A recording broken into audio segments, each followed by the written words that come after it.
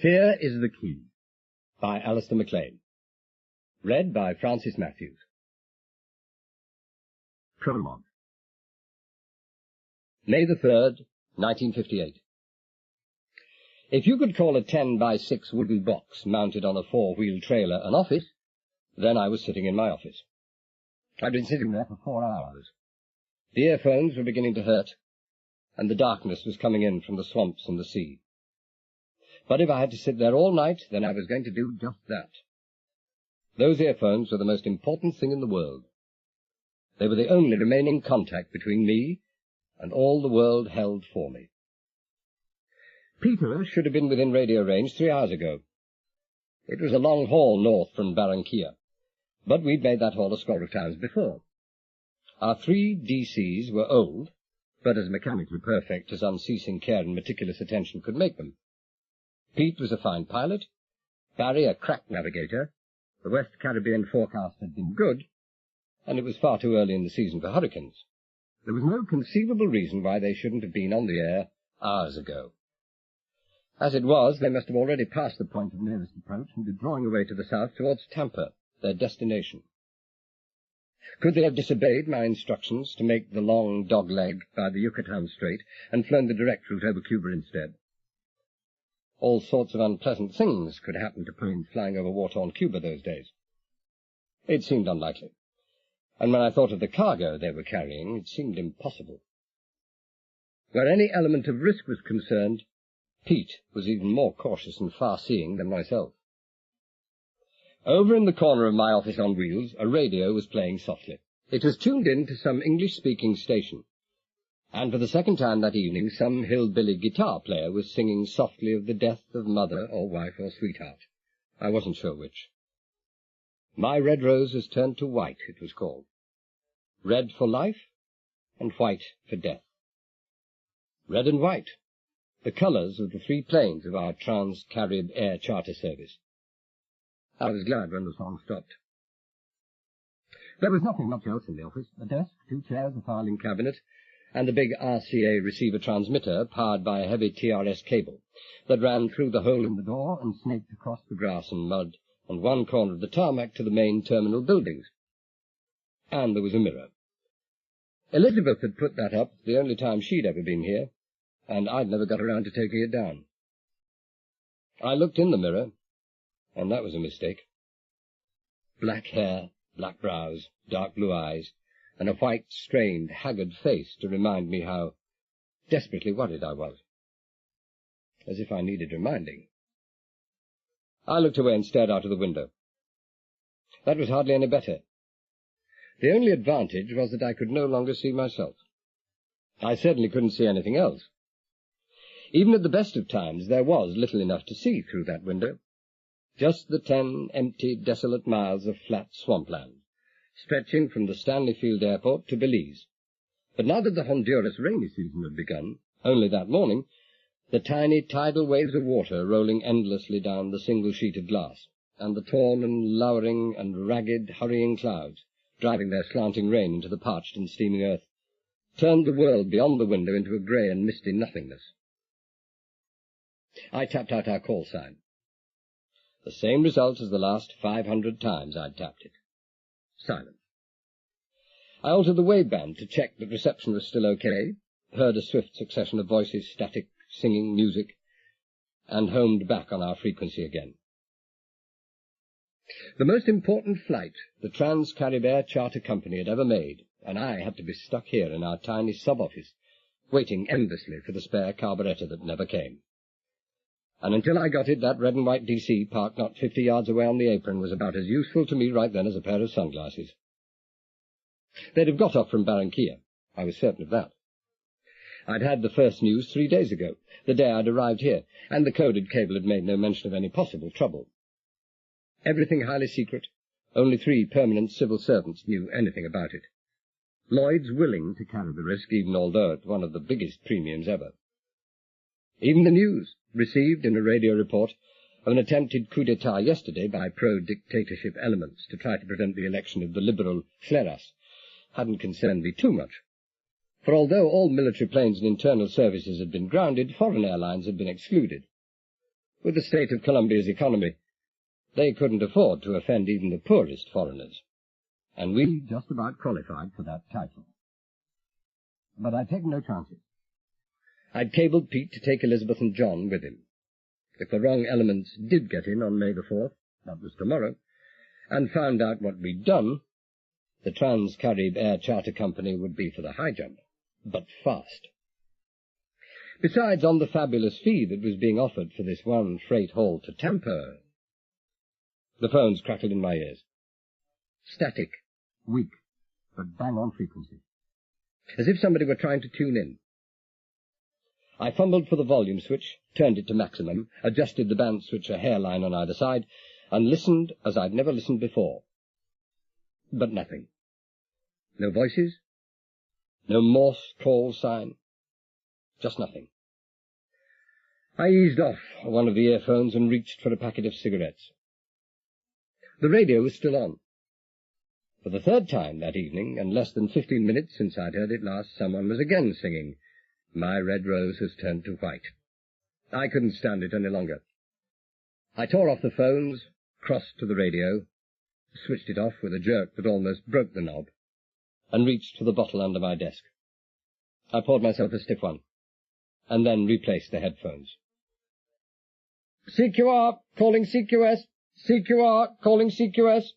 Can you hear me? Can you hear me? Over." The whiskey splashed across the desk. The glass fell and broke with a tinkering crash on the wooden floor as I grabbed for the transmitter switch and mouthpiece. "CQS here. CQS here," I shouted.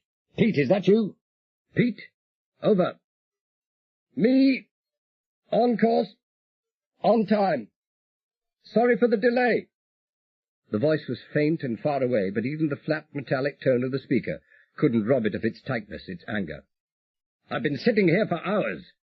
My own anger sounded through my relief, and I was no sooner conscious of it than ashamed of it. "What's gone wrong, Pete?" "This has gone wrong. Some joker knew what we had aboard. Or maybe he just didn't like us. He put a squib behind the radio. The detonator went off. The primer went off, but the charge, as gelignite or TNT or whatever, failed to explode. Almost wrecked the radio. Luckily Barry was carrying a full box of spares. He's only just managed to fix it." My face was wet and my hands were shaking. So when I spoke again was my voice. "You mean someone planted a bomb? Someone tried to blow the crate apart?" "Yes, just that." Anyone hurt?" I dreaded the answer. "Oh, relax, brother. Only the radio." "Thank God for that." "Well, let's hope that's the end of it." No, not to worry. Besides, we've got a watchdog now. A U.S. Army Air Force plane has been with us for the past 30 minutes. Barranquilla must have radioed for an escort to see us in." Peter laughed dryly. "After all, the Americans have a fair interest in this cargo we have aboard." "What kind of plane?" I was puzzled. It took a pretty good flyer to move 200 or 300 miles out into the Gulf of Mexico and pick up an incoming plane without any radio directional bearing. "Were you warned of this?" "No. Oh, not to worry. He's genuine, all right. We've just been talking to him. Knows all about us. And our cargo. It's an old Mustang fitted with long-range tanks. Jet fighter couldn't stay up all this time." "I see." Well, that was me, worrying about nothing, as usual. "What's your course?" 040. Dead." "Position?" He said something which I couldn't catch. Reception was deteriorating, static increasing. "Repeat, please." "No, well, Barry's just working it out. He's been too busy repairing the radio to navigate." A pause. "He says 2 minutes. Let me talk to Elizabeth." "Wilco." Another pause. And then the voice that was more to me than all the world. "Hello, darling. Sorry we've given you such a fright." That was Elizabeth. Sorry she'd given me a fright. Never a word of herself. "Are you all right? I mean, are you sure you're—" "Of course." Her voice, too, was faint and far away, but the gaiety and the courage and the laughter would have come through to me had she been 10,000 miles away. "And we're almost there. I can see the light of land ahead." A moment's silence. Then very softly, the faintest whisper of sound. "I love you, darling." "Truly?" "Always, always, always."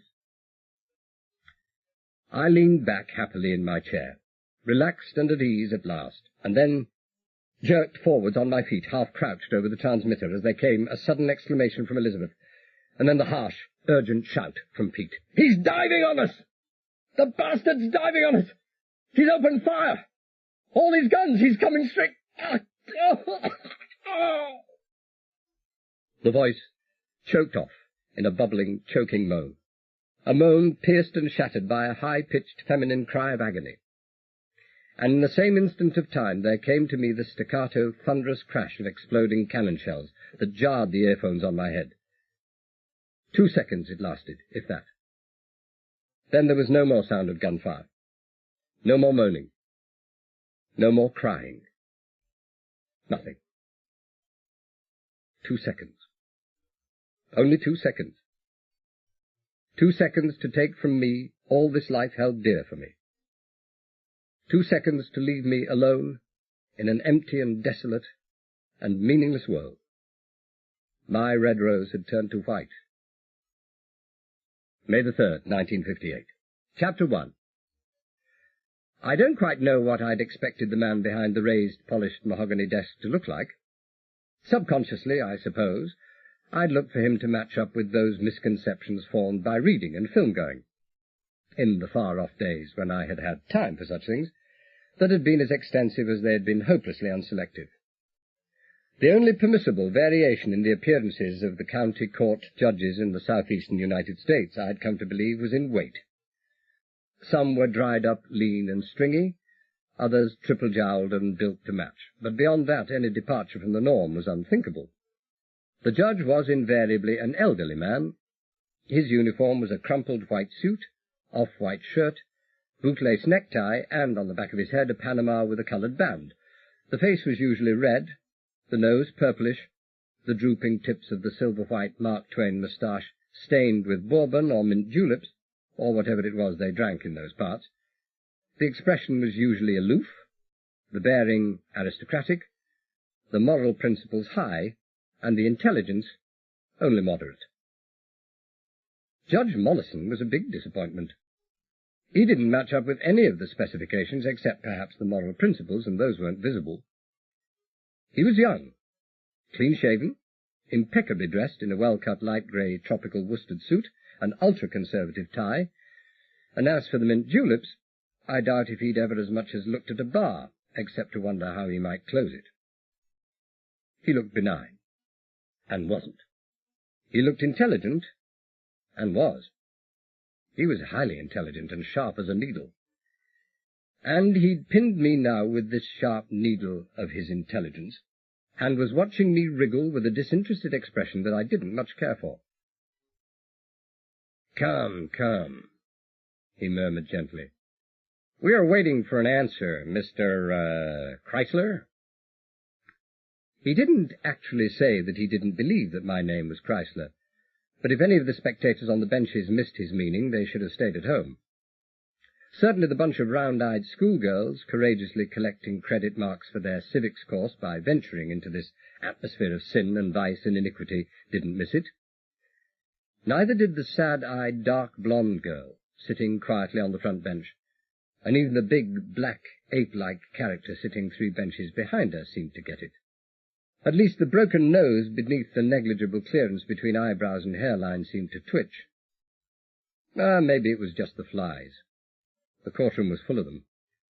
I thought sourly that if appearances were in any way a reflection of character, he ought to be in the box while I was below watching him.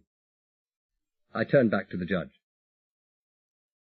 "That's the 3rd time you've had trouble in remembering my name, Judge," I said reproachfully. "By and by, some of the more intelligent citizens listening here are going to catch on. You want to be more careful, my friend." "I'm not your friend." Judge Mollison's voice was precise and legal, and he sounded as if he meant it. "And this is not a trial. There are no jurors to influence. This is only a hearing, Mr. Chrysler. Chrysler.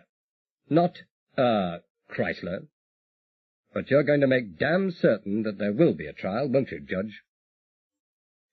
You would be advised to mind both your language and your manners, the judge said sharply. Don't forget I have the power to remand you in jail indefinitely. Now, once again, your passport. Where is it?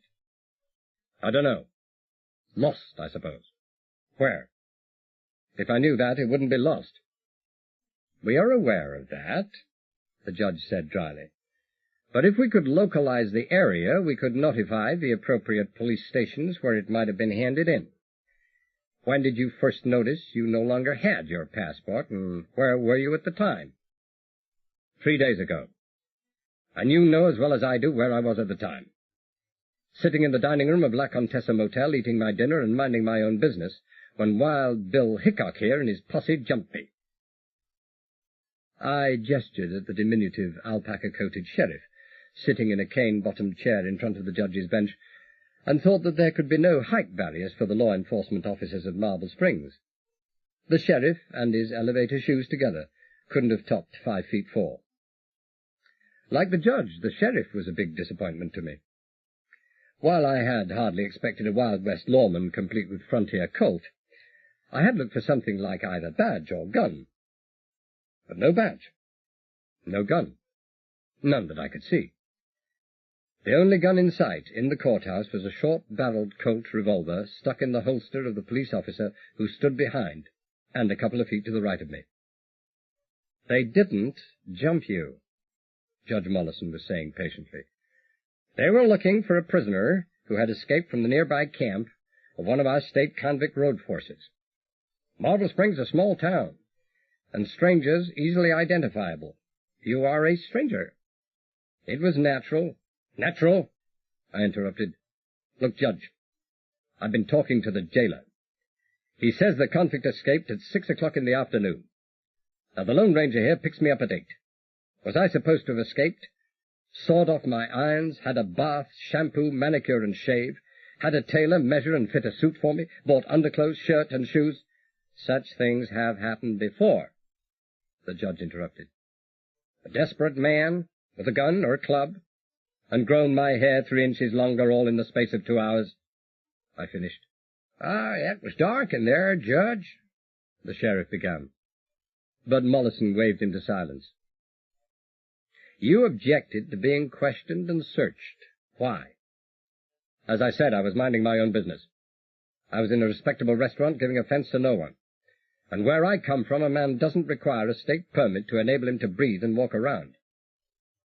He doesn't here either, the judge said patiently. All they wanted was a driver's license, insurance card, social security card, old letters, any means of identification. You could have complied with their request. I was willing to. Then why this? The judge nodded down at the sheriff. I followed his glance. Even when I'd first seen him in La Contessa, the sheriff had struck me as being something less than good-looking, and I had to admit that the large plasters on his forehead and across the chin and the corner of his mouth did nothing to improve him. Well, what else do you expect? I shrugged.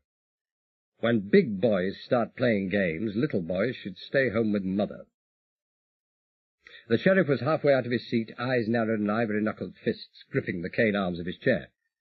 But the judge waved him back impatiently. The 2 guerrillas he had with him started roughing me up. It was self-defense. If they assaulted you, the judge asked acidly, how do you account for the fact that one of the officers is still in hospital with damaged knee ligaments, and the other has a fractured cheekbone, while you are still unmarked? Out of training, Judge. The state of Florida should spend more money on teaching its law officers to look after themselves. Maybe if they ate fewer hamburgers and drank less beer. Be silent. There was a brief interval while the judge seemed to be regaining control of himself, and I looked round the court again. The schoolgirls were still goggle-eyed. This beat anything they'd ever had in their civics classes before. The dark blonde in the front seat was looking at me with a curious, half-puzzled expression on her face, as if she were trying to work out something. Behind her, his gaze lost in infinity, the man with the broken nose chewed on the stump of a dead cigar with machine-like regularity. The court reporter seemed asleep. The attendant at the door surveyed the scene with an Olympian detachment. Beyond him, through the open door, I could see the harsh glare of the late afternoon sun on the dusty white street, and beyond that again, glimpsed through a straggling grove of palmettos, the twinkling ripple of sunlight reflecting off the green water of the Gulf of Mexico. The judge seemed to have recovered his composure.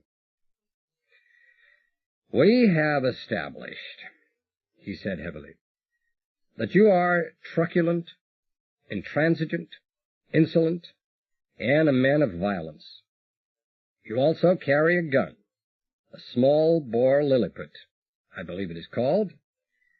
I could already commit you for contempt of court, for assaulting and obstructing constables of the law in the course of the performance of their duties, and for being in illegal possession of a lethal weapon, but I won't."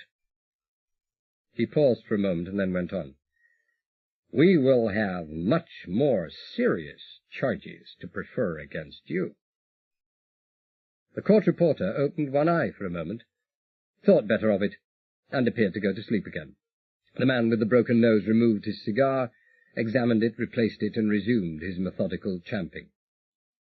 I said nothing. "Where were you before you came here?" the judge asked abruptly. "St. Catherine." "I didn't mean that, but—" "Well, how did you arrive here from St. Catherine?" "By car." "Describe it. And the driver." "Green saloon. Sedan, you'd call it. Middle-aged businessman and his wife. He was gray, she was blonde." "That's all you can remember?" Mollison asked politely. "That's all." "I suppose you realize that description would fit 1,000,000 couples and their cars?" "Well, you know how it is," I shrugged. "When you're not expecting to be questioned on what you've seen, you don't bother." "Yes, quite. He could be very acid, this judge." "An out-of-state car, of course?" "Yes, but not of course." "Newly arrived in our country, and already you know how to identify license plates of—" "He said he came from Philadelphia. I believe that's out of state." The court reporter cleared his throat. The judge quelled him with a cold stare, and then turned back to me. "And you say you came to St. Catherine from—" "Miami." "Same car, of course?" "No, bus." The judge looked at the clerk of the court, who shook his head slightly and then turned back to me. His expression was less than friendly. "You're not only a fluent and bare-faced liar, Chrysler," he dropped the mister, so I assumed the time for courtesies was past, "but a careless one. There is no bus service from Miami to St. Catherine. You stayed the previous night in Miami." I nodded. "In a hotel?" he went on. "But of course you will have forgotten the name of that hotel." "Well, as a matter of fact—" "No, spare us." The judge held up his hand. "Your effrontery passes all limits, and this court will no longer be trifled with. We have heard enough. Cars, buses, St. Catherine, hotels, Miami, lies, all lies. You've never been in Miami in your life. Why do you think we kept you on remand for 3 days?" "Well, you tell me," I encouraged him. "I shall. To make extensive inquiries. We have checked with the immigration authorities and every airline flying into Miami. Your name wasn't on any passenger or aliens list, and no one answering to your description was seen that day. You would not be easily overlooked." Well, I knew what he meant all right. I had the reddest hair and the blackest eyebrows I'd ever seen on anyone, and the combination was rather startling. I'd got used to it myself, but I had to admit it took a bit of getting used to.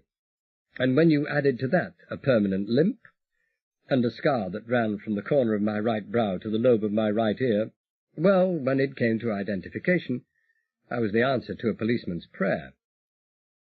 "As far as we can discover," the judge went on coldly, You have spoken the truth once. Only once. He broke off to look at the youth who had just opened the door leading to some chambers in the rear, and lifted his eyebrows in fractional interrogation. No impatience, no irritation, all very calm. Judge Mollison was no pushover. "This just came for you, sir," the boy said nervously. He showed an envelope. "A radio message, I thought." "Bring it here." The judge glanced at the envelope, nodded at no one in particular, and then turned back to me. "As I say, you told the truth just once. You said you had come here from Havana. You did indeed. You left this behind you there, in the police station where you were being held for interrogation and trial."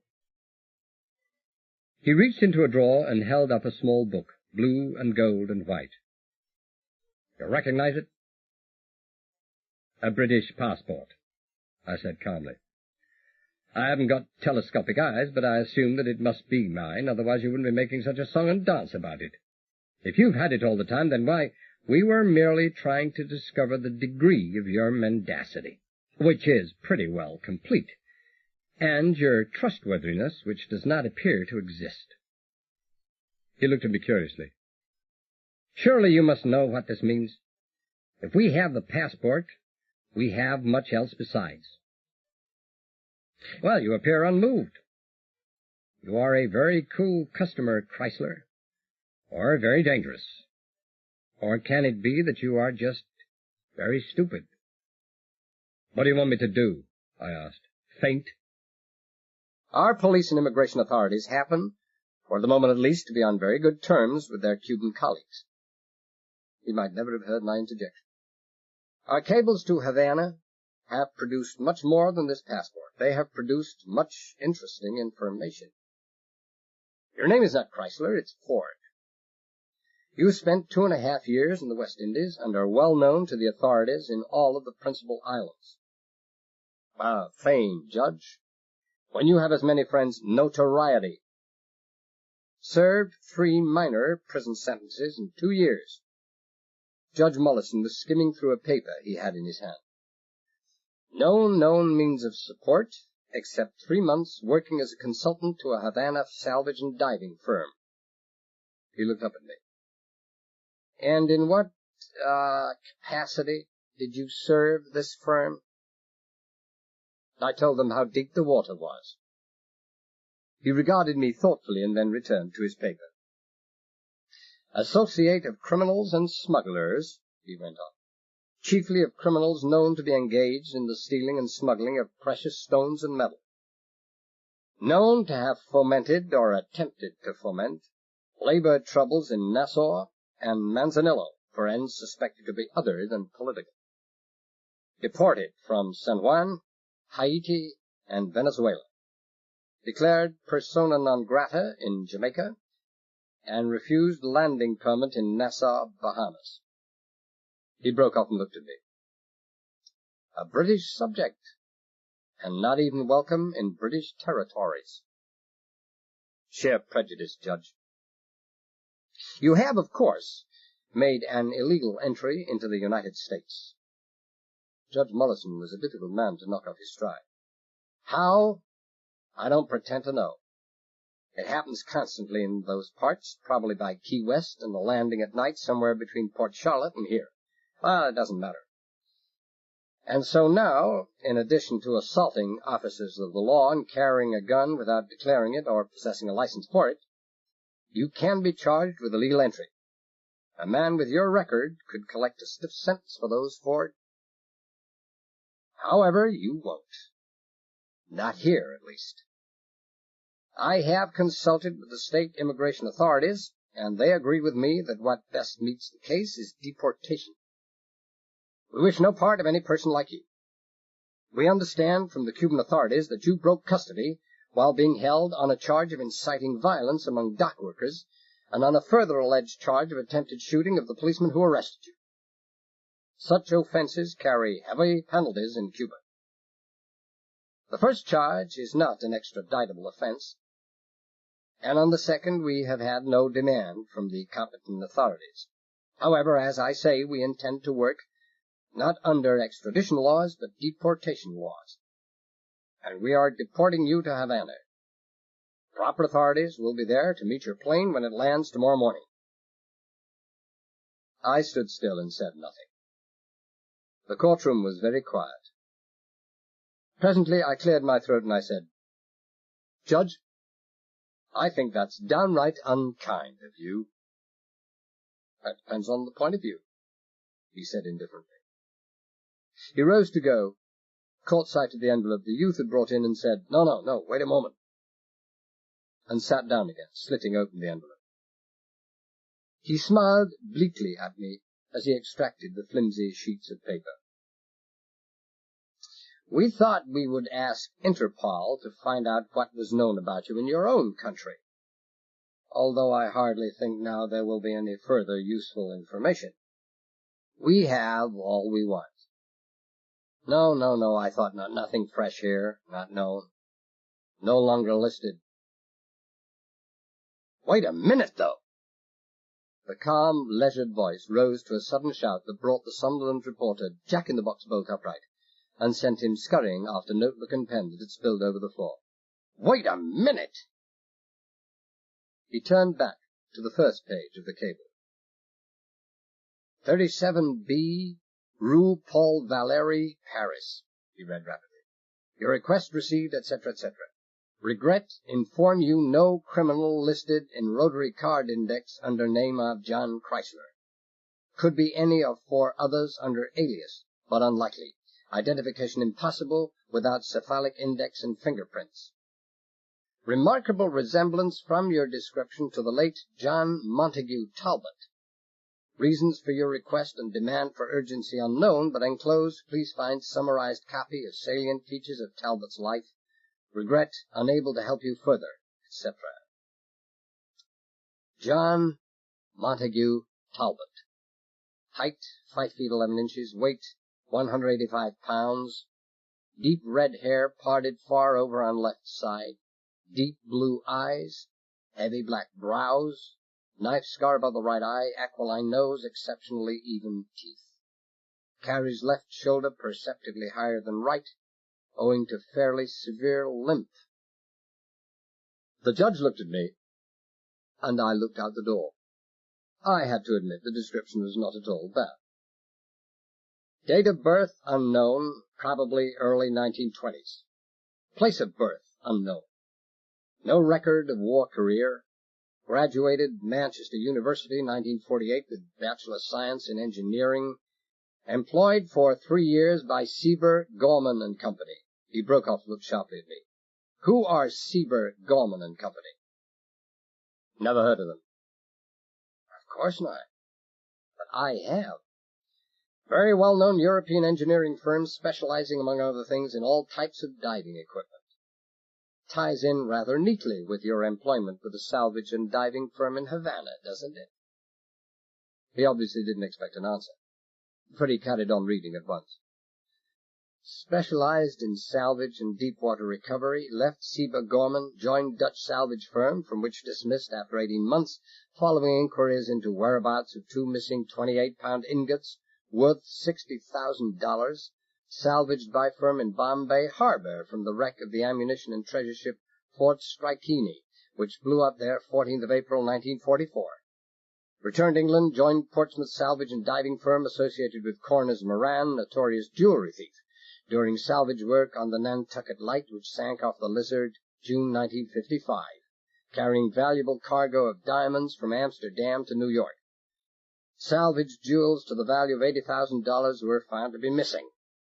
Talbot and Moran traced to London, arrested, escaped from police wagon when Talbot shot police officer with small concealed automatic.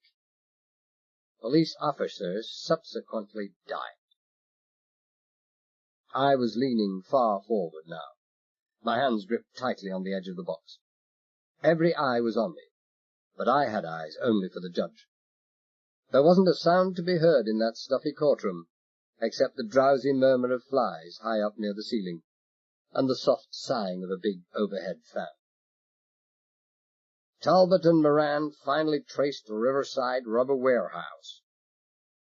Judge Mollison was reading slowly now, almost haltingly, as if he had to take time to appreciate the significance of what he was saying.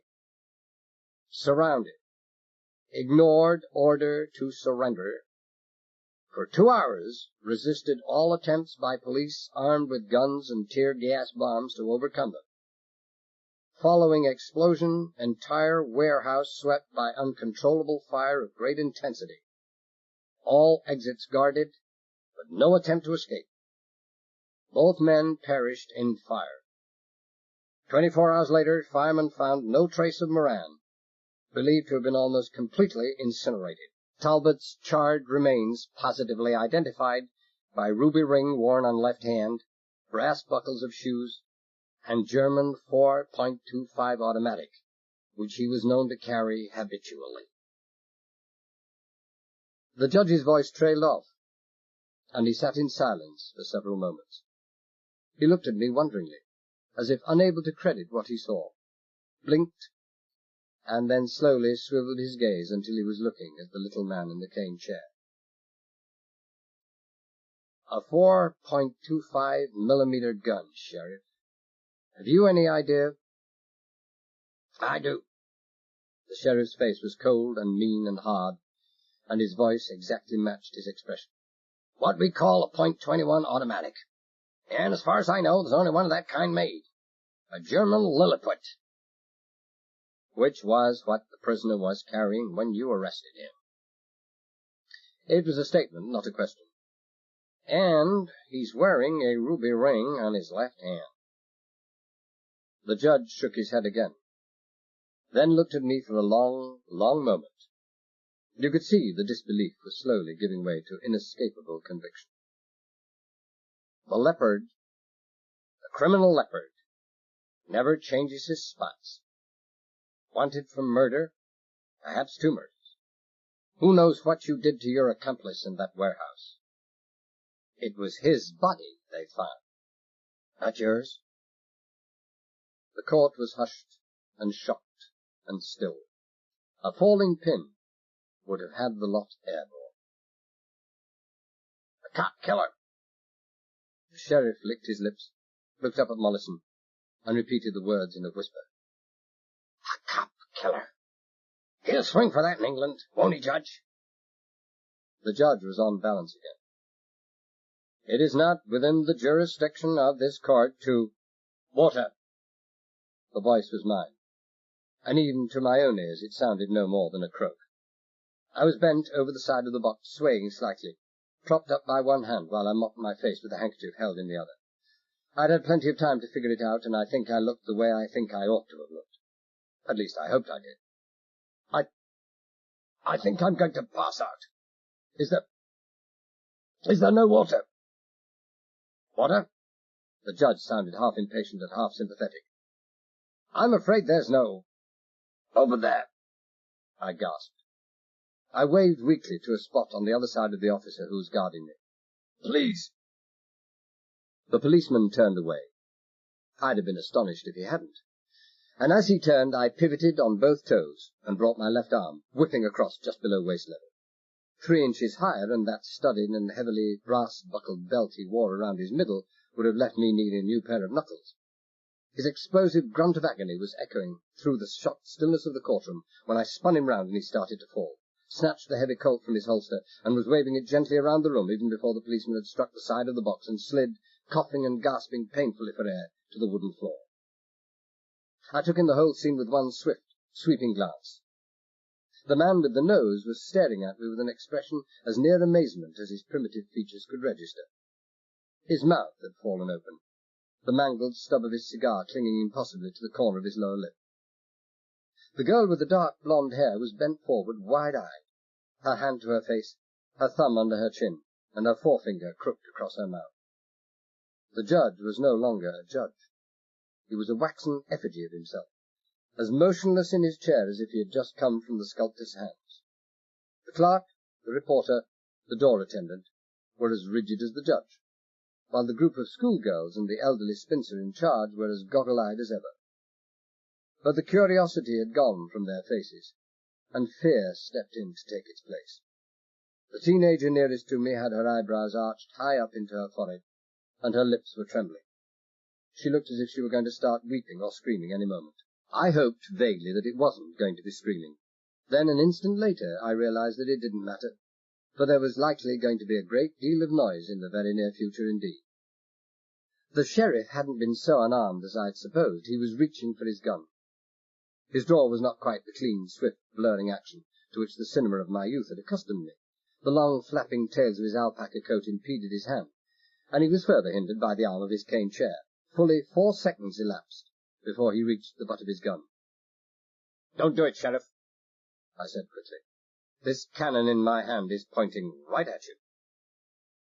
But the little man's courage or foolhardiness seemed to be in inverse proportion to his size.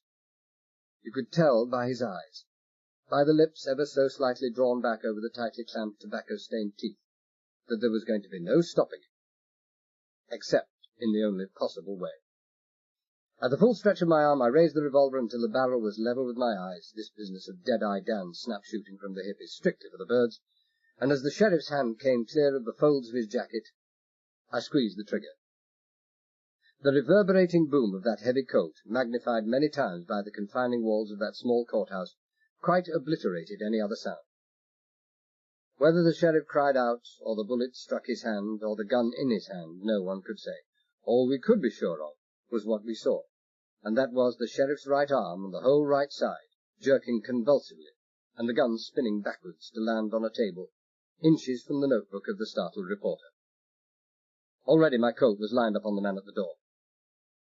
"Come and join us, friend," I invited. "You look as if you might be having ideas about fetching help." I waited till he was halfway down the aisle and then whirled round quickly as I heard a scuffling noise behind me. There'd been no need for haste. The policeman was on his feet, but that was all that could be said of him. He was bent almost double, one hand clutching his midriff, the knuckles of the other all but brushing the floor. He was whooping violently, gasping for the breath to ease the pain in his body. And then he slowly straightened to a crouched, stooping position, and there was no fear in his face, only hurt and anger and shame, and a do-or-die determination. "Call off your watchdog, Sheriff," I said curtly. "He's liable to get hurt real bad next time." The sheriff glared at me venomously and spat out one single, unprintable word. He was hunched in his chair, left hand tightly gripping his right wrist. He gave every impression of a man too preoccupied with his own hurt to worry about any damage to others. "Give me that gun," the policeman demanded hoarsely. His throat seemed to be constricted. He had difficulty in forcing out even those few words. He'd taken one lurching step forward and was no more than 6 feet away. He was only a kid, hardly a day over 21. "Judge," I said urgently. "Don't do it, Donnelly." Judge Mollison had shaken off the first numbing shock. "Don't do it. That man's a killer. He's got nothing to lose by killing again. Stay where you are." "Give me that gun." Judge Mollison might have been talking to himself for all the effect his words had had. Donnelly's voice was wooden, unemotional, the voice of a man whose decision lies so far behind that it is no longer a decision, but the sole obsessive reason for his existence. "Stay where you are, Sonny," I said quietly. "Like the judge said, I have nothing to lose. Take another step forward, and I'm going to shoot you in the thigh. Have you any idea what a soft-nosed, low-velocity lead bullet does, Donnelly? If it gets your thigh bone, it'll smash it so badly that you'll be like me and walk with a limp for the rest of your life. If it gets the femoral artery, you'll like as not bleed to death before, you fool." For the second time, the courtroom shook to the sharp crack and the hollow reverberations of the Colt. Donnelly was on the floor, both hands gripped round his lower thigh, staring up at me with an expression compounded of incomprehension and dazed disbelief. "We've all got to learn sometime," I said flatly. I glanced at the doorway. The shots were bound to have attracted attention, but there was no one there. Not that I was anxious on this point, apart from the 2 constables, both of them temporarily unfit for duty, who had jumped me at La Contessa, The sheriff and Donnelly constituted the entire police force of Marble Springs. But even so, delay was as foolish as it was dangerous. "You won't get far, Talbot." The sheriff's thin-lipped mouth twisted itself into exaggerated movements as he spoke through tightly clenched teeth. "Within 5 minutes of you leaving, every law officer in the county will be looking for you. Within 15 minutes, the call will be statewide." He broke off, wincing as a spasm of pain twisted his face, and when he looked at me again, his expression wasn't pretty. "The call's going out for a murderer, Talbot, an armed murderer. They'll have orders to shoot on sight and shoot to kill." "Look now, Sheriff," the judge began, but got no further. "Sorry, Judge. He's mine." The sheriff looked down at the policeman lying groaning on the floor.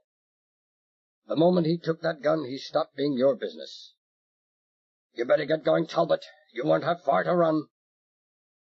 "Shoot to kill, huh?" I said thoughtfully. I looked round the court. No, not the gentlemen. They might start getting death or glory ideas about having medals pinned on them. "What the hell are you talking about?" the sheriff demanded.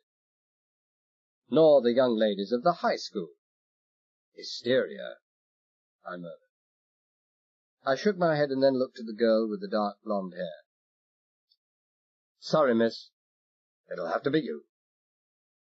"What? What do you mean?" Maybe she was scared. Maybe she was just acting scared. "What do you want?" You heard what the Lone Ranger said? As soon as the cops see me, they're going to start shooting at everything in sight. But they wouldn't shoot at a girl. Especially not at one as good-looking as you. I'm in a jam, miss, and I need an insurance policy. You're it. Come on." "Damn it, Talbot, you can't do that." Judge Mollison sounded hoarse, frightened. "An innocent girl? You'd put her life in danger?" "Not me," I pointed out. "If anybody's going to put her life in danger, it'll be the friends of the sheriff here." "But Miss Ruthven is my guest. I invited her here this afternoon to—" "Contravention of the rules of old Southern hospitality, I know. Emily Post would have something to say about this." I caught her by the arm, pulled her none too gently to her feet, and outside into the aisle. "Come on, hurry up, miss, we haven't—" I dropped her arm and took one long step up the aisle, clubbed pistol already reversed and swinging. For some time now I'd had my eye on the broken-nosed character 3 seats behind the girl, and the play and shift of expression across the broken landscape of his Neanderthalic features as he struggled to arrive at, and finally make, a decision couldn't have been more clearly indicated by ringing bells and coloured lights. He was almost vertical, and halfway out into the aisle, with his right hand reaching deep under the lapel of his coat, when the butt end of my Colt caught his right elbow. The impact jarred even my arm, so I could only guess what it did to his. Quite a lot, if his anguished howl and sudden collapse back into the bench were any criterion. Well, maybe I'd misjudged the man. Maybe he'd only been reaching for another cigar. But that would teach him not to carry a cigar case under his left armpit. He was still making a great deal of noise when I hobbled my way swiftly up the aisle, pulled the girl out into the porch, slammed the door and locked it. That would only give me 10 seconds, 15 at the most. But it was all I needed. I grabbed the girl's hand and ran down the path to the street. There were 2 cars parked by the curb. One, an open Chevrolet without any official markings, was the police car in which the sheriff, Donnelly, and I had arrived at the court. The other, presumably Judge Mollison's, a low-built Studebaker Hawk. The judge's looked to be the faster car of the 2, but most of these American cars had automatic drive controls with which I was quite unfamiliar. I didn't know how to drive a Studebaker, and the time it would take me to find out could be fatal. On the other hand, I did know how to operate the automatic drive on a Chevrolet. On the way up to the courthouse, I'd sat up front beside the sheriff, who drove, and I hadn't missed a move he made. "Get in." I nodded my head in the direction of the police car. "Fast." I saw her open the door, out of a corner of an eye, while I spared a few moments for the Studebaker. The quickest and most effective way of immobilizing any car is by smashing its distributor. I spent 3 or 4 seconds hunting for the bonnet catch before I gave it up and turned my attention to the front tire nearest to me. Had it been a tubeless tire, and had I been carrying my usual automatic, The small-caliber steel-jacketed bullet might have failed to make more than a tiny hole, no sooner made than sealed. As it was, the mushrooming Colt bullet split the side wall wide open, and the Studebaker settled with a heavy bump. The girl was already seated in the Chevrolet.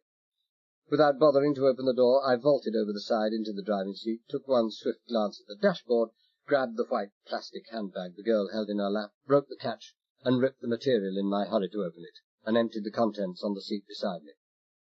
The car keys were on top of the pile, which meant she'd shoved them right to the bottom of her bag.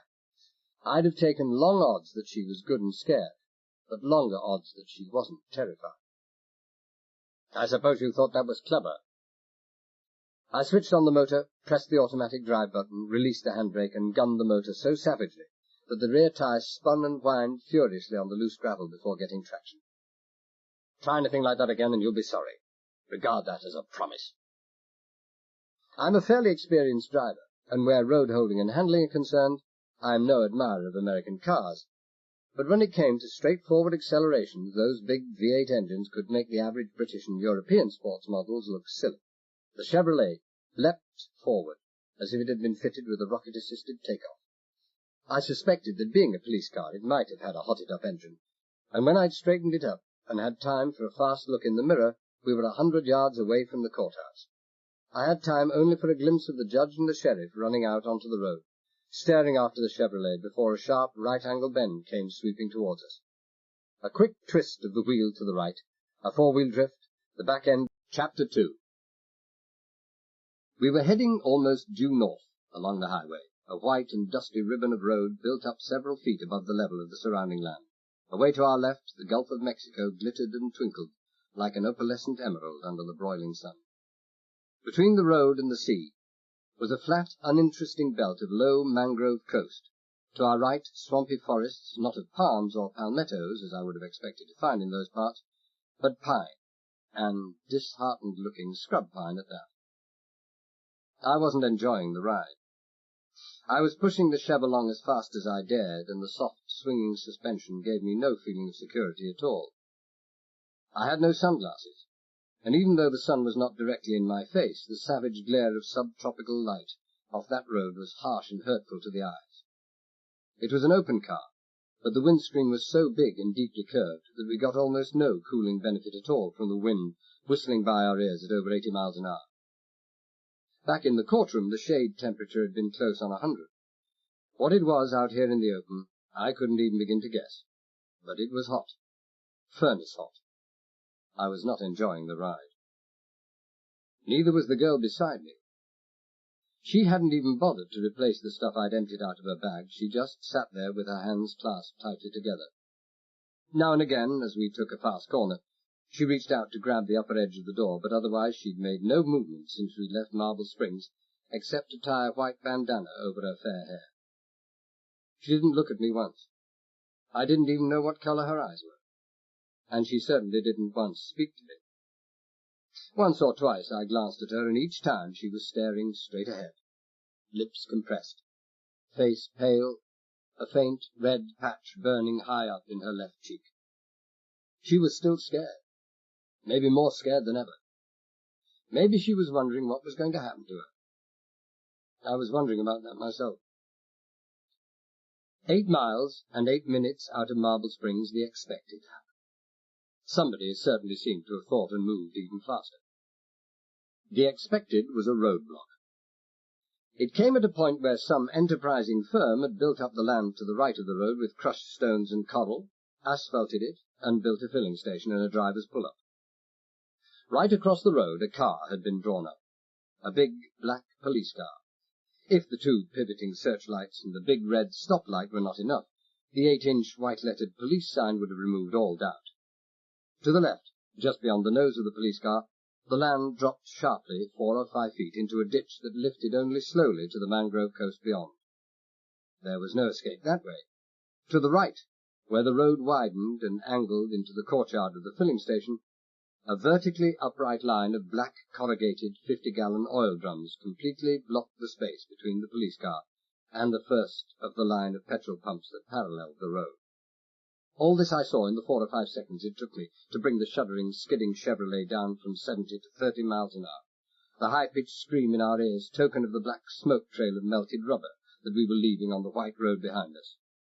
I saw, too, the policemen. One crouched behind the bonnet of the police car, a second with his head and right arm just visible above the boot. Both of them carried revolvers. A third policeman was standing upright and almost completely hidden behind the nearest petrol pump. But there was nothing hidden about his gun, that most lethal of all close-quarters weapons, a whipper, a sawn-off shotgun firing 20-gauge medium-lead shot. I was down to 20 miles an hour now, not more than 40 yards distant from the block.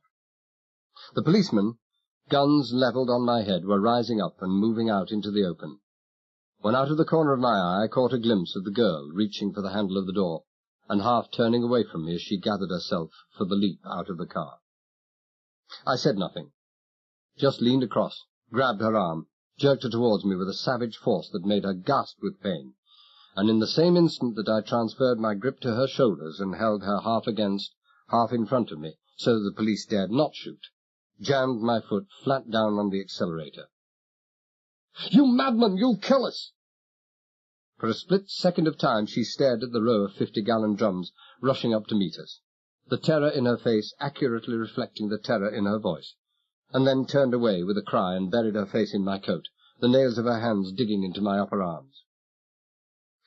We hit the second drum from the left, fair and square, with the centre of our fender. Subconsciously I tightened my grip on the girl and the steering wheel, and braced myself for the numbing, shattering shock.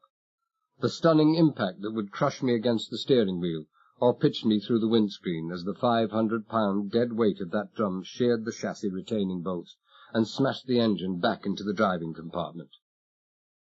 But there was no such convulsive shock. Just a screeching of metal and a great, hollow, reverberating clang as the fender lifted the drum clear off the road. A moment of shock when I thought the drum would be carried over the bonnet of the car to smash the windscreen and pin us to the seat. With my free hand, I jerked the wheel violently to the left, and the cartwheeling drum bounced across the near side wing and vanished from sight as I regained the road, jerked the wheel in the opposite direction, and straightened out. The oil drum had been empty, and not a shot had been fired. Slowly the girl lifted her head, stared over my shoulder at the roadblock dwindling in the distance, and then stared at me. Her hands were still gripping both my shoulders, but she was completely unaware of it. "You're mad." I could hardly catch the husky whisper through the crescendo roar of the engine. "You're mad. You must be. Crazy mad." Maybe she hadn't been terrified earlier on, but she was now. "Move over, lady," I requested. "You're blocking my view." She moved, perhaps 6 inches, but her eyes, sick with fear, were still on me. She was trembling violently. "You're mad," she repeated. "Please, please let me out." "I'm not mad." I was paying as much attention to my rear mirror as to the road ahead. "I think a little, Miss Ruthven, and I'm observant. They couldn't have had more than a couple of minutes to prepare that roadblock, and it takes more than a couple of minutes to bring 6 full drums out of store and manhandle them into position. The drum I hit had its filling hole turned towards me, and there was no bung. It had to be empty. And as for letting you out, well, I'm afraid I can't spare the time. Take a look behind you." She looked. They're coming after us." "Well, what did you expect them to do? Go into the restaurant and have a cup of coffee?" The road was closer to the sea now, and winding to follow the indentations of the coast. Traffic was fairly light, but enough to hold me back from overtaking on some blind corners, and the police car behind was steadily gaining on me. The driver knew his car better than I did mine, and the road he obviously knew like the back of his hand. 10 minutes from the roadblock he had crept up to within 150 yards of us. The girl had been watching the pursuing car for the past few minutes. Now she turned and stared at me. She made an effort to keep her voice steady, and almost succeeded. What's going to happen now?" "Anything." I said briefly. "They likely play rough. I don't think they can be any too pleased with what happened back there." Even as I finished speaking, there came in quick succession 2 or 3 whip-like cracks clearly audible above the whine of the tires and the roar of the engine. A glance at the girl's face told me I didn't need to spell out what was happening. She knew all right. "Get down," I ordered. "That's it, right down on the floor. Your head, too. Whether it's bullets or a crash, your best chance is down there." When she was crouched so low that all I could see was her shoulders and the back of her blonde head, I eased the revolver out of my pocket, abruptly removed my foot from the accelerator, grabbed for the handbrake, and hauled hard. With no telltale warning from the foot-operated braking lights, the slowing down of the Chevrolet was as unexpected as it was abrupt, and the screech of tires and violent slewing of the pursuing police car showed that the driver had been caught completely off balance. I loosed off one quick shot, and as I did, the windscreen in front of me shattered and starred as a bullet went clean through the center of it. I fired a second time, and the police car skidded wildly and finished up almost broadside across the road, the near side front wheel into the ditch on the right-hand side of the road. It was the sort of uncontrollable skid that might have come from a front tire blowout. Certainly no harm had come to the policemen inside. Within a couple of seconds of hitting the ditch, all 3 were out on the road, squeezing off shots after us as fast as they could pull the triggers. But we were already 150 yards away, and for all the value of revolvers and riot guns in distance work of this kind, they might as well have been throwing stones at us. In a few seconds, we rounded a curve, and they were lost to sight. "All right," I said. "The war's over. You can get up, Miss Ruthven." She straightened and pushed herself back on the seat. Some dark blonde hair had fallen forward over her face. So she took off her bandana, fixed her hair, and pulled the bandana on again. Women, I thought. If they fell over a cliff and thought there was company waiting at the bottom, they'd comb their hair on the way down. When she'd finished tying the knot under her chin, she said in a subdued voice, without looking at me, "Thank you for making me get down. I might have been killed there." "You might," I agreed indifferently. "But I was thinking about myself, lady, not you. Your continued good health is very closely bound up with mine. Without a real live insurance policy beside me, they'd use anything from a hand grenade to a 14-inch naval gun to stop me." "They were trying to hit us then. They were trying to kill us." The tremor was back in her voice again, as she nodded at the bullet hole in the screen. "I was sitting in line with that." "So you were. Chance in 1,000. They must have had orders not to fire indiscriminately, but maybe they were so mad at what happened back at the roadblock, they forgot their orders. Likely that they were after one of our rear tires. Hard to shoot well from a fast-moving car. Or maybe they just can't shoot well anyway." Approaching traffic was still light, maybe 2 or 3 cars to the mile. But even that was too much for my peace of mind. Most of the cars were filled with family groups, out-of-state vacationers, and like all vacationers they were not only curious about everything they saw, but obviously had the time and the inclination to indulge their curiosity. Every other car slowed down as it approached us, and in my rear-view mirror I saw the stoplights of 3 or 4 of them come on as the driver tramped on the brakes, and the occupants twisted round in their seats. Hollywood and 1,000 TV films had made a bullet-scarred windscreen an object readily identifiable by millions. This was disturbing enough. Worse still was the near certainty that any minute now every local radio station within 100 miles would be broadcasting the news of what had happened back at Marble Springs Courthouse, together with a complete description of the Chevrolet, myself, and the blonde girl beside me. The chances were that at least half of those cars approaching me had their radios tuned into one of those local stations with their interminable record programs emceed by disc jockeys with fixations about guitar and hillbilly country music. The inevitable newsflash. Then all it needed was for one of those cars to be driven by a half-wit out to show his wife and children what a hero he really was all the time, although they had never suspected it. I picked up the girl's still empty handbag, stuck my right hand inside it, made a fist, and smashed away the center of the laminated safety plate glass. The hole was now 100 times bigger than before, but not nearly so conspicuous. In those days of stressed and curved glass, mysteriously shattered windscreens were not so unknown as to give rise to much comment. A flying pebble, a sudden change of temperature, even a loud enough sound at a critical frequency, any of those could blow out a screen. But it wasn't enough. I knew it wasn't enough.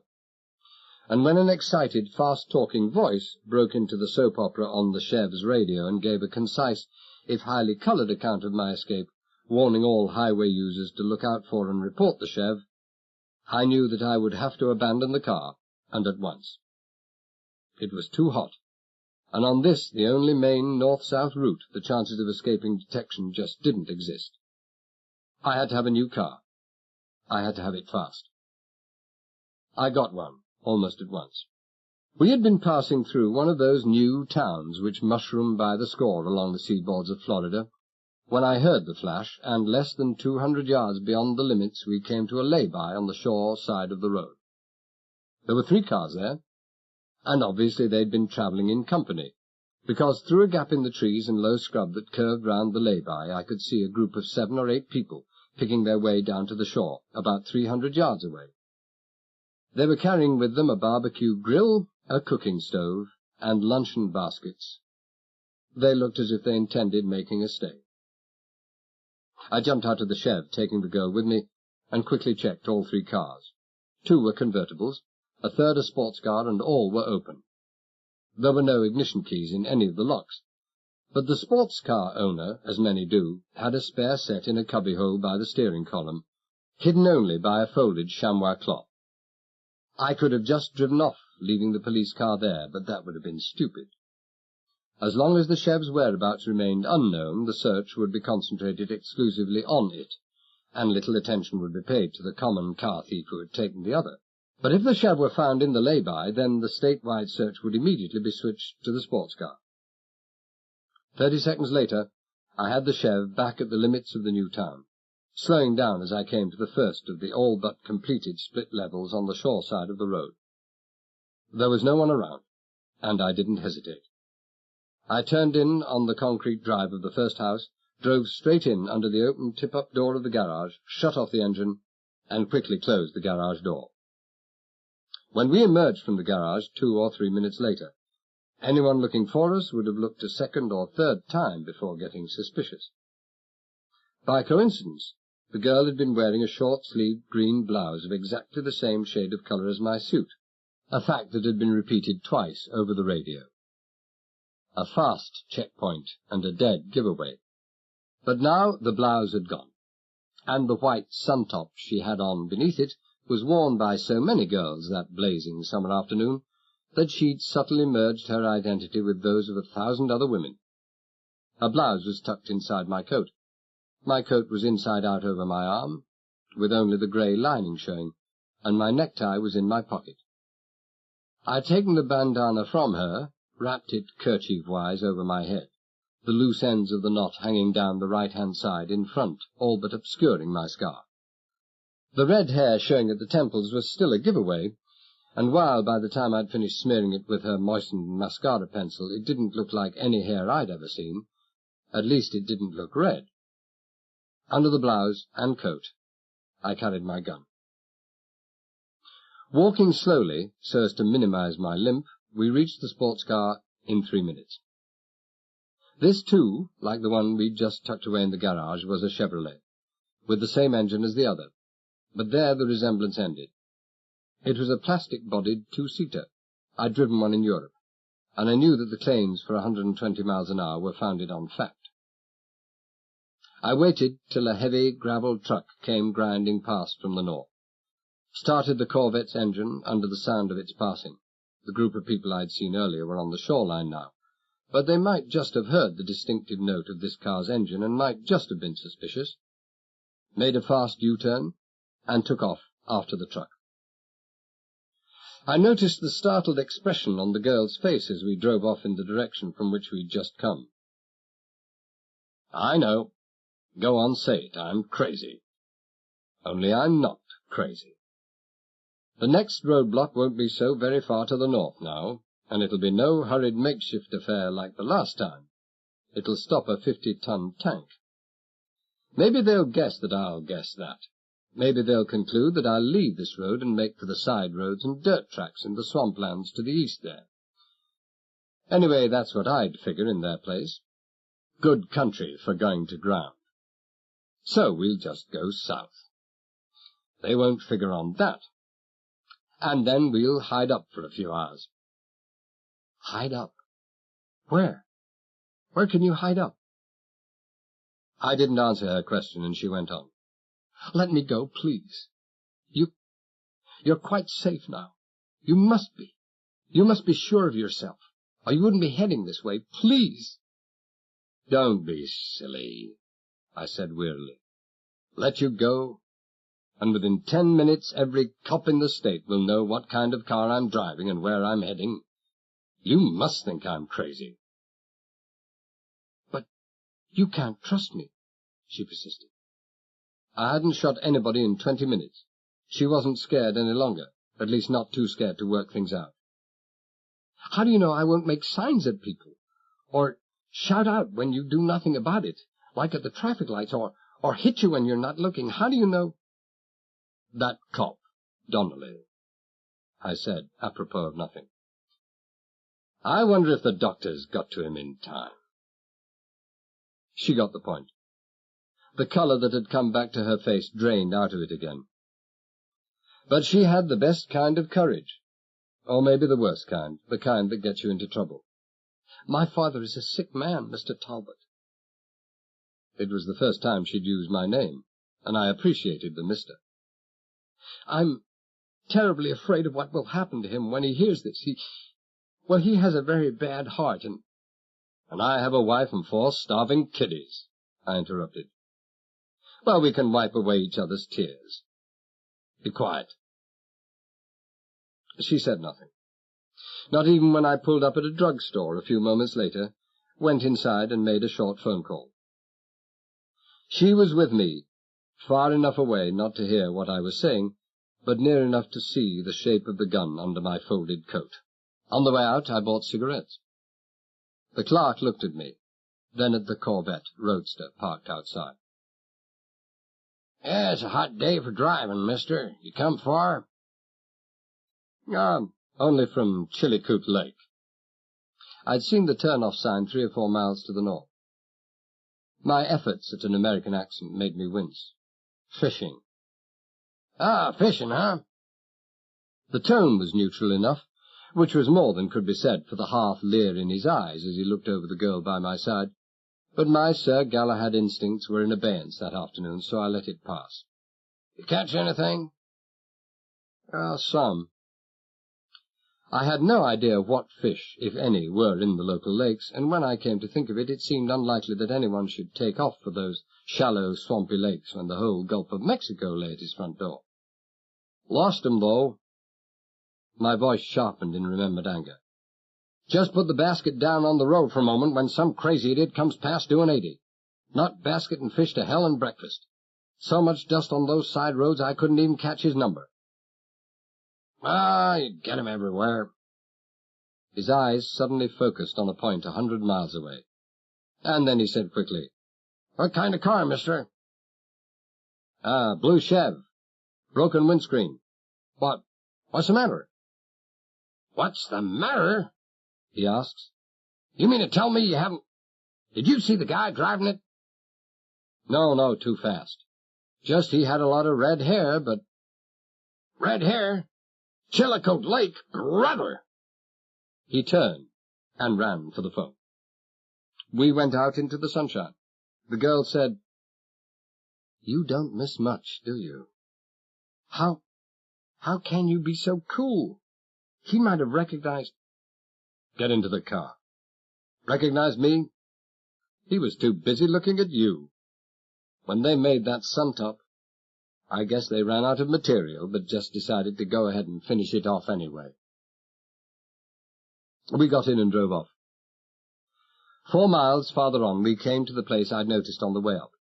It was a palm-shaded parking lot between the road and the shore, and a big sign hung under a temporary wooden archway. Codell Construction Company, it read, and then underneath, in bigger lettering, Sidewalk Superintendents, drive right in. I drove right in. There were 15, maybe 20 cars already parked inside. Some people sitting on the benches provided, but most of them still in the seats of their cars. They were all watching the construction of foundations designed to take a seaward extension of a new town. 4 big draglines, caterpillar-mounted power shovels, were crawling slowly, ponderously around, tearing up the underwater coral rock from the bay bottom, building up a solid, wide foundation, and then crawling out on the pier just constructed and tearing up more coral rock. One was building a wide strip straight out to sea. This would be the new street of the community. 2 others were making small piers at right angles to the main one. Those would be for house lots, each house with its own private landing stage. A 4th was making a big loop to the north, curving back into the land again. A yacht harbour, probably. It was a fascinating process to watch, this making of a town out of the bottom of the sea. Only I was in no mood to be fascinated. I parked the car between a couple of empty convertibles, opened the pack of cigarettes I'd just bought, and lit one. The girl half turned in her seat, and was staring at me, incredulously. "Is this the place you meant when you said we'd go somewhere to hide up?" "This is it," I assured her. "You're going to stay here?" "What's it look like to you?" "With all those people around? Where everyone can see you, 20 yards off the road, where every passing police patrol—" "You see what I mean? Everyone would think the same as you. This is the last place any hunted man in his senses would think of coming. So it's the ideal place. So here we stay." "You can't stay here forever," she said steadily. "No," I agreed. "Just till it gets dark.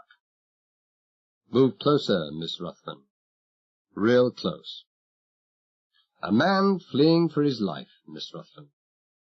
What picture does that conjure up? An exhausted, wild-eyed individual crashing through the high timber or plunging up to his armpits through some of the choicer Florida swamps. Certainly not sitting in the sunshine getting all close and confidential with a pretty girl. Nothing in the world less calculated to arouse suspicion, is there? Move over, lady." "I wish I had a gun in my hand," she said quietly. "I don't doubt it. Move over." She moved. I felt the uncontrollable shudder of revulsion as her bare shoulder touched mine. I tried to imagine how I would feel if I were a pretty young girl in the company of a murderer, but it was too difficult. I wasn't a girl. I wasn't even particularly young or good-looking, so I gave it up, showed her the gun under the coat lying over my knees, and sat back to enjoy the light, onshore breeze that tempered the sunlight filtering through the fronds of the rustling palm trees. But it didn't look as if the sunlight would be with us too long. That sea breeze being pulled in by the sun-scorched land was laden with moisture, and already the tiny white scraps of cloud that had been drifting across the sky were building and thickening into grey cumulus. I didn't like that much. I wanted to have the excuse to keep wearing the bandana on my head. Maybe 10 minutes after we arrived, a black police car came along the highway from the south. I watched in the rearview mirror as it slowed down and 2 policemen put their heads out to give the parking lot a quick once-over. But their scrutiny was as cursory as it was swift. You could see they didn't really expect to see anything interesting, and the car pulled away before its speed had dropped to walking pace. The hope in the girl's eyes, they were grey and cool and clear, I could see now, died out like a snuffed candle flame, the rounding and drooping of her sunburned shoulders unmistakable. Half an hour later, the hope was back. 2 motorcycle cops, helmeted, gauntleted, very tough and very competent, swept in under the archway in perfect unison, stopped in perfect unison, and killed their motors on the same instant. For a few seconds they sat there, high, gleaming boots astride on the ground. Then they dismounted, kicked down the rest, and started moving round the cars. One of them had his revolver in his hand. They started at the car nearest the entrance, with only a quick glance for the car itself, but a long, penetrating, wordless stare for the occupants. They weren't doing any explaining, and they weren't doing any apologizing. They looked like cops might look if they had heard that another cop had been shot, and was dying, or dead. Suddenly they skipped 2 or 3 cars and came straight at us. At least, that seemed to be their intention, but they skirted us and headed for a ford to the left and ahead of us. As they passed by, I felt the girl stiffening. I saw her taking a quick, deep breath. "Don't do it." I flung an arm around her and grabbed her tight. The breath she'd meant for the warning shout was expelled in a gasp of pain. The policeman nearest turned round and saw the girl's face buried between my shoulder and neck, and looked away again. Having seen what he thought he'd seen, he made a remark to his companion that wasn't as sotto voce as it might have been, and might have called for action in normal circumstances. But the circumstances weren't normal. I let it go. When I released the girl, her face was red practically all the way down to the sun-top. Pressed in against my neck, she hadn't been getting much air, but I think it was the policeman's remark that was responsible for most of the colour. Her eyes were wild. For the first time, she'd stopped being scared and was fighting mad. "I'm going to turn you in." Her voice was soft, implacable. "Give yourself up." The policeman had checked the Ford. The driver had been dressed in a green jacket the same colour as mine, with a Panama hat jammed far down on his head. I'd seen him as he'd driven in. His hair was black and his tanned face moustached and chubby. But the police hadn't moved on. They were no more than 5 yards away, but the tearing and growling of the big drag lines covered our soft voices. "Don't be a fool," I said quietly. "I have a gun. And there's only 1 bullet in it." She was right. 2 slugs gone in the courthouse, 1 blowing out the tire in the judge's Studebaker, and 2 when the police car was chasing us. "Quite the little counter, aren't we?" I murmured.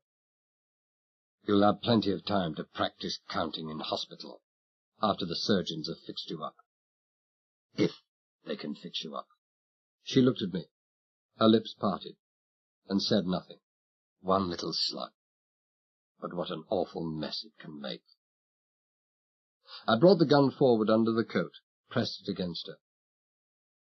"You heard me telling that fool Donnelly what a soft lead slug can do. This barrel is against your hip bone. You realize what that means?" My voice was very low now, very menacing. "It'll shatter that bone beyond repair. It means you'll never walk again, Miss Ruthven. You'll never run or dance or swim or sit a horse again. All the rest of your life you'll have to drag that beautiful body of yours about on a pair of crutches, or in a bath chair, and in pain all the time, all the days of your life. You're still going to shout to the cops?" She said nothing at first. Her face was empty of colour. Even her lips were pale. "Do you believe me?" I asked softly. "I believe you." So I'm going to call them," she said simply. "Maybe you'll cripple me, but they'll surely get you, and then you can never kill again. I have to do it." "Your noble sentiments do you credit, Miss Ruthven." The jeer in my voice was no reflection of the thoughts in my mind. She was going to do what I wouldn't have done. "Go and call them. Watch them die." She stared at me. What do you mean? You've only 1 bullet." "And it's no longer for you. First squawk out of you, lady, and that cop with the gun in his hand gets it. He gets it right through the middle of the chest. I'm pretty good with one of these Colts. You saw how I shot the gun out of the sheriff's hands. But I'm taking no chances. Through the chest. Then I hold up the other cop. There'll be no trouble about that. His own gun is still buttoned down. He knows I'm a killer, and he doesn't know my gun will be empty. I take his gun, wing him with it, and go off." I smiled. "I don't think anyone will try to stop me." But I'll tell him your gun's empty. I'll tell—" "You come first, lady. An elbow in the solar plexus, and you won't be able to tell anybody anything for the next 5 minutes. There was a long silence. The cops were still there. And then she said in a small voice, "You'd do it, wouldn't you?" There's only one way to find out the answer to that one. "I hate you." There was no expression in her voice. The clear grey eyes were dark with despair and defeat. "I never thought I could hate anyone so much. It scares me." "Stay scared, and stay alive." I watched the policemen finish their tour of the parking lot, walk slowly back to their motorbikes, and ride away. The late afternoon wore slowly on. The dragliners growled and crunched and crawled their implacable way out towards the sea. The sidewalk superintendents came and went, but mostly went, and soon there were only a couple of cars left in the parking lot, ours and the Ford belonging to the man in the green coat. And then the steadily darkening cumulus sky reached its final, ominous indigo colour, and the rain came. It came with the violence of all subtropical storms, and before I could get the unaccustomed hood up, my thin cotton shirt was wet, as if I'd been in the sea. When I'd wound up the side screens and looked in the mirror, I saw that my face was streaked with black lines from temple to chin. The mascara on my hair had almost washed out. I scrubbed as clean as I could with my handkerchief and then looked at my watch. With the dark cloud obscuring the sky from horizon to horizon, evening had come before its time. Already the cars swishing by on the highway had their sidelights on, although it was still more day than night. I started the engine. "You were going to wait until it was dark." The girl sounded startled. Maybe she'd been expecting more cops, smarter cops, to come along. "I was," I admitted. "But by this time Mr. Chas Brooks is going to be doing a song and dance act a few miles back on the highway. His language will be colourful."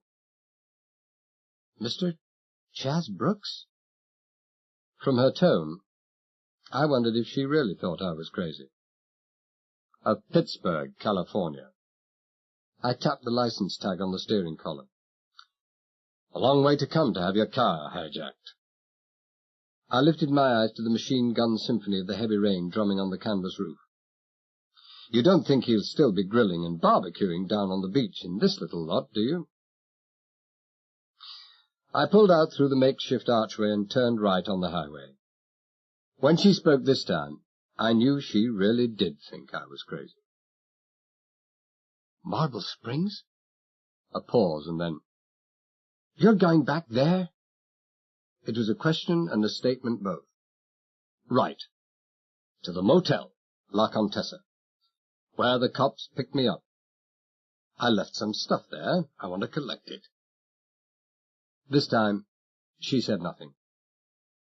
Maybe she thought crazy a completely inadequate word.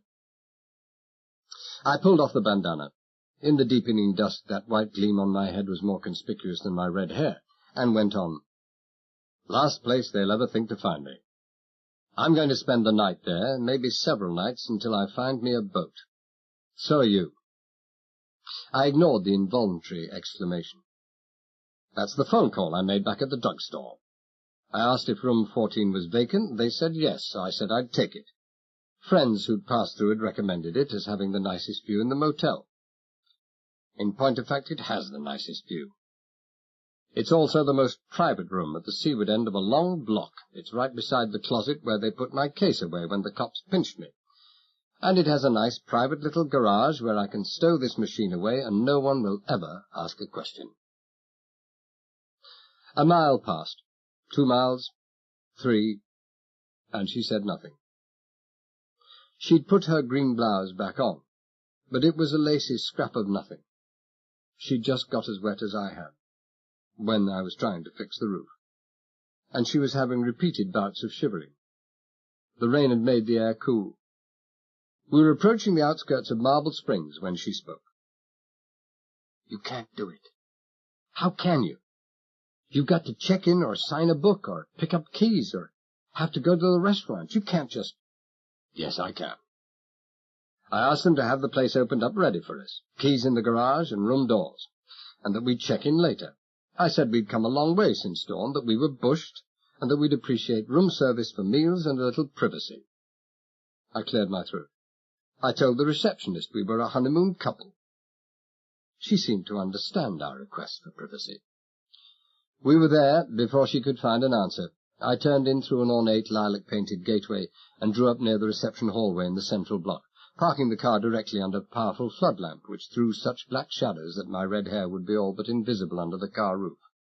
Over by the entrance stood a Negro dressed in a lilac, blue, and gold-buttoned uniform that had been designed by a colour-blind man wearing smoked glasses. I called him across. "Room 14, I asked. "Which way, please?" "Mr. Brooks?" I nodded, and he went on. "I've left all the keys ready. Down this way." "Thank you." I looked at him. Grey and bent and thin, and the faded old eyes, the clouded mirrors of 1,000 sorrows and defeats. "What's your name?" "Charles, sir." "I want some whiskey, Charles." I passed money across. "Scotch, not bourbon. And some brandy. Can you?" "Right away, sir." "Thanks." I let in the gear, drove down the block to number 14. It was at the end of a narrow peninsula between the Gulf to the left and a kidney-shaped swimming pool to the right. The garage door was open, and I drove straight in, switched off the car lights, closed the sliding door in the near darkness, and then switched on the overhead light. At the inner end of the left-hand wall, a single door led off the garage. We went through this, into a kitchenette, neat, hygienic, and superbly equipped if all you wanted was a cup of coffee and had all night to make it. A door led off this into the bed sitting room. Lilac carpet, lilac drapes, lilac bedspread, lilac lampshades, lilac sick covers. The same excruciating motif wherever you looked. Somebody had liked lilac. 2 doors off this room, to the left, let into the same wall as the kitchen door, the door to the bathroom. At the far end, the door leading into the corridor. I was in the corridor within 10 seconds of arriving in the room, dragging the girl after me. The closet was no more than 6 feet away, unlocked, and my bag still where it had been left. I carried it back to the room, unlocked it, and was about to start throwing stuff on the bed when a knock came at the door. "That'll be Charles," I murmured. "Open the door. Stand well back. Take the bottles. Tell him to keep the change. Don't try to whisper, make signs, or any clever little jumps out into the middle of the corridor. I'll be watching you from the crack of the bathroom door, and my gun will be lined up on your back." She didn't try any of those things. I think she was too cold, miserable, and exhausted by the accumulated tension of the day to try anything. The old man handed over the bottles, took the change with a surprised murmur of thanks, and closed the door softly behind him. "You're frozen and shivering," I said abruptly. "I don't want my insurance policy to go catching pneumonia." I fetched a couple of glasses. "Some brandy, Miss Rufflin, then a hot bath. Maybe you'll find something dry in my case." "You're very kind," she said bitterly, "but I'll take the brandy." "No bath, huh?" "No." A hesitant pause, a glint in her eyes more imagined than seen, and I knew I'd been mistaken in imagining her to be too worn out to try anything. "Yes, that too." "Right." I waited till she'd finished her glass, dumped my case on the bathroom floor, and stood to let her pass. "Don't be all night. I'm hungry." The door closed, and the key clicked in the lock. There came the sound of water running into the bath, and then all the unmistakable soaping and splashing sounds of someone having a bath, all meant to lull any suspicions. And then came the sound of someone toweling themselves, and when a minute or two later there came the furious gurgling of water running out of the waste-pipe, I eased myself off the door, passed through the 2 kitchen doors and outside garage door, just in time to see the bathroom window open and a little cloud of steam come rushing out. I caught her arm as she lowered herself to the ground, stifled the frightened gasp with my free hand, and led her back inside. I closed the kitchen door and looked at her. She looked fresh and scrubbed and clean, and had one of my white shirts tucked into the waistband of her durnable. She had tears of mortification in her eyes, and defeat in her face. But for all that, it was a face worth looking at. Despite our long hours in the car together, it was the first time I'd really looked at it. She had wonderful hair, thick and gleaming and parted in the middle, and of the same wheat colour and worn in the same braids as that often seen in girls from the East Baltic states, or what used to be the Baltic states. But she would never win a Miss America contest. She had too much character in her face for that. She wouldn't even have been in the running for Miss Marble Springs. The face was slightly Slavonic, the cheekbones too high and wide, the mouth too full, the still grey eyes set too far apart, and the nose definitely retroussé. A mobile and intelligent face. A face, I guessed, that could move easily into sympathy and kindness and humour and laughter, when the weariness was gone, and the fear taken away. In the days before I'd given up the dream of my own slippers and my own fireside, this was the sort of face that would have fitted the dream. She was the sort of person who would wear well, the sort of person who would still be part of you, long after the synthetic, chromium-polished blondes from the production lines of the glamour factory had you climbing up the walls. I was just standing there, feeling a little sorry for her, and feeling a little sorry for myself, when I felt a cold draught on the back of my neck. Chapter 3. It didn't require the sudden widening of the girl's eyes to tell me that I wasn't imagining that cold draught on the back of my neck. A cloud of steam from the overheated bathroom drifted past my right ear, a little bit too much to have escaped through the keyhole of a locked door, about 1,000 times too much. I turned slowly, keeping my hands well away from my sides. Maybe I would try something clever later, but not now. The first thing I noticed was the gun in his hands, and it wasn't the sort of gun a beginner carries around with him. A big, dull, black German Mauser 7.63. One of those economical guns, the bullet goes clear through 3 people at once. The second thing I noticed was that the bathroom doorway seemed to have shrunk since I'd last seen it. His shoulders didn't quite touch both sides of the doorway, but that was only because it was a wide doorway. His hat certainly touched the lintel. The third thing I noticed was the kind of hat he wore and the colour of the jacket. A Panama hat, a green jacket. It was our friend and neighbour from the Ford that had been parked beside us earlier that afternoon. He reached behind him with his left hand and softly closed the bathroom door. "You shouldn't leave windows open. Let me have your gun." His voice was quiet and deep, but there was nothing stagey or menacing about it. You could see it was the way he normally spoke. "Gun?" I tried to look baffled. "Look, Talbot," he said pleasantly. "I suspect we're both what you might call professionals. I suggest we cut the unnecessary dialogue. Gun. The thing you're carrying in your right coat pocket there, with the finger and thumb of the left hand. So. Now drop it on the carpet.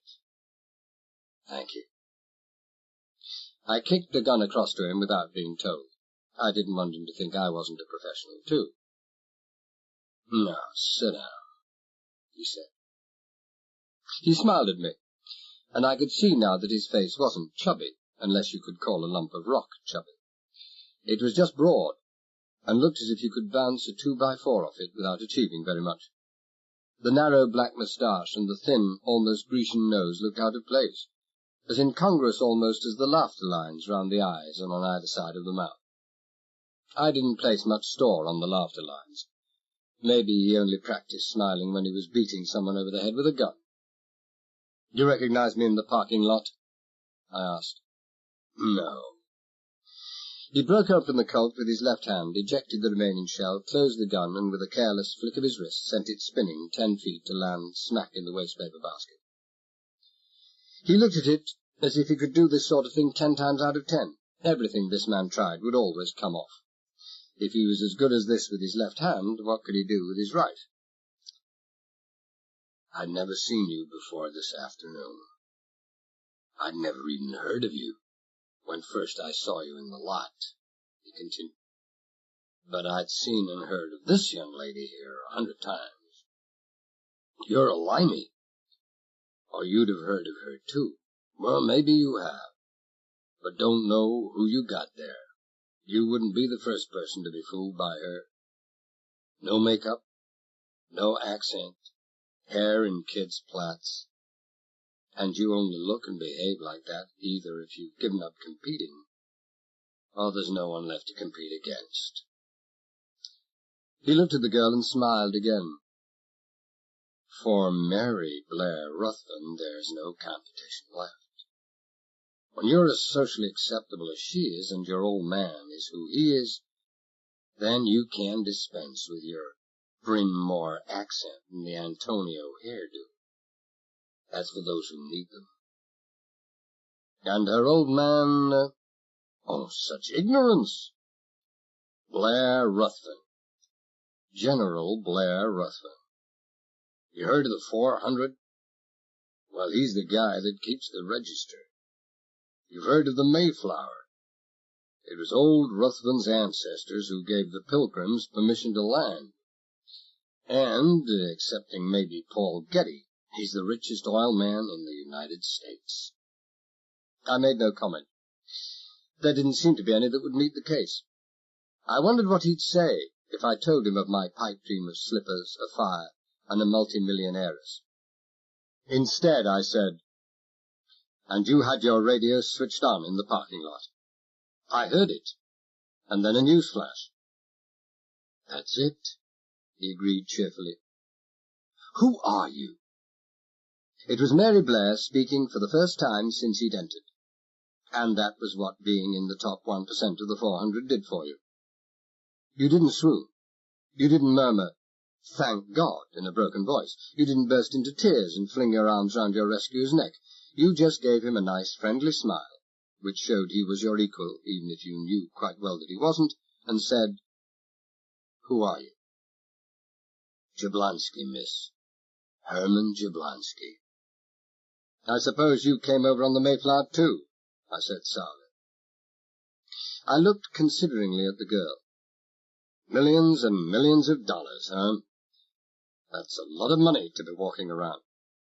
Anyway, that explains away Valentino. Valentino? You could see she still thought I was crazy. The broken-faced gorilla behind you in the courtroom. If your old man shows as much judgment in picking oil wells as he does in picking bodyguards, you're going to be on relief pretty soon. He's not my usual. She bit her lip, and something like a shadow of pain touched those clear grey eyes. Mr. Jablonski, I owe you a great deal. Jablonski smiled again and said nothing. He fished out a pack of cigarettes, tapped to the bottom, extracted one with his teeth, bent back a cardboard match in a paper folder, and then threw the cigarettes and the matches across to me.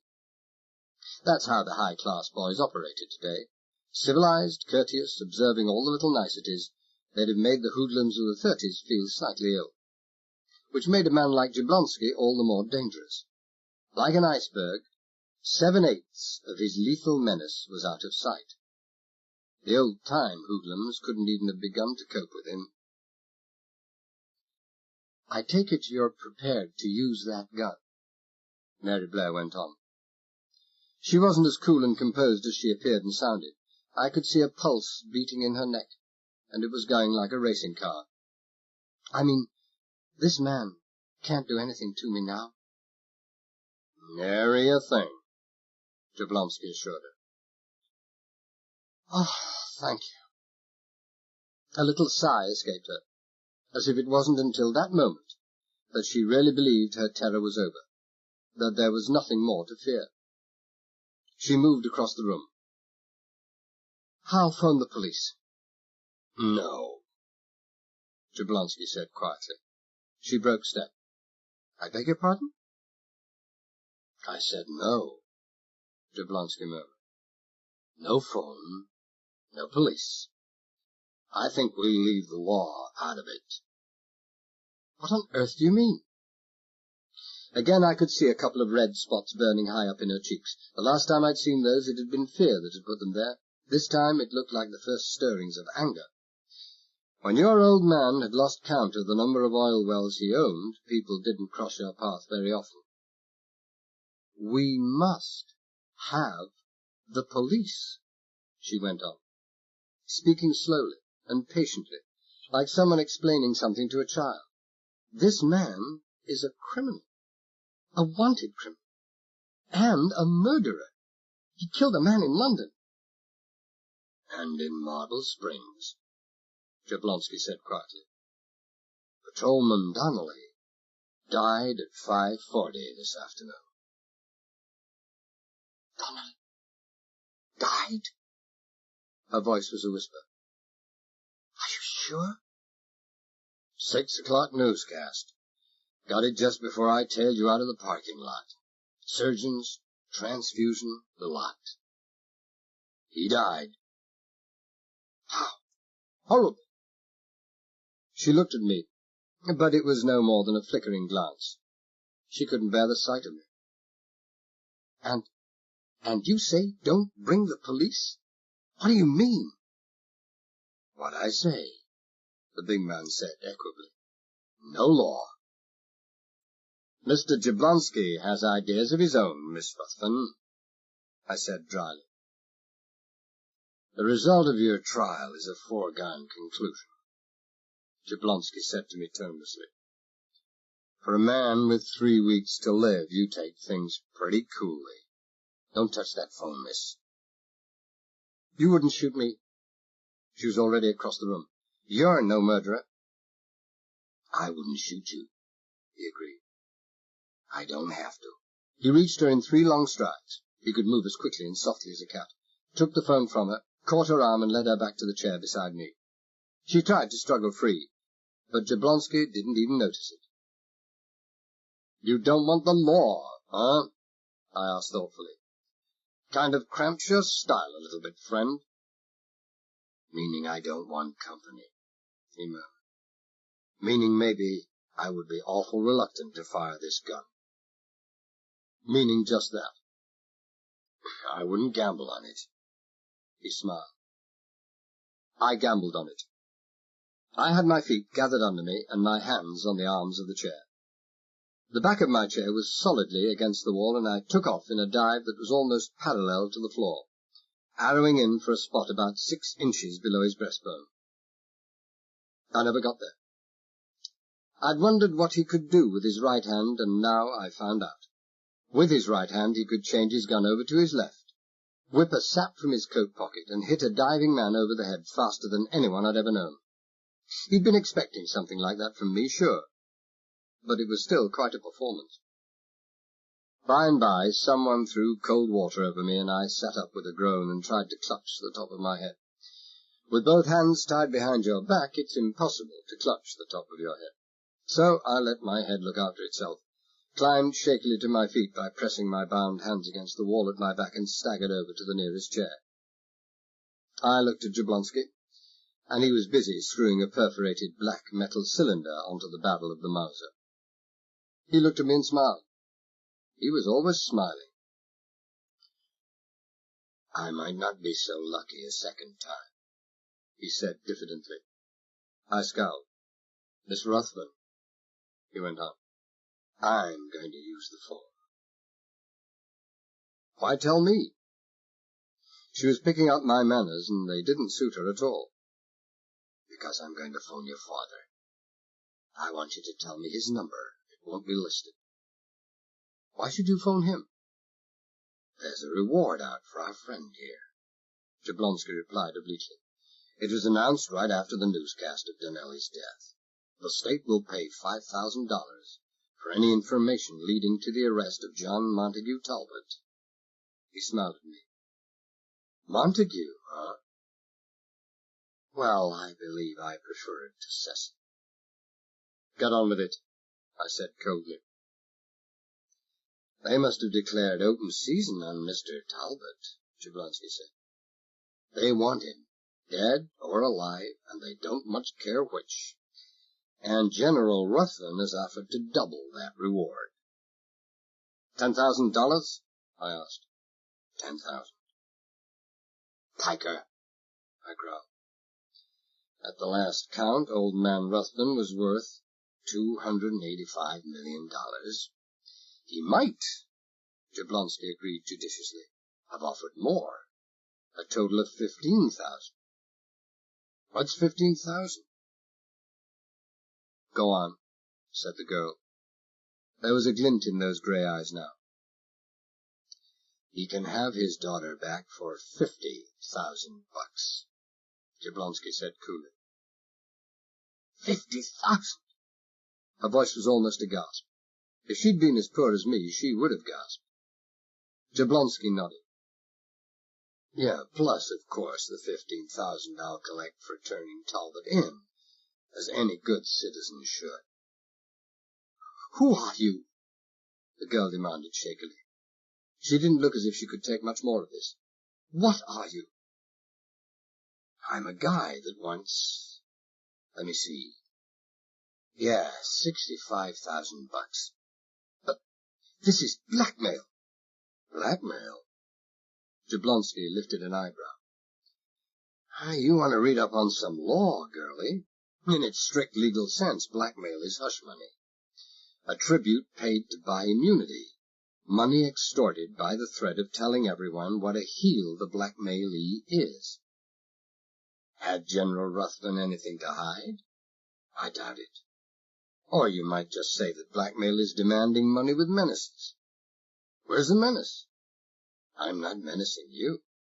If your old man doesn't pay up, I'll just walk away and leave you to Talbot here. Well, who can blame me? I'm scared of Talbot. He's a dangerous man. He's a killer. But then you would get nothing.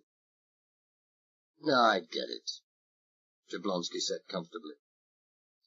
I tried to imagine this character flustered or unsure of himself. It was impossible. It's only a threat. Your old man wouldn't dare gamble. I wouldn't do it. He'll pay, all right. Kidnapping is a federal offense, the girl began slowly. So it is, Jablonski agreed cheerfully. The hot chair or the gas chamber. That's for Talbot.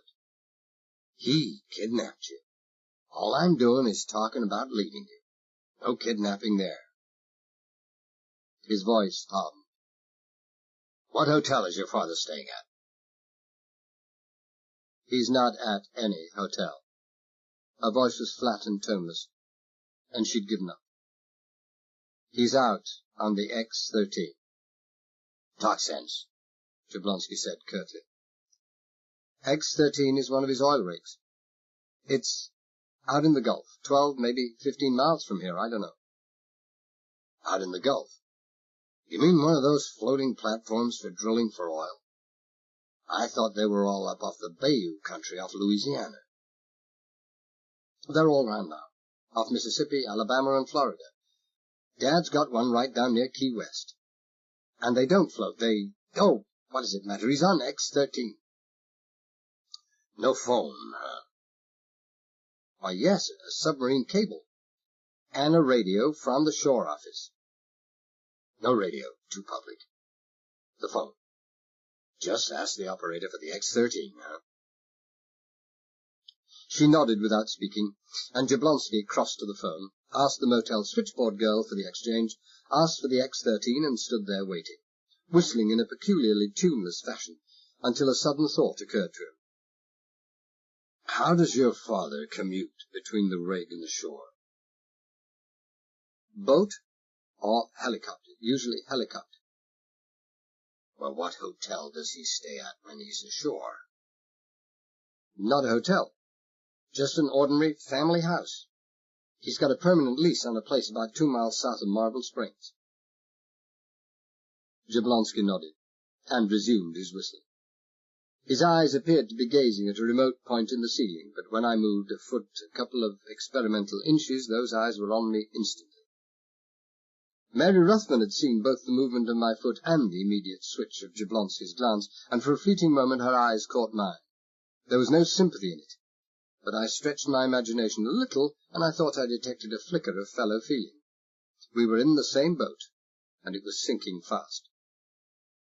The whistling had stopped.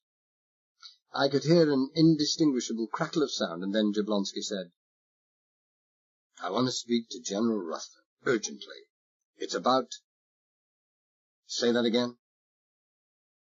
I see. He depressed the receiver and looked at Mary Ruthven. "Your father left the X-13 at 4 p.m. and hasn't returned. They say he won't be back until they've found you. Blood, it would appear, is thicker than oil. Well, makes things all the easier for me." He got through to the new number he'd been given from the oil rig and asked for the General again. He got him almost at once, and he didn't waste a word. "General Blair Ruthven, I've got news for you, General, good news and bad. I've got your daughter here, now that's the good news. The bad news is that it'll cost you $50,000 to get her back." Jablonski broke off and listened, spinning the Mauser gently round his forefinger, smiling as always. "No, General, I am not John Talbot, but Talbot's with me right now. I've persuaded him that keeping father and daughter apart any longer is downright inhuman. You know Talbot, General, or you know of him. Took a lot of persuading. $50,000 worth of persuading." The smile suddenly vanished from Jablonski's face, leaving it bleak and cold and hard. The real Jablonski. His voice when he spoke was softer and deeper than ever, and gently reproving as to an erring child. "General, do you know what? I just heard a funny little click, the sort of funny little click you hear on a line when some smart aleck nosy picks up an extension and starts flapping his ears, or when somebody cuts in a tape recorder. I don't want any eavesdroppers, no records of private conversations, and neither do you, not if you ever want to see your daughter again." "Yeah, that's better. And, General, don't get any funny ideas about telling someone to get through to the cops on another line to ask them to trace this call. We'll be gone from wherever we are in exactly 2 minutes from now. Now, what's your answer? Make it quickly now." Another brief pause, and then Jablonski laughed pleasantly. "Threatening you, General? Blackmail, General? Kidnapping, General? Don't be so silly, General. There's no law that says a man can't run away from a vicious killer, is there? Even if that vicious killer happens to have a kidnappee with him. I'll just walk out and leave them together. Tell me, are you bargaining for your daughter's life, General? Is she worth no more to you than less than 1/50th of 1% of all you own? Is that all her value to a doting father? She's listening into all this, General. I wonder what she might think of you, huh? Willing to sacrifice her life for an old shoe button? Because that's all $50,000 is to you. Sure, you can speak to her." He beckoned to the girl, who ran across the room and snatched the phone from his hand. "Daddy? Daddy? Yes, it's me. Of course it's me. Oh, Daddy, I never thought—" "Right, that'll do." Jablonski laid his big, square, brown hand across the mouthpiece and took the phone from her. "Satisfied, General Blair? The genuine article, huh?" There was a short silence, and then Jablonski smiled broadly. "Thank you, General Blair. No, I'm not worrying about any guarantee. The word of General Ruthven has always been guarantee enough." He listened a moment, and when he spoke again, the sardonic glint in his eyes as he looked at Mary Ruthven gave the lie to the sincerity in his voice.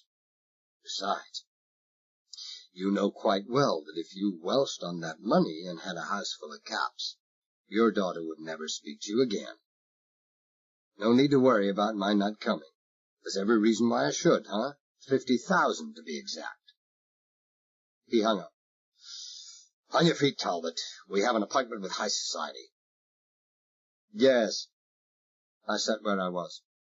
"And then you turn me over to the law and collect your 15,000? Why, sure, why not? I could give you 20,000 reasons." "Yeah?" He looked at me speculatively. "Got 'em on you?" "Oh, don't be stupid. Give me a week, or perhaps—" "Bird in the hand Jablonski, pal, that's me. Get going." Looks like being a nice night's work. He cut my bonds, and we went out through the garage. Jablonski had a hand on the girl's wrist and a gun about 30 inches from my back. I couldn't see it, but I didn't have to. I knew it was there. Night had come. The wind was rising from the northwest, and it carried with it the wild, harsh smell of the sea, and a cold, slanting rain that splattered loudly against the rustling, dripping fronds of the palms, and bounced at an angle off the asphalt pavement at our feet. It was less than 100 yards to where Jablonski had left his Ford, outside the central block of the motel, but that 100 yards made us good and wet. The parking lot in that rain was deserted, but even Jablonski had backed his car into the darkest corner. He would. He opened both off-side doors of the Ford and then went and stood by the rear door. "You first, lady. Other side. You're driving, Talbot." He banged my door shut as I got in behind the wheel, slid into the back seat, and closed his own door. He let me feel the Mauser hard against the back of my neck in case my memory was failing me. "Turn south on the highway." I managed to press the proper buttons, eased through the deserted motel courtyard, and turned right. Jablonski said to the girl, "Your old man's place is just off the main highway, right?" "Yes. Any other way of getting there? Back streets, side roads?" "Why, yes, you can go round the town and—" "So, we'll go straight through. I'm figuring the same way as Talbot figured when he came to La Contessa. No one will be looking for him within 50 miles in Marble Springs." We drove through the town in silence. The roads were almost deserted, and there weren't half a dozen pedestrians to be seen. I caught the red both times at the only 2 sets of traffic lights in Marble Springs, and both times the Mauser came to rest on the back of my head. By and by we were clear of the town, and the rain sheeting down in a torrential cascade that drummed thunderously on the roof and hood of the car. It was like driving under a waterfall, and the windscreen wipers weren't built for driving under waterfalls. I had to slow down to 20, and even so I was all but blind whenever the headlights of an approaching car spread their whitely diffused glare over the streaming glass of the windscreen, a blindness which became complete with the spraying wall of water that thudded solidly against screen and offside of the body as approaching cars swept by with the sibilant whisper of wet rubber on wet roads, and a bow wave that a destroyer captain would have been proud to own. Mary Ruthven peered into the alternating glare and gloom, with her forehead pressed against the windscreen. She probably knew the road well, but she didn't know it tonight. A northbound truck growled by at the wrong moment, and she almost missed the turn-off. "There it is!" She grabbed my forearm so hard that the Ford skidded for a moment onto the shoulder of the road before I could bring it under control. I caught a glimpse through the rain of a dimly phosphorescent glow on the left, and was 50 yards beyond before I stopped. The road was too narrow for a U-turn, so I backed and filled until we were heading the other way, crawled up to the illuminated opening in first, and turned in slowly. I should have hated to turn in there quickly. As it was, I managed to pull up a few feet short of a 6-barred, white-painted metal gate that would have stopped a bulldozer. The gate appeared to be at the end of an almost flat-roofed tunnel. On the left was a 7-foot-high white limestone wall, maybe 20 feet long. On the right was a white lodge with an oak door and chintz-covered windows looking out onto the tunnel. Lodge and wall were joined by a shallowly curved roof. I couldn't see what the roof was made of. I wasn't interested in it anyway. I was too busy looking at the man who had come through the lodge door even before I'd break to a stop. He was the dowager's dream of a chauffeur. He was perfect. He was immaculate. He was a poem in maroon. Even his gleaming riding boots looked maroon. The flaring Bedford cord breeches, the high-buttoned tunic, the gloves perfectly folded under one epaulette, even the peak of the cap were all of the same perfect shade. He took his cap off. His hair wasn't maroon. It was thick and black and gleaming and parted on the right. He had a smooth brown face and dark eyes set well apart, just like his shoulders. A poem, but no pansy. He was as big as I was and a whole lot better looking. Mary Ruthven had the window wound down, and the chauffeur bent to look at her, one sinewy brown hand resting on the edge of the door. When he saw who it was, the brown face broke into a wide smile, and if the relief and gladness in his eyes weren't genuine, he was the best actor-chauffeur I'd ever known. "It is you, Miss Mary?" The voice was deep, educated, and unmistakably English. "When you'd $285 million, it didn't cost but pennies extra to hire a home-grown shepherd to look after your flock of imported Rolls-Royces. English chauffeurs were class." "I'm delighted to see you back, Ma'am. Are you all right?" "I'm delighted to be back, Simon." For a brief moment her hand lay over his and squeezed it. She let her breath go in what was half sigh, half shudder, and added, "I'm all right. How's Daddy?" "Well, the General has been worried stiff, Miss Mary, but he'll be all right now. They told me to expect you. I let them know right away." He half-turned, wheeled, craned forward, and peered into the back of the car, his body perceptibly stiffened. Yeah, it's a gun," Jablonski said comfortably from the rear seat. "Just holding it, sonny. Gets kinda uncomfortable sitting down with a gun in your hip pocket. Haven't you found that yourself?" I looked, and sure enough I could see the slight bulge on the chauffeur's right hip. "Spoils the cut of the little Lord Fauntleroy suit, don't it, though?" Jablonski went on. "And don't get any funny ideas about using yours. The time for that is past. Besides, you might hit Talbot. That's him behind the wheel. $15,000 on the hoof, and I want to deliver him in prime condition." "I don't know what you're talking about, sir." The chauffeur's face had darkened. His voice was barely civil. "I'll ring the house." He turned away, went into the small lobby behind the door, lifted the phone and pressed a button, and as he did so the heavy gate swung open silently, smoothly of its own accord. "Well, all we need now is a moat and a portcullis," Jablonski murmured as we began to move forward. "Looks after his $285 million, does the old General. Electrified fences, patrols, dogs, the lot. Huh, lady?" She didn't answer. We were moving past a big 4-car garage attached to the lodge. It was a carport-type garage without doors, and I could see I had been right about the Rolls-Royces. There were 2 of them, one sand brown and beige, the other gunmetal blue. There was also a Cadillac. That would be for the groceries. Jablonski was speaking again. "Old fancy pants back there, the limey. Where'd you pick that sissy up?" "I'd like to see you say that to him without that gun in your hand," the girl said quietly. "He's been with us for 3 years now. 9 months ago, 3 masked men crashed our car, with only Kennedy and myself in it. They all carried guns. 1 is dead, and the other 2 are still in prison." "Unlucky, sissy," Jablonski grunted, and relapsed into silence. The asphalt drive up to the house was narrow, long, winding, and thickly wooded on both sides. The small evergreen leaves of live oak and long dripping grey festoons of Spanish moss reached out and brushed the roof and side screens of the car.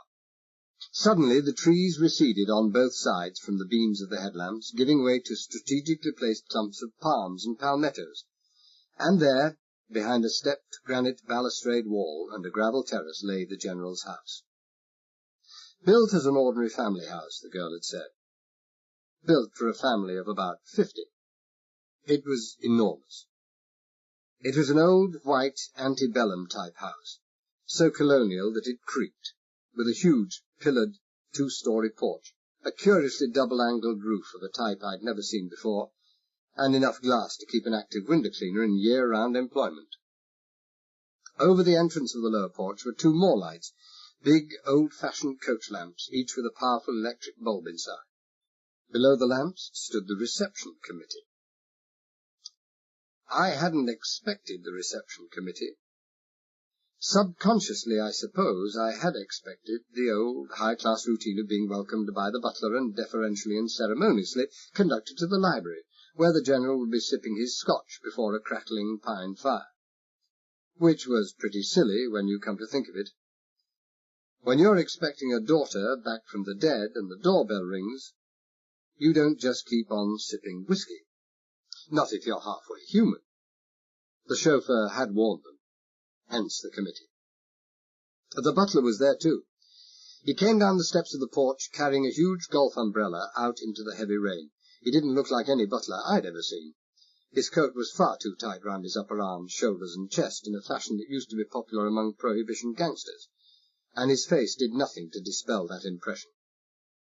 He looked first cousin to Valentino, the bodyguard back in the courtroom, or maybe even more closely related. He even had the same broken nose. The General had a weird taste in butlers, especially when you considered his choice of chauffeur. But the butler seemed courteous enough. At least I thought he was, until he saw who it was behind the driving wheel, and then he made a smart-about turn, went round the front of the car, and escorted Mary Ruthven to the shelter of the porch, where she ran forward and threw her arms round her father's neck. Jablonski and I had to make it alone. We got wet, but no one seemed worried. By this time the girl had become disentangled from her father. I had a good look at him. He was an immensely tall old coot, thin but not too thin, in a silver-white linen suit. The colour of the suit was a perfect match for the hair. He had a long, lean, craggy, Lincoln-esque face, but just how craggy it was impossible to say, for almost half of it was hidden behind a luxuriant white moustache and beard. He didn't look like any big business magnate I'd ever come across, but with $285 million he didn't have to. He looked like the way I'd expect a Southern judge to look, and didn't. "Come in, gentlemen," he said courteously. I wondered if he included me among the three other men standing in the shadows in the porch. It seemed unlikely, but I went in all the same. I hadn't much option. Not only was Jablonski's Mauser jammed into the small of my back, but another man who'd just stepped out of the shadow also carried a gun. We trooped across a huge, wide, chandelier-lit, tessellated tile-floored hall, down a broad passage and into a large room. I'd been right about the room, anyway. It was a library. It did have a blazing pine fire, and the slightly oily smell of fine leather-bound books mingled very pleasantly with the aroma of expensive Coronas and a high-class Scotch. I noticed there was nobody there smoking cigars. The walls that weren't covered with bookshelves were panelled in polished elm. Chairs and settees were in dark gold leather and moquette, and the curtains of shot gold. A bronze-coloured carpet flowed over the floor from wall to wall, and with a strong enough draught, the nap on it would have waved and undulated like a wind-rippled field of summer corn. As it was, the chair casters were so deeply sunk in it as to be almost invisible. "Scotch, Mr. the General asked Jablonski. "Jablonski. I don't mind, General, while I'm standing, and while I'm waiting." "Waiting for what, Mr. Jablonski?" General Ruthven had a quiet, pleasant voice, with very little inflection in it. With $285 million, you don't have to shout to make yourself heard. "Oh, ain't you the little kidder now?" Jablonski was as quiet, as unruffled as the General. "For the little paper, General, with your name signed at the bottom. For the 50,000 iron men." "Of course." The General seemed faintly surprised that Jablonski should think it necessary to remind him of the agreement. He crossed to the dressed stone mantelpiece, pulled a yellow bank slip from under a paperweight. "I have it here.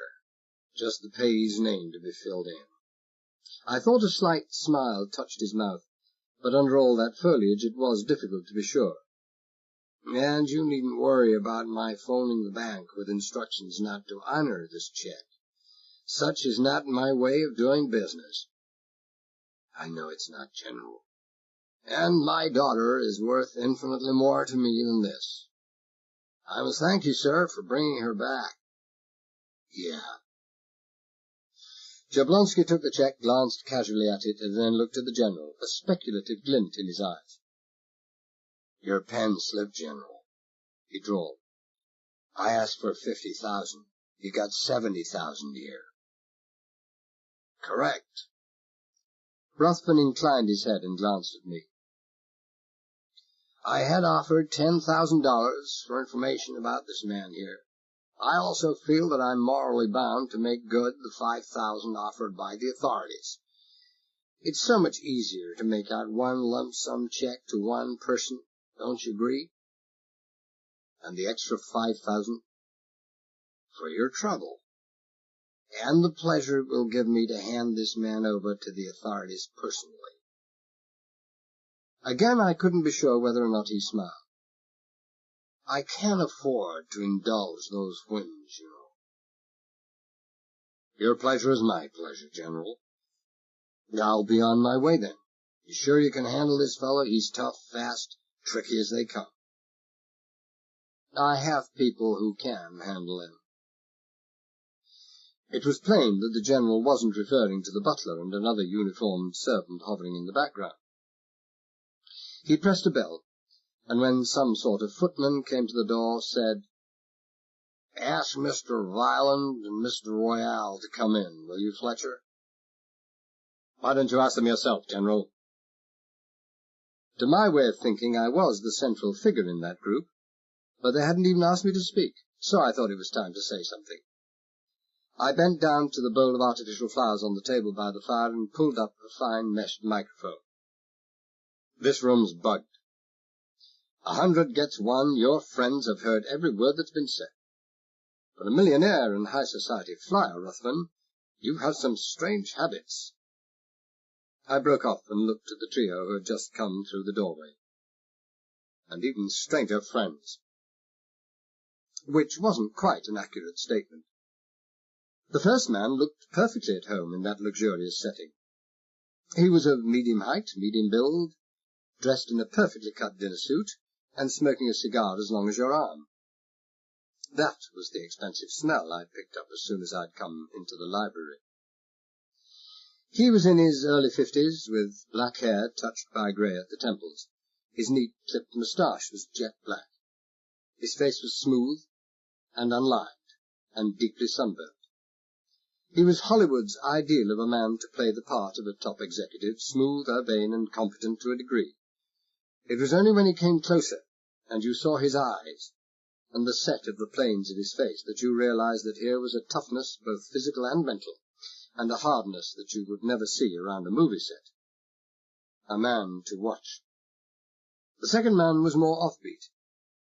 It was hard to put a finger on the quality that made him so. He was dressed in a soft grey flannel suit, white shirt, and grey tie of the same shade as the suit. He was slightly below medium height, broadly built, with a pale face, and smooth, slicked hair, almost the same colour as Mary Ruthven's. It wasn't until you looked again, and again, that you saw what made him offbeat. It wasn't anything he had. It was something he didn't have. He had the most expressionless face, the emptiest eyes I had ever seen in any man. Offbeat was no description for the man who brought up the rear. He belonged in that library the way Mozart would have belonged in a rock and roll club. He was only 21 or 2, tall, skinny, with a dead white face and cold black eyes. The eyes were never still.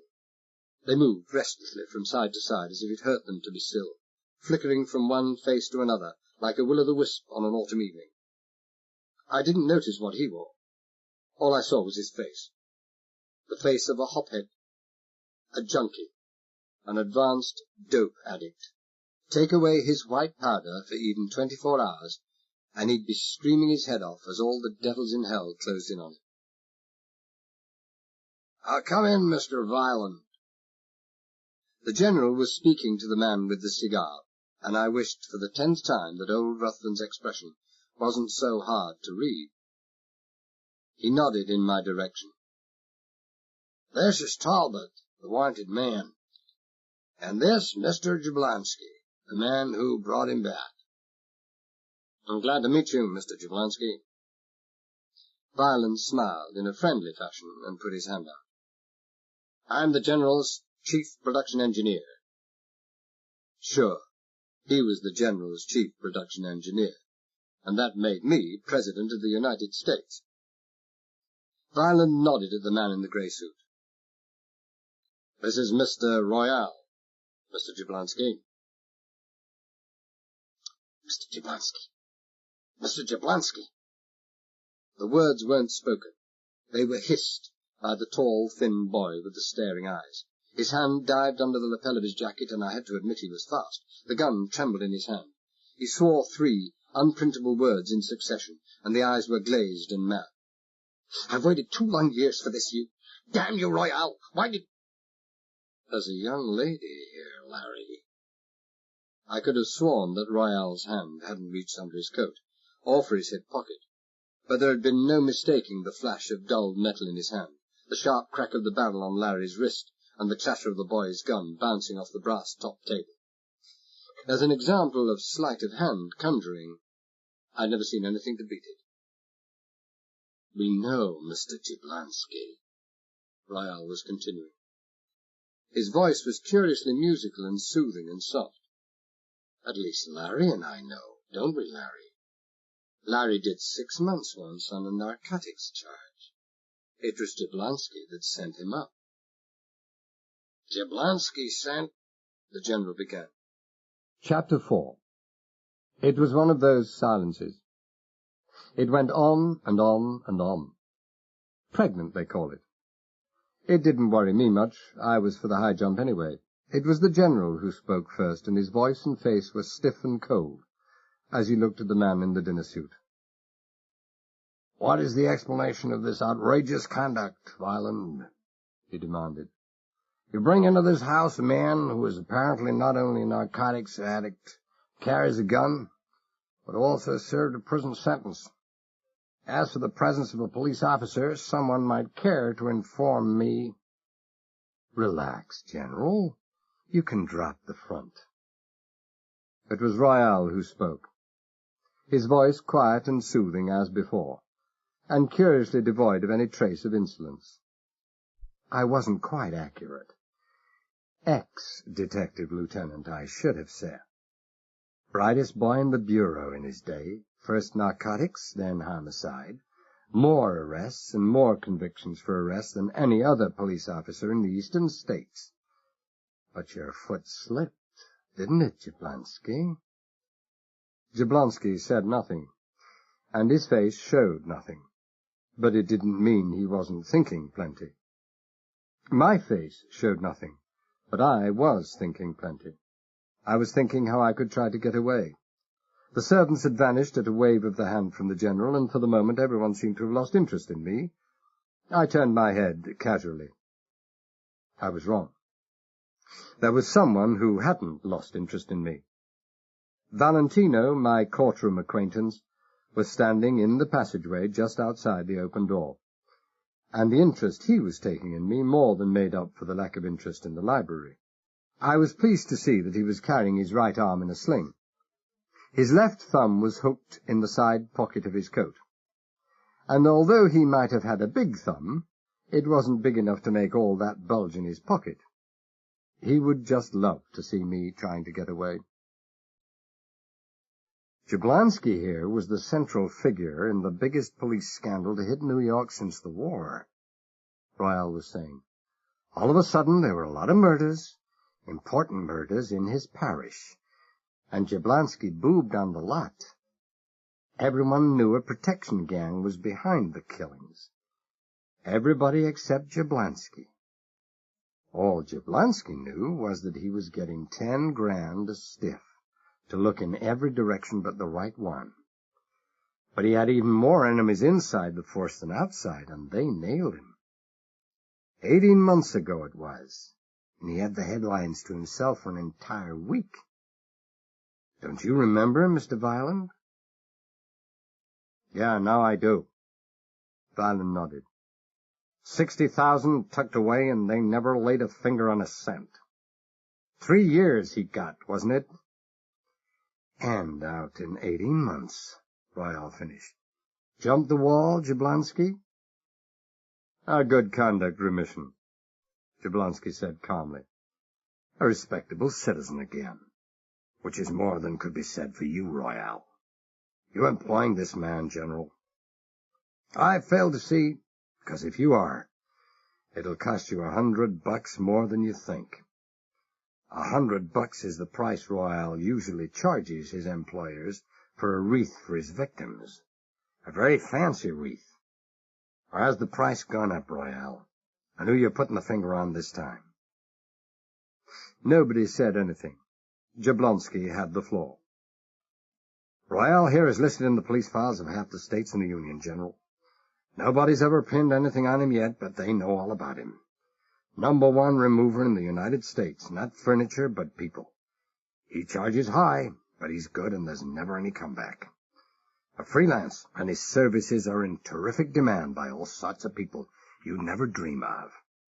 Not only because he never fails to give satisfaction, but also because of the fact that it's a point of Royale's code that he'll never touch a man who's employed him.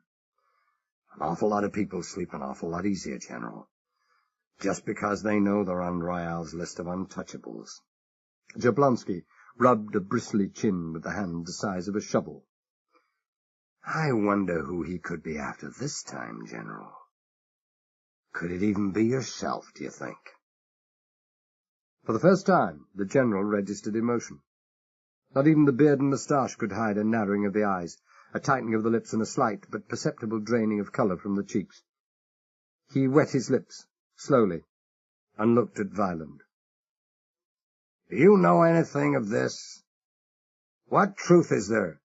Jablonski's just shooting off the top of his mouth. Violent interjected smoothly.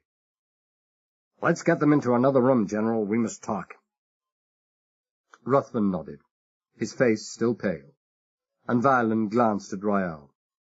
Royale smiled and said without inflection, All right, you two, out. Leave that gun here, Jablonski. And if I don't? You haven't cashed that check yet, Royale said, obliquely. They'd been listening, all right. Jablonski put his gun on the table. Royale himself didn't have a gun in his hand. With the speed he could move at, it would have been quite superfluous anyway. The hophead, Larry, came up behind me and dug his pistol barrel in my kidney with a force that made me grunt in pain. Nobody said anything, so I said, Do that again, hophead, and it'll take a dentist a whole day to repair your face. So he did it again, twice as painfully as before, and when I swung round he was too quick for me, and caught me with the barrel of his gun high up on the face and raked the sight down my cheek. Then he stood off, 4 feet away, gun pointed at my lower stomach and those crazy eyes jumping all over the place, a wicked smile on his face inviting me to jump him. I mopped some of the blood off my face and turned and went out the door. Valentino was waiting for me, gun in hand and heavy boots on his feet, and by the time Royale came leisurely out of the library, closed the door behind him and stopped Valentino with a single word, I couldn't walk. There's nothing wrong with my thigh. It's carried me around for years, but it's not made of oak, and Valentino wore toe plates on his boots. It just wasn't my lucky night. Jablonski helped me off the floor into an adjacent room. I stopped at the doorway, looked back at the grinning Valentino and then at Larry, and I wrote them both down in my little black book. We spent perhaps 10 minutes in that room, Jablonski and I sitting, the hophead pacing up and down with the gun in his hand and hoping I would twitch an eyebrow, Royale leaning negligently against a table, nobody saying anything, until by and by the butler came in and said the General wanted to see us. We all trooped out again. Valentino was still there, but I made it safely to the library. Maybe he'd hurt his toe, but I knew it wasn't that. Royale had told him once to lay off, and just once would be all that Royale would have to tell anybody anything. A far from subtle change had taken place in the atmosphere since we left. The girl was sitting on a stool by the fire, head bent and the flickering light gleaming off her wheat-coloured braids. But Violent and the General seemed easy and relaxed and confident, and the latter was even smiling. A couple of newspapers were lying on the library table, and I wondered sourly if those, with their big black banner headlines, Wanted Killer Slays Constable, Wounds Sheriff, and the far from flattering pictures of myself, had anything to do with their confidence. To emphasize the change in atmosphere, A footman came in with a tray of glasses, decanter, and soda siphon. He was a young man, but moved with a peculiarly stiff, leaden-footed gait, and he laid the tray down on the table with so laborious a difficulty that you could almost hear his joints creak. His colour didn't look too good either. I looked away, glanced at him again, and then indifferently away once more, hoping that the knowledge of what I suddenly knew didn't show in my face. They'd read all the right books on etiquette. The footman and the butler knew exactly what to do. The footman brought in the drinks, the butler carried them around. He gave a sherry to the girl, whisky to each of the 4 men. Hophead was pointedly bypassed, and planted himself in front of me. My gaze travelled from his hairy wrists to his broken nose to the General in the background. The General nodded, so I looked back at the silver tray again. Pride said no. The magnificent aroma of the amber liquid that had been poured from the triangular dimpled bottle said yes, but pride carried the heavy handicap of my hunger, soaked clothes, and the beating I'd just had, and the aroma won looking round. I took the glass and eyed the General over the rim.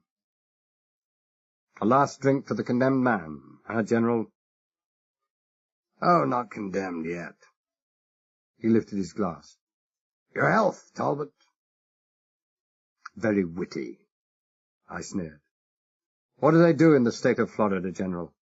Strap you over a cyanide bucket or just fry you in the hot seat?" "Your health," he repeated. "You're not condemned. Maybe you'll never be condemned. I have a proposition to put before you, Talbot." I lowered myself carefully into a chair. Valentino's boot must have mangled up one of the nerves in my leg. A thigh muscle was jumping uncontrollably. I waved at the papers lying on the library table. "I take it you've read those, General. I take it you know all about what happened today, all about my record. What kind of proposition can a man like you possibly have to put to a man like me?" "A very attractive one." I imagined I saw a touch of red touch the high cheekbones, but he spoke steadily enough. "In exchange for a little service I wish you to perform for me, I offer you your life." "A fair offer. And the nature of this little service, General?" "I am not at liberty to tell you at present. In about, perhaps, 36 hours, would you say, Violent?" "We should hear by then." Violent agreed. He was less and less like an engineer every time I looked at him. He took a puff at his Corona and looked at me. "You agree to the General's proposition, then?" "Don't be silly. What else can I do? And after the job, whatever it is, "You will be provided with papers and passport and sent to a certain South American country, where you will have nothing to fear," the General answered. "I have the connections." Like hell I would be given papers and a trip to South America. I would be given a pair of concrete socks and a vertical trip to the bottom of the Gulf of Mexico. And if I don't agree, then of course. "And if you don't agree, then they will all be overcome by a high sense of civic responsibility and turn you over to the cops." Jablonski interrupted sardonically. "The whole setup stinks to high heaven. Why should the General want you? He can hire practically any man in the nation. Why especially should he hire a killer on the lam? What earthly use can you be to him? Why should he help a wanted murderer evade justice?" He sipped his drink thoughtfully. "General Blair Ruthven, the moral pillar of New England society, best known and highest-minded do-gooder after the Rockefellers. It stinks. You're paddling in some dark and dirty water, General, very dark, very dirty, and paddling right up to your neck. Lord knows what stakes you must be playing for. They must be fantastic." He shook his head. "This I would never have believed." "I have never willingly or knowingly done a dishonest thing in my life," the General said steadily. "Jeez," Jablonski ejaculated.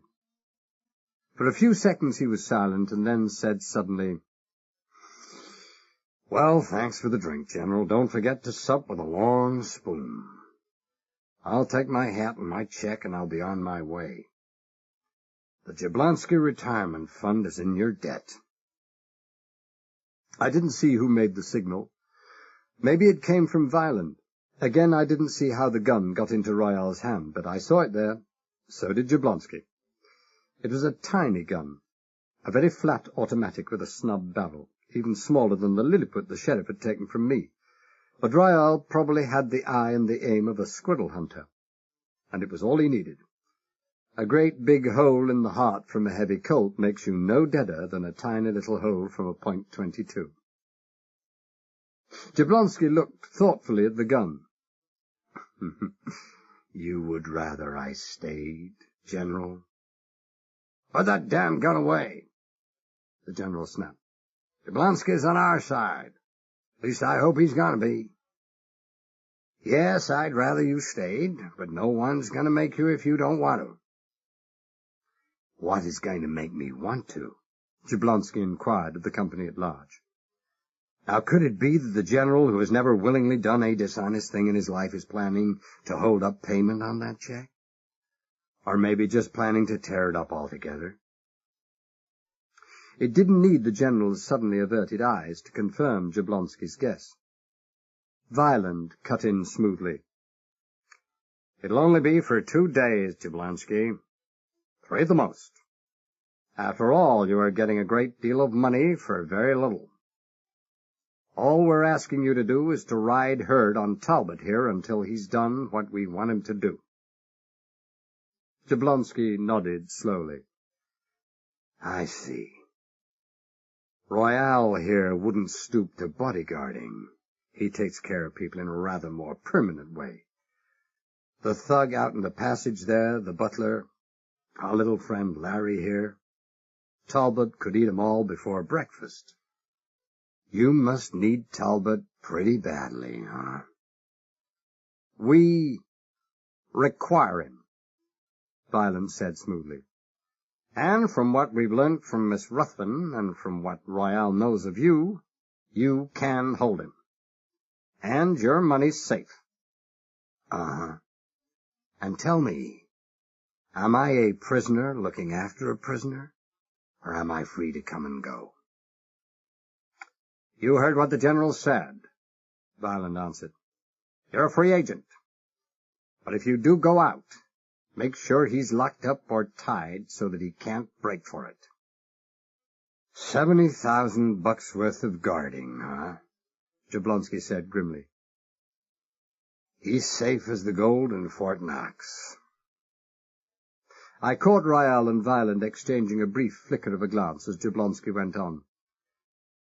"But I'm kind of worried about that 70,000. I mean, if someone finds out Talbot is here, I won't get the 70,000. All I'll get with my record is 10 years for obstructing the course of justice and giving aid and comfort to a wanted murderer." He looked speculatively at Violent and the General and went on softly.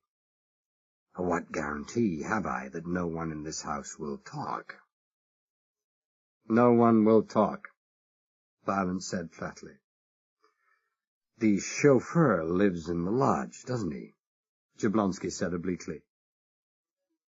"Yes, he does." Violent spoke softly, thoughtfully. "It might be a good idea to get rid of—" "No!" the girl interrupted violently. She jumped to her feet, fists clenched by her sides. "Under no circumstances," General Ruthven said quietly. "Kennedy remains. We are too much in his debt."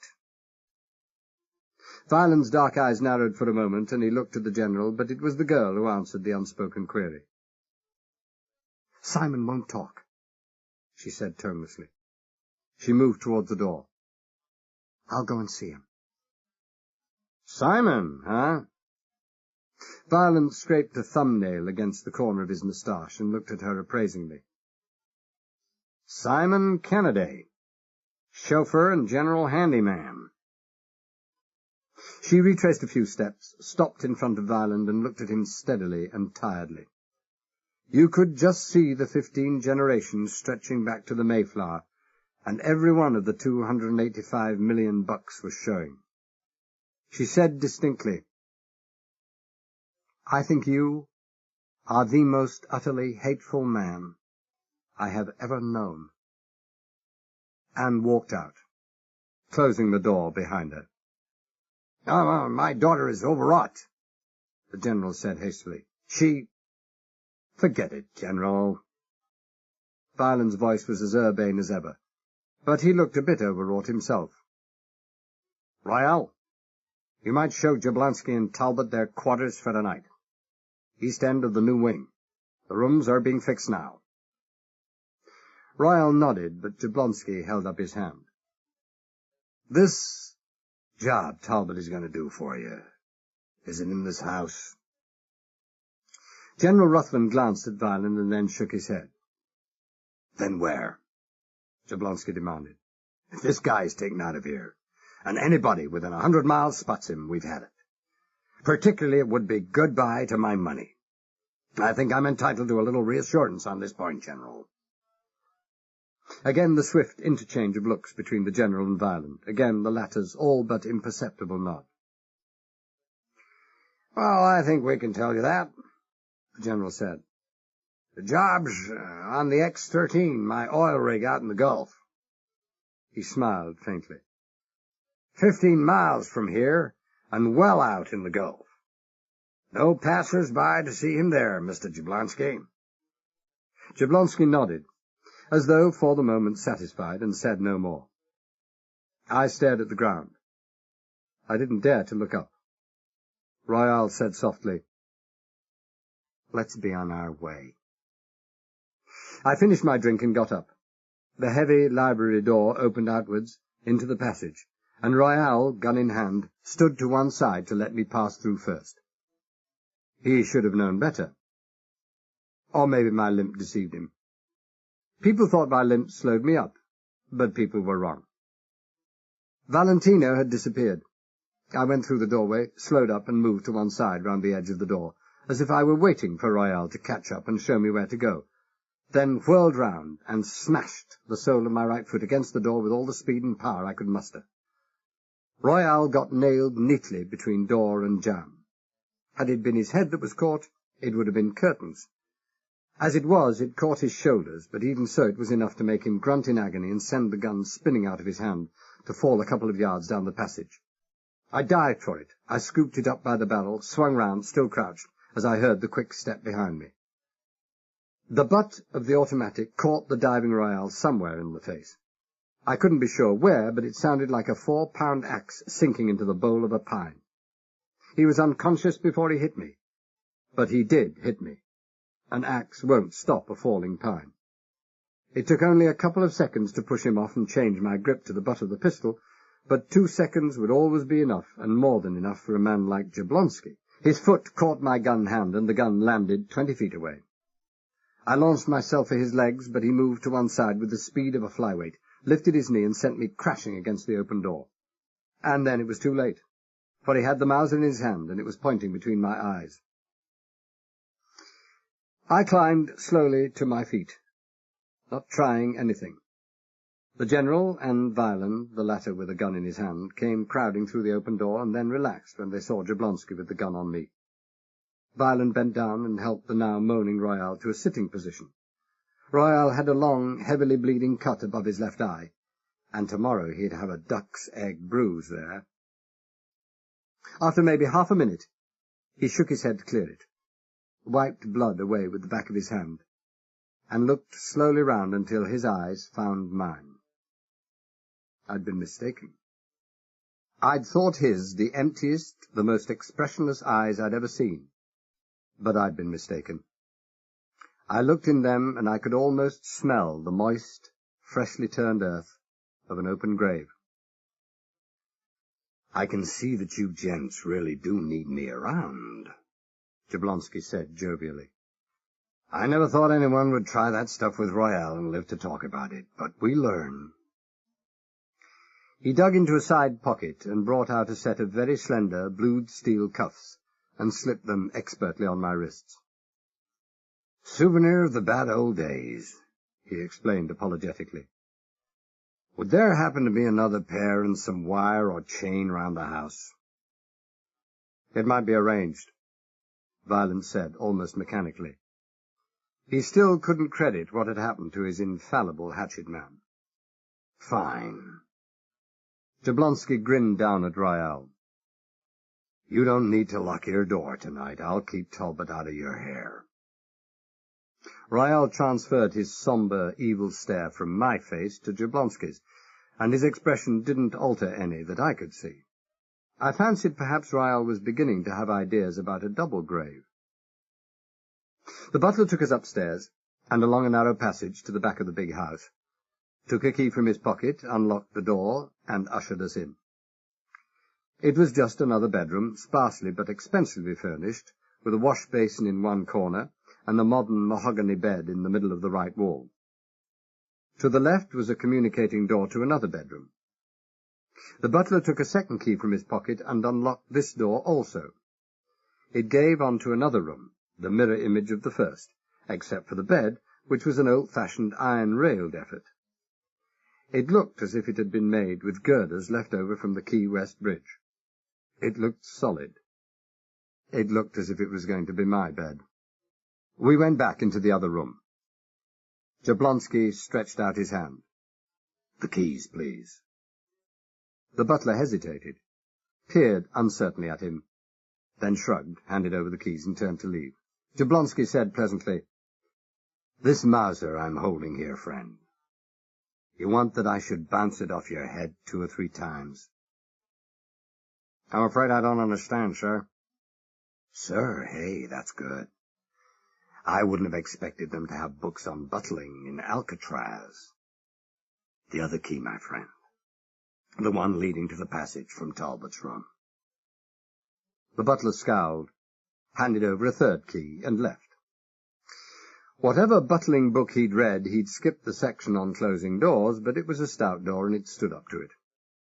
Jablonski grinned, locked the door with an ostentatious click, pulled the curtains, checked rapidly that there were no peepholes in the walls, and crossed back to where I stood. 5 or 6 times he smacked a massive fist into a massive palm, kicked the wall, and knocked over an armchair with a thud that shook the room. And then he said, not too softly, not too loudly, Get up when you're ready, friend. That's just a warning, shall we say. Not to try any further tricks like you tried on Royale. Just move 1 finger, and you'll think the Chrysler building fell on top of you. I didn't move a finger. Neither did Jablonski. There was a complete silence inside the room. We listened hard. The silence in the passageway outside was not complete. With his flat feet and adenoidal broken-nosed breathing, the butler was completely miscast as the last of the Mohicans, and he was a good 20 feet away by the time the thick carpet absorbed the last of his creaking footfalls. Jablonski took out a key, softly opened the handcuffs, pocketed them, and shook my hand as if he meant to break every finger I had. I felt like it too, but for all that my grin was as big and as delighted as his own. We lit cigarettes, and started on the 2 rooms with toothpicks, looking for bugs and listening devices. The place was loaded with them. Exactly 24 hours later, I climbed into the sports car that had been left empty, but with the ignition key in the lock, 400 yards away from the entrance lodge to the General's house. It was a Chevrolet Corvette, the same car that I'd stolen the previous afternoon when I'd been holding Mary Ruthven hostage. The rain yesterday had vanished completely. The sky had been blue and cloudless all day long, and for me it had been a very long day indeed. Lying fully dressed and handcuffed to the rails of an iron bed for 12 hours, while the temperature in a closed-window, south-facing room rises to 100 in the shade, well, the heat and the somnolent inactivity would have been just right for a Galapagos tortoise. It left me as limp as a shot rabbit. They'd kept me there all day, Jablonski bringing me food and parading me shortly after dinner before the General, Violent and Royale to let them see how good a watchdog he was, and that I was still relatively intact. Relatively was the word. To increase the effect, I'd redoubled my limp and had sticking plaster crossed over cheek and chin. Royale needed no such adventitious aids to advertise the fact that he'd been in the wars. I doubt if they made sticking plaster wide enough to cover the enormous bruise he had on his forehead. His right eye was the same bluish-purple as the bruise, and completely shut. I'd done a good job on Royale, and I knew, for all the empty remote expression that was back in his face, and one good eye, that he'd never rest until he'd done a better job on me. A permanent job. The night air was cool and sweet, and full of the smell of the salt sea. I had the hood down. As I travelled south, I leaned far back and to one side, to let the freshness drive away the last cobwebs from my dopey mind. It wasn't just the heat that had made my mind sluggish. I had slept so long during that sticky afternoon that I was overslept and paying for it. But then I wasn't going to get much sleep that coming night. Once or twice I thought of Jablonski, that big, black, smiling man with the tanned face and the engaging grin, sitting back in his upstairs room, diligently and solemnly guarding my empty bedroom with all 3 keys in his pocket. I felt in my own pocket, and they were still there, the duplicates that Jablonski had cut that morning when he'd taken the air in the direction of Marble Springs. Jablonski had been busy that morning. I forgot about Jablonski. He could take better care of himself than any man I'd ever known. I had enough troubles of my own coming up that night. The last traces of the brilliant red sunset had just vanished over the wine-dark gulf to the west, and the stars were standing clear in the high and windless sky when I saw a green-shaded lantern on the right side of the road. I passed it, then a second. Then at the third I turned sharp right and ran the Corvette down to a little stone jetty, switching off my headlights even before I coasted to a standstill, beside a tall, bulky man with a tiny pencil flash in his hand. He took my arm. He had to. I was blind from staring into the glaring white pool of light cast by the Corvette's headlamps, and led me wordlessly down a flight of wooden steps to a floating landing jetty, and across this to a long, dark shape that lay rocking gently by the side of the jetty. I was seeing better already, and I managed to grab a stay and jump down into the boat without a helping hand. A squat, short man rose to greet me. "Mr. Talbot?" "Yes." "Captain Zamish, isn't it?" "John." The little man chuckled, and explained in his lilting accent. "My boys would laugh at me. 'Captain Zamish,' they would say. 'And how is the Queen Mary, or the United States today?' they would say. And so on. 'The children of today.'" The little man sighed in mock sorrow. "Ah, well, I suppose John is good enough for the captain of the little Matapan." I glanced over his shoulder and had a look at the children. They were as yet no more than dark blurs against a slightly less dark skyline, but there was light enough to let me see that they averaged about 6 feet and were built in proportion. Nor was the Matapan so little. She was at least 40 feet long, twin-masted, with curious athwartships and fore and aft rails just above the height of a tall man's head. Both the men and the vessel were Greek. The crew were Greeks to a man, and if the Matapan wasn't entirely Grecian, she had at least been built by Greek shipwrights who had come to and settled down in Florida, just for the express purpose of building those sponge ships. With its slender, graceful curves and upswept bows, Homer would have had no trouble in identifying it as a direct lineal descendant of the galleys that had roamed the sunlit Aegean and Levant countless centuries ago. I felt a sudden sense of gratitude and security that I was aboard such a vessel, accompanied by such men. "A fine night for the job in hand," I said. "Well, perhaps not." The humour had left his voice. I don't think so. It is not the night that John Zamish would have chosen." I didn't point out that choice didn't enter into the matter. I said, "What, too clear? Is that it?" "No, not that." He turned away for a moment, gave some orders in what could only have been Greek, and men started moving about the deck, unhitching ropes from the bollards on the landing stage. He turned back to me. "Excuse me if I speak to them in our old tongue. Those 3 boys are not yet 6 months in this country. My own boys, they will not dive. A hard life, they say, too hard a life. So we have to bring the young men from Greece. I don't like the weather, Mr. Talbot. It is too fine a night. But that's what I said. No! He shook his head vigorously. Too fine. The air is too still. And the little breeze, it comes from the northwest. That is bad. Tonight the sun was aflame in the sky. That is bad. You feel the little waves that are rocking the Matapan? When the weather is good, the little waves, they slap against the hull every 3 seconds, maybe 4. Tonight, he shrugged, 12 seconds, maybe every 15. For 40 years I've sailed out of Tarpon Springs. I know the waters here, Mr. Talbot. I would be lying if I say any man knows them better. A big storm comes. A big storm, huh? When it came to big storms, I didn't fancy myself very much. Hurricane warning out? No. Do you always get those signs before a hurricane? Captain Zamis wasn't going to cheer me up. Somebody had to try. No, not always, Mr. Talbot. Once, maybe 15 years ago, there was a storm warning, but none of the signs. Not one. The fishermen from South Caicos went out. 50 drowned. But when it is September and the signs are there, then the big storm comes. Every time it comes.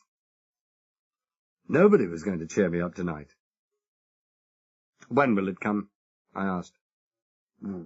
8 hours? 48 hours? I do not know. He pointed due west, the source of the long, slow, oily swell. But it comes from there. You will find your rubber suit below, Mr. Talbot. 2 hours and 13 miles later, we were uncomfortably nearer that still distant storm. We travelled at full speed, but full speed on the Matapan was nothing to write home about. Almost a month ago, 2 civilian engineers, sworn to secrecy, had bypassed the exhaust of the Matapan's engine to an underwater cylinder with a curiously arranged system of baffle plates. They'd done a fine job. The exhaust level of the Matapan was no more than a throaty whisper, but back pressure had cut the thrust output in half.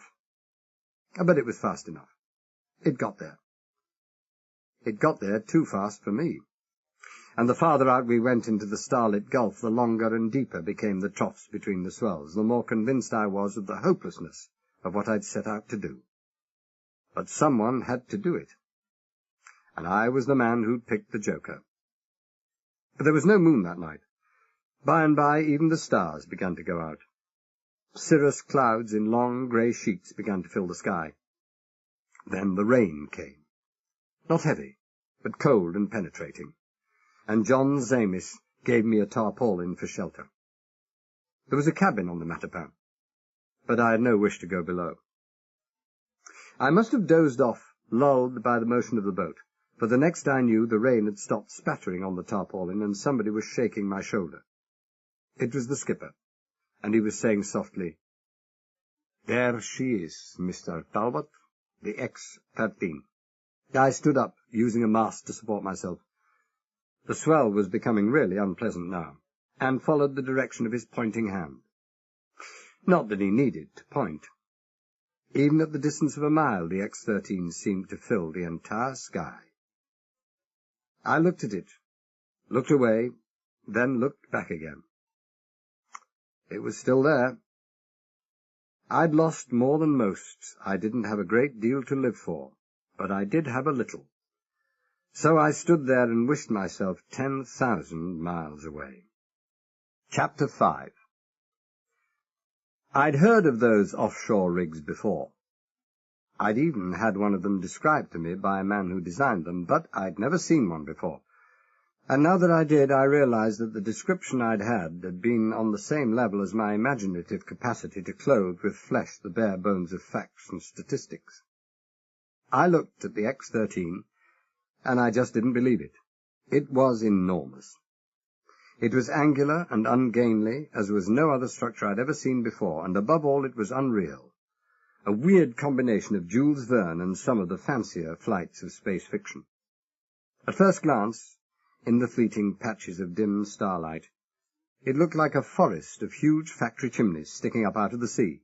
Halfway up their height, those chimneys were all joined by a deep and massive platform, through the sides of which those chimneys penetrated. And at the very right-hand side, built on the platform itself and reaching up into the sky, mysterious and fragile in the spider-like tracery of its slenderly interwoven girders, twice the height of the chimneys and outlined against the night sky in its fairy-like festoon of white and coloured operating and aircraft warning lights, was the oil-drilling derrick itself. I'm not one of those characters who go on about pinching themselves to convince themselves that things are real, but if I were, I would never have had a better opportunity or reason to pinch than right then. To see that weird Martian structure suddenly thrusting itself up out of the sea would have had the most hardened topers in the country screaming to climb aboard the water wagon. The chimneys, I knew, were massive tubular metal legs of almost unbelievable strength, each one capable of supporting a weight of several hundred tons, and on this rig I could count no less than 14 of those legs, 7 on each side, and there must have been a stretch of 400 feet between the outer ones at the ends. And the astonishing thing was that this huge platform was mobile. It had been towed there with the platform deep sunk in the sea, and the legs thrusting high up almost to the level of the top of the derrick. Arrived at the right spot, those legs had dropped right down to the floor of the sea, and then the whole huge platform and derrick, maybe 4,000 or 5,000 tons in all, and powered by huge engines, had risen, dripping from the sea, till it was safe beyond the reach of even the highest of the hurricane-lashed waves of the Gulf of Mexico. All this I had known, but knowing and seeing weren't the same things at all. A hand touched my arm and I jumped. I'd quite forgotten where I was. "What do you think of him, Mr. Talbot?" It was the skipper. "You like, huh?" Yes, it's nice." "How much did this little toy cost? Any idea?" "Oh, $4 million. Zamis shrugged. "Maybe 4.5. "A fair investment," I conceded. $4 million. 8, Zamis corrected. "A man cannot just come and start drilling, Mr. Talbot. First, he buy the land under the sea, 5,000 acres, $3 million. Then to drill a well, just one well, maybe 2 miles deep, it cost maybe $750,000, if he's lucky." $8 million. And not an investment either, a gamble. Geologists could be wrong. They were more often wrong than right. General Blair Ruthven, a man with $8 million to throw away. What colossal prize could a man like that, with a reputation like his, be working for, if he was prepared, as he so obviously was prepared, to step outside the law? Well, there was only one way of finding out. I shivered and turned to Zamis. "You can get in close? Real close, I mean." "All the way." He pointed to the near side of the vast structure. "You have seen the ship tied up alongside?" I hadn't, but I could see her now, a lean, dark shape maybe 250 feet long, completely dwarfed by the massive rig, the tips of her masts reaching no more than halfway up the platform deck of the oil rig. I looked back at Zamis. "Is that going to queer our pitch, John?" "Get in our way, you mean? No. We make a wide curve and approach from the south." He touched the rudder, and the Matapan swung away to port, heading to bypass the X-13 to the south. To have gone to the north, to the right, would have brought the Matapan under the glare of the arc and floodlights that illuminated the big working platform round the derrick. Even at a mile we could clearly see men moving around the derrick, and the subdued hum of powerful machinery, like that of diesel compressors, came at us clearly over the darkened waters. So much at least was in our favour. It had not occurred to me that work on those mobile rigs would go on 24 hours a day, but at least the clamour of their operations would drown out the throaty whisper of the Matapan's engines. The boat had begun to corkscrew violently. We were quartering to the southwest, taking that long, deepening swell on our starboard bow, and water was beginning to break over the sides of the boat. and I was getting wet. I crouched under a tarpaulin near the rudder, lit a last cigarette under cover, and looked at the skipper. "That ship out there, John. What chances of it moving away?" "I don't know. Not much, I think. It is a supply and power ship. It brings out food and drink and mud for the drills and thousands of gallons of oil. Look closely, Mr. Talbot. It's a kind of small tanker. Now it brings oil for the big machines and perhaps electricity from its dynamos. Later, when the strike comes, it takes oil away." I peered out under a corner of the tarpaulin. It did look, as John said, a kind of small tanker. I'd seen the same type of ship years ago in the war, the high, raised, bare centre deck, and after accommodation and engine room of the inshore fleet oiler. But what interested me more right then was John's statement that it was there most of the time. "I want to go aboard that ship, John." "Can do." I didn't want to go aboard, but I knew I had to. The idea of a vessel more or less permanently moored there had never occurred to me. Now that I knew it to be a fact, it was suddenly the most important factor in my considerations. But I was told you want to go aboard the rig itself, Mr. Talbot." "Yes, perhaps. But later. Can you manage the ship?" "I can try." Captain Amis sounded grim. "It is a bad night, Mr. Talbot." He was telling me. I thought it was a terrible night. But I said nothing. Still angling southwest, we were passing directly opposite the middle of one of the long sides of the rig, and I could see that the massive steel columns supporting the derrick platform were not so symmetrically arranged as I'd imagined. Between the fourth and fifth of the huge legs on either side was a gap of perhaps 150 feet, and here the platform was scooped out to a much lower level than the main deck. On this lower level, the thin, spindly, cigar-shaped outline of a crane reached up as high as the topmost level of the columns. The ship was moored directly below this cut-out well-deck, spanning the gap, and a couple of steel pillars on either side of the gap. 5 minutes later, the skipper changed course until we were heading due west again, in a direction that would have taken us clear to the south of the rig. But we had hardly time to get accustomed to the comparative comfort of heading straight into the swell when he put the helm over and headed northwest. We steered straight in, as it seemed, for the most southerly leg on the landward side of the rig, passing within 40 feet of the bow of the ship moored alongside, scraped by the leg with only feet to spare, and so found ourselves directly under the massive platform of the oil rig. One of the young Greeks, a black-haired, bronzed boy by the name of Andrew, was busy in the bows, and as we passed right under the platform and came abreast of the second pillar from the south and seaward side, he called softly to John, and at the same time threw a lifebelt attached to a coil of light rope as far as he could to one side. As he did so, John cut the engine to the merest whisper, and the Matapan, urged by the swell, drifted slowly back past one side of the pillar, while the lifebelt came back on the other, so passing the light line completely round the pillar. Andrew picked up the lifebelt with a boat-hook and started pulling in the grass line, which had been bent onto a heavier manila. Within a minute the Matapan was securely moored to the pillar, with the engine just ticking over sufficiently to give her enough way to take the strain of the rope so that she wouldn't snag too heavily in the steadily deepening swell. Nobody had heard us. Nobody had seen us. Not at least as far as we could tell. "You will be very quick," John said softly, anxiously. "I do not know how long we shall be able to wait. I smell this storm." He was anxious. I was anxious. Well, we were all anxious. But all he had to do was sit in that boat. Nobody was going to beat his head in, or tie rocks to him and throw him into the Gulf of Mexico. "You've got nothing to worry about," I said reassuringly. Nor had he, compared to me. Half an hour.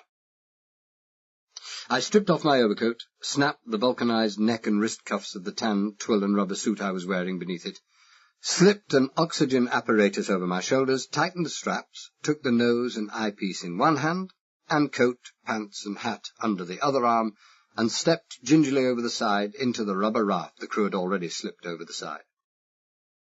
Andrew sat at the after end of this flimsy contraption, holding a line in his hand. and as soon as I'd settled, let go his grip on the gunwale of the Matapan. The drift of the swell carried us quickly under the gloomy mass of the platform, Andrew paying out the line as we went. Paddling a rubber dinghy in a swell is difficult enough. Paddling it in a specific direction against such a swell all but impossible. It would be 100 times easier to regain the Matapan by hauling ourselves back hand over hand. At a whispered word from me, Andrew checked the rope and took a turn. We were now close up to the side of the ship, but still in deep shadow.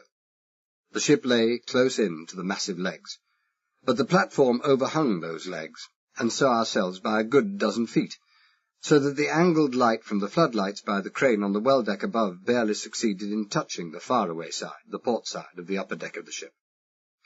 All the rest of the vessel lay shrouded in deep darkness, except for a patch of light that fell on the forecastle from a rectangular gap high up in the overhang of the platform.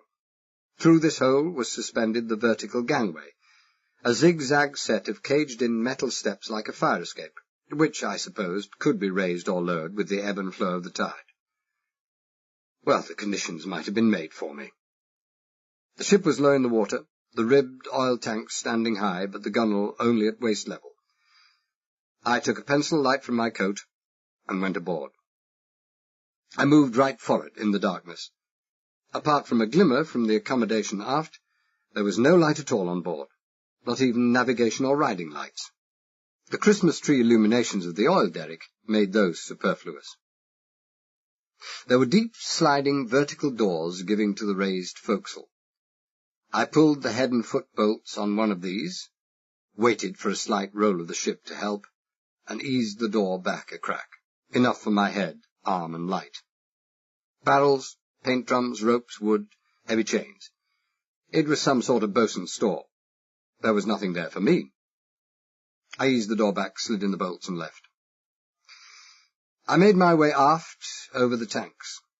There were raised trapdoors with large clips which stuck out at all angles. There were fore and aft and thwartships pipes of every conceivable size and at every conceivable height.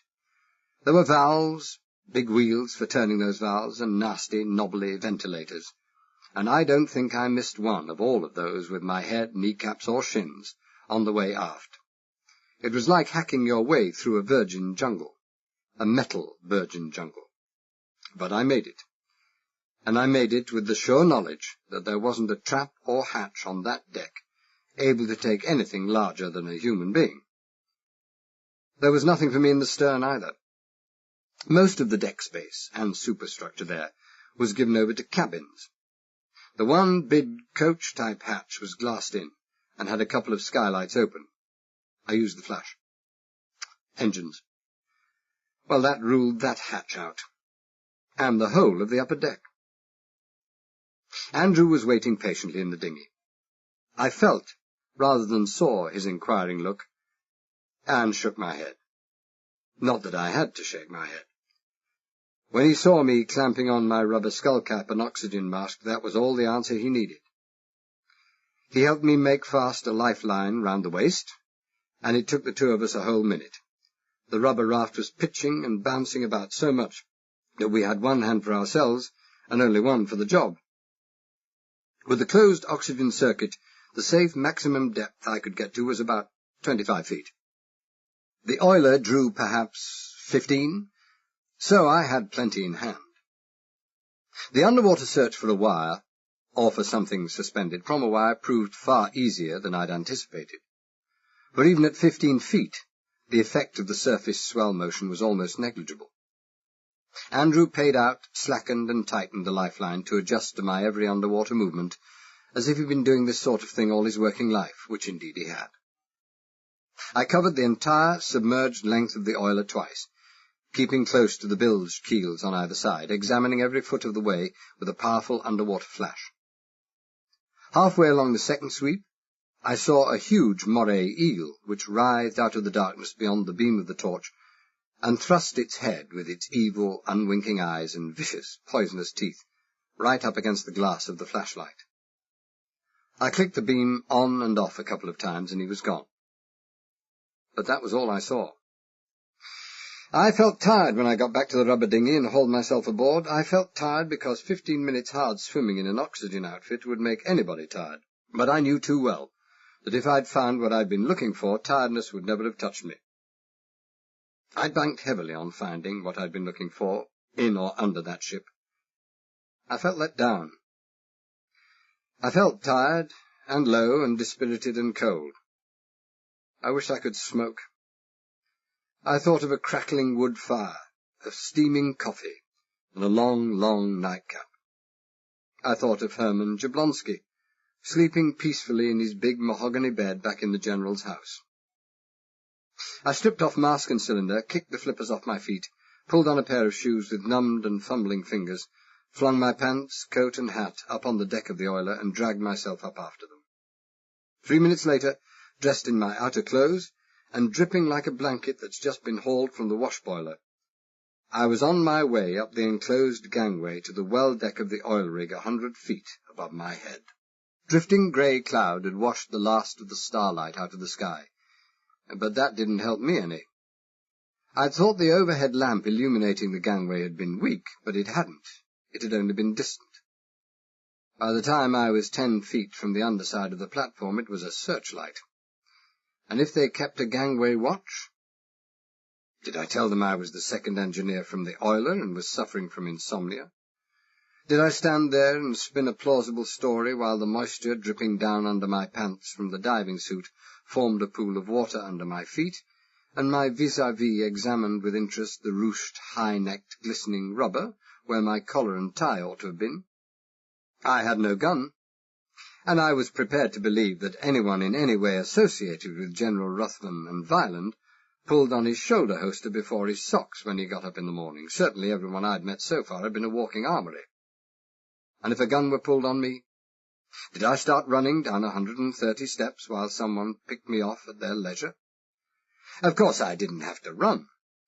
The fire escape gangway was only enclosed on 3 sides, but the 4th opened seawards, and I wouldn't bounce far off that maze of valves and pipes on the oiler below. I concluded that any halfway intelligent man would have gone straight back down. I went right on up. There was no one there. The gangway emerged in an alcove closed off on 3 sides, by the railed platform edge on one side, by high steel walls on the other 2. The 4th side gave directly onto the well deck where the crane was.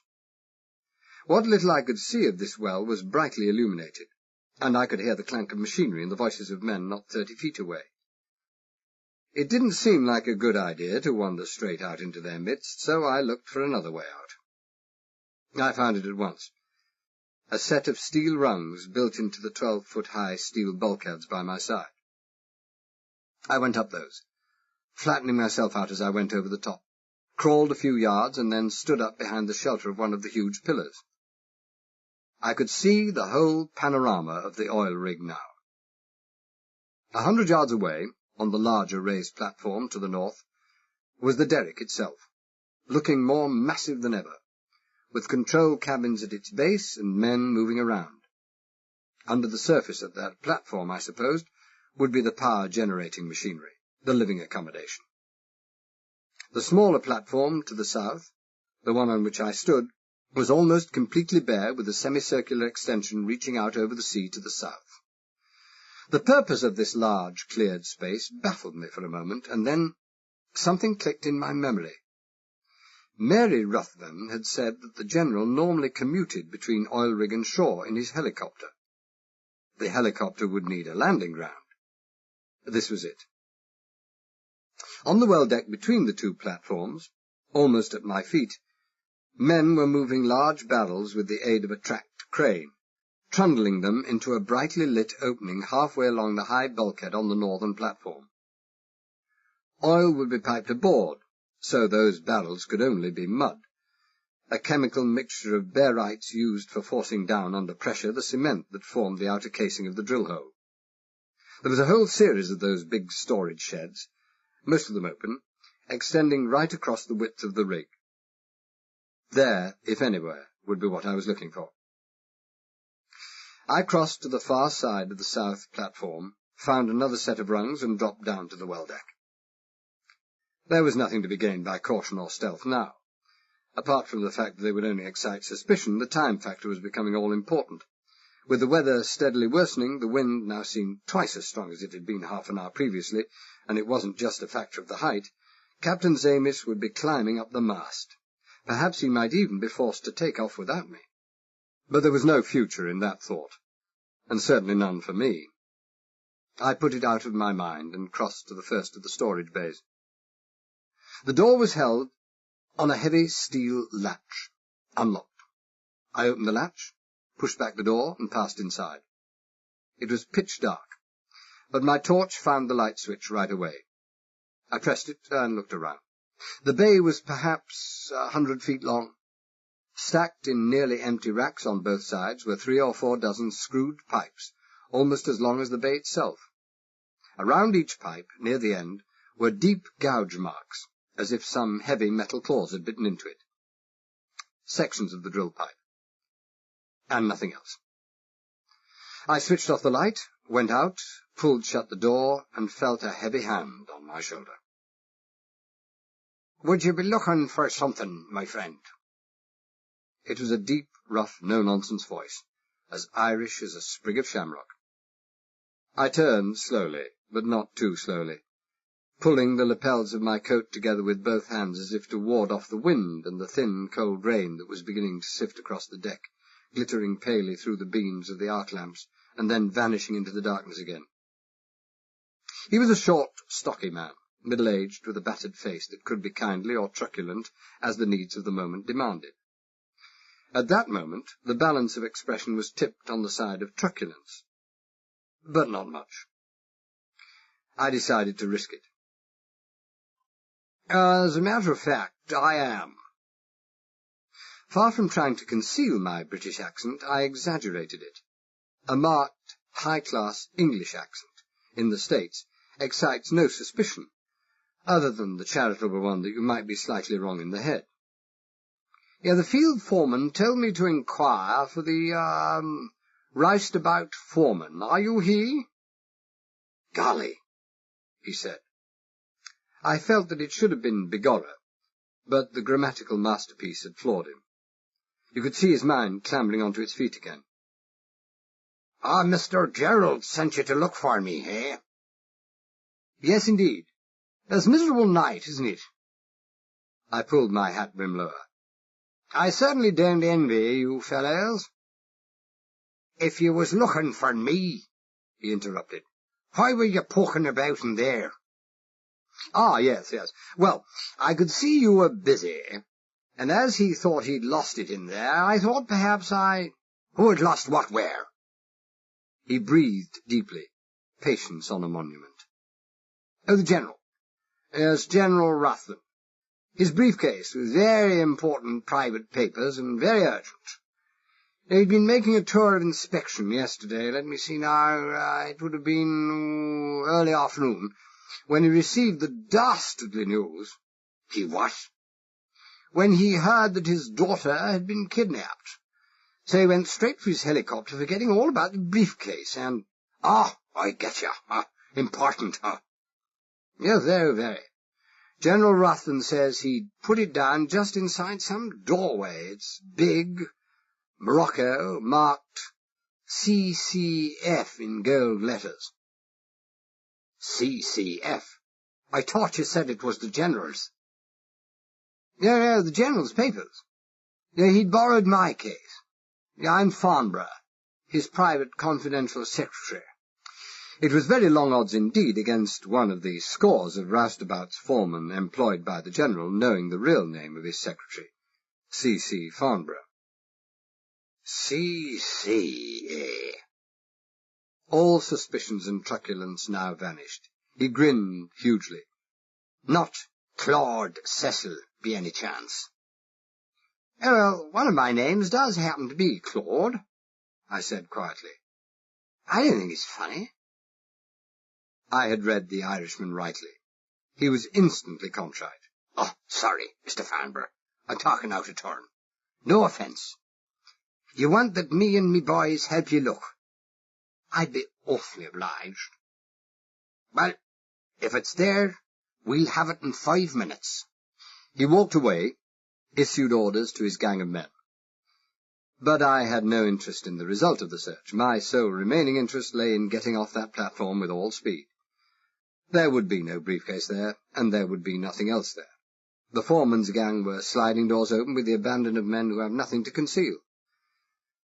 I didn't even bother glancing inside any of the bays. The fact that doors could be opened without unlocking, and were being opened indiscriminately in the presence of a total stranger, was proof for me that there was nothing to be concealed. And apart from the fact that there were far too many men there to swear to secrecy, it stood out a mile that that genial Irishman was not the type to get mixed up in any criminal activities. Some people are like that. You know it the moment you see and speak to them. The roustabout foreman was one of those. I could have slipped away and down the gangway while the search was still going on, but that would have been stupid. The search for the missing briefcase would be nothing compared to the all-out search that would then start for C.C. Farnborough. They might assume that I'd fallen over the side. Powerful searchlights would pick up the Matapan in a matter of minutes, and even were I aboard the Matapan, I didn't want to leave the vicinity of the rig. Not yet. And above all, I didn't want the news to get back ashore that an intruder disguised as, or at least claiming to be, the General Secretary had been prowling around the X-13. What to do when the search was over? The foreman would expect me to go back to the derrick side, where the accommodation and offices were, presumably to report failure of a mission to Mr. Gerald. Once I left for there, my retreat to the gangway would be cut off. And so far, it hadn't occurred to the foreman to ask how I'd arrived aboard the rig. He was bound to know that there had been no helicopter or boat out to the rig in hours, which argued the fact that I must have been aboard for hours. And if I had been aboard for hours, why had I delayed so long in starting this so very urgent search for the missing briefcase? The search, as far as I could see, was over. Doors were being banged shut, and the foreman was starting back towards me when a bulkhead phone rang. He moved towards it. I moved into the darkest patch of shadow I could see, and buttoned my coat right up to the neck. That at least wouldn't excite suspicion. The wind was strong now, the cold rain driving across the well-deck at an angle of almost 45 degrees. The foreman hung up and crossed over to where I was standing. No, sorry, Mr. Farnborough, no luck. You sure he left it here? Oh, certain, Mr. Curran, Joe Curran. Well, it's not here now, and we can't look any more. He hunched deeper into his black, glistening oilskin. We gotta go and start yo-yoing that damn pipe. Oh, yes, I said politely. He grinned and explained. The drill. Gotta haul it up and change it. What, on a night like this? And in a wind like this? And it must take some time. Oh, it takes some time. 6 hours if we're lucky. That damn drill's 2.5 miles straight down, Mr. Farnborough. I made the proper noises of astonishment instead of the noises of relief I felt like making. Mr. Curran, working on the derrick for the next 6 hours in this weather, would have more to worry about than stray secretaries. He made to go. Already his men had filed past and climbed up a companionway to the north platform. You coming, Mr. Farnborough? Well, not yet. I smiled wanly. I think I'll go and sit in the shelter of the gangway for a few minutes and work out what I'm going to tell the General. I had an inspiration. You see, he only phoned up about 5 minutes ago. You know what he's like. Lord knows what I'm going to tell him. Yeah, that's tough. The words meant nothing. Already his mind was on the recovery of the drill. Well, be seeing you. Yes, thank you. I watched him out of sight, and 2 minutes later I was back aboard the rubber dinghy. Another 2 minutes, and we'd been hauled back to the Matapan. You have been far too long, Mr. Talbot, Captain Zamis scolded. His small, agitated figure gave the impression of hopping around in the darkness, although it would have taken a monkey to hop around that pitching, heaving sponge-boat without falling overboard with the first hop. The engine note was much louder now. Not only had the skipper been forced to increase engine revolutions to keep a certain amount of slack on the rope tying the Matapan to the pillar, But the vessel was now pitching so wildly that almost every time the bows plunged deep into the sea, the underwater exhaust beneath the stern came clear in a brief but carrying crackle of sound. "You have been successful, no?" Captain Zamis called in my ear. "No." "So, it is sad. But no matter, we must leave at once." 10 minutes, John. Just another 10 minutes. It's terribly important." No, we must leave at once." He started to call the order to cast off to the young Greek sitting in the bows when I caught his arm. "Are you afraid, Captain Zamis?" Despicable, but I was desperate. "I am beginning to be afraid," he said with dignity. "All wise men know when it is time to be afraid, and I hope I'm not a fool, Mr. Talbot. There are times when a man is selfish if he is not afraid. I have 6 children, Mr. Talbot." "And I have 3. I hadn't even one. Not anymore. I wasn't even married. Not anymore. For a long moment we stood there, clinging on to the mast, while the Matapan pitched and corkscrewed wickedly in that almost impenetrable darkness under the cavernous shadow of the oil rig. But apart from the thin whistling of the rain-laden wind in the rigging, it was a long, silent moment. I changed my tactics. "The lives of men depend on this, Captain Zamis. Don't ask me how I know, but I know. Would you have it said that men died because Captain Zamis would not wait 10 minutes? There was a long pause. The rain hissed whitely into the heaving blackness of the sea beneath us, and then he said, 10 minutes. No more." I slipped off shoes and outer clothing, made sure the lifeline was securely tied to my waist just above the weights, slipped on the oxygen mask and stumbled forward to the bows, again thinking, for no reason at all, of big Herman Jablonski sleeping the sleep of the just in his mahogany bed. I watched until a particularly big swell came along, waited until it had passed under and the bows were deep in the water, stepped off into the sea, and grabbed for the rope that moored the Matapan to the pillar. I went out towards the pillar, hand over hand. It couldn't have been more than 20 feet away, but even with the rope to help me, I got a pretty severe hammering, and without the oxygen mask I don't know how much water I would have swallowed. I collided with the pillar before I realized I was near it, let go the rope and tried to grab the pillar. Why, I don't know. I might as well have tried to put my arms round a railway petrol tanker, for the diameter was about the same. I grabbed the rope again before I was swept away, and I worked my way round to the left towards the seaward side of the massive steel leg. It wasn't easy. Every time the Matapan's bows rose with the swell, the rope tightened and jammed my clutching hand immovably against the metal. But just so long as I didn't lose any fingers, I was beyond caring. When my back was squarely to the swell, I released the rope, spread out my arms and legs, thrust myself below water, and started to descend that pillar, something in the fashion of a Sinhalese boy descending an enormous palm tree, Andrew paying out the lines skillfully as before. 10 feet. 20. Nothing. 30. Nothing. 35. Nothing. My heart was starting to pound irregularly, and my head beginning to swim. I was well below the safe operating limit of that closed oxygen mask. Quickly I half swam, half clawed my way up, and came to rest about 15 feet below the surface, clinging to that enormous pillar like a cat halfway up a tree and unable to get down. 5 of Captain Zamis's 10 minutes were gone. My time was almost run out. And yet it had to be that oil rig. It simply had to be. The General himself had said so, and there had been no need to tell anything but the truth to a man with no chance of escape. And if that weren't enough, the memory of that stiff, creaking, leaden-footed man who'd brought the tray of drinks into the General's room carried with it complete conviction. But there was nothing on the ship alongside, nor was there anything under it. I would have sworn to that. There was nothing on the oil rig itself. I would have sworn to that too.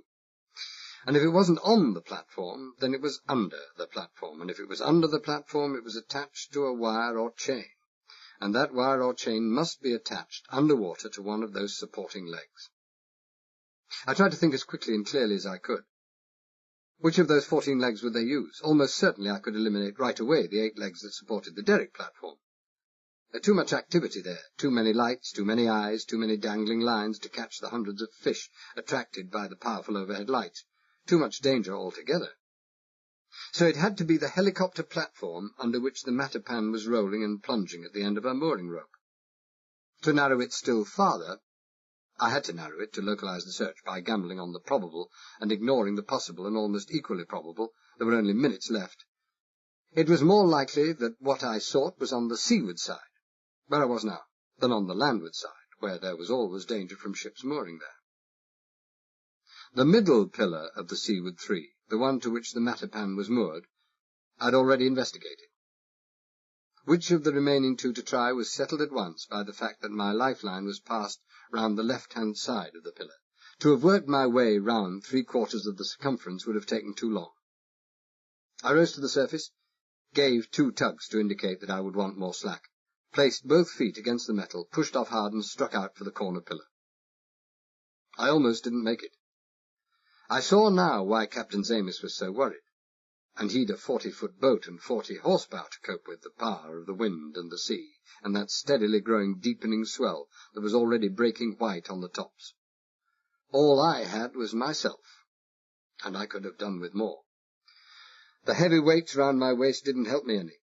It took me 100 yards of frantic thrashing and gasping to cover the 15 yards that lay between the two pillars, and closed oxygen sets aren't designed for the kind of gasping I was doing. But I made it, just. Once more on the seaward side and pinned against the pillar by the pressure of the swell, I started crabbing my way down below the surface. This time it was easy. For right away, by chance, my hand found a broad, deeply and sharply cut series of slightly curved grooves in the metal extending vertically downwards. I'm no engineer, but I knew this must be the worm that engaged against the big motor-driven pinion, which would be required to raise and lower those pillars. There must have been one on the last pillar also, but I'd missed it. It was like going down a cliff with a series of rungs cut in the rock face. I paused every other foot or so, reaching out on both sides. But there was nothing, no projection, no wire, just the smooth, rather slimy surface. Steadily, painstakingly, I forced myself downwards, increasingly more conscious of the gripping pressure of the water, the difficulty of breathing. Somewhere close on 40 feet, I called it a day. Damaging my eardrums or lungs or getting nitrogen into the bloodstream wasn't going to help anyone. I gave up. I went up. Just below the surface, I stopped to have a rest and clear my head. I felt bitterly disappointed.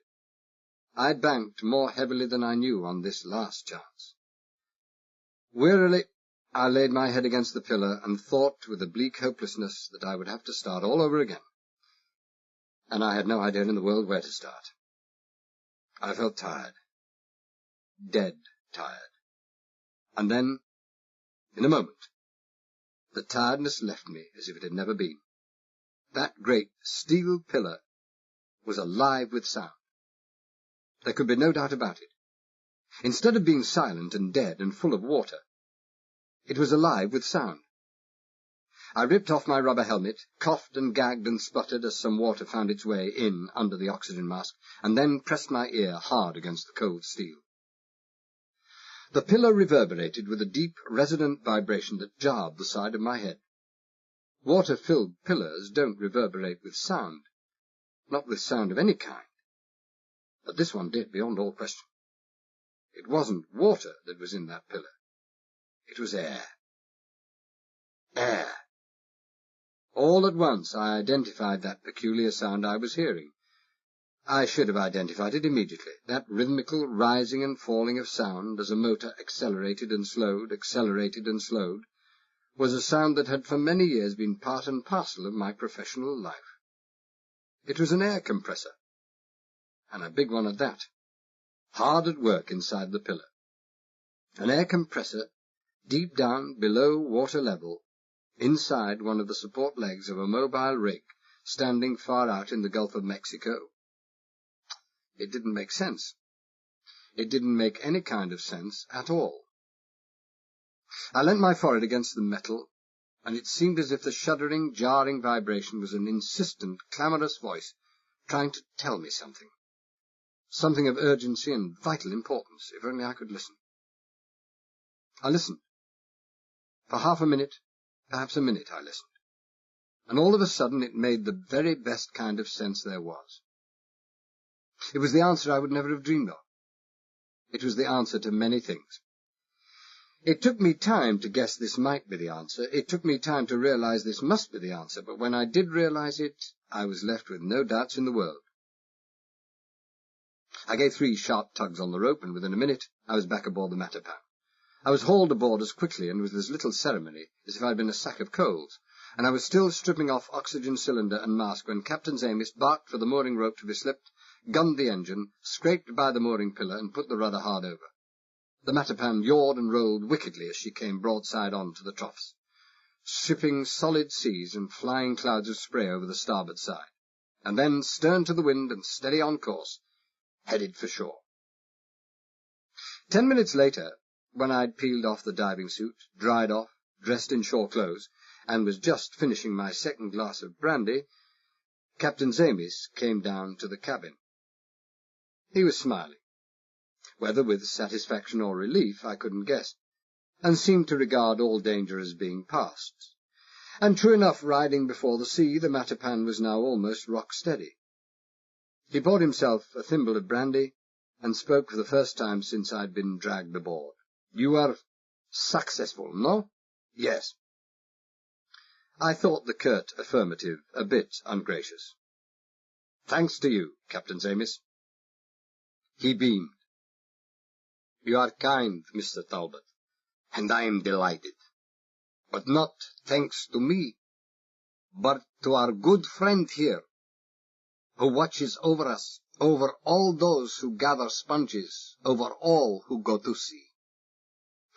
He struck a match and put a light to a wick in an oil-filled boat-shaped pottery dish which stood in front of a glassed-in portrait of St. Nicholas.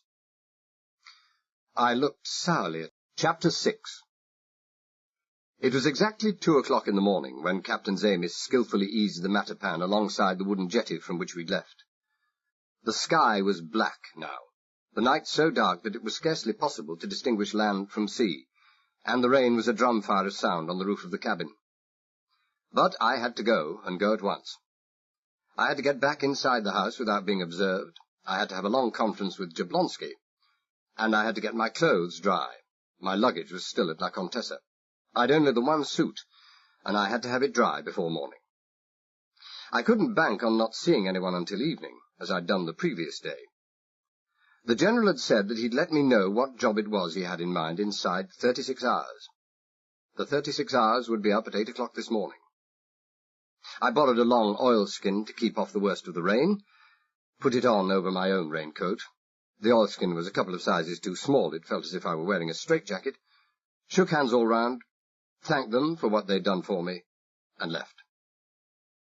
At 2:15, after making a brief stop at a call box, I parked the Corvette in the side turning where I'd found it, and squelched along the road in the direction of the drive leading up to the General's house. There were no sidewalks on the road. The kind of people who lived on this exclusive stretch of sea frontage didn't have any need of sidewalks, and the gutters were swollen little rivers with the muddy water spilling over the uppers of my shoes. I wondered how I was going to get my shoes dry in time for the morning. I passed the lodge where the chauffeur lived, or where I presumed he lived, and passed by the driveway also. The enclosed tunnel was brightly lit, and clambering over the top of that 6-barred gate in that blaze of light wouldn't have been a very clever thing to do. And for all I knew, the top bar might be set to work some electrically operated warning bell if sufficient weight were brought to bear. I wouldn't have put anything beyond the lot who lived in that house. 30 yards beyond the drive, I squeezed through an all but imperceptible gap in the magnificent 8-foot hedge that fronted the General's estate. Less than 2 yards behind the hedge was an equally magnificent 8-foot wall, hospitably topped with huge chunks of broken glass set in cement. Neither the hedge concealing the wall, nor the wall designed to discourage those too shy to enter by the main driveway was, I'd learnt from Jablonski, peculiar to the General's estate. All the neighbours had money enough, and importance enough, to make the protection of their privacy a matter of considerable consequence, and this set-up was common to most of them. The rope, dangling from the gnarled branch of the big live oak on the other side of the wall, was where I'd left it. Badly hampered by the binding constriction of the oilskin, I waddled rather than walked up that wall, swung to earth on the other side, clambered up the oak, unfastened the rope, and thrust it under an exposed root. I didn't expect to have to use that rope again, but one never knew. What I did know was that I didn't want any of Violent's playmates finding it. What was peculiar to the General's estate was the fence about 20 feet beyond the wall. It was a 5-stranded affair, and the top 3 were barbed. The sensible person, obviously, pushed up the second lowest plain wire, pushed down the bottom one, stooped and passed through. But what I knew, thanks to Jablonski, and what the sensible person didn't, was that pressure on either of the 2 lower wires operated a warning bell. So I climbed laboriously over the top 3 wires, to the sound of much ripping and tearing, and lowered myself down on the other side. Andrew wasn't going to have much further use for his oilskin by the time he got it back. If he ever got it back. Under the closely packed trees, the darkness was almost absolute. I had a pencil flash, but I didn't dare use it. I had to trust to luck and instinct to circle the big kitchen garden that lay to the left of the house, and so reach the fire escape at the back. I had about 200 yards to go, and I didn't expect to make it in under a quarter of an hour. I walked as old Broken Nose, the butler, had fancied he walked when he crept away from our bedroom door after leaving Jablonski and myself there. I had the advantages of normal arches to my feet, and no adenoids worth talking about. I walked with both arms outstretched before me, and it wasn't until my face collided with a tree trunk that I learned not to walk with my arms outspread as well as outstretched. I couldn't do anything about the dripping, clammy Spanish moss that kept wrapping itself about my face, but I could do something about the hundreds of twigs and broken branches that littered the ground. I didn't walk. I shuffled. I didn't lift my feet. I slid each one forward slowly and carefully, brushing aside whatever lay in my path, and not allowing any weight to come on the leading foot until I'd made good and certain that there was nothing under that foot that would snap or creak when my weight was transferred to it. Although I do say it, I was pretty silent. It was as well that I was. 10 minutes after leaving the fence, when I was seriously beginning to wonder whether I'd angled off in the wrong direction, suddenly, through the trees and the curtain of rain dripping steadily from the oaks, I thought I saw a tiny glimmer of light. A flicker, then gone. I might have imagined it, but I don't have that kind of imagination. I knew I didn't. So I slowed down still more, pulling my hat brim down and coat collar up, so that no faintest sheen of paleness might betray my face. You couldn't have heard the rustle of my heavy oilskin 3 feet away. I cursed the Spanish moss. It wrapped its long, clammy tendrils round my face. It made me blink and shut my eyes at the very moments when shutting my eyes might have been the last thing I ever did. And it obscured my vision to a degree where I felt like dropping to my hands and knees and crawling forward on all fours. I might even have done that, but I knew the crackling of the oilskin would give me away. And then I saw the glimmer of light again. It was 30 feet away, no more, and it wasn't pointing in my direction. It was illuminating something on the ground.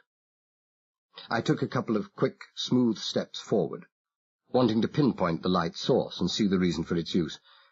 And then I discovered that my navigational sense in the darkness had been completely accurate. The kitchen garden was surrounded by a wire-netted wooden fence, and halfway through my second step, I walked right into it. The top rail creaked like the door to an abandoned dungeon. There came a sudden exclamation, the dousing of the light, a brief silence, and then the torch flicked on again, the beam no longer pointing at the ground, but reaching out for and searching the perimeter of the kitchen garden. Whoever held that torch was as nervous as a kitten, because whoever held the torch had more than a vague idea where the sound had come from, and a steady, careful sweep would have picked me up in 3 seconds. As it was, the search consisted of a series of jittery probings and jerkings of the beam, and I'd time to take a long, smooth step backwards. Just one. There was no time for more. As far as it's possible to melt into a neighbouring oak tree, I melted into a neighbouring oak tree. I pressed against it as if I were trying to push it over, and I wished, as I'd never wished before, I wished I had a gun. Give me that flash. The cold, quiet voice was unmistakably Royale's.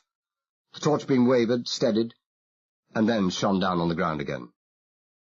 Get on with it, now. But I heard something, Mr. Royale. It was Larry, his voice a high-pitched, jittery whisper. Over there, I know I did. Yeah, me too. It's all right. With a voice like Royale's, with a voice with as much warmth in it as a champagne bucket, it was difficult to sound soothing, but he was doing his best. Woods are full of those noises in the dark. Hot day, cold rain at night, contraction. Then all sorts of noises. Now hurry it up. You want to stay out in this damned rain all night? Look, Mr. Royale. The whisper was more than earnest now, it was desperate. I didn't make a mistake, honest. I didn't, I heard. Missed out on your shot of the white stuff tonight? Royale interrupted cruelly. The strain of even a moment's kindness had been too much for him. God, why did I have to be saddled with a junkie like you? Shut up and work. Larry shut up. I wondered about what Royale had said, because I'd been wondering about it ever since I saw Larry. His behavior, the fact that he was allowed to associate with Violent and the General, the liberties he was permitted, above all, his very presence there. Big criminal organizations working for big stakes, and if this bunch weren't working for big stakes, I couldn't imagine who were, usually picked the members of their organization with as much care and forethought as a big corporation picks its top executives. More. A careless slip-up, a moment's indiscretion on the part of an executive won't ruin a big corporation, but it can destroy a criminal setup. Big crime is big business, and big criminals are big businessmen, running their illegal activities with all the meticulous care and administrative precision of their more law-abiding colleague. If, most reluctantly, it was found necessary to remove rivals or such as offered menace to their security, the removal was entrusted to quiet, polite people like Royale. But Larry was about as much use to them as a match in a powder magazine. There were 3 of them in that corner of the kitchen garden. Royale, Larry, and the butler, whose range of duties appeared to be wider than that normally expected of his profession in the better-class English country houses. Larry and the butler were busy with spades. Digging, I thought at first. Because Royale had the light hooded, even at 10 yards in that rain, it was difficult to see anything. But by and by, judging more by ear than by eye, I knew that they were filling in a hole in the ground. I grinned to myself in the darkness. I would have taken long odds that they were burying something very valuable indeed. Something that wouldn't be remaining there very long.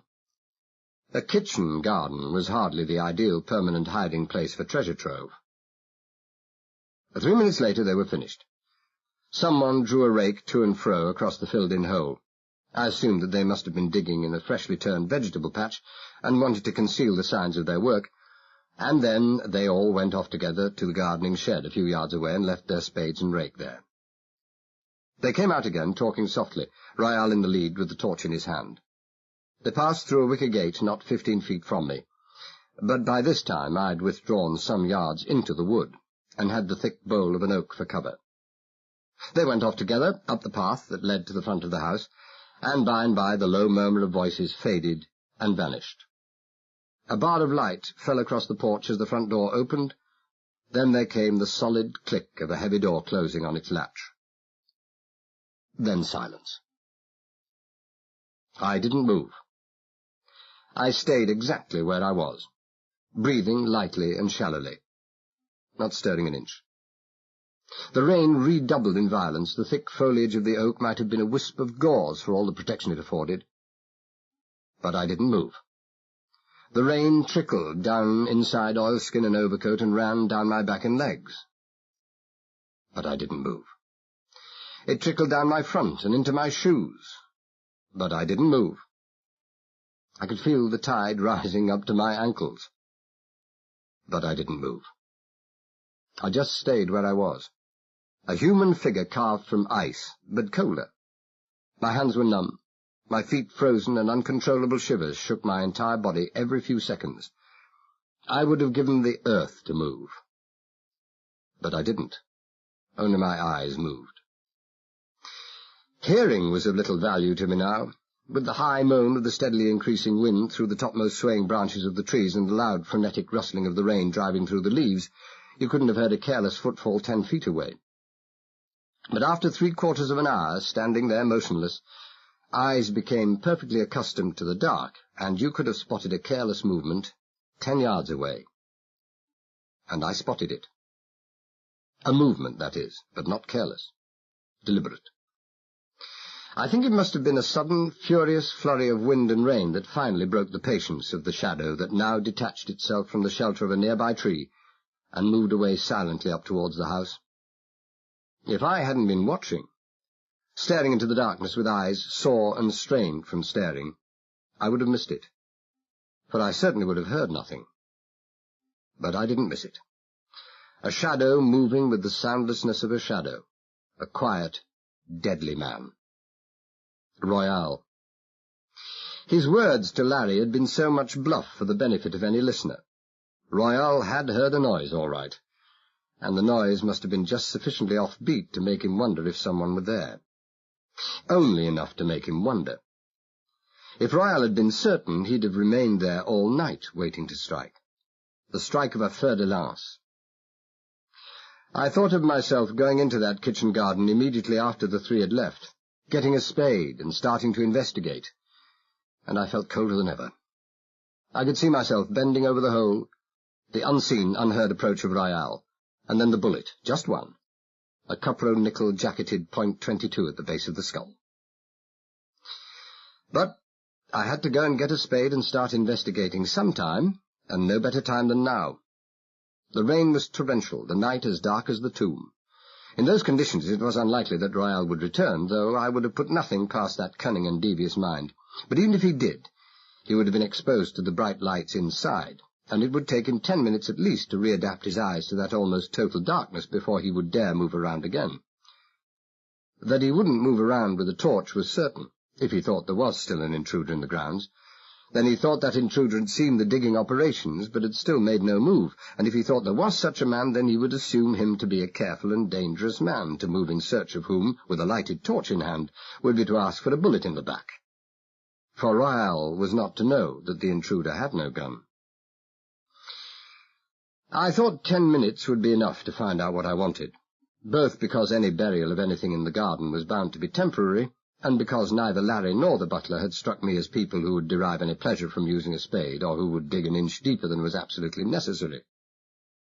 I was right. I found a spade in the tool shed, located the freshly raked earth with a pinpoint of light from my pencil flash, and from the time I'd passed through the wicker gate till I'd cleared off the 2 or 3 inches of earth that covered some kind of white pine packing case, no more than 5 minutes had elapsed. The packing case was lying at a slight angle in the ground, and so heavy was the rain drumming down on my bent back and on top of the case that within a minute the lid of the case had been washed white and clean and free from the last stain of earth, the muddy water draining off to one side. I flashed the torch cautiously. No name, no marks. Nothing to give any indication of the contents. The case had a wooden rope handle at each end. I grabbed one of those, got both hands round it, and heaved. But the case was over 5 feet long and seemed to be filled with bricks. Even so, I might have managed to move it, but the earth around the hole was so waterlogged and soft that my heels just gouged through it and into the hole itself. I took my torch again, hooded it till the light it cast was smaller than a penny, and started quartering the surface of the packing case. No metal clasps, no heavy screws. As far as I could see, the only fastenings holding down the lid were a couple of nails at either end. I lifted the spade, dug a corner under one end of the lid. The nails creaked and squealed in protest as I forced them out of the wood, but I went on anyway and sprung the end of the lid clear. I lifted it a couple of feet and shone my flash inside. Even in death, Jablonski was still smiling. The grin was lopsided and crooked, the way they had had to make Jablonski himself lopsided and crooked in order to force him inside the narrow confines of that case. But it was still a smile. His face was calm and peaceful, and with the end of a pencil you could have covered that tiny hole between his eyes. It was the kind of hole that would have been made by the cupro-nickel jacketed bullet from a .22 automatic. Twice that night Out on the Gulf. I had thought of Jablonski sleeping peacefully. He'd been asleep, all right. He'd been asleep for hours. His skin was cold as marble. I didn't bother going through the pockets of the dead man. Royal and Violent would have done that already. Besides, I knew that Jablonski had carried nothing incriminating on his person, nothing that could have pointed to the true reason for his presence there, nothing that could have put the finger on me. I wiped the rain off the dead face, lowered the lid and hammered the nails softly home with the handle of the spade. I opened a hole in the ground, and now I closed a grave. It was well for Royal that I didn't meet him then. I returned spade and rake to the tool shed and left the kitchen garden. There were no lights at the back of the entrance lodge. I found one door and 2 ground-level windows. It was a single-story building, and they were all locked. They would be. In that place everything would be locked, always. But the garage wasn't. Nobody was going to be so crazy as to make off with a couple of Rolls-Royces, even if they could have got past the electrically operated gate, which they couldn't. The garage was fit match for the cars. The tool bench and equipment were the do-it-yourself devotee's dream. I ruined a couple of perfectly good wood chisels, but I had the catch slipped on one of the windows in a minute flat. It didn't seem likely that they had burglar alarms fitted to a lodge, especially as there hadn't even been an attempt to fit half-circle, thief-proof sash latches. But I took no chances, pulled the top window down and climbed in over it. When wiring a window, the usual idea is to assume that the sneak thief who breaks and enters is a slave to habit who pushes up the lower sash and crawls in under, apart from which the average electrician finds it much kinder on shoulder muscles to wire at waist level instead of above the head. And in this case I found an average electrician had indeed been at work. The lodge was wired. I didn't drop down on top of any startled sleeper in a bedroom, or knock over a row of pots and pans in the kitchen, for the sufficient reason that I'd picked a room with frosted windows, and it seemed a fair bet that that might be the bathroom. And so it was. Out in the passageway I flicked my pencil light up and down. The lodge had been designed, if that was the word, with simplicity. The passage directly joined the back and front doors. 2 small rooms opened off either side of the passage, and that was all. The room at the back, opposite the bathroom, proved to be the kitchen. Nothing there. I moved up the small passageway as softly as the squelching of my shoes would permit, picked the door on the left, turned the handle with millimetric caution, and moved soundlessly inside. This was it. I closed the door behind me and moved softly in the direction of the deep, regular breathing by the left-hand wall. When I was about 4 feet away, I switched on my pencil flash and shone it straight in the sleeper's closed eyes. He didn't remain sleeping long, not with that concentrated beam on him. He woke as at the touch of a switch and half sat up in bed, propped on an elbow, while a free hand tried to shade his dazzled eyes. I noticed that even when woken in the middle of the night, he looked as if he'd just brushed that gleaming black hair 10 seconds previously. I always woke up with mine looking like a half-dried mop, a replica of the current feminine urchin cut, the one achieved by a short-sighted lunatic armed with garden shears. He didn't try anything. He looked a tough, capable, sensible fellow who knew when and when not to try anything. And he knew that now was not the time. Not when he was almost blind. "There's a .32 behind this flash, Kennedy," I said. "Where's your gun?" "What gun?" He didn't sound scared, because he wasn't. "Get up," I ordered. The pyjamas I was glad to see weren't maroon. I might have picked them myself. "Move over to the door." He moved. I reached under his pillow. "This gun," I said. A small grey automatic. I didn't know the make. "Back to your bed and sit on it." Torch transferred to my left hand, and the gun in the right, I made a quick sweep of the room. Only one window, with deep velvet wine curtains closed right across. I went to the door, switched on the overhead light, glanced down at the gun and slipped off the safety catch. The click was loud, precise, and sounded as if it meant business. Kennedy said, "So you hadn't a gun?" "I've got one now." It's not loaded, friend. Don't tell me, I said wearily. You keep it under your pillow just so you can get oil stains all over the sheets. If this gun was empty, you'd be at me like the Chattanooga Express, whatever that is. I looked over the room. A friendly, masculine place, bare but comfortable, with a good carpet, not in the corn-belt class of the one in the General's library, a couple of armchairs, a damask-covered table, small settee, and glassed-in wall cupboard. I crossed over to the cupboard, opened it, and took out a bottle of whiskey and a couple of glasses. I looked at Kennedy. With your permission, of course. Funny man, he said coldly. Well, I went ahead and poured myself a drink anyway. A big one. I needed it. It tasted just the way it ought to taste, and all too seldom does. I watched Kennedy, and he watched me. "Who are you, friend?" he asked. I'd forgotten that only about 2 inches of my face was visible. I turned down the collar of my oilskin and overcoat and took off my hat. My hat had become no better than a sponge. My hair was wet and plastered all over my head, but for all that I don't suppose it was any less red than normal. The tightening of Kennedy's mouth, the suddenly still, expressionless eyes, told their own story.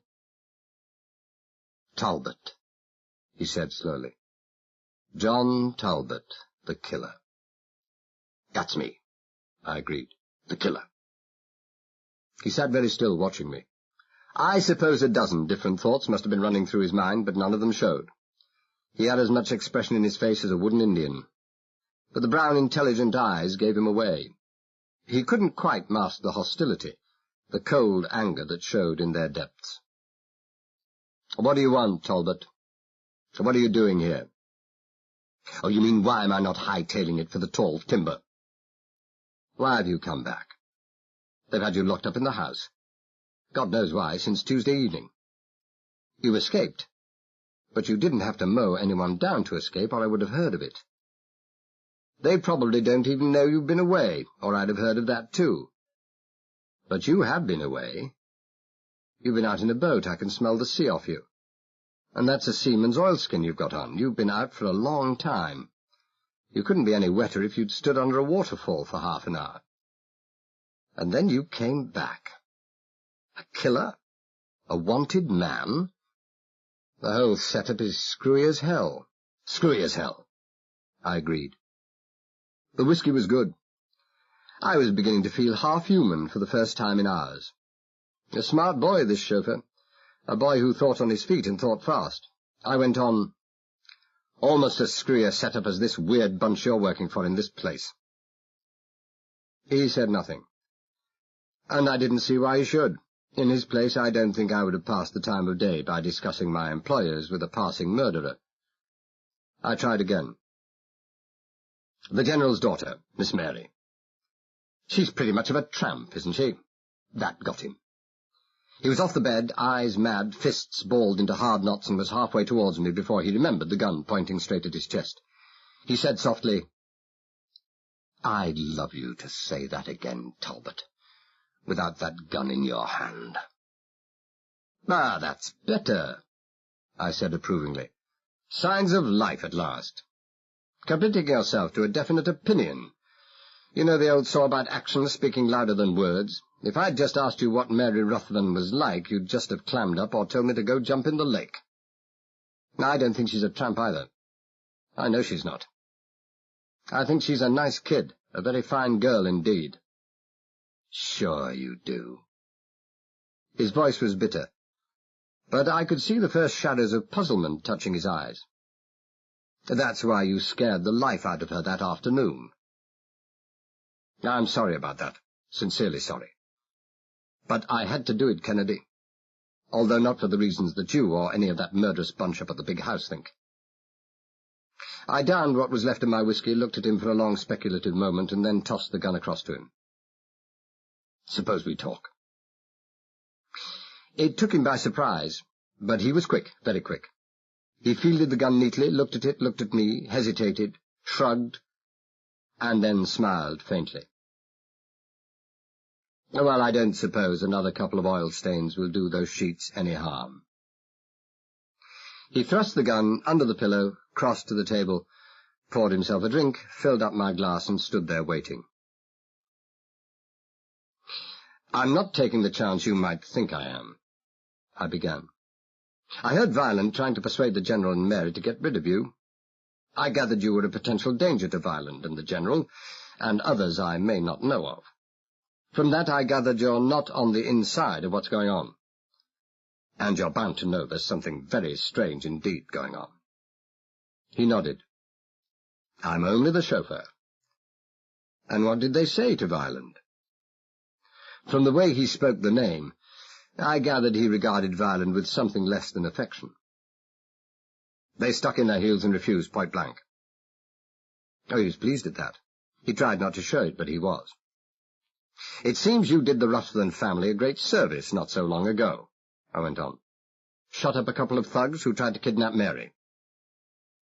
I was lucky. Where speed and violence were concerned, I guess he'd always be lucky. I'm primarily a bodyguard, not a chauffeur. Miss Mary's a tempting bait for every hoodlum in the country who fancies a quick million. But I'm not the bodyguard any longer," he ended abruptly. "I've met your successor," I nodded. "Valentino. He couldn't guard an empty nursery." "Valentino?" He grinned. "Al Grunther. But Valentino suits him better. You damaged his arm, so I heard." "He damaged my leg. It's black and blue and purple all over." I eyed him speculatively. "You've forgotten that you're talking to a murderer, Kennedy?" "You're no murderer," he said flatly. There was a long pause, and then he broke his gaze from me and stared down at the floor. "Patrolman Donnelly, eh?" I asked. He nodded without speaking. "Donnelly is as fit as you are," I said. "It might take him some little time to wash the powder stains out of his pants, but that's all the damage he suffered." "Rigged, huh?" he asked softly. "Well, you've read about me in the papers." I waved a hand at the magazine stand in the corner. I was still front-page news, and the photograph was even worse than the previous one. "The rest you'll have heard from Mary. Some of what you heard and read is true. Some of it just could not be less true. My name is John Talbot, and I am, as they said in the court, a salvage expert. I have been in all the places they mention except Bombay, and for approximately the periods they mention. But I've never been engaged in any criminal activities of any kind. However, either Violent or the General or both are very cagey birds indeed. They've sent cables to contacts in Holland, England, and Venezuela. The General, of course, has oil interests in all three places, to check on my bona fides. They'll be satisfied. We've spent a long time preparing the groundwork for this." "How do you know they sent those cables?" "Every overseas cable out of Marble Springs in the past 2 months has been vetted. The General, all cables are in his name, uses code, of course. Perfectly legal to do so. There's a little man from Washington living a block away from the post office. He's a genius with codes. He says the General's is childish, from his point of view." I got up and started to walk around. The effects of the whiskey were vanishing. I felt like a cold, wet flounder.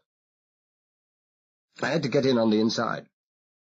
Up till now we'd been working very much in the dark, but for reason which would take too long to explain at present, we knew that the General would jump at the chance of getting hold of a salvage expert. He did. We? Kennedy still had his reservations about me. "Friends of mine. Don't worry, Kennedy. I've got all the law in the world behind me. I'm not in this for myself. To make the General take the bait, we had to use the General's daughter. She knows nothing of what actually went on. Judge Mollison is pretty friendly with the family, so I got him to invite Mary along for a meal, suggesting that she drop in at the courthouse first while she was waiting for him to clear up the last cases." "Judge Mollison is in on this?" "He is. You've a phone there, and a phone book. You want to ring him?" He shook his head. "Mollison knows," I continued, "and about a dozen cops. All sworn to secrecy, and they know that a word the wrong way and they're looking for a job. The only person outside the law who knows anything about it is the surgeon who's supposed to have operated on Donnelly and then signed his death certificate. He'd a kind of troublesome conscience. But I finally talked him into it. "All a phony?" he murmured. "Well, here's one who fell for it." Everybody did. They were meant to. Phony reports from Interpol and Cuba, with the full backing of the police concerned. Blank rounds in the first 2 chambers of Donnelly's Colt. Phony roadblocks, phony chases by the cops, phony... But the bullet in the windscreen. I told her to duck. I put it there myself. Car and empty garage all laid on, and Jablonski laid on too. Now, Mary was telling me about Jablonski, he said slowly. Mary, I noticed, not Miss Mary. Well, maybe it meant nothing. Maybe it showed the way he habitually thought of her. "A crooked cop," she said. "Just another plant?" "Just another plant. We've been working on this for over 2 years. Earlier on, we wanted a man who knew the Caribbean backwards. Jablonski was the man. Born and brought up in Cuba. 2 years ago, he was a cop in New York homicide. It was Jablonski who thought up the idea of rigging false charges against himself. It was smart. It not only accounted for the sudden disappearance of one of the best cops in the country, but it gave him the entree into the wrong kind of society when the need arose. He'd been working with me in the Caribbean for the past 18 months. Well, taking a chance, wasn't he? I mean, Cuba is home from home for half the crooks in the States, and the chances... He was disguised, I said patiently. Beard, moustache, both homegrown. All his hair dyed, glasses, even his own mother wouldn't have known him. There was a long silence, and then Kennedy put down his glass and looked steadily at me. "What goes on, Talbot?" "Sorry. You'll have to trust me. The less anyone knows, the better. Mollison doesn't know. None of the lawmen know. They've had their orders." "It's that big?" he asked slowly. "Big enough. Look, Kennedy, no questions. I'm asking you to help me. If you're not frightened for Mary's health, it's time you started to be. I don't think she knows a thing more about what goes on between Violent and the General than you do, but I'm convinced she's in danger. Great danger of her life. I'm up against big boys playing for big stakes, and to win those stakes they've already killed 8 times. 8 times to my certain knowledge. If you get mixed up in this business, I'd say the chances are more than even that you'll end up with a bullet in your back. And I'm asking you to get mixed up in it. I've no right to, but I'm doing it. What's it to be?" Some of the colour had gone out of his brown face, but not much. He didn't like what I'd just said, but if his hands were trembling, I couldn't notice. "You are a clever man, Talbot," he said slowly. "Maybe too clever, I don't know. But you're clever enough not to have told me all this unless you were pretty certain I'd do it. Playing for big stakes, you said. Well, I think I'd like to sit in." I didn't waste any time in thanking him or congratulating him. Sticking your neck in a running noose isn't a matter for congratulation. Instead, I said, "I want you to go with Mary. No matter where she goes, I want you to go also. I'm almost certain that tomorrow morning, this coming morning, that is, we'll all be going out to the oil rig. Mary will almost certainly go along too. She'll have no option. You will go with her." He made to interrupt, but I held up my hand. I know, you've been taken off the job. Make some excuse to go up to the house tomorrow morning early. See Mary. Tell her that Valentino is going to have a slight accident in the course of the morning, and she... What do you mean, he'll have an accident? Don't worry, I said grimly. He'll have his accident, all right. He won't be able to look after himself, far less anybody else, for some time to come. Tell her that she is to insist on having you back. If she sticks out her neck and makes an issue of it, she'll win. The General won't object, and I'm pretty sure Violent won't either. It's only for a day, and after tomorrow the question of who looks after her won't worry him very much. Don't ask me how I know, because I don't. But I'm banking on it. I paused. Anyway, Violent will just think she's insisting on having you because he thinks she has, shall we say, a soft spot for you. He kept his wooden Indian expression in place, so I went on. I don't know whether it's so, and I don't care. I'm just telling you what I think Violent thinks, and why that should make him accept her suggestion. That and the fact that he doesn't trust you and would rather have you out on the rig and under his eye anyway. Oh, very well. I might have been suggesting that he come for a stroll. He was a cool customer, all right. I'll tell her, and I'll play it the way you want. He thought for a moment and then continued, You tell me I'm sticking my neck out. Maybe I am. Maybe I'm doing it of my own free will. At the same time, I think that the fact that I'm doing it at all entitles me to a little more honesty on your part. Have I been dishonest? I wasn't annoyed. I was just beginning to feel very tired indeed. Only in what you don't say. You tell me you want me so that I'll look after the General's daughter. Compared to what you're after, Talbot, Mary's safety doesn't matter a tuppenny damn to you. If it did, you could have hidden her away when you had her the day before yesterday, but you didn't. You brought her back. You say she's in great danger. It was you, Talbot, who brought her back to this danger. Okay, you want me to keep an eye on her. But you want me for something else, too. I nodded. I do. I'm going into this with my hands tied. Literally. I'm going into this as a prisoner. I must have someone I can trust. I'm trusting you. You can trust Jablonski, he said quietly. Jablonski's dead. He stared at me without speaking. After a few moments he reached out for the bottle and splashed whiskey into both our glasses. His mouth was a thin white line in the brown face. You see that? I pointed to my sodden shoes. That's the earth from Jablonski's grave.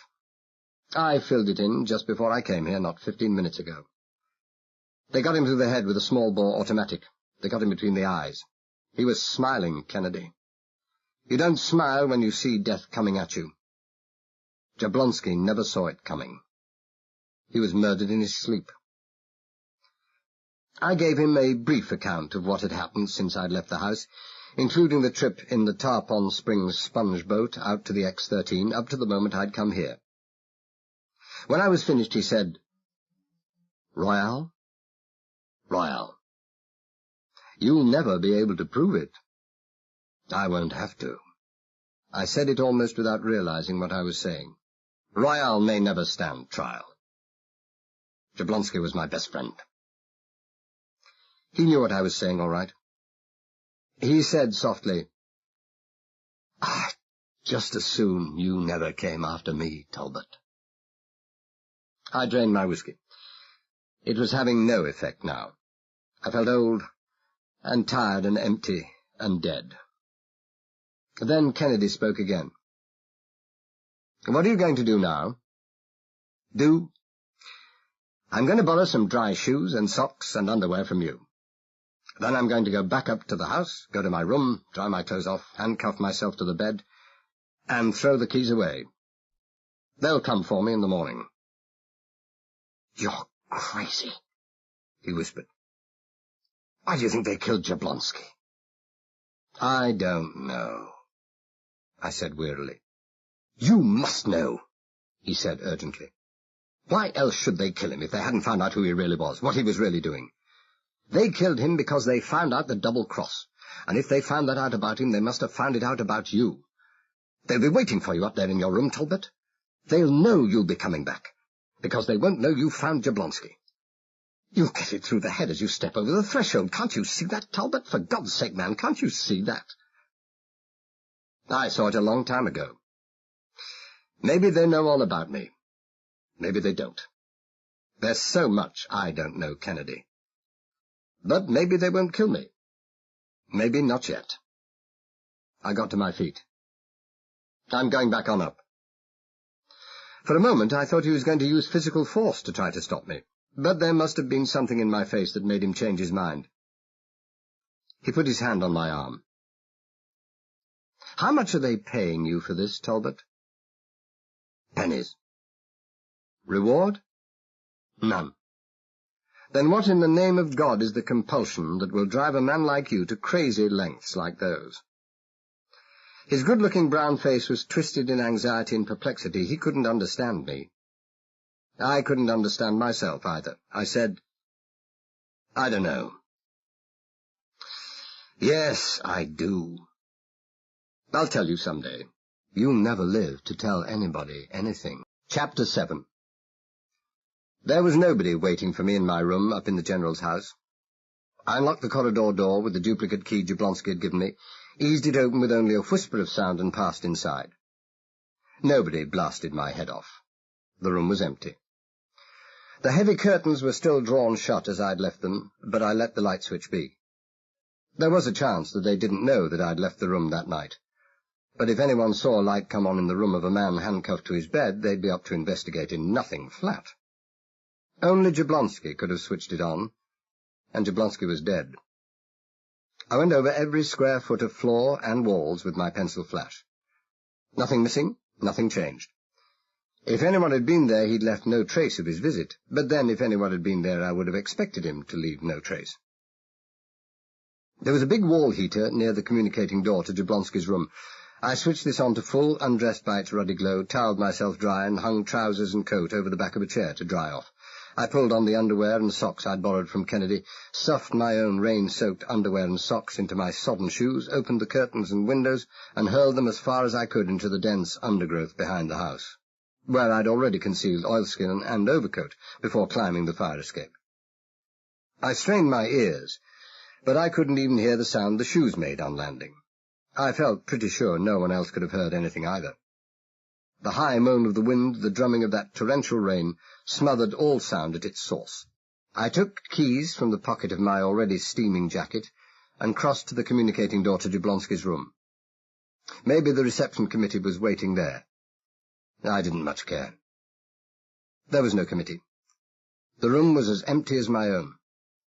I crossed to the corridor door and tried the handle. The door was locked. The bed, as I expected, had been slept in. Sheets and blankets had been pulled back so far that most of them were on the floor. There were no signs of a struggle. There were no signs even of violence. And not until I turned the pillow upside down. The pillow was a mess, but nothing to what it would have been if death hadn't been instantaneous. The bullet must have passed clean through the skull. Not what you would have expected from a .22, but then Mr. Royale used very fancy ammunition. I found the shell in the down of the pillow. Cupro-nickel. It wasn't like Royale to be so careless. I was going to look after that little piece of metal. I was going to treasure it like the Cullinan diamond. I found some adhesive in a drawer, pulled off a sock, taped the spent bullet under the second and third toes where there'd be no direct pressure on it, and where it wouldn't interfere with my walking. It would be safe there. The most thorough and conscientious search, should there be one, would miss it. Houdini went around for years with tiny steel instruments taped to the soles of his feet, and no one ever thought to look. Down on my hands and knees, I levelled the torch along the nap of the carpet and squinted down the beam. It wasn't much of a carpet, but it was enough. The two parallel indentations where Jablonski's heels had dragged across it were unmistakable. I rose to my feet, examined the bed again, picked up a cushion that lay on the armchair, and examined that. I couldn't see anything, but when I bent my head and sniffed, there could be no doubt about it. The acrid odour of burnt powder clings to fabrics for days. I crossed to the small table in the corner, poured 3 fingers of whiskey into a glass, and sat down to try to figure it all out. The setup just didn't begin to make any sense at all. Nothing jibed, nothing fitted. How had Royale, and whoever had been with him, for no one could have carried Jablonski out of that room by himself, managed to get in the first place? Jablonski had felt as secure in that house as a stray lamb in a starving woolpack, and I knew he would have locked the door. Somebody else could have had a key, of course, but the point was that Jablonski invariably left his key in the lock, and jammed it so that it couldn't be pushed out or turned from the other side. Not unless enough force were used and noise made to wake him up a dozen times over. Jablonski had been shot while sleeping in bed. Jablonski, I knew, had pyjamas and used them, but when I found him in the kitchen garden, he'd been completely clothed. Why dress him? It didn't make sense. Especially trying to dress a dead man weighing 240 pounds didn't make sense. And why had there been no silencer fitted to the gun? I knew there hadn't been. With the pressure absorption of a silencer, not even those special bullets would travel through a skull bone twice. And besides, he'd used a cushion to muffle the shot. Understandable enough in a way. Those rooms were in a remote wing of the house, and with the help of a cushion and the background noise of the growing storm, the chances were that the shot wouldn't be heard in the other parts of the house. But the point was that I'd been right next door, and I was bound to have heard it, unless I were deaf or dead. And as far as Royale had known, or as far as I thought he'd known, I had been asleep in the next room. Or had Royale known I was not in that room? Had he come to make a quick check, found I was gone, knew that it must have been Jablonski that had let me go, and killed Jablonski there and then? It fitted with the facts, but it didn't fit with the smile on the dead man's face. I went back into my own room, rearranged my steaming clothes on the back of the chair before the electric fire, and then returned to Jablonski's room. I took up my glass again and glanced at the whisky bottle. It was a 5 gill flask, still 3 parts full. And that was no help. What was missing wouldn't even have begun to affect Jablonski's razor-edge vigilance. I'd seen Jablonski dispose of an entire bottle of rum, he wasn't a whisky man, in an evening, and the only apparent effect it had had on him was that he smiled even more than usual. But Jablonski would never smile again. Sitting there alone in the near darkness, the only illumination the glow from the electric fire in the next room, I lifted my glass. A toast, a farewell, I don't know what you'd call it. It was for Jablonski. I sipped it slowly, rolling the whisky over my tongue to savour to the full the rich bouquet and taste of fine old Scotch. For the space of 2 or 3 seconds I sat very still indeed. And then I put the glass down, rose, crossed quickly to the corner of the room, spat the Scotch into the wash-basin, and rinsed my mouth out very carefully indeed.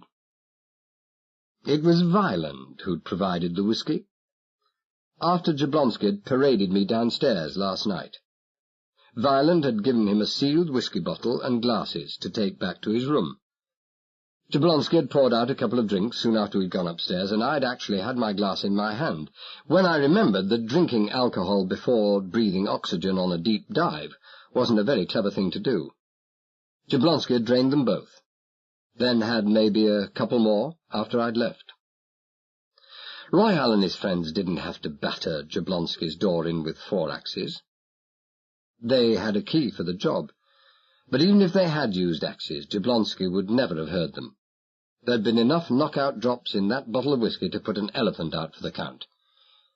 He must have just been able to stagger as far as his bed before collapsing. I knew it was stupid, but I stood there in the silent dark, reproaching myself bitterly for not having accepted that drink. It was a fairly subtle blending of a Mickey Finn and Scotch, but I think I would have got onto it straight away. But Jablonski wasn't a whisky man. Maybe he thought that was the way Scotch ought to taste. And Royale, of course, had found 2 glasses with whisky dregs in them. That made me as unconscious as Jablonski. But it hadn't been any part of their plan to kill me, too. I understood it all now. Everything except the answer to the one question that really mattered. Why had they killed Jablonski? I couldn't even begin to guess. And had they bothered looking in to check on me? I didn't think so, but I wouldn't have bet a pair of old bootlaces on it. Well, there was nothing to be gained by sitting and thinking about it, so I sat and thought about it for a couple of hours. By that time my clothes were dry, or as near dry as made no difference. The trousers especially were lined and wrinkled like a pair of elephant's legs, but then you couldn't expect an immaculate crease in the clothes of a man who is compelled to sleep in them.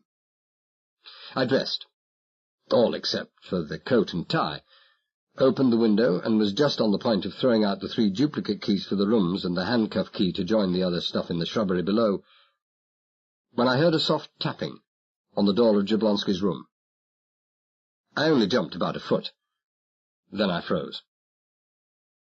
I suppose I should have stood there with my mind racing, but the truth was that, with what I'd been through that night, and with all the inconclusive and futile thinking I'd been doing in the past 2 hours, my mind was in no condition to walk, far less race. I just stood there. Lot's wife had nothing on me. For a lifetime of 10 seconds, not a single intelligent thought came, just an impulse, one single overpowering impulse to run.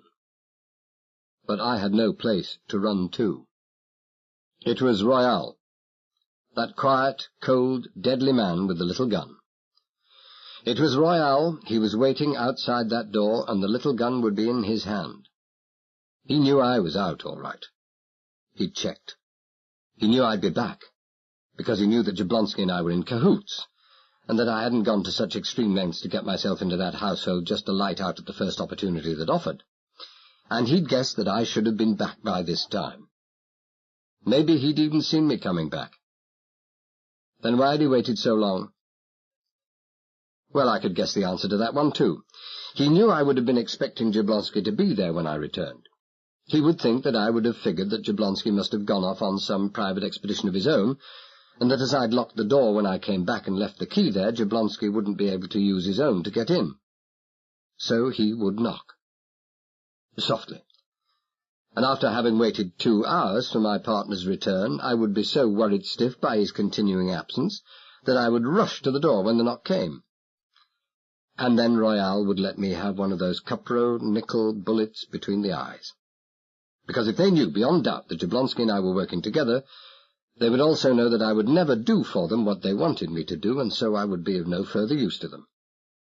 So, a bullet between the eyes. Just the same way Jablonski had got his. And then I thought of Jablonski. I thought of him lying out there, jammed up in that cheap packing case, and I wasn't afraid any more. I didn't see that I'd much chance, but I wasn't afraid.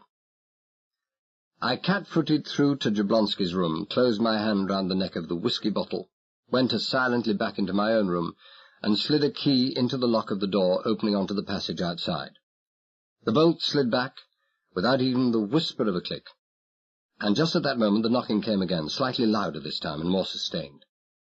On the cover of the sound I slid the door open a crack, raised the bottle over my head ready for throwing, and stuck my head round the corner of the door.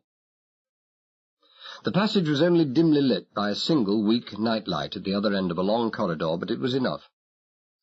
Enough to let me see that the figure in the passage had no gun in its hand. Enough to let me see that it wasn't Royal. It was Mary Ruthven. I lowered the whiskey bottle and stepped back softly into my room. 5 seconds later, I was at the door of Jablonski's room. I said in my best imitation of Jablonski's deep, husky voice, "Who's there?" "Mary Ruthven. Let me in, quickly, please." I let her in, quickly. I had no more desire than she had that she should be seen out in that passage. I kept behind the door as she came through, then closed it swiftly before the pale glimmer of light from outside gave her time to identify me. "Mr. Jablonski." Her voice was a quick, urgent, breathless, frightened whisper. "I had to come and see you. I simply had. I thought I could never get away, but Gunter dropped off to sleep, and he may wake up any moment and find that I'm—" "Easy, easy," I said. I had lowered my voice to a whisper. It was easier to imitate Jablonski that way, but even so it was one of the worst imitations I'd ever heard. "Why come to see me?" "Because there was no one else I could turn to. You're not a killer. You're not even a crook. I don't care what they say you've done. You're not bad." She was a sharp one, all right. Her woman's insight or intuition or whatever had taken her far beyond what either Violent or the General could see. "You must help me. Us, you simply must. We're in great trouble." "We?" "Daddy and I." A pause. "I honestly don't know about my father. I honestly don't. Perhaps he's not in trouble. Maybe he is working with those evil men because he wants to. He comes and goes as he pleases, but it's so unlike him. Maybe he has to work with them. Oh, I don't know. Perhaps they have power over him, some terrible hold, perhaps." I caught the glint of fair hair as she shook her head.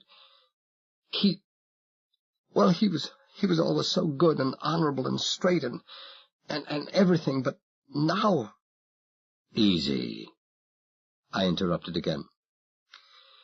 I couldn't keep this deception up much longer. If she hadn't been so scared, so worried, she'd have caught on right away. "Facts, miss, if you please." I'd left the electric fire burning in my room. The communicating door was open, and I was pretty sure it was only a matter of time until she could see enough of my features to see I wasn't Jablonski. And that red thatch of mine was a dead giveaway. I turned my back to the glow of the fire. "How can I begin?" she said. We seem to have lost all our freedom, or Daddy has. Not in moving around, he's not a prisoner, but we never make decisions for ourselves. Or rather, Daddy makes mine for me, and I think he has his made for him too. We're never allowed to be apart for any time.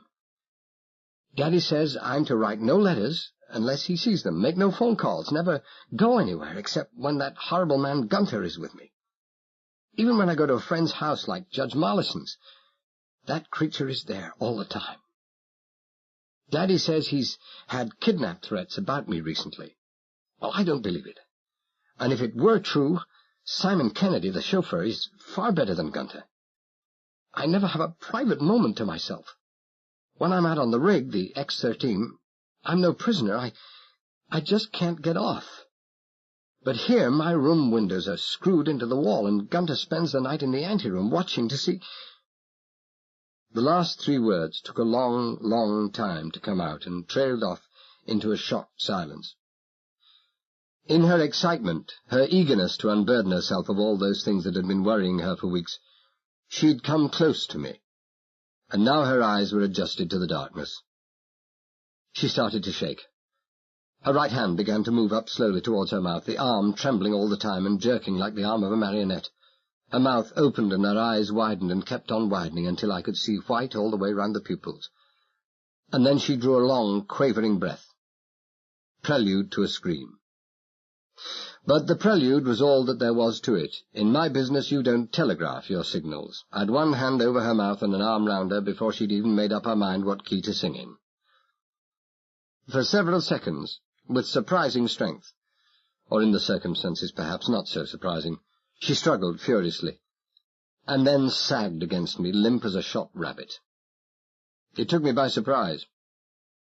I thought the day when young ladies had passed out in moments of stress had vanished with the Edwardians, but perhaps I was underestimating the fearsome reputation I appear to have built up for myself.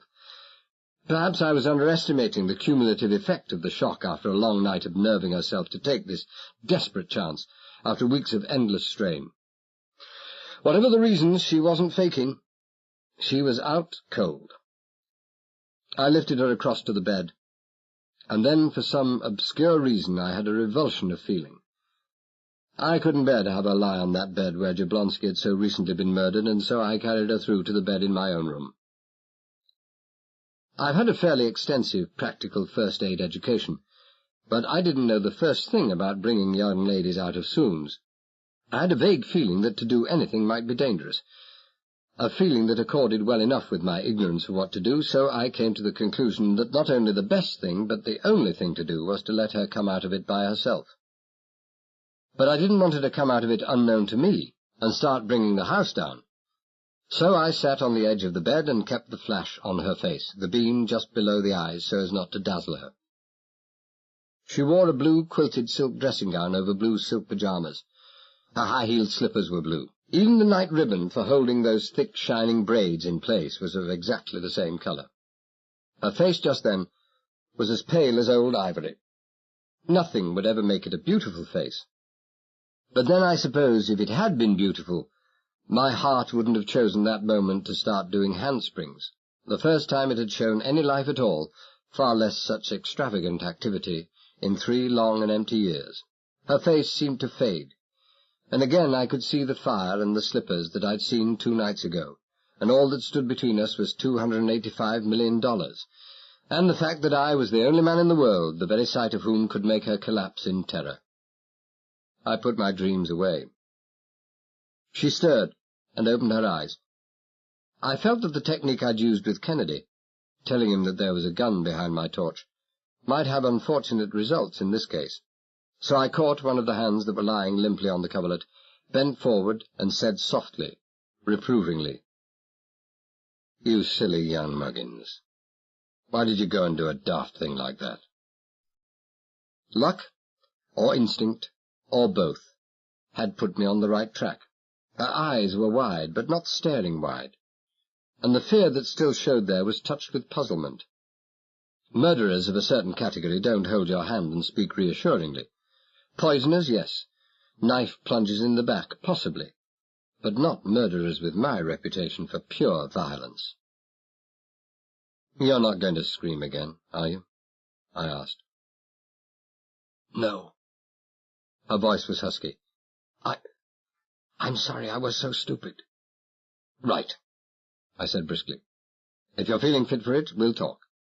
We have to. And there's little time." Can't you put the light on?" she begged. "No light.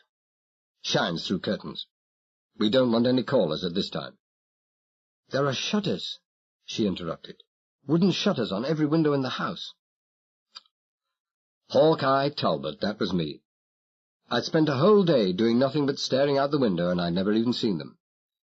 I rose, closed and fastened the shutters, closed the communicating door to Jablonski's room, and switched on the light. She was sitting on the side of the bed now, hugging her arms as if she were cold.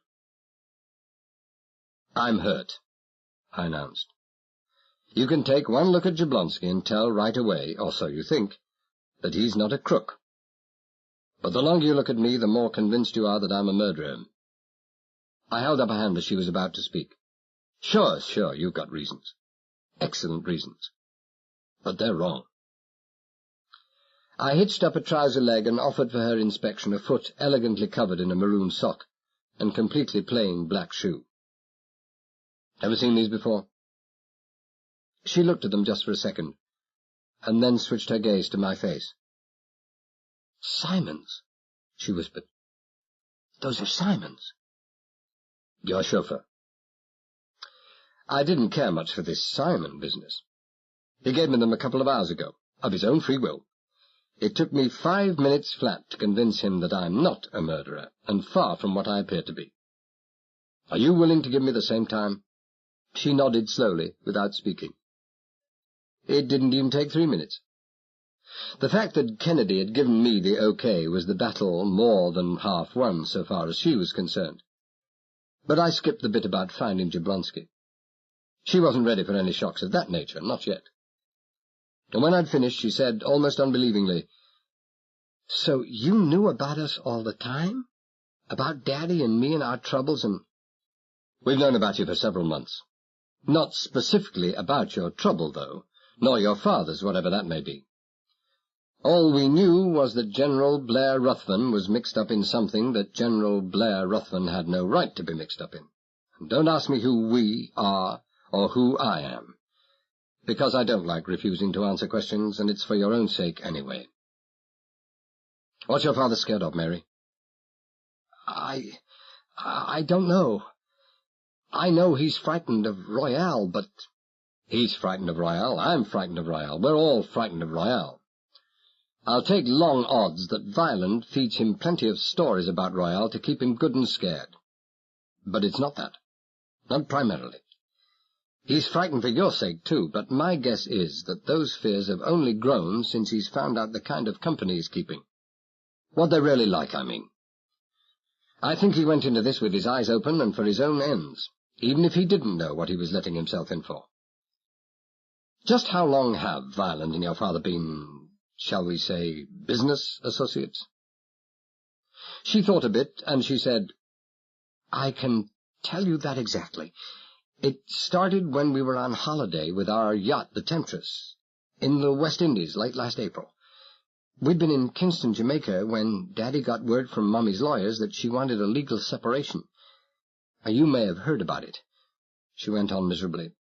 "I don't think there was a paper in North America that missed out on the story, and some of them were pretty vicious about it."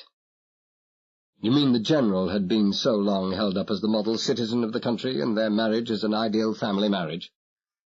Well, yes, something like that. They made a lovely target for all the yellow press, she said bitterly. I don't know what came over Mummy. We'd always got on so well together, but it just shows that children never know exactly how things were or are between their parents. Children?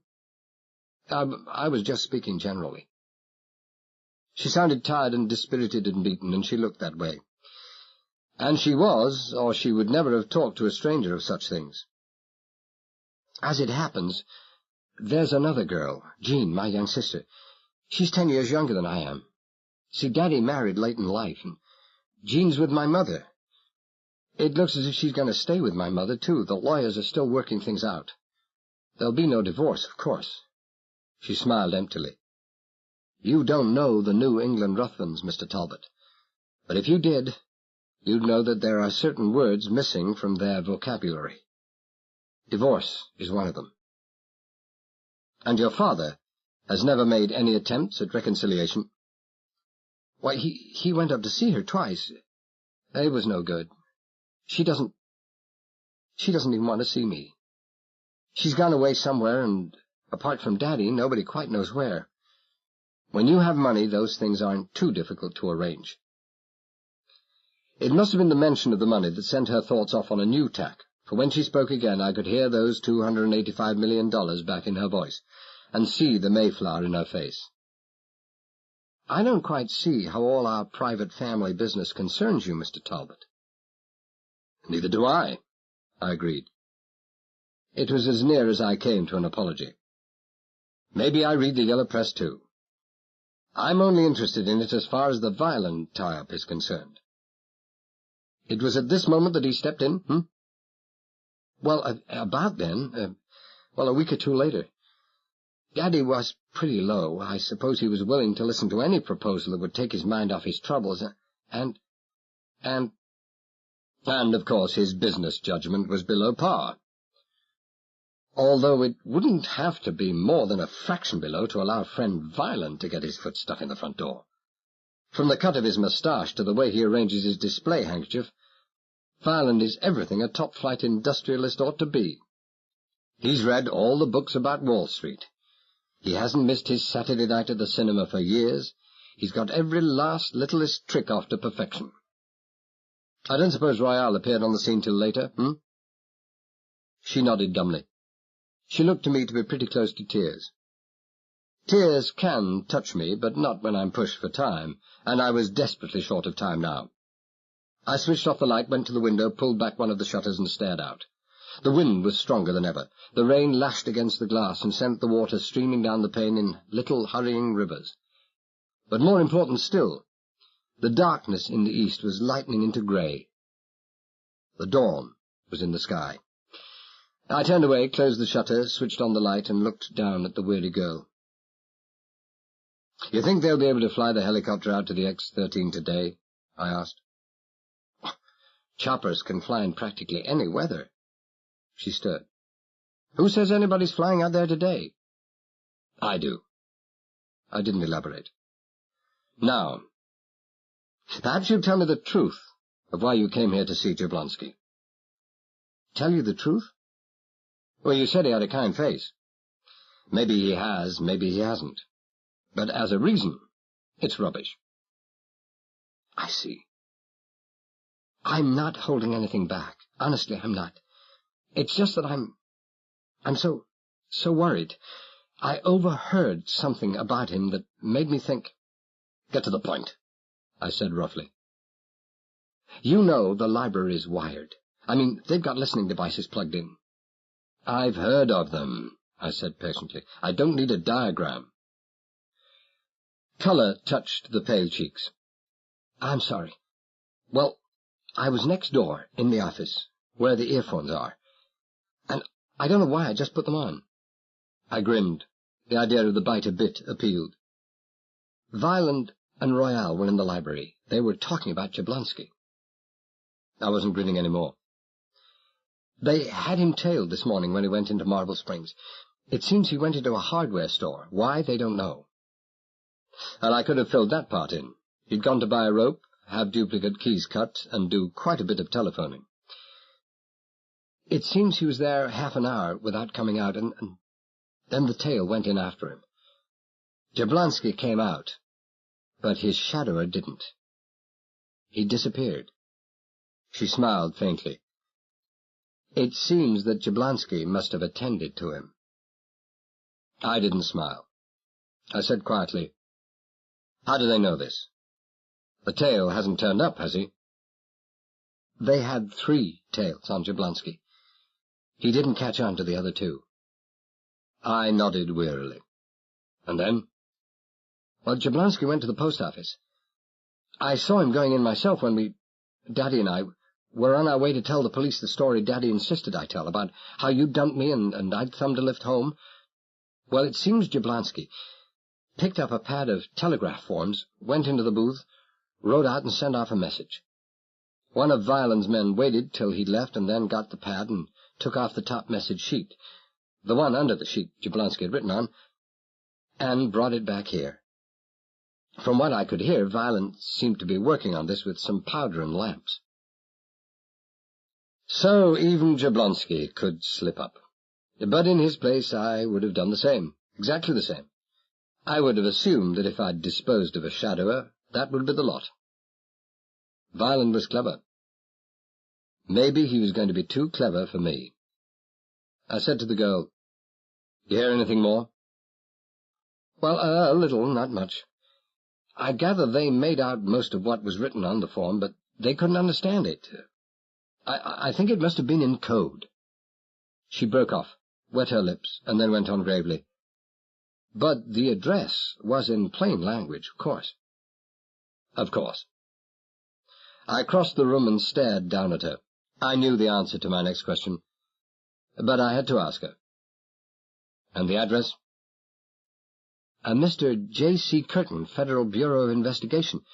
Well, that was really why I came. I knew I had to warn Mr. Jablonski. I didn't hear any more. Somebody came along the passage, and I slipped out a side door, but I think he's in danger. I think he's in great danger, Mr. Talbot. For the past 15 minutes, I'd been looking for a way to break the news to her, but now I gave up. "You're too late." I hadn't meant my voice to sound harsh and cold, but that's the way it sounded. Jablonski's dead. Murdered. They came for me at 8 o'clock next morning, Royale and Valentino. I was fully dressed except for my coat, and I was fastened to the bed head by a single set of handcuffs. I'd thrown the key away, together with Jablonski's 3 duplicate keys, after I'd locked all the doors. There was no reason why they should search me, and I hoped, as I never hoped before, that they wouldn't. After Mary had left, tear-stained, forlorn, and having unwillingly promised me that no word of what had passed should be repeated to anyone, not even our father, I'd sat down and thought. All my thinking so far had been in a never-ending circle, and I'd got so deep in the rut that I could hardly see daylight any more. And just when my mental processes had been about to vanish completely into the darkness, I'd had the first illuminating flash. In the dark gloom of my thinking, a blindingly bright flash of intuition or common sense that I'd had since I'd come to that house. I'd thought about it for another half hour, and then I'd got a sheet of thin paper and written a long message on one side, folded it twice until it was only a couple of inches wide, sealed it with tape, and addressed it to Judge Mollison at his home address. Then I'd folded it in half lengthwise, slid it over the neckband of my tie, and turned my collar down over it until it was completely hidden. When they came for me, I'd had less than an hour in bed, and I hadn't slept at all. But I pretended to be sound asleep when they came in. Somebody shook me roughly by the shoulder. I ignored it. He shook me again. I stirred. He gave up the shaking as unprofitable and used the back of his hand across my face, not lightly. Enough was enough. I groaned, blinked my eyes painfully, and propped myself up in bed, rubbing my forehead with my free hand.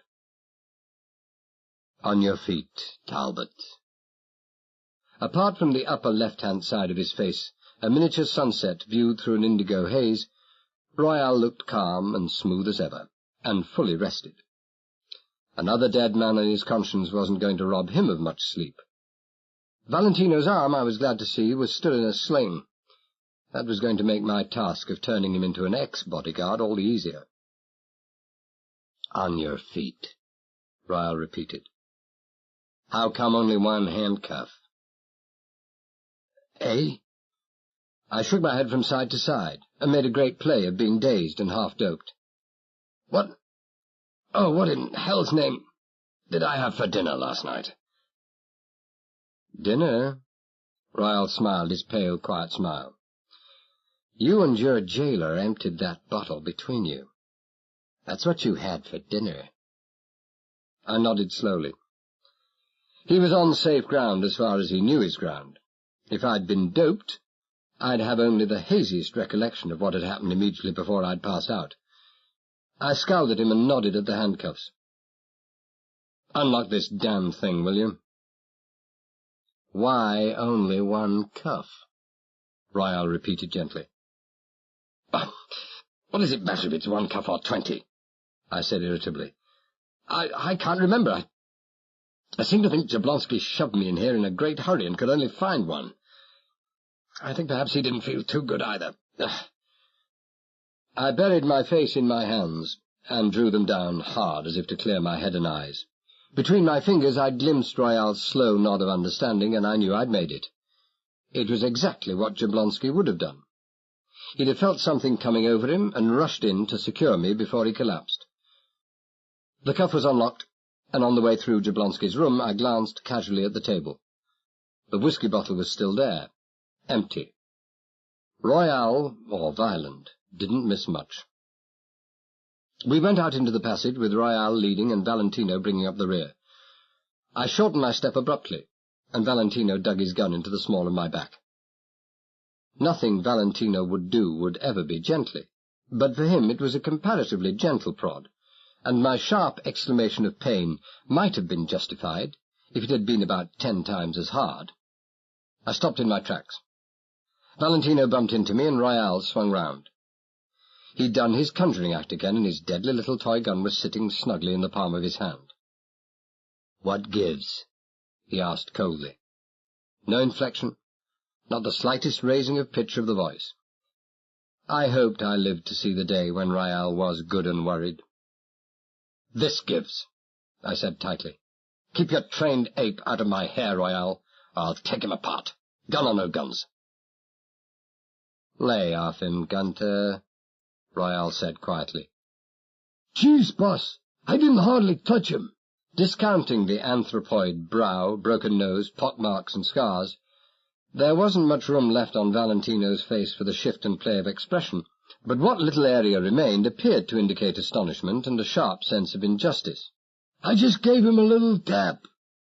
"Sure, I know." Royale had already turned and was on his way. "Just lay off him." Royale reached the head of the stairs first, and was 6 steps down by the time I got there. Again I slowed abruptly, and again Valentino bumped into me. I swung round, chopped the side of my hand against his gun wrist, and knocked the automatic to the ground. Valentino dived to pick it up with his left hand, and then roared in anguish as the heel of my right shoe stamped down and crushed his fingers between leather and metal. I didn't hear any bones break, but nothing so drastic was necessary. With both his hands out of commission, Mary Ruthven was going to need a new bodyguard. I made no attempt to stoop and pick up the gun. I made no attempt to move. I could hear Royale coming slowly up the stairs. "Move well back from that gun," he ordered. "Both of you." We moved. Royale picked up the gun, stood to one side, and waved me down the stairs in front of him. I couldn't tell what he was thinking. For all the expression on his face, he might just as well have been watching a leaf falling. He said nothing more. He didn't even bother to glance at Valentino's hand. They were waiting for us in the library. The General, Violent, and Larry the junkie. The General's expression, as usual, was hidden behind moustache and beard, but there was a tinge of blood to his eyes, and he seemed greyer than 36 hours ago. Maybe it was just my imagination. Everything looked bad to me that morning. Violent was urbane and polished and smiling and tough as ever. Freshly shaven, eyes clear, dressed in a beautifully cut charcoal grey suit, white soft shirt and red tie. He was a dream. Larry was just Larry. White-faced, with the junkie's staring eyes, pacing up and down behind the desk. But he didn't look quite so jerky as usual. He, too, was smiling, so I concluded that he'd had a good breakfast, chiefly of heroin. "Morning, Talbot." It was Violent speaking. The big-time crooks today find it just as easy to be civil to you as to snarl and beat you over the head, and it pays off better. "What was the noise, Royale?" "Gunter." Royale nodded indifferently at Valentino, who'd just come in, left hand tucked tightly under his disabled right arm and moaning in pain. He rode Talbot too hard, and Talbot didn't like it. "Go off and make a noise somewhere else," Violent said coldly. The Good Samaritan touch. "Well, feeling tough and touchy this morning, huh, Talbot?" There was no longer even an attempt at keeping up the pretense that the General was the boss, or even had an equal say in what went on in his own house. He just stood quietly in the background, remote and dignified, and in some way tragic. But maybe the tragedy was only in my own mind. I could be guessing wrongly about the General. I could be terribly wrong about him. Fatally wrong. "Where's Jablonski?" I demanded. "Jablonski?" Violent raised a lazy eyebrow. George Raft couldn't have done it any better. "Well, what's Jablonski to you, Talbot?" "My jailer," I said briefly. "Where is he?" "You appear to be very anxious to know, Talbot." He looked at me long and consideringly, and I didn't like it at all. "I've seen you before, Talbot. So has the General. I wish I could remember who it is you remind me of." "Donald Duck." This was perilous ground indeed. "Where is he?" "He's left. Lambed out. With his 70,000 bucks. Well, lambed out was a slip, but I let it pass. "Where is he?" "You are becoming boringly repetitious, my friend." He snapped his fingers. "Larry, the cables." Larry picked up some papers from the desk, handed them to Violent, grinned at me wolfishly, and resumed his pacing. "The General and I are very careful people, Talbot," Violent went on. "Some people might say highly suspicious. Well, same thing. We checked up on you. We checked in England, Holland, and Venezuela." He waved the papers. "These came in this morning. They say you're all you claim to be, one of Europe's top salvage experts. So now we can go ahead and use you. So now we don't need Jablonski any more. So we let him go this morning, with his check. He said he fancied a trip to Europe." Violent was quiet, convincing, utterly sincere, and could have talked his way past St. Peter. I looked as I thought St. Peter might have looked as he was in the process of being convinced, and then I said a lot of things St. Peter would never have said, and finished up by snarling, "The dirty, lying double-crosser!" "Jablonski?" Again the George Raft touch with the eyebrows. "Yes, Jablonski. To think that I listened to that lying two-timer. To think I even spent 5 seconds listening to him. He promised me—" "Well? What did he promise you?" Violent asked softly. No harm now." I scowled. "We reckoned I was for the high jump here, and he reckoned that the charges that had had him dismissed from the New York police had been rigged. He thinks, or said he thought, he could prove it, if he was given the chance to investigate certain policemen and certain police files." I swore again. "And to think that I believed—" "You're wondering, Talbot," Violent interrupted sharply. He was watching me very closely indeed. "Get on." "Well, he thought he could buy this chance and at the same time have me help him while he helped me. He spent a couple of hours in our room trying to remember an old federal code, and then he wrote a telegram to some agency offering to supply some very interesting information about General Ruthven in exchange for a chance to examine certain files. And I was mug enough to think he meant it. You don't by any chance happen to remember the name of the man to whom this telegram was addressed? No, I forget. You'd better remember, Talbot. You may be buying yourself something very important to you, your life. I looked at him without expression, and then I stared at the floor. Finally I said, without looking up, Curtin. Yes, that was it, Curtin. J.C. Curtin. And all he offered was to give information if his own conditions were met. Is that it? Yeah, that's it. Talbot, you've just bought yourself your life. Sure, I'd bought myself my life. I noticed Violin didn't specify how long I would be allowed to hang on to my purchase. 24 hours, if that. It all depended how the job went. But I didn't care.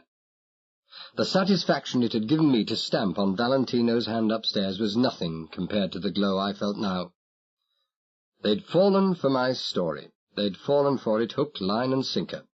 In the circumstances, with the cards dealt the right way, it had been inevitable that they should.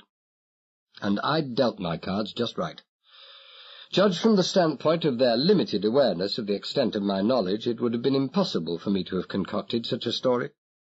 They didn't, or couldn't know, that I knew Jablonski to be dead, that they had tailed him yesterday and deciphered the telegram's address, for they didn't know that I had been in the kitchen garden during the previous night, that Mary had overheard their conversation in the library, and that she'd been to see me. Had they thought I'd been an accomplice of Jablonski's throughout, they'd have shot me out of hand. As it was, they wouldn't shoot me for some time yet. Not a long time, but perhaps long enough. I saw Violin and Royale exchange glances, a mere flicker, and the faint shrug of Violin's shoulders. They were tough, all right, those two. Tough and cool and ruthless and calculating and dangerous. For the past 12 hours, they must have lived with the knowledge or the possibility that federal agents would be around their necks any moment, but they'd shown no awareness of pressure, no signs of strain. I wondered what they would have thought, how they would have reacted had they known that federal agents could have been onto them all of 3 months ago. But the time had not been ripe. Nor was it yet. "Well, gentlemen, is there any need for further delay?" It was the first time the General had spoken, and for all his calmness there was a harsh bird edge of strain beneath. "Let's get it over with. The weather is deteriorating rapidly, and there's a hurricane warning out. We should leave as soon as possible." He was right about the weather, except in the tense he used. It had deteriorated. Period. The wind was no longer a moan. It was a high, sustained, keening howl through the swaying oaks, accompanied by intermittent squally showers of brief duration but extraordinary intensity. There was much low cloud in the sky, steadily thickening. I glanced at the barometer in the hall, and it was creeping down towards 27, which promised something very unpleasant indeed. Whether the centre of the storm was going to hit or pass by us, I didn't know. But if we stood in its path, we would have it in less than 12 hours, perhaps much less. "We're just leaving, General. Everything's set. Peterson is waiting for us down in the bay." Peterson, I guessed, would be the helicopter pilot. "Couple of fast trips, and we should be all out there in an hour or so. Then Talbot here can get to work." "All?" asked the General. "Who?" "Yourself, myself, Royale, Talbot, Larry, and, of course, your daughter." "Mary? Is that necessary?" Violin said nothing. He didn't even use the eyebrow routine again. He just looked steadily at the General. 5 seconds, perhaps more. Then the General's hands unclenched and his shoulders drooped a fraction of an inch. Picture without words.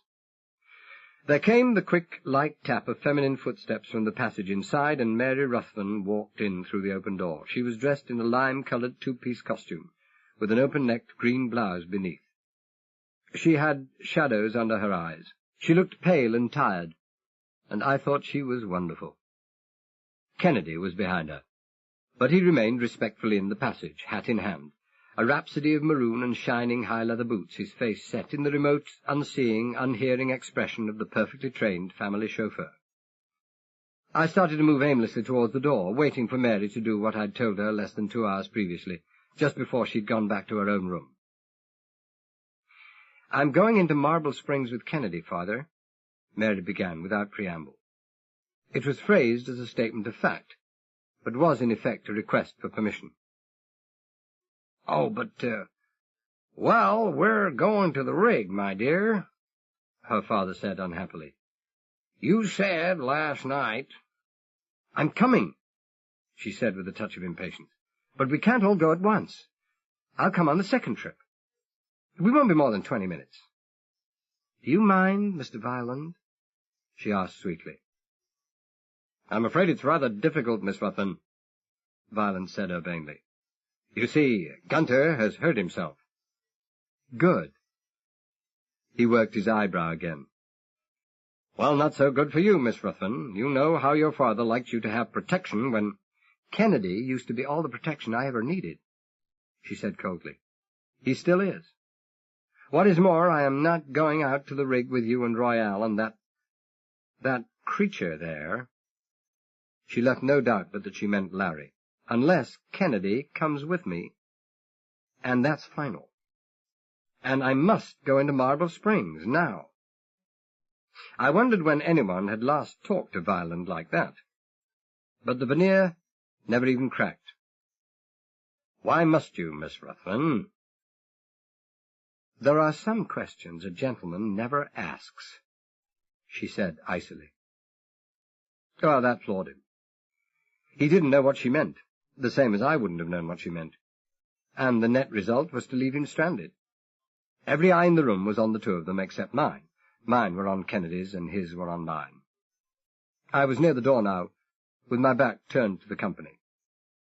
It had been easy to slip out the piece of paper from under my collar, and now I held it against my chest, so that he could see Judge Mollison's name on it. His expression didn't alter, and it would have taken a micrometer to measure his nod. But he was with me. Everything was fine. But for the chance that Royale might get me with a snapshot before I cleared the doorway.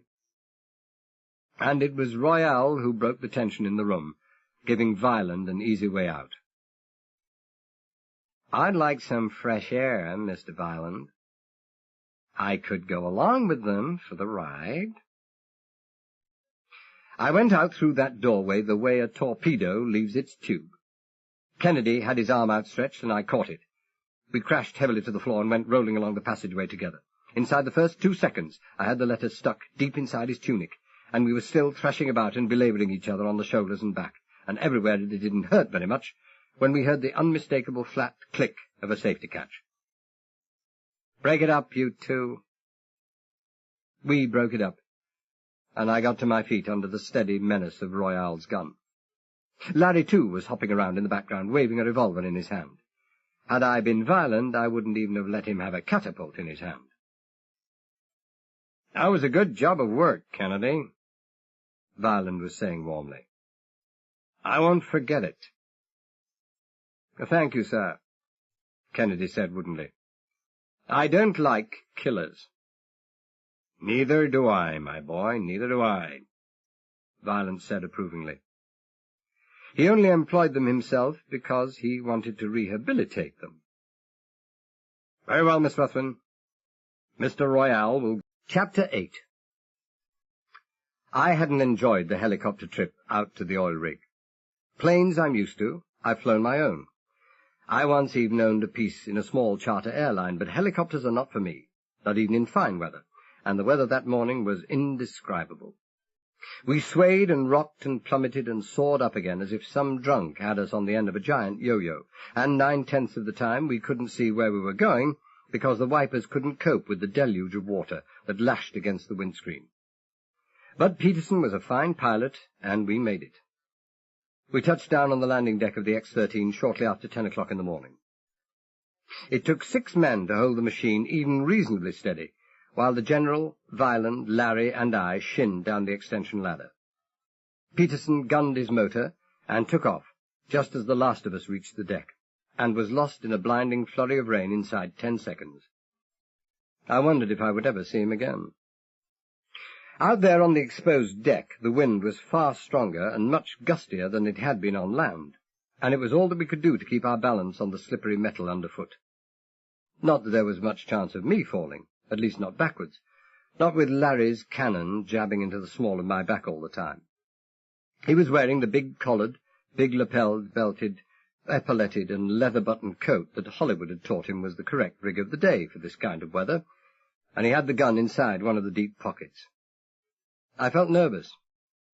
Larry didn't like me, and would have counted a hole in his fine coat as a small price to pay for the privilege of pulling that trigger. I'd got right under Larry's skin like a burr under a saddle, and I meant to stay there. I rarely spoke to him, but when I did, I never failed to refer to him as Hophead, or Junkie, and to hope that his supplies of snow were coming along all right.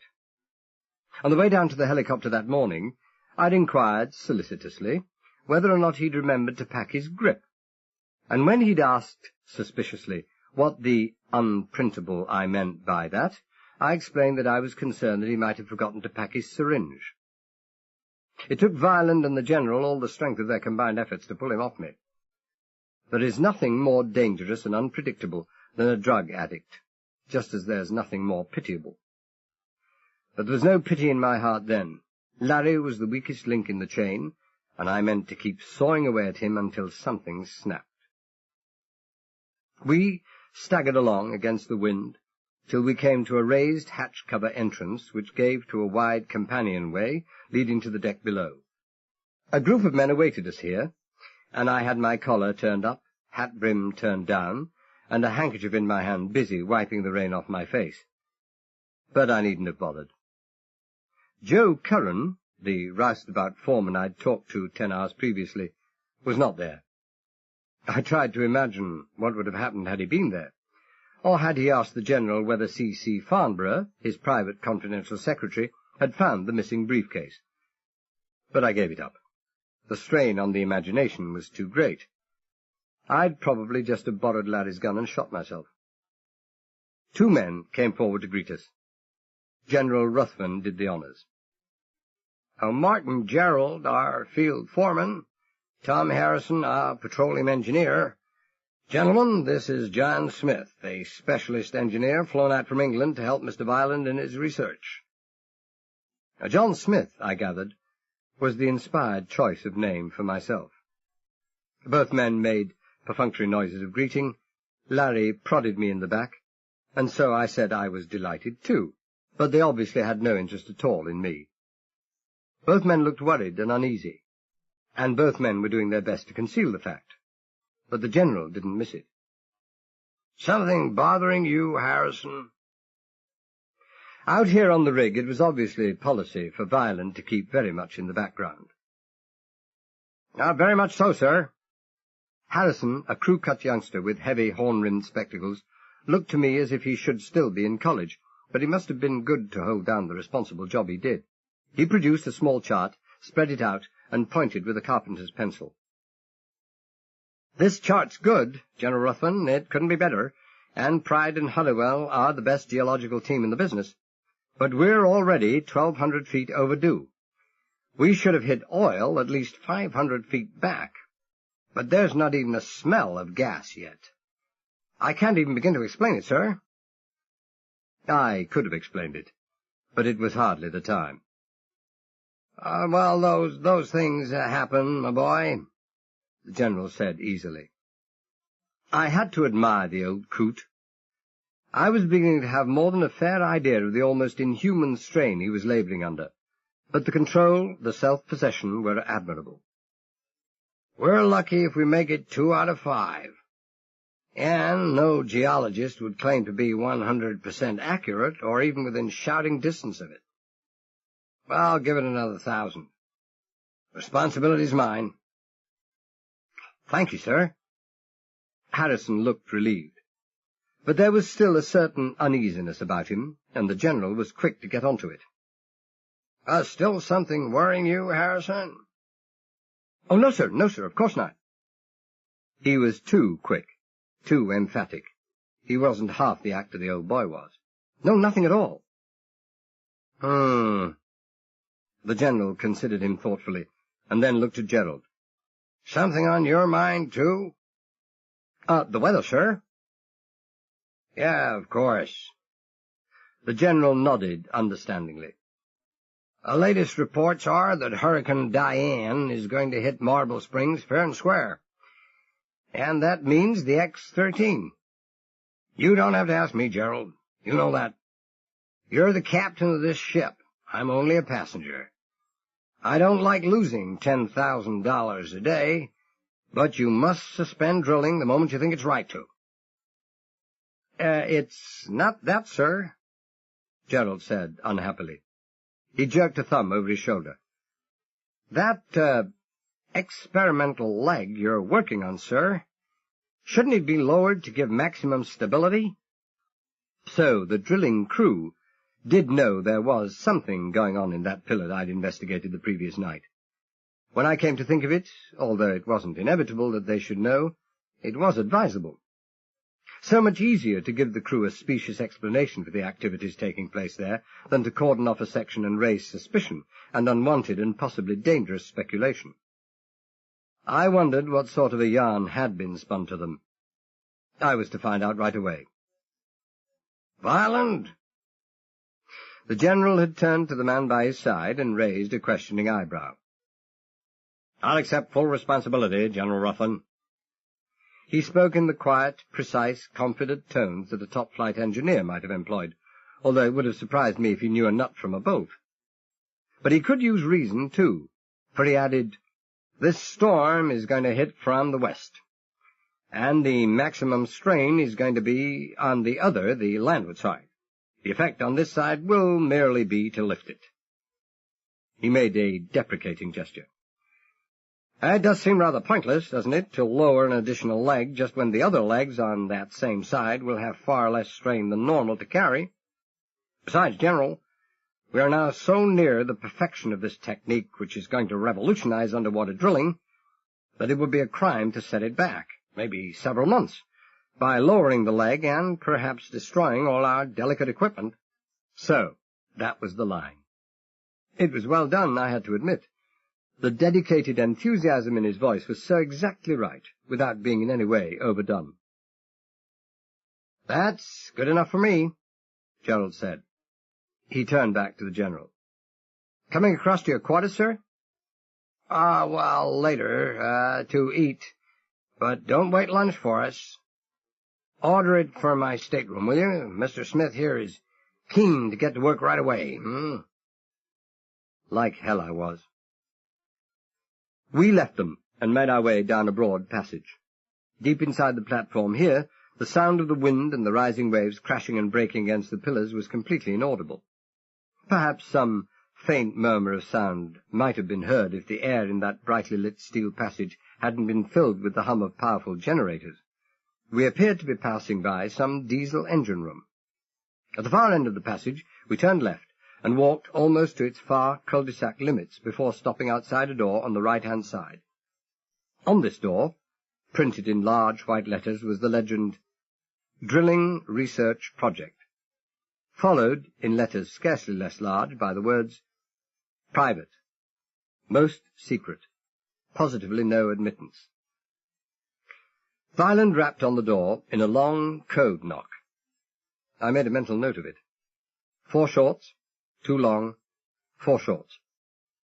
Waited till there came 3 long knocks from the inside, then knocked again, 4 times in rapid succession. 10 seconds later we had all passed through the door, and it was double-locked and bolted behind us. It made all the signs about private and no admittance seem rather superfluous. Steel floor, steel bulkheads, steel ceiling. It was a black, cheerless box of a room. At least 3 sides of it formed a box. The bulkhead we'd just passed through, the blank bulkhead on the left, and the one to the right, with a high grilled door in its centre. The 4th side was convex, bulging out into the room in an almost perfect semicircle, with a butterfly-clamped hatchway in its middle, the trunking, I felt certain, of the big steel pillar reaching down to the floor of the sea. On either side of the hatchway hung large drums with neatly coiled rubber tubes armoured in flexible steel. Below each drum, and bolted to the floor, was a large motor. The one on the right was, I knew, an air compressor. That's what I'd heard when I'd been out there during the night. And the one on the left, probably a forced suction water pump. As for the furnishings of the room, even the Spartans would have found it rugged. A deal table, 2 benches, and a metal wall rack. There were 2 men in the room, the one who'd opened the door, and another sitting at the table, dead cigar in his mouth, and a pack of greasy cards spread out on the table in front of him, and both cast in the same mould. It wasn't the fact that they were both shirt-sleeved, and had leather holsters strapped across their chests, and high up on their left sides, that gave them a close similarity. Not even their evenly matched height and weight, and broad, bulky shoulders. The sameness lay in their faces. Hard, expressionless faces with cold, still, watchful eyes. I'd seen men out of the same mould before, the top-notch professionals of the strong-arm underworld. All that Larry would have given his life to be, and could never hope to be. They were so exactly the type of men I would have expected Violent to employ that the presence of Larry was all the more mysterious indeed. Violent grunted a greeting, and that was all the time he wasted in the next 10 minutes. He walked across to the wall rack, reached down a long roll of canvas-backed paper that was wrapped round a wooden stick, unrolled it flat on the table, and weighted the ends to keep them from curling up again. It was a large and highly complicated diagram, 60 inches long by 30 in depth. He stood back and looked at me. "Ever seen that before, Talbot?" I bent over the table. The diagram represented a peculiar object, shaped halfway between a cylinder and a cigar, about 4 times as long as its average width. It was flat on top, flat along the middle third of the bottom, and then tapering slightly upwards towards either end. At least 80% of it appeared to be given up to some kind of storage tanks. I could see the fuel lines leading to the tanks from a raised bridge-like structure superimposed on the top side. This same bridge housed the beginnings of a vertical cylindrical chamber, which ran clear through the body of the machine, passed out through the bottom, angled sharply left, and entered an oval-shaped chamber suspended beneath the body of the cigar. On either side of this oval chamber, and attached to the underside of the cigar, were large rectangular containers. To the left, towards the narrower and more tapering end, were what appeared to be searchlights and long, slender, remote-controlled grabs housed in spring clips along the side. I took a good long look at all of this, then straightened. "Sorry." I shook my head. "Never seen it in my life." I needn't have bothered straightening, for next moment I was lying on the deck. Maybe 5 seconds later I had pushed myself to my knees and was shaking my head from side to side in an attempt to clear it. I looked up, groaned with the pain just behind my ear, and tried to focus my eyes. I focused one of them at any rate, for I made out Violent standing above me, his pistol held by the barrel. "I kind of thought you might say that, Talbot." A nice, quiet, controlled voice. We were sitting at the vicar's afternoon tea table, and he was asking me to pass along the muffins. "Your memory, Talbot. Perhaps you would like to jog it again a little, huh? Is all this really necessary?" General Ruthven sounded distressed. He looked distressed. "Surely, Violent, we—" "Shut up!" Violent snapped. We were no longer calling on the vicar. He turned to me as I climbed to my feet. "Well, what's the good of beating me over the head?" I said savagely. "How will that make me remember something I never—" This time I saw it coming, got the palm of my hand up to the side of my head, and was riding the blow, going fast away from it when it connected. I staggered and hit the bulkhead.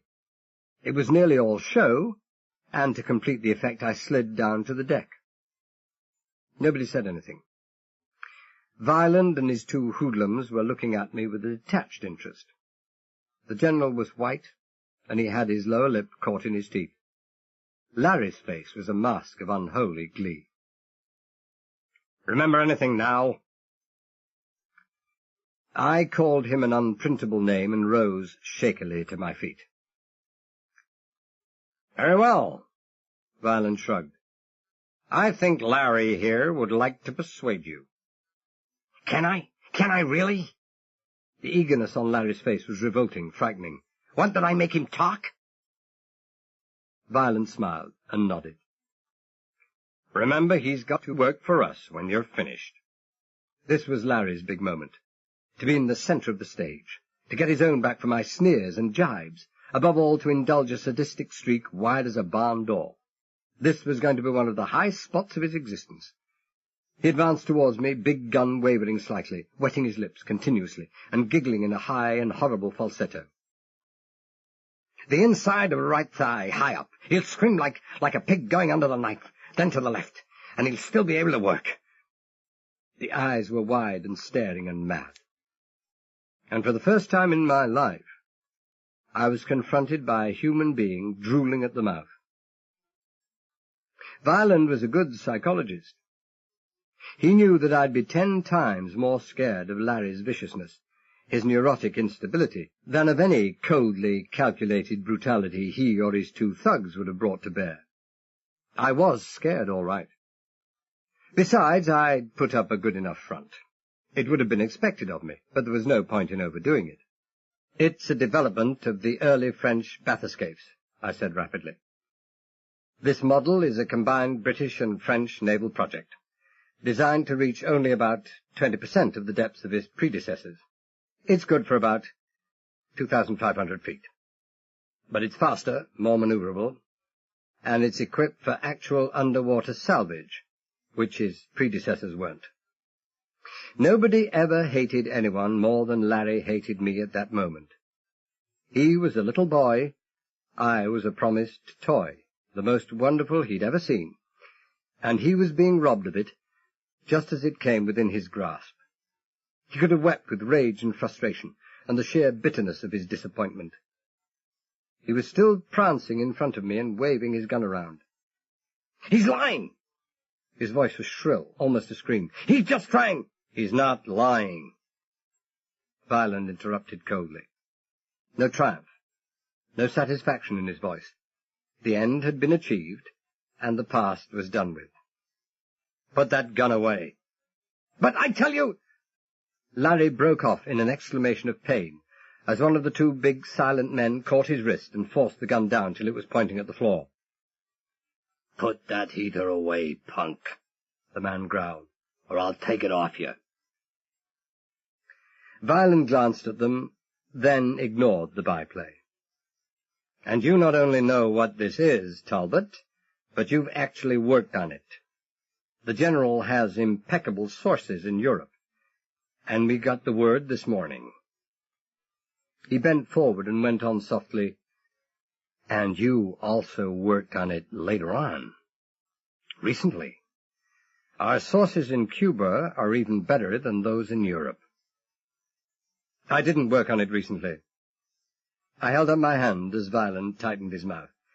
"When this bathyscaphe was brought out in a freighter to do its preliminary unmanned dives in the sheltered waters off Nassau, the British and French thought it would be cheaper and more sensible to hire a local vessel suitable for the job, instead of bringing one out from Europe. I was working with a salvage firm in Havana at the time, and they had a ship with a heavy crane and boom right aft. It was ideal for the job. I was aboard it, but I didn't work on the bathyscaphe itself. What was the point in denying it if it wasn't so?" I smiled faintly. "Besides, I was only aboard the salvage ship for a week or so. They got wind that I was there. I knew they were after me, and I had to leave in a hurry." "They?" Violent's eyebrow was still working as smoothly as ever. "What does it matter now?" Even to myself I sounded tired, defeated. True. Violent smiled. "From what we know of your record, it might have been any one of the police forces of 6 countries. Anyway, General, it explains one thing that has been worrying us. where we saw Talbot's face before. General Ruthven said nothing. If ever I needed conviction that he was a tool, a pawn of violence, I needed it no longer. He was miserable, unhappy, and clearly wished to have no part whatever in what was going on. I said, as if a great light had suddenly dawned upon me, Were you the people responsible for the loss of this bathyscaphe? My God, it was you. How in the... You didn't think we brought you out here just to discuss the diagrammatic layout of this vessel? Violin permitted himself a small, pleased smile. Of course it was us. It was easy. The fools moored it on a wire hawser in 10 fathoms of water. We unhitched it, substituted a frayed hawser so that they would think it had broken its moorings and that the tide had carried it out into deep water, and then we towed it away. We made most of the trip in darkness, and the few ships we saw, we just slowed down, pulled the bathyscaphe up on the side remote from the approaching vessel, and towed it like that. He smiled again. He was spoiling himself this morning. It wasn't difficult. People do not expect to see a bathyscaphe being towed by a private yacht. A private yacht? You mean the... I could feel the hairs on the back of my neck prickling. I'd almost made the blunder that would have finished everything. It had been on the tip of my tongue to say the Temptress, but no one knew I'd ever heard that name, except Mary Ruthven, who'd told me. You mean the General's private yacht? He has one? Well, Larry and I certainly haven't one. He grinned. Larry and I. An offbeat phrase, but there was nothing in it for me, so I let it pass. Of course it's the General's yacht. I nodded. And equally, of course, you have the bathyscaphe somewhere near here. Would you mind telling me what in the world you want a bathyscaphe for? Certainly not. You'll have to know anyhow. We are, treasure hunting, Talbot. Don't tell me you believe this Captain Kidd and Blackbeard nonsense, I sneered. Recovering your courage, eh, Talbot? No, it's rather more recent than that, and very close to here. How did you find it? How did we find it? Violin seemed to have forgotten his urgency. Like every criminal who'd ever lived, he had a streak of ham in him, and wouldn't pass up the chance of basking in the glow of his own glory. We had a vague idea where it was. We tried trawling for it, in the days before I met the General, that was, but had no success. Then we met the General. As you may not know, the General provides his yacht for his geologists when they plod around, setting off their little bombs on the bottom of the ocean, tuning in with their seismographic instruments to find out where the oil strata are.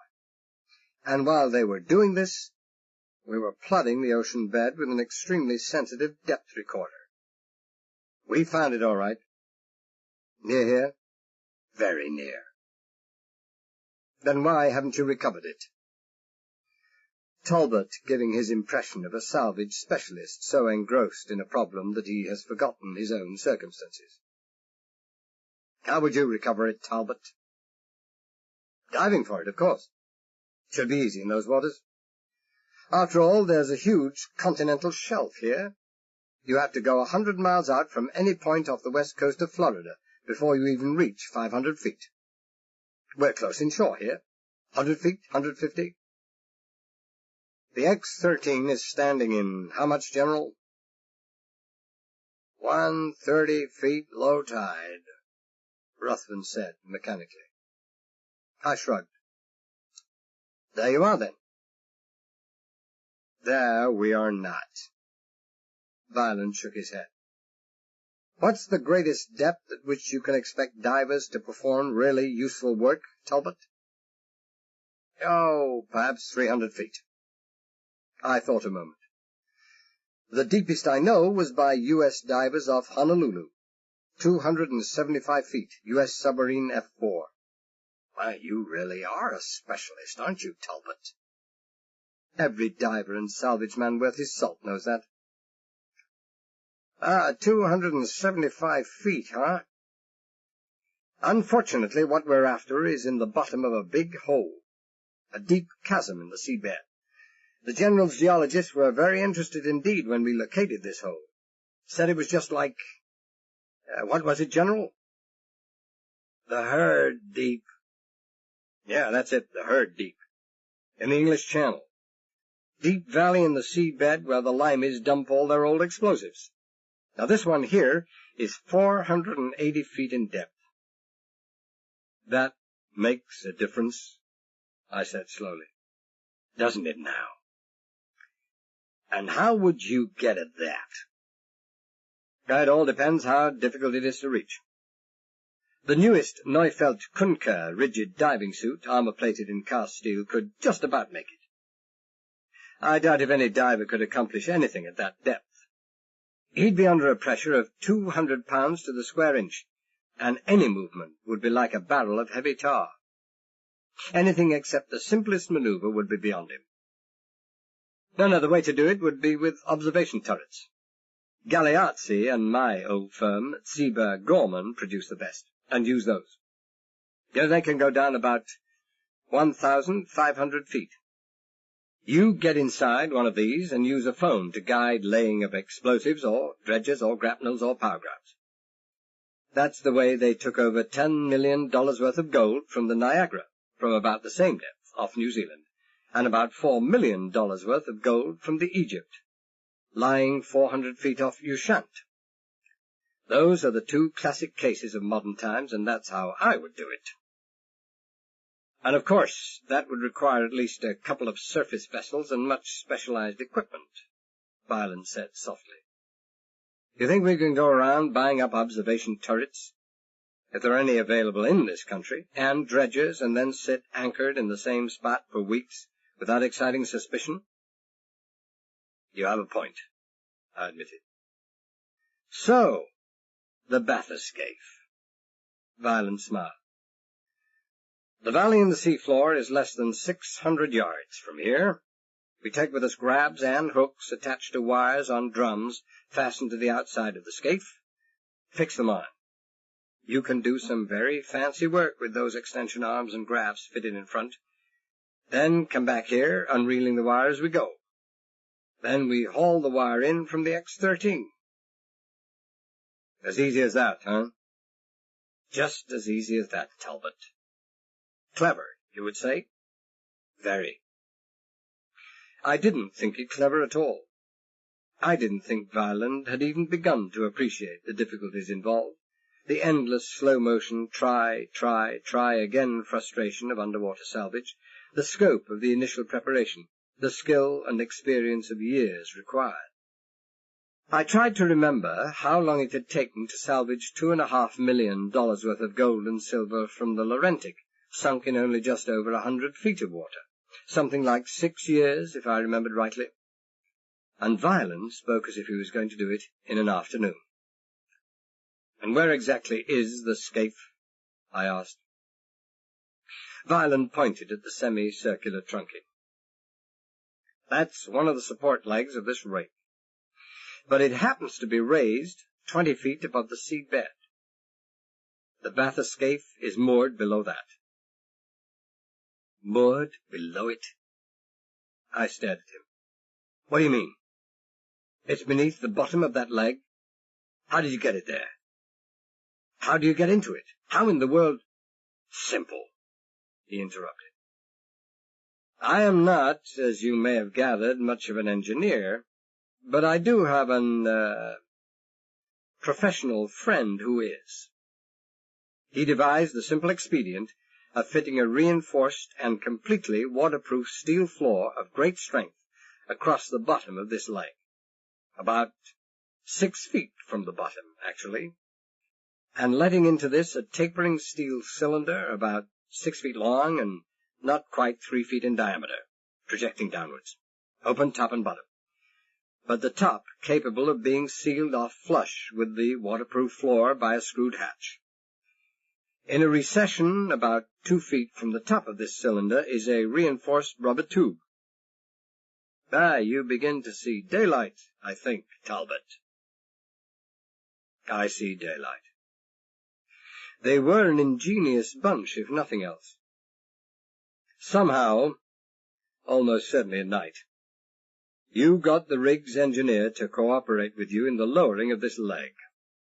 I suppose you told them the yarn about top-secret research, so secret that no one was allowed to see what was going on. You had the bathyscaphe on the surface, unbolted its bridged cover, lowered the leg slowly until this cylinder fitted over the bathyscaphe's entrance hatch, pumped this rubber ring full of compressed air to make a perfect seal, then lowered the leg into the water, pushing the bathyscaphe down before it, while someone inside the bathyscaphe, probably your engineering friend, adjusted the hydrostatic valve for one of the adjacent flooding chambers enough to let it sink easily, but not so much as to rob it of its slight positive buoyancy, necessary to keep the top of the entrance chamber jammed into the cylinder at the foot of the leg. And when you want to take off, you just climb into the bathyscaphe, seal both the cylinder and the bathyscaphe hatches, have someone on the rig blow the air from the rubber seal gripping the entrance chamber of the bathyscaphe, flood your tanks to get enough negative buoyancy to drop clear of the leg, and there you are. Reverse process when you come back, except that you'll need a suction pump to clear the water that's accumulated in the cylinder. Right? In every detail. Violent permitted himself one of his rare smiles. Brilliant, you might call it. No, the only brilliant thing was stealing the bathyscaphe. The rest is within the scope of any moderately competent underwater operator.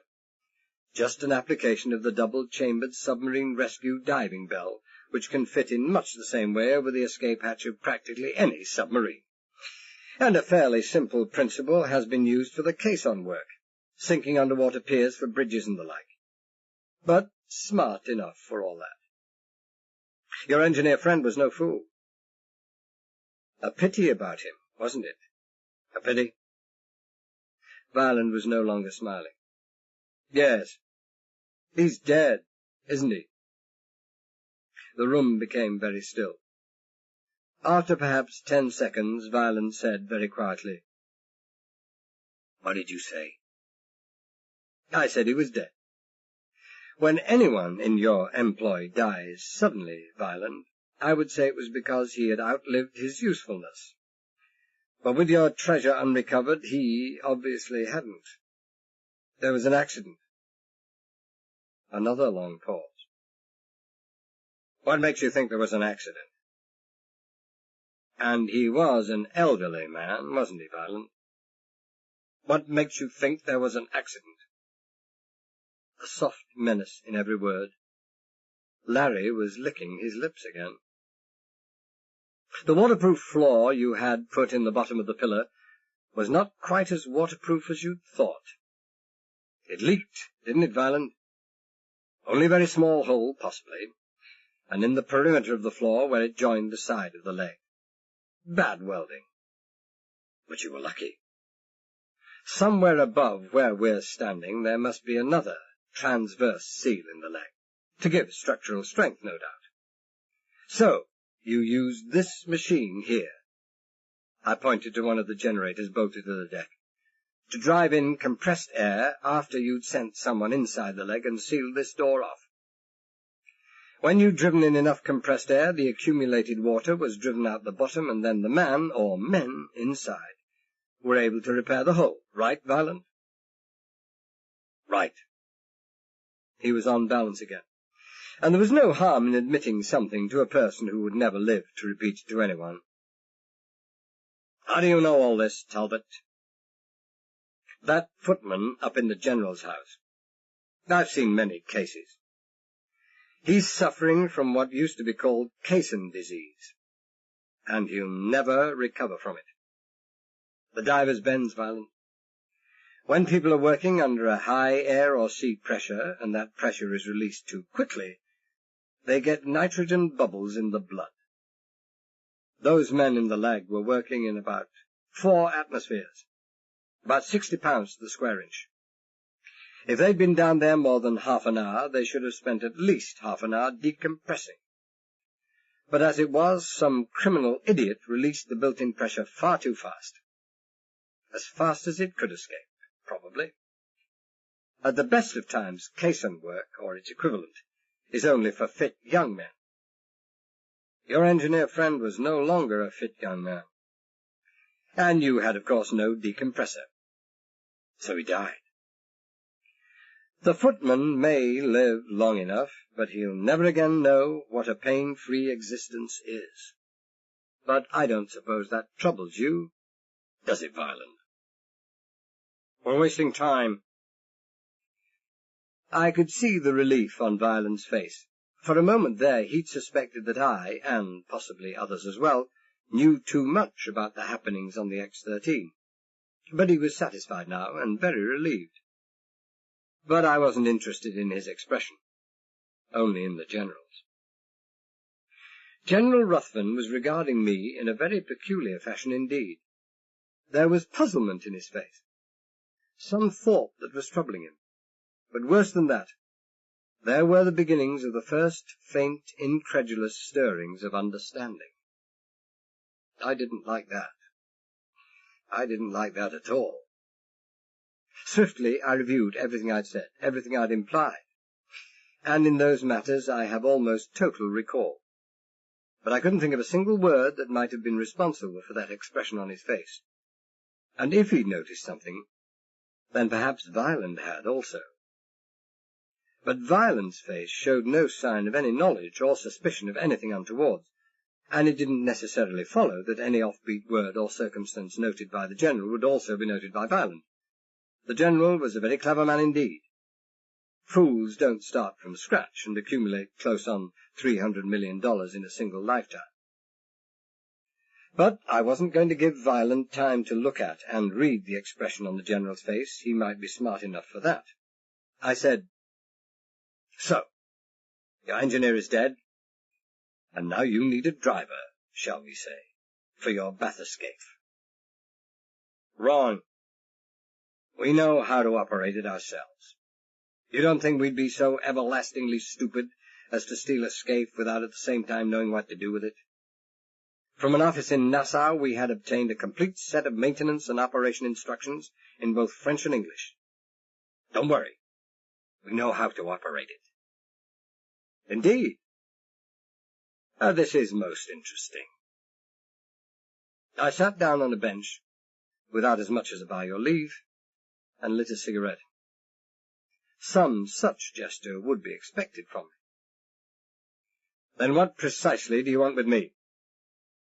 For the first time in our brief acquaintance, Violent looked embarrassed. After a few seconds, he scowled and said harshly, "We can't get the damned engines to start." I took a deep draw on my cigarette and tried to blow a smoke ring. It didn't come off. With me, it never came off. "Well, well, well," I murmured. "How most inconvenient. For you, that is. For me, it couldn't be more convenient. All you've got to do is to start those 2 little engines, and hey presto, you pick up a fortune for the asking. I assume you're not playing for peanuts, not operating on this scale. And you can't start them up without me. As I said, how convenient. For me." "You know how to make that machine run?" he asked coldly. "I might. It should be simple enough. They're just battery-powered electric motors." I smiled. "But the electric circuits and switches and fuse boxes are pretty complicated. Surely they're listed in the maintenance instructions." "They are." The smooth, polished veneer was showing a distinct crack, and his voice was almost a snarl. "They're coded for a key. We haven't got a key." "Wonderful. Just wonderful. I rose leisurely to my feet and stood in front of Violent. Without me, you're lost. Is that it? He made no answer. Then I have my price, Violent. A guarantee of my life. This angle didn't worry me at all, but I knew I had to make the play, or he'd have been as suspicious as hell. What guarantee do you offer, Violent? Good God, man, you don't need any guarantee. The General was indignant, astonished. Why would anyone want to kill you? Look, General, I said patiently, you may be a big tiger when you're prowling along the jungles of Wall Street. But as far as the other side of the legal divide is concerned, you're not even in the kitten class. Anyone not in your friend Violent's employ who knows too much will always come to the same sticky end, when he can no longer be of any use to him, of course. Violent likes his money's worth, even when it costs him nothing. You're suggesting by inference that I might also come to the same end? Ruthven inquired. Not you, General. You're safe. I don't know what the stinking tie-up between you and Violent is, and I don't care. He may have a hold on you, and you may be up to the ears in cahoots with him, but either way it makes no difference. Oh, you're safe. The disappearance of the richest man in the country would touch off the biggest manhunt of the decade. Sorry to appear cynical, General, but there it is. An awful lot of money buys an awful lot of police activity. There would be an awful lot of pressure, General, and snowbirds like our hopped-up young friend here, I jerked a finger over my shoulder in the general direction of Larry, are very apt indeed to talk under pressure. Violent knows it. Oh, you're safe. And when it's all over, if you're not really Violent's ever-loving partner, he'll find ways to ensure your silence. There would be nothing you could prove against him. It would only be your word against his, and many others. And I don't suppose even your own daughter knows what's going on. And then, of course, there's Royale. The knowledge that Royale is prowling around on the loose, waiting for a man to make just one slip, is enough to guarantee that man putting on an act that would make a clam seem positively garrulous. I turned from him and smiled at Violent. But I'm expendable, am I not? I snapped my fingers. The guarantee, Violent. The guarantee. I'll guarantee it, Talbot, General Ruthven said quietly. I know who you are. I know you're a killer. But I won't have even a killer murdered out of hand. If anything happens to you, I'll talk, regardless of the consequences. Violent is, first and foremost, a businessman. Killing you wouldn't even begin to be compensation for the millions he'd lose. You need have no fear. Millions. It was the first time there had been any mention of the amounts involved. Millions. And I was to get it for them. Thanks, General. That puts you on the side of the angels, I murmured. I stubbed out my cigarette, turned. Chapter 9. It isn't the fashion to design tombs in the form of 200-foot-high metal cylinders. But if it were, that pillar on the X-13 would have been a sensation. As a tomb, I mean.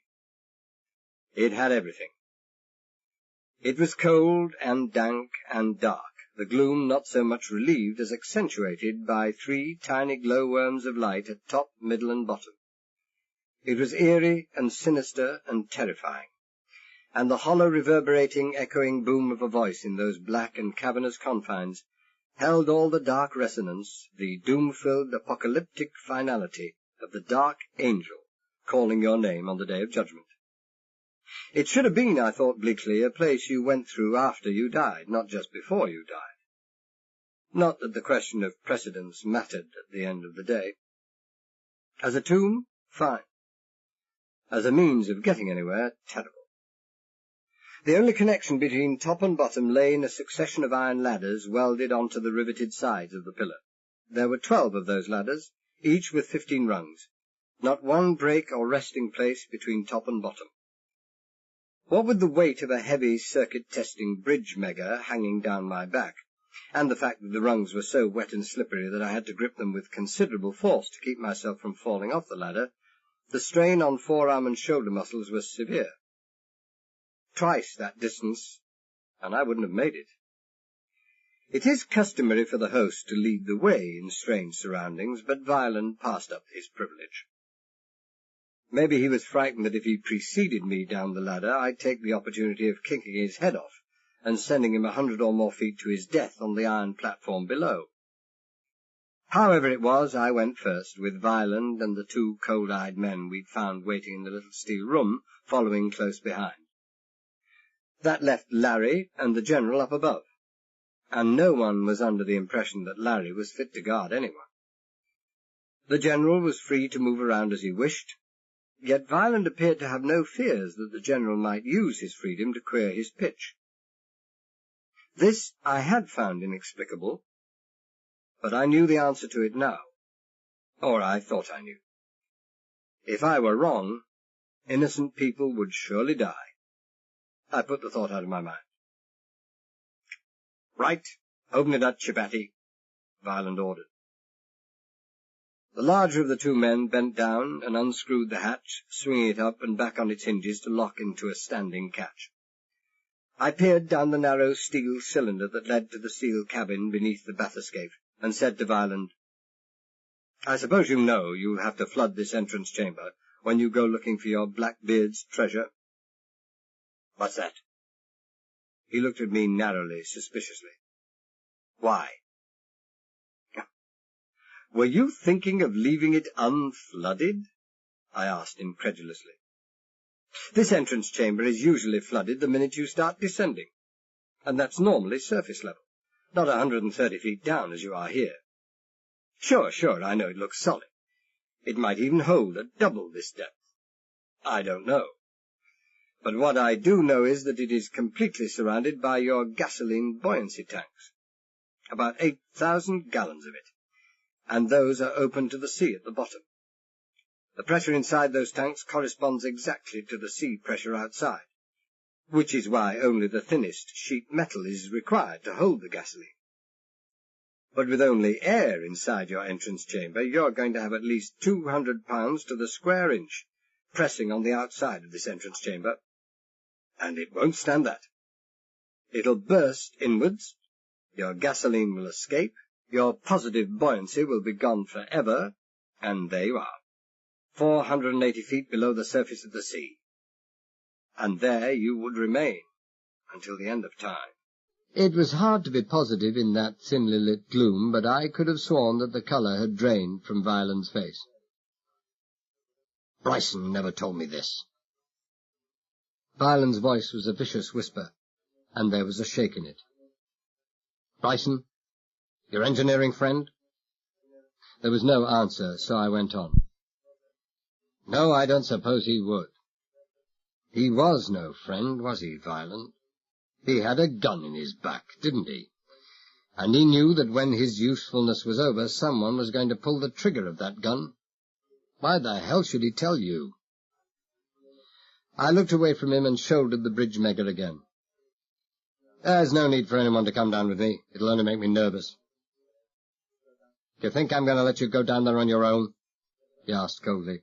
"To get up to your tricks." "Don't be stupid," I said wearily. I could stand there in front of an electrical switchboard or fuse box and sabotage the bathyscaphe so it would never move again, and neither you nor your friends would ever know anything about it. It's in my own interest to get this machine going and have the whole thing over as soon as possible. The quicker the better for me. I glanced at my watch. 11:20. It'll take me 3 hours to find out what's wrong, at least. I'll have a break at 2. I'll knock on the hatch so that you can let me out. No need.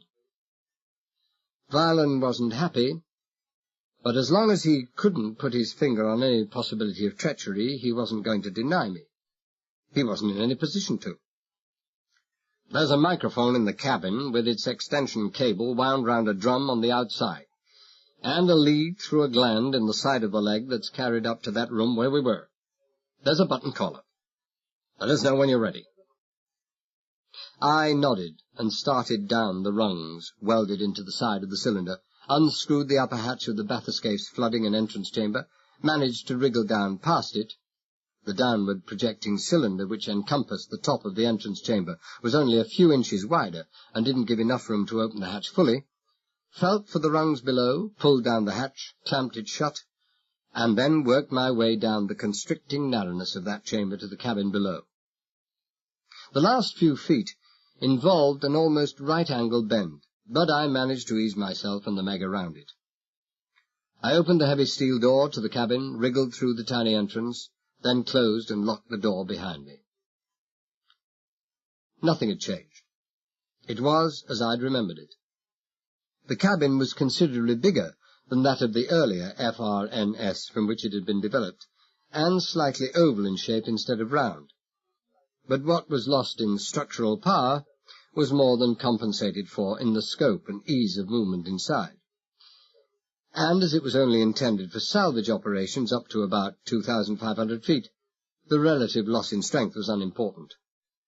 There were 3 windows, one set in the floor, cone-shaped inwards, as was the entrance door, so that sea pressure only tightened them in their seats. They looked fragile, those windows, but I knew that the specially constructed plexiglass in the largest of them, and that was no more than a foot in its external diameter, could take a pressure of 250 tons without fracturing. Many times the strain it would ever be required to withstand in the depths in which that bathyscaphe would operate. The cabin itself was a masterpiece of design. One wall, if approximately 1/6 of the surface area of the inside of the sphere could be called a wall, was covered with instruments, dial, fuse boxes, switchboards, and a variety of scientific equipment which we would not be called upon to use. Set to one side were the controls for engine starting, engine speed, advance, and reverse. For the searchlights, remote control grabs, the dangling guide rope which could hold the bathyscaphe stable near the bottom by resting part of its length on the seabed, and so relieving the scaphe of that tiny percentage of weight which was sufficient to hold it in perfect equilibrium. And finally there were the fine adjustments for the device for absorbing exhaled carbon dioxide and regenerating oxygen. One control there was that I hadn't seen before, and it puzzled me for some time. It was a rheostat with advance and retard positions graded on either side of the central knob, and below this was the brass legend, tow rope control. I had no idea what this could be for, but after a couple of minutes I could make a pretty sure guess. Violin, or rather Bryson on Violин's orders, must have fitted a power-operated drum to the top, and almost certainly the rear of the bathyscaphe, the wire of which would have been attached, before the leg had been lowered into the water, to some heavy bolt or ring secured near the base of the leg. The idea, I now saw, was not that they could thereby haul the bathyscaphe back to the rig if anything went wrong. It would have required many more times the power that was available in the bathyscaphe's engines to haul that big machine along the ocean bed, but purely to overcome the very tricky navigational problem of finding their way back to the leg. I switched on a searchlight, adjusted the beam, and stared down through the window at my feet. The deep circular ring in the ocean floor, where the leg had originally been bedded, was still there, a trench over a foot in depth. With that to guide, re-engaging the top of the entrance chamber in the cylinder inside leg shouldn't be too difficult.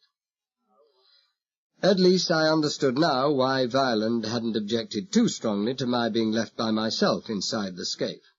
By flooding the entrance chamber and rocking the scaphe to and fro, if I got the engine started, I might easily have managed to tear clear of the rubber seal and sail the bathyscaphe away to freedom and safety.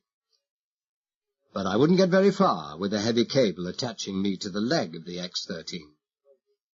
Violin might be a phony in the ways of dress, mannerisms, and speech, but that didn't alter the fact that he was a very smart boy indeed. Apart from the instruments on that one wall, the rest of the cabin was practically bare, except for 3 small canvas seats that hinged on the outer wall, and a rack where there was stored a variety of cameras and photo-flood equipment.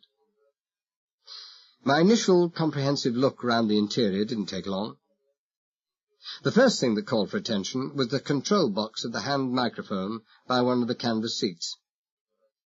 Violin was just the sort of person who would want to check whether I really was working, and I wouldn't have put it past him to change over wires in the control box so that when the switch was in the off position, the microphone would be continuously live, and so let him know that I was at least working, even if he didn't know what kind of work it was. But I'd misjudged or overrated him. The wiring was as it should have been. In the next 5 minutes or so, I tested every item of equipment used inside that cabin except the engine controls. Should I have been able to start them, anyone still waiting on the bottom floor of that leg would have been sure to feel the vibration. After that, I unscrewed the cover of the largest of the circuit boxes, removed almost 20 coloured wires from their sockets, and let them hang down in the wildest confusion and disorder. I attached a lead from the Mega to one of those wires, opened the covers of another 2 circuits and fuse boxes, and emptied most of my tools onto the small workbench beneath. The impression of honest toil was highly convincing. So small was the floor area of that steel cabin that there was no room for me to stretch out my length on the narrow mesh duckboard, but I didn't care. I hadn't slept at all the previous night. I'd been through a great deal in the past 12 hours, and I felt very tired indeed. I'd sleep all right. I slept. My last impression before drifting off was that the wind and the seas must really be acting up. At depths of 100 feet or over, wave motion is rarely or never felt. But the rocking of that bathyscaphe was unmistakable, though very gentle indeed. It rocked me to sleep. My watch said 2:30 when I woke. For me, this was most unusual. I'd normally the ability to set a mental alarm clock and wake up almost to the pre-selected moment. But this time I'd slipped, but I was hardly surprised.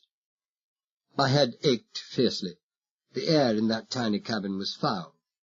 Well, it was my own fault. I'd been careless. I reached for the switch controlling carbon dioxide absorption and turned it up to maximum.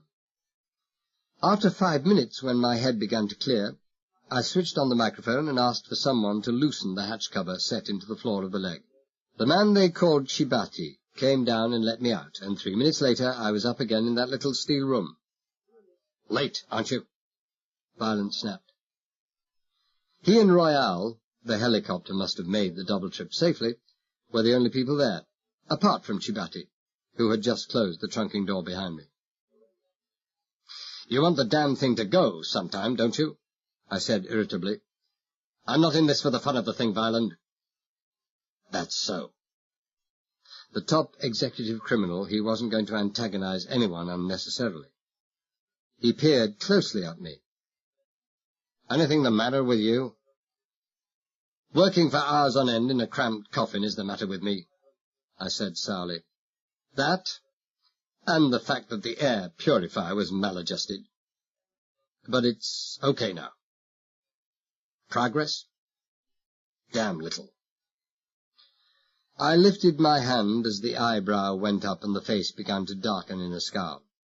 "It's not for want of trying.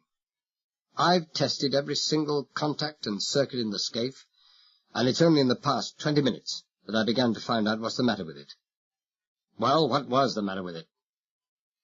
"Your late engineer friend Bryson was the matter with it, that's what."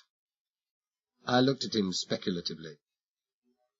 "Had you intended taking Bryson with you when you were going to recover this stuff?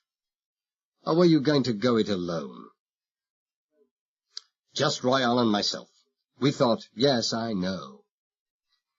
Not much point taking him along with you.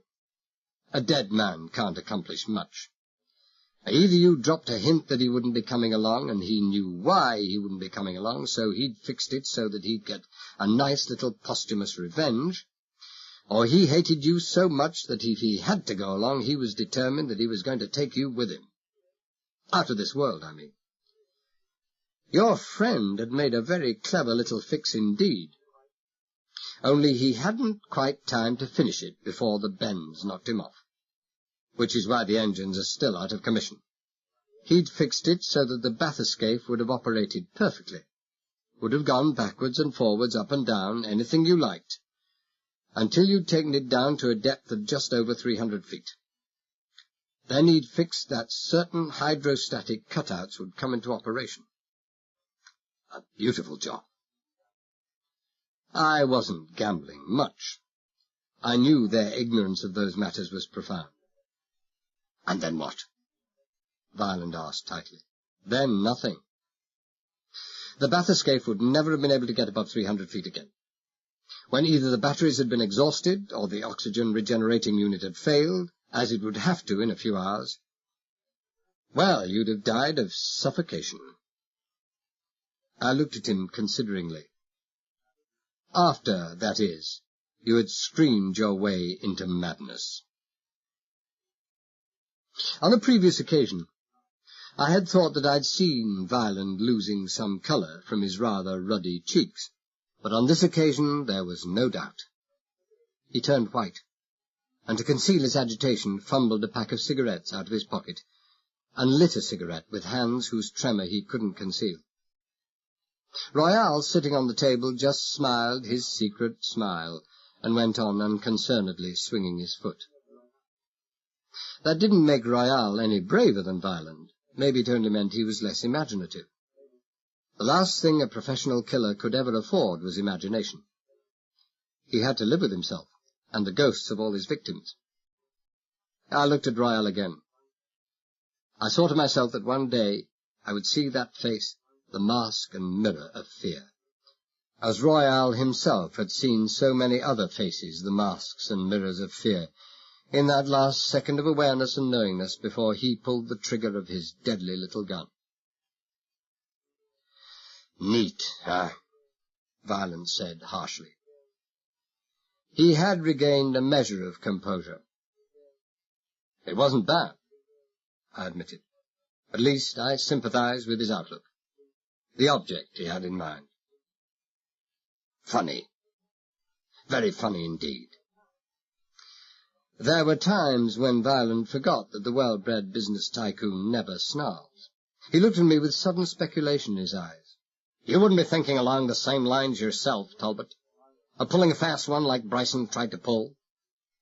Well, it's an attractive idea.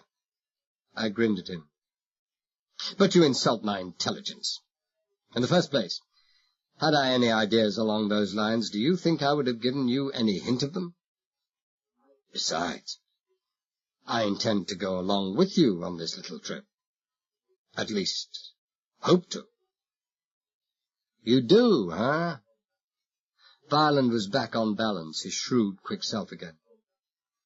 Getting suspiciously cooperative all of a sudden, aren't you, Talbot? You can't win, I sighed. If I said I didn't want to go, you'd think that a damn sight more suspicious.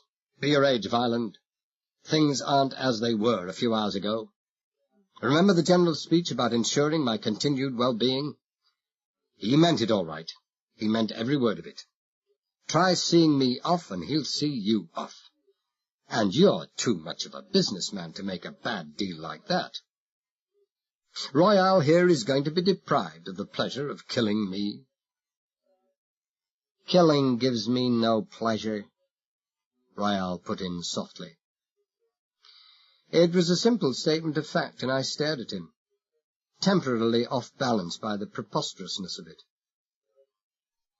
Did I hear what I thought I heard? I asked slowly. Ever hear of a ditch digger digging ditches for pleasure, Talbot? I think I see your point.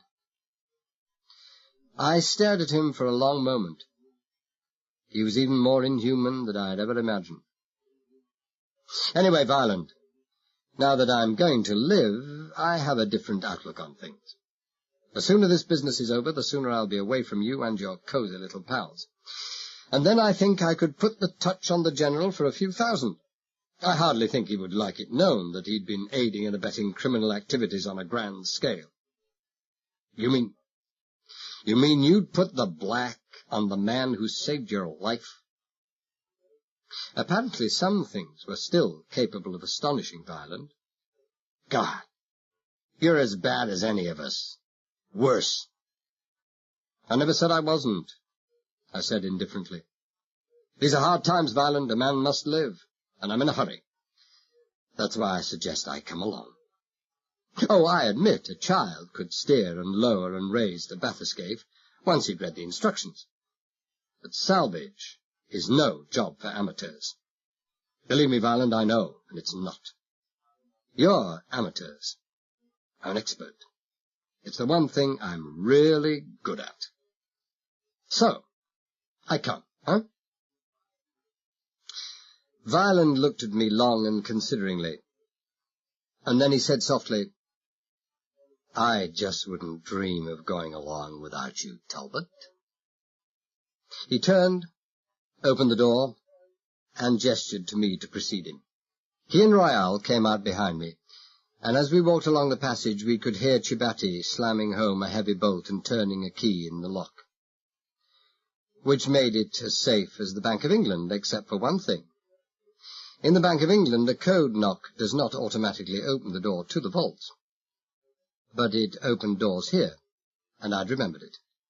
And even had I forgotten it, it would have come back there and then, for Violent was using it again on a door about 15 yards along the passage. The door was opened by Chibati's opposite number. The compartment beyond wasn't as bleakly furnished as the one we'd just left, but it was a near thing.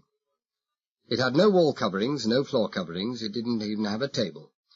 But it did have a padded bench along one wall, and on this the General and Mary were sitting.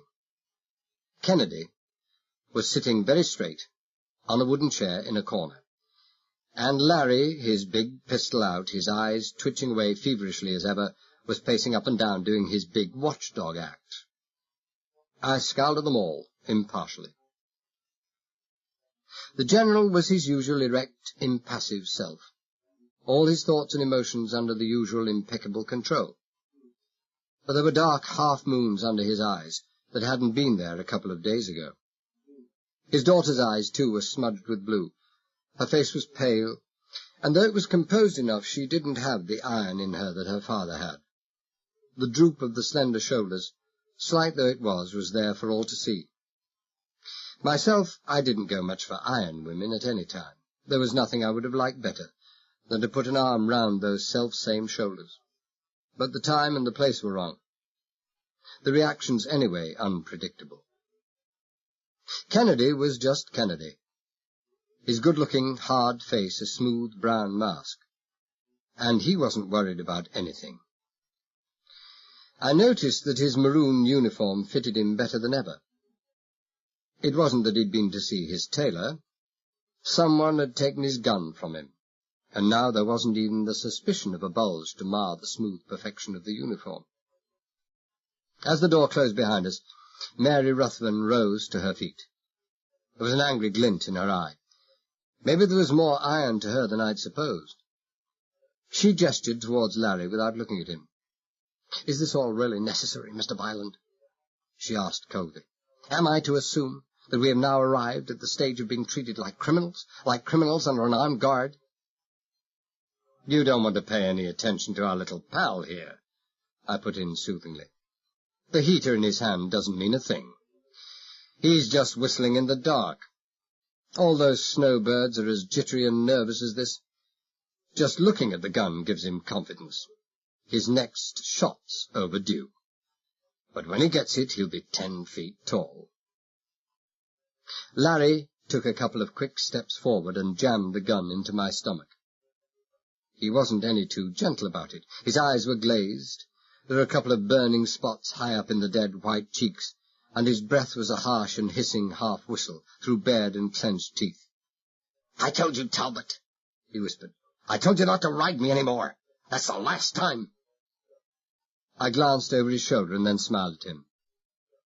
Look behind you, sucker, I said softly. As I spoke, I again shifted my gaze over his shoulder and nodded slightly.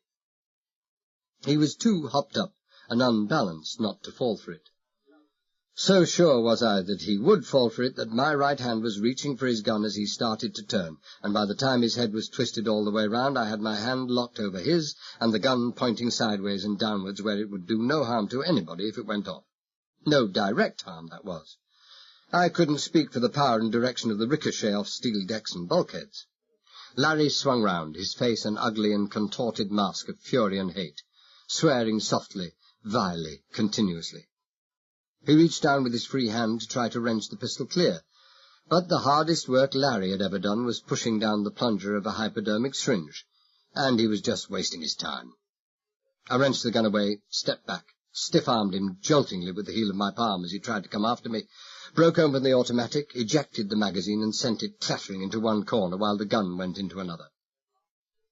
Larry half stood, half crouched against the far wall, where my push had sent him, blood trickling from his nose and tears of rage and frustration and pain running down both cheeks.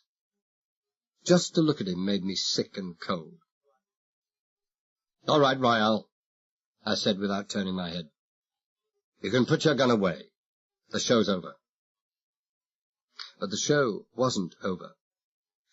A hard voice said, "Go pick up that gun, Talbot, and the clip. Put the clip in the gun and give it back to Larry." I turned round slowly. Violent had a gun in his hand, and I didn't care very much for the whiteness of the knuckle on the trigger finger. He looked his usual polished, urbane self, but the rigidity of his gun hand and the ever so slightly too fast rate of breathing gave him away. It didn't make sense. Men like Violent never allowed themselves to become emotionally involved, far less so concerned over what happened to a punk like Larry. "How would you like to go up top and take a walk over the side?" I asked. "I'll give you till I count 5. "And then what?" "Then I'll shoot." "You wouldn't dare," I said contemptuously. "You're not the type to pull triggers, Violent. That's why you employ this big, bad hatchet man here. Besides, who would fix up the bathyscaphe then?" "I'm counting, Talbot." As far as I was concerned, he'd gone nuts. 1, 2... Okay, I interrupted. "So you can count.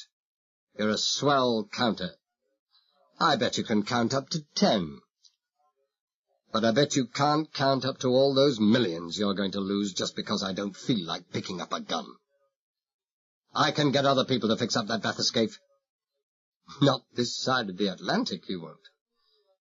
And you haven't got all that much time to play around with, have you, Violent? What's the betting a plane load of the FBI aren't already on the way to Marble Springs to investigate that curious telegram Jablonski sent? What's the betting they aren't already there? What's the betting they aren't knocking on the door of the General's villa right now saying, 'Where's the General?' And the butler saying, 'Why, the General's just gone out to the rig, gentlemen.' And then the FBI saying, 'We must call upon the General immediately. We have important things to discuss with him.' And they will call, Violent, just as soon as this storm blows over." "I'm afraid he's right, Mr. Violent. The unexpected help came from Royale. We haven't all that much time." For a long moment, Violent said nothing. Then he lowered his gun, turned, and walked out of the room. Royale, as always, showed no sign of strain or emotion whatever. He smiled and said, "Mr. Violent has gone to eat over on the other side. Lunch is ready for all of us," and stood to one side to let us out through the door. It had been a strange, offbeat episode. It didn't make sense. It didn't even begin to make any kind of sense at all. I pondered it. I tried to find a shadow of an explanation, while Larry collected his gun and ammunition clip. But it was no good. I couldn't find an explanation to fit the facts. Besides, I'd suddenly realized that I was very hungry indeed. I stood to one side to let all the others except Royale precede me, not so much out of courtesy as to ensure that Larry didn't shoot me in the back. Then hurried, without seeming to catch up on Mary and Kennedy. To get to the other side of the rig, we had to cross the 100-foot width of the well deck where I'd talked to Joe Curran, the roustabout foreman, in the early hours of that morning. It was by all odds the longest, wettest, and windiest 100 feet that I'd ever walked. They'd rigged up a couple of wire lifelines clear across to the other side. We could have done with a couple of dozen. The power of that wind was fantastic. It seemed to have redoubled in strength since we'd arrived on the rig 4 hours previously, and I knew now that we could expect no boat or helicopter to approach the rig until the storm had passed. We were completely cut off from the outer world. At 2:30 in the afternoon it was dark as twilight, and out of the great black wall of cumulonimbus that all but surrounded us, the wind flung itself upon the X-13 as if it were going to uproot it from its 13-leg foundation, topple it and drown it in the depths of the sea. It roared and howled across the deck of the oil rig in a maniacal fury of sound, and even at the distance of a couple of 100 feet we could plainly hear above the deep thunder of the storm the cacophonous obligato, the screaming satanic music, as the great wind whistled and shrieked its falsetto way through the hundreds of steel girders that went to make up the towering structure of the drilling derrick. We had to lean at an angle of almost 45 degrees against the wind to keep our balance, and at the same time hang on grimly to one of the lifelines. If you fell, or started rolling along that deck, you wouldn't stop until the wind had pushed you clear over the side. It was as strong as that. It sucked the breath from your lungs, and under its knife-edged hurricane lash the rain flailed and stung the exposed skin like an endless storm of tiny lead shot. Mary led the way across this exposed, storm-filled working platform, and right behind her came Kennedy, one hand sliding along the wire, his free arm tightly round the girl in front. At another time I might have been disposed to dwell on the subject of luck and how some people seem to have it all, but I had other much more urgent things on my mind. I came close up to him, actually treading on his heels, put my head close to his and shouted above the storm, "Any word come through yet?" He was smart, all right, this chauffeur. He neither broke step nor turned round, but merely shook his head slightly. "Damn," I said, and meant it. This was awkward. "Have you phoned?" Again the shake of the head. An impatient shake this time, it looked like, and when I thought about it I couldn't blame him. Much chance he'd had of either hearing or finding out anything with Larry dancing around, flourishing his pistol, probably ever since he'd come out to the rig. "I've got to talk to you, Kennedy," I shouted. He heard me this time, too. The nod was almost imperceptible, but I caught it. We reached the other side, passed through a heavy clipped door, and at once found ourselves in another world. It wasn't the sudden quiet, the warmth, the absence of wind and rain that caused the transformation, though those helped. Compared to the other side of the rig from which we'd just come, this side resembled a sumptuous hotel. Instead of bleak steel bulkheads, there was some form of polythene or formica panelling painted in pleasing pastel shades. The floor was sheathed in deep, sound-absorbing rubber, and a strip of carpeting covered the length of the passageway stretching in front of us. Instead of harsh, unshaded lighting falling from occasional overhead lamps, there was a warm, diffused glow from concealed strip lighting. Doors lined the passage, and the one or two that were open looked into rooms as finely furnished as the cabins you might find in the senior officers' quarters aboard a battleship. Oil drilling might be a tough life, but the drillers obviously believed in doing themselves well in their off-duty hours. To find this comfort, luxury almost, in the Martian metal structure standing miles out to sea was somehow weird and altogether incongruous. But what pleased me more than all those evidences of comfort was the fact that there were concealed loudspeakers at intervals along the passage. Those were playing music, soft music, but perhaps loud enough for my purpose. When the last of us had passed through the doorway, Kennedy turned and looked at Royale. Where are we going, sir? The perfect chauffeur to the end. Anyone who called Royale sir deserved a medal. The General's stateroom. Lead the way. I usually eat in the driller's mess, sir, Kennedy said stiffly. Not today. Hurry up now. Kennedy took him at his word. Soon he had left most of them 10 feet behind, all except me, and I knew I had very little time. I kept my voice low, head bent, and talked without looking at him. Can we put a phone call through to land? No, not without clearance. One of Violent's men is with the switchboard operator, checks everything in and out. You see the sheriff? Our deputy. He got the message. How are they going to let us know if they had any success? A message to the General, saying that you, or a man like you, had been arrested at Jacksonville, travelling north. I should have loved to curse out loud, but I contented myself with cursing inwardly. Maybe it had been the best they could think up at short notice, but it was weak, with a big chance of failure. The regular switchboard operator might indeed have passed the message on to the General, and there would be no chance that I might be in the vicinity at the time. But Violent's creature supervising the operator would know the message to be false, and wouldn't bother passing it on, except perhaps hours later by way of a joke. Nor was there any certainty that even then the news would reach my ears. Everything, just everything, could fail, and men might die because I couldn't get the news I wanted. It was galling. The frustration I felt, the chagrin, were as deep as the urgency was desperate.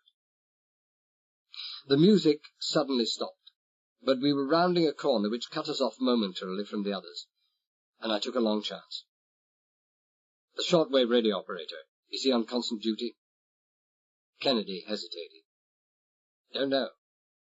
Call up Bell, I think. I knew what he meant. Where, for various reasons, a radio post can't be continuously manned, there is a device that triggers a distant alarm bell when a call comes through on the post's listening frequency. Can you operate a shortwave transmitter? I murmured. He shook his head. You've got to help me. It's essential that... Talbot! It was Royale's voice. He'd heard me. I was sure he'd heard me, and this was it. If he'd the slightest suspicion, then I knew Kennedy and I had exchanged our last words and that I was through. But I passed up the guilty starts and breaking of steps in mid-stride. Instead, I slowed down gradually, looked round mildly and inquiringly. Royale was about 8 feet behind, and there were no signs of suspicion or hostility in his face.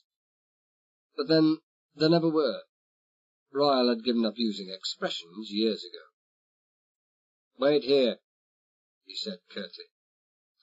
He moved ahead of us, opened a door, peered in, had a good look round, and then beckoned. All right, in. We went in. The room was big, over 20 feet long and luxuriously furnished. Red carpet from wall to wall, red drapes framing square, rain-blurred windows, green and red chintz-covered armchairs, a cocktail bar lined with red leather-covered stools in one corner, a formica-topped table to seat 8 near the door, in the corner opposite the bar a curtained-off alcove. The dining room of the suite, internal doors opened off right and left-hand walls, where the General roughed it when he came out to the oil rig. Violent was there, waiting for us. He seemed to have recovered his equanimity, and I had to admit that smooth, urbane face, with its neatly trimmed moustache and distinguished sprinkly of iron grey at the temples, belonged right there in that room. Close the door, he said to Larry, then turned to me and nodded towards the curtained alcove. You eat there, Talbot. Sure, I agreed. The hired help, I eat in the kitchen. You eat there for the same reason that you saw no one on your way through the corridors coming here. You think we want the drilling crew running around shouting that they've just seen Talbot, the wanted murderer? Don't forget they have radios here, and the chopper delivers papers every day. Well, I think we might have the steward in now, General, don't you? I went quickly to my seat at the tiny table behind the curtain and sat down. I felt shaken. I should have felt relieved to know that Royale had not been suspicious, that he'd merely been checking to see that the coast was clear before we went into the General's room, but I was more concerned about my own slip-up. My attention was so taken up with immediate problems that I had forgotten that I was playing the part of a murderer. Had I been a genuine, wanted killer, I'd have kept my face hidden, walked in the middle of the group, peered fearfully round every corner we'd come to. I'd done none of those things. How long would it be before it occurred to Royale to wonder why I'd done none of those things? The outside door opened and someone, a steward, I assumed, entered. Once again it was the General who was the host, the man in charge, with Violent his employee and guest. The General's ability to switch roles, his unfailing command of himself in all circumstances, impressed me more every time I noticed it. I was beginning to hope that perhaps it might be a good thing to let the General in on something of what was happening, to seek his help in a certain matter. I was certain now he could carry off any deception, any duplicity, where the situation demanded it. But he might as well have been 1,000 miles away for any hope I had of contacting him. The General finished giving his orders for lunch, the door closed behind the departing steward, and for perhaps a minute there was complete silence. Then someone rose to his feet and crossed the room, and the next I heard was the sound of bottles and glasses clinking. Trifles like murder and forcible coercion and underwater recovery of millions weren't going to get in the way of the observance of the customs of the old Southern hospitality. I would have taken long odds that it was the General himself who was acting as barman, and I was right. I would have taken even longer odds that he would pass up Talbot, the murderer, and I was wrong. The alcove curtain was pushed back, and the General himself set down a glass before me. He remained bent over my tiny table for a couple of seconds, and the look he gave me wasn't the look you give a known murderer who has at one time kidnapped your daughter and threatened her with death. It was a long, slow, considering, speculative look. And then, incredibly, but unmistakably, the corner of his mouth twitched in a smile, and his eye closed in a wink. Next moment he was gone, the curtain falling into place and shutting me off from the company. I hadn't imagined it. I knew I hadn't imagined it. The General was on to me. How much he was on to me, I couldn't guess, any more than I could guess at the reasons that had led to the discovery of what he knew or suspected. One thing I was sure of. He hadn't learned from his daughter. I'd impressed her enough with the necessity for complete secrecy. There was a rumble of conversation in the room, and I became aware that it was General Ruthven himself who held the floor. "It's damnably insulting and utterly ridiculous," he was saying, in a voice that I'd never heard before, a dry, icy voice that I could just see being brought to bear for maximum effect in quelling an unruly board of directors. "I don't blame Talbot, murderer though he is. This gun-waving, this guarding has got to stop. I insist on it, Violent. Good God, man, it's so utterly unnecessary.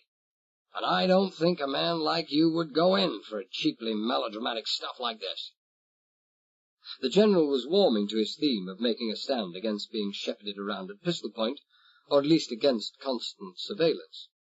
"Look at the weather, man. No one can move from here in the next 12 hours at least. We're not in the position to make any trouble, and you know I'm the last man in the world to want to. I can vouch personally for my daughter and Kennedy." The General was sharp as an eagle, sharper than either Violent or Royale. He was a bit late in the day in making his stand against surveillance. I guessed what he was really after was the power of freedom of movement, possibly for himself, even more possibly for his chauffeur. And what was more, he was getting it. Violent was agreeing with the reservation that when he and Royale went in the bathyscaphe, the General, his chauffeur, and Mary should remain in the room above the pillar, along with the rest of Violent's men. I still had no idea how many men Violent actually had aboard the rig, but it seemed likely that apart from Larry, Chibati and his friend, there were at least 3 others, and they would be men in the mould of Chibati. Conversation broke off short as a knock came again to the door. A steward or stewards set down covers, made to serve, but were told by the General to go. As the door closed, he said, "Mary, I wonder if you would take something to Talbot." There came the soft sound of the rubbing of chair legs on the carpet, and then Kennedy's voice saying, "If I might be permitted, sir." "Oh, thank you, Kennedy. Just a minute while my daughter serves it out." By and by the curtain was pushed to one side, and Kennedy carefully laid a plate in front of me. Beside the plate, he laid a small, blue, leather-covered book, straightened, looked at me expressionlessly, and left. He was gone before I'd realized the significance of what he'd done. He knew very well that whatever concessions in freedom of movement the General had gained did not apply to me. I was going to be under eye and gun for 60 seconds every minute, 60 minutes every hour, and that our last chance for talking was gone. But not our last chance for communication. Not with that little book lying around. It wasn't strictly a book. It was that cross between a diary and an account book with a tiny pencil stuck in the loop of leather, which garages and car dealers dole out in hundreds of thousands, usually at Christmas time, to the more solvent of their customers. Nearly all chauffeurs carried one, for entering up in the appropriate spaces the cost of petrol, oil, services, repairs, mileage, and fuel consumption. None of those things interested me. All that interested me was the empty spaces in the diary pages and the little blue pencil. With one eye on the book, and one on the curtain, and both ears attuned to the voices and sounds beyond that curtain, I wrote steadily for the better part of 5 minutes, feeding myself blindly with fork in the left hand, while with my right I tried to set down in the briefest time, the shortest compass, everything I wanted to tell Kennedy. When I was finished, I felt reasonably satisfied. There was still a great deal left to chance, but it was the best I could do. Accepting of chances was the essence of this game. Perhaps 10 minutes after I'd finished writing, Kennedy brought me in a cup of coffee. The book was nowhere to be seen, but he didn't hesitate. His hand went straight under the crumpled napkin in front of me, closed over the little book, and slid it smoothly inside his tunic. I was beginning to have a great deal of confidence indeed in Simon Kennedy. 5 minutes later, Violent and Royale marched me back to the other side of the rig. Negotiating the hurricane blast that swept across the open well deck was no easier this time than it had been the last, and in the intervening half-hour the darkness had deepened. Chapter 10. At 6:30, I left the bathyscaphe. I was glad to leave.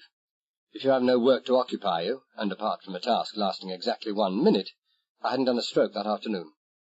The interior of a bathyscaphe has singularly little to offer in the way of entertainment and relaxation. I left Chibati to screw down the hatch in the floor of the pillar, and climbed alone up the 180 iron rungs to the compartment at the top. Royale was there, alone. "Finished, Talbot?" he asked. "All I can do down there. I need paper, pencil, the book of instructions, and if I'm right, and I think I am, I can have those engines going within 5 minutes of getting down there again.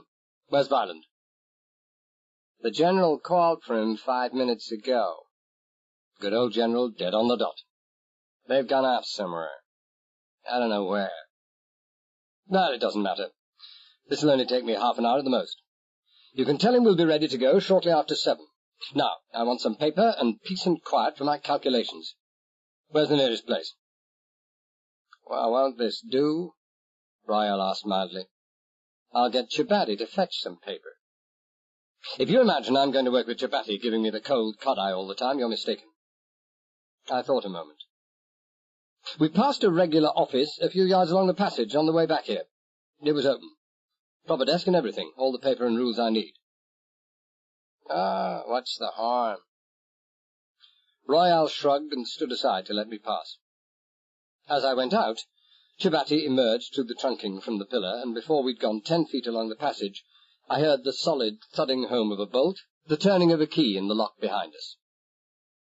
Shabati took his keeper of the castle duties very seriously indeed. Halfway along the passage, an open door led into a small, fairly comfortable room. I looked over my shoulder at Royal, saw his nod, and went in. The room looked as if it had been used as an architect's office, for there were a couple of large drawing boards on easels topped by strip lighting. I passed those up, in favour of a big leather-covered desk with a comfortable armchair behind it. Royal looked round the room, the way Royal would always look around a room. It was impossible to imagine Royal sitting down anywhere with his back to a door, overlooked by a window, or with light in his eyes. He would have behaved the same in a children's nursery. In this case, however, he seemed to be examining the room more with an eye to its qualification as a prison, and what he saw must have satisfied him. Apart from the doorway through which he had just entered, the only other point of egress from the room was through the plate-glass window that overlooked the sea. He picked a chair directly under the central overhead light, lit a cigarette, and sat there quietly, the lamplight gleaming off his dark, blonde, slick hair, his expressionless face in shadow. He was no more than 6 feet from me, and he had nothing in his hands, and could have had that little black gun out and 2 little holes drilled through me before I covered half the distance towards his chair. Besides, violence wasn't on the cards just then, not at least for me. I spent 10 minutes in scribbling down figures on a sheet of paper, fiddling with a slide rule, consulting a wiring diagram, and getting nowhere at all. I didn't conceal the fact that I was getting nowhere at all. I clicked my tongue in impatience, scratched my head with the end of my pencil, compressed my lips, and looked with mounting irritation at the walls, the door, the window.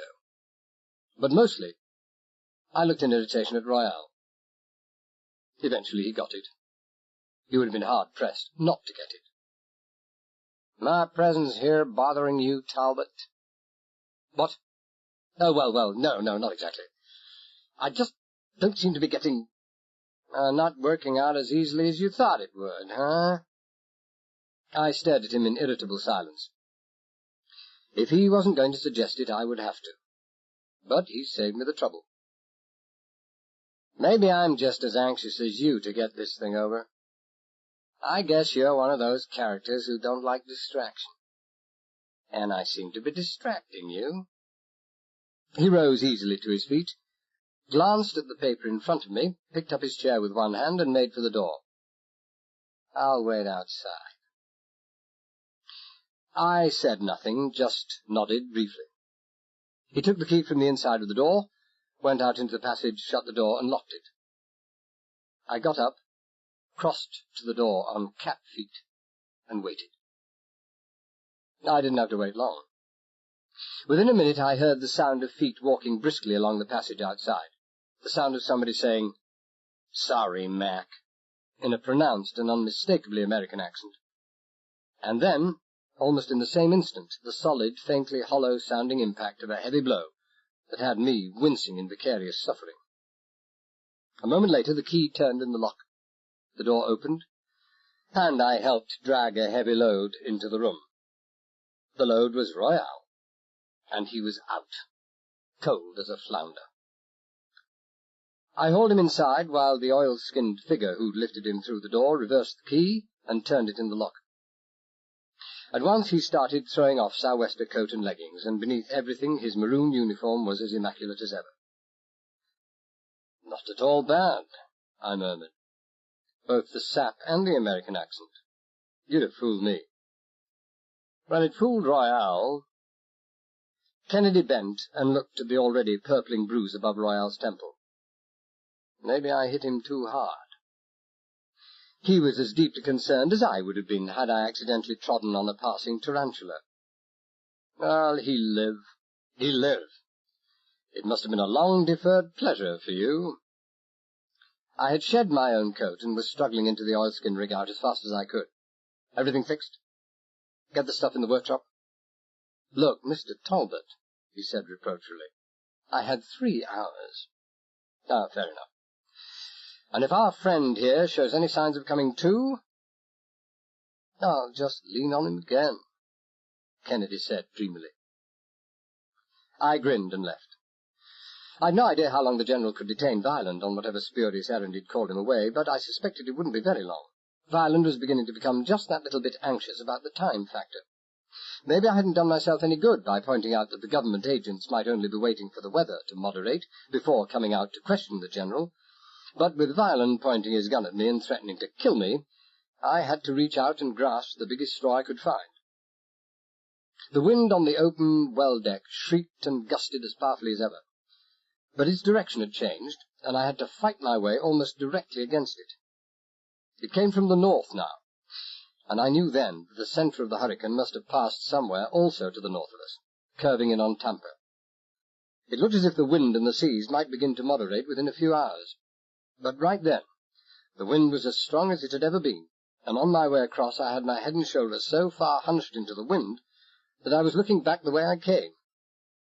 I fancied, in the near darkness, that I saw a figure clawing its way along the lifeline behind me.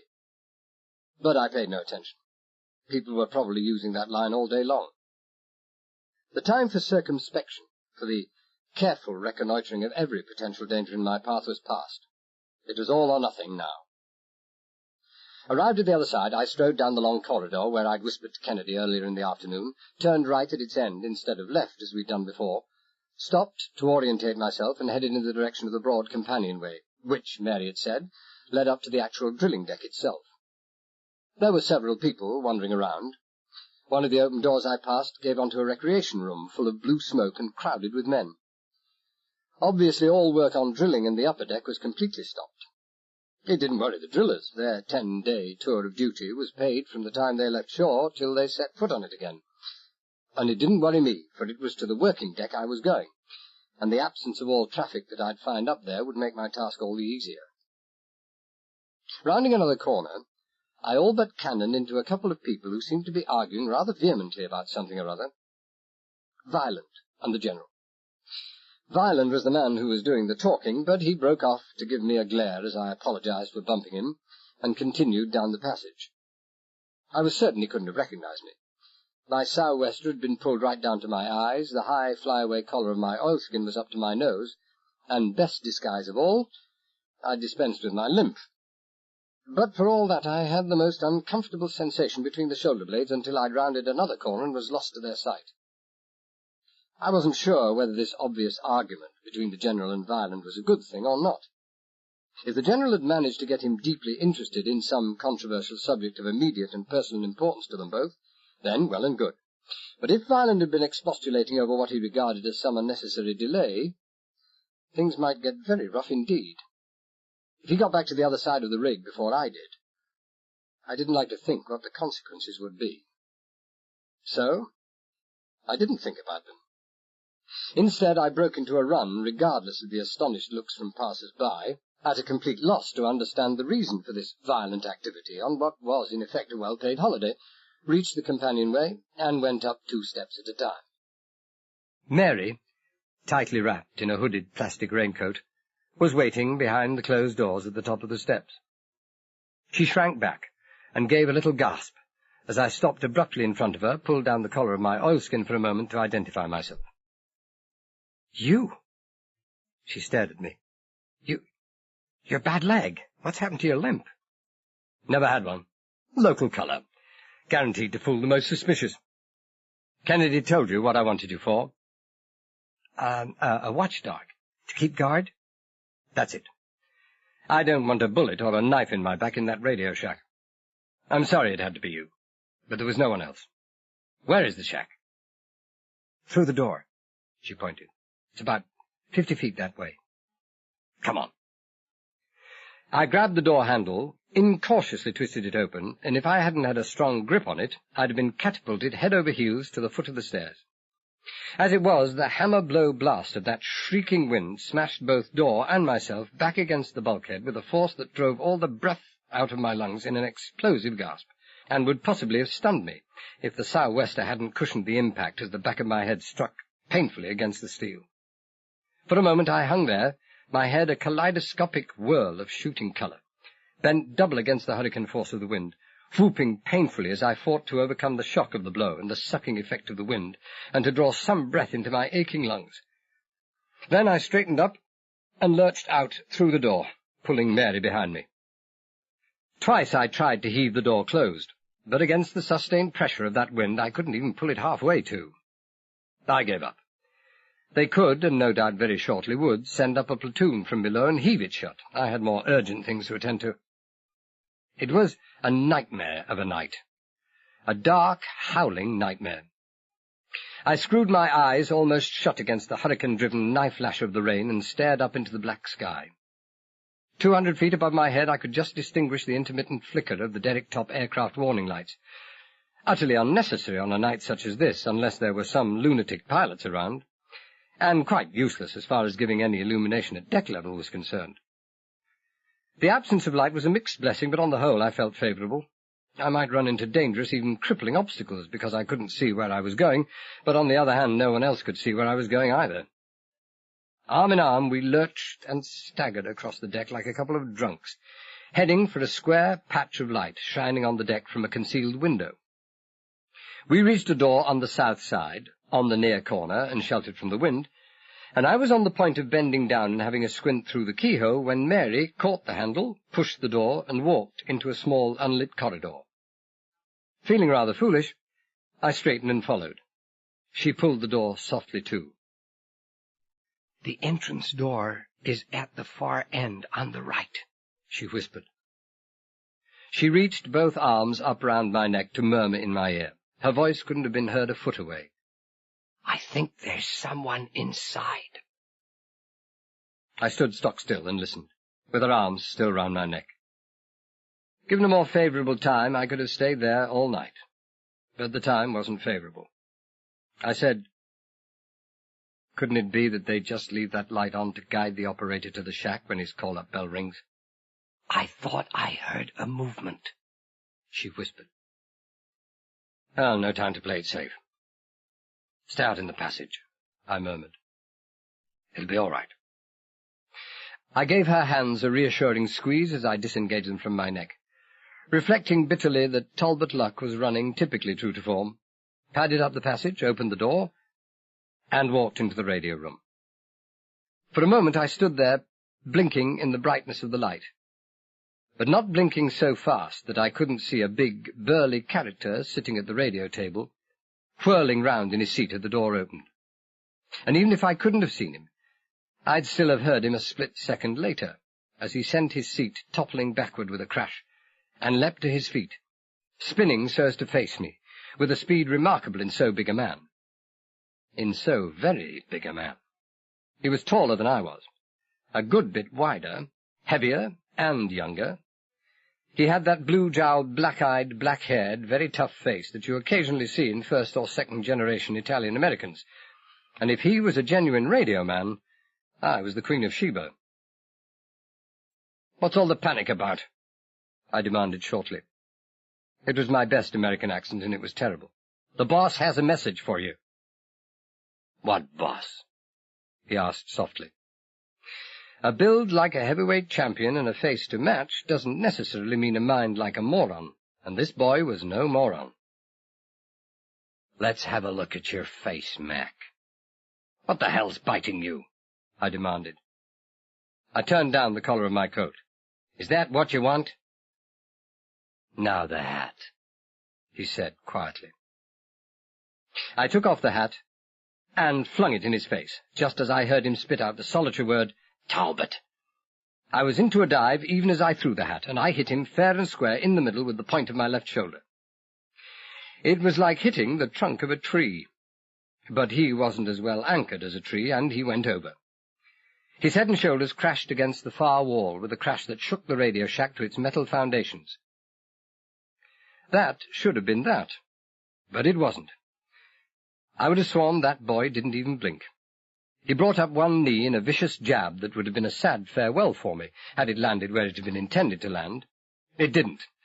It caught me on the chest and upper arm, but even so it had sufficient power behind it to knock me over on one side, and the next moment we were rolling across the floor together, punching, kicking, clawing, and gouging. The Marquis of Queensberry wouldn't have liked it at all. I was under two big disadvantages. The heavy oilskins hampered my movements, and although they helped absorb some of the impact of his jolting short-arm jabs, They also, because of their constricting effect, robbed my own blows of much of their power, and while he was obviously more than willing to turn the entire radio shack into a shambles of broken furniture and fittings, that was the last thing I wanted. Everything, literally everything, depended on my keeping that radio intact. And we both rolled against the radio table now, myself underneath, where I could have a good view of one of the legs splintering and caving in under the combined weight of our bodies against it. I wasn't feeling any too good by this time. I had just the evidence of my own eyes to show me that this lad was only equipped with arms and fists, just like anyone else, and not a couple of flexible sledgehammers, which was what it felt like. But the sight of that tottering radio table made me desperate. A particularly vicious clubbing blow to the lower ribs didn't make it at all hard for me to gasp out in pain and fall back limply on the floor, and while he was taking advantage of my cooperation, and time to wind up his right sledgehammer to drive me through the floor, I brought up my knee and simultaneously chopped him across the exposed neck with the edge of my right hand, and all the power those hampering oilskins would permit. By all the rules, he should have gone out like a light. Only he had never read any of the rules. But I had hurt him, though. The grunt of agony was as genuine as mine had been faked, and he was momentarily dazed, just long enough to let me squirm out from under and roll over and over, until I brought up against the half-open doorway through which I'd entered. I might have nailed him then, back where we'd been. But I wasn't going to take even the chance of touching the few splintered pieces of table leg which were all that kept the transmitter from crashing onto the steel deck. He was tough, all right. By the time I was on my feet, he was on his, shaken but still on his feet. For a moment, I thought he'd lost all taste for the hand-to-hand stuff. The heavy wooden chair that he'd picked up and was bringing whistling over his shoulder certainly made it seem so, but when I ducked and heard the chair smash to pieces on the door jamb behind, it turned out that this was only his long-range artillery bombardment, and the assault troops were moving in later. Later, in this case, was almost right away, but I managed to avoid his wild, flailing bull-rush and whirled round to meet his next charge. It never came. He was crouching there, facing me, teeth showing, and his eyes a couple of wicked slits in his dark Latin face, hands pressed against the wall behind him, ready to help him in his take-off, when I saw a slender wrist appearing in the doorway behind him, high up. At the end of the wrist was a white, gloved hand, and gripped in the hand was a broken chair leg. Mary Ruthven hit him as I would have taken long odds that she would hit him. A hesitant, experimental tap on the head that wouldn't have dazed a cockroach. But for all that, it did have the galvanic effect of an electric shock. He whipped his head round to locate the source of this fresh threat, and as he did, I moved in with 2 long steps and hit him with everything I had, on the neck, just below the ear, my knuckles socketing solidly into the hollow behind the back of his left jawbone. One of the most deadly blows in boxing. It could easily have dislocated his jaw or broken his neck, and with any normal man might well have done just that. But he was phenomenally tough. He crashed back against the steel bulkhead and started to slide down towards the floor, eyes unfocused in his head. But even as he slid, he made a last despairing effort to fling himself at me and wrap his arms around my legs to bring me down.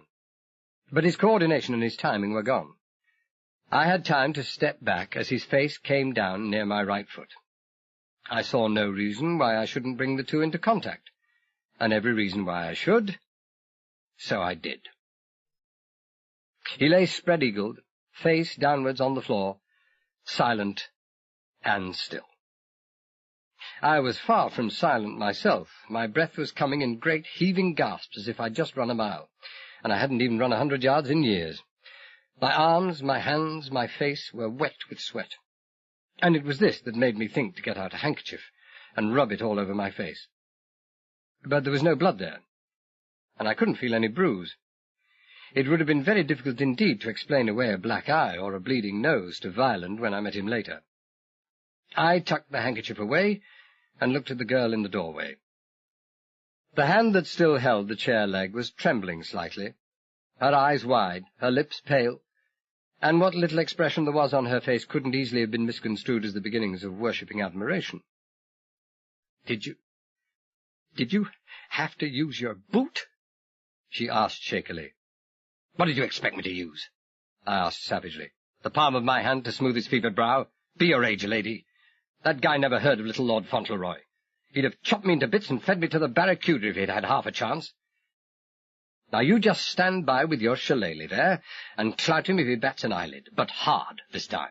Not, I added hastily, lest she suspect me of being ungracious, that I'm not grateful for what you've already done. I turned round. Already a precious minute had been lost since I'd come into the shack, and found what I was looking for right away. Several pegs on the walls were festooned with tightly rolled coils of wire and flex, material for antennae leads and radio repairs. I picked up a nice flexible roll of flex, and within 1 minute I had the radio operator trussed like a chicken ready for the broiler, passed a slip knot round his neck, and tied the end of it to a cupboard handle. There could only be some bells or pushes or phones he might try to reach, but he'd soon give up when he found that all he was doing was strangling himself. I gave the matter of a gag only a passing thought. There may be those who know how to draw a happy medium line between suffocating a man and making a gag loose enough to permit breathing without at the same time letting the victim be heard 100 miles away, but I'm not one of them. Besides, with that great hurricane howling outside, he could holler away till he got laryngitis, and nobody below deck would ever hear him. I reached for the only other chair in the shack and sat down before the radio. It was a standard aircraft-type transmitter. I knew it well, and I knew how to operate it. I switched on, tuned it on the wavelength the sheriff had given me through Kennedy, and clamped on a pair of headphones. I wouldn't have long to wait, I knew that. The police were keeping a 24-hour watch on their shortwave receivers. Within 3 seconds of the end of my call-up sign, the headphones crackled in my ears. "Police headquarters, Sheriff Prendergast here. Please go ahead." I threw the transmitter switch from manual to microphone. "Car 19 reporting." The agreed subterfuge wasn't necessary for identification. Every police car in the county had been warned to stay off the air, and the sheriff knew it could only be me. But in these days of enthusiastic radio hams, airwave eavesdroppers abound, and I wouldn't have put it past Violent's organization to maintain a permanent listening watch on the police wavelengths. I continued. "Suspect answering to description detained near Ventura Crossroads. Shall we bring him in?" "Negative," the voice crackled. A pause. "We found our man. Please release suspect." I felt as if someone had given me $1 million. Almost without realizing it, I relaxed heavily against the backrest of the chair.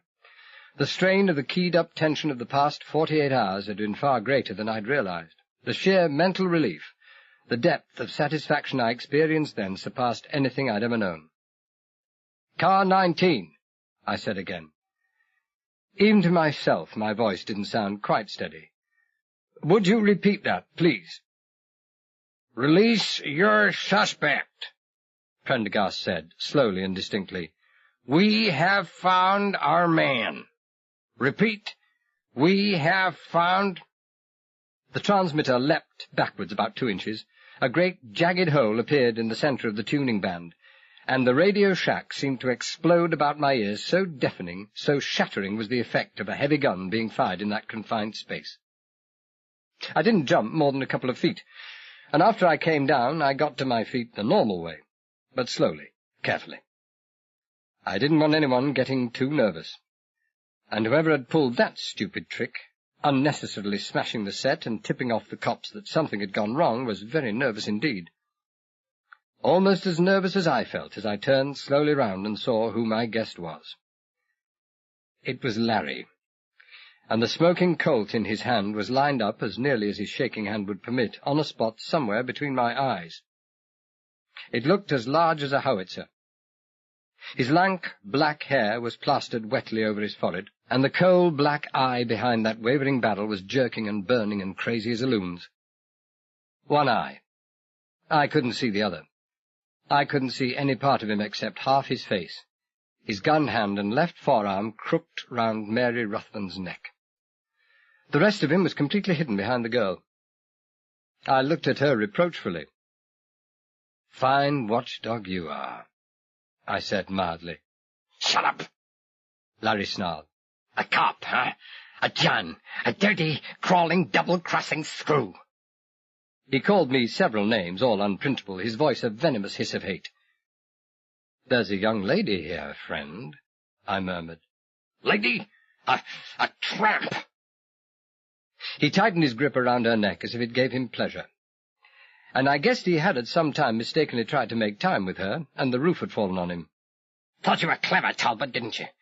You thought you knew all the answers. You thought you had us all fooled, didn't you, cop? But you didn't have me fooled, Talbot. I've been watching you. I've been following you every second since we came out on the rig.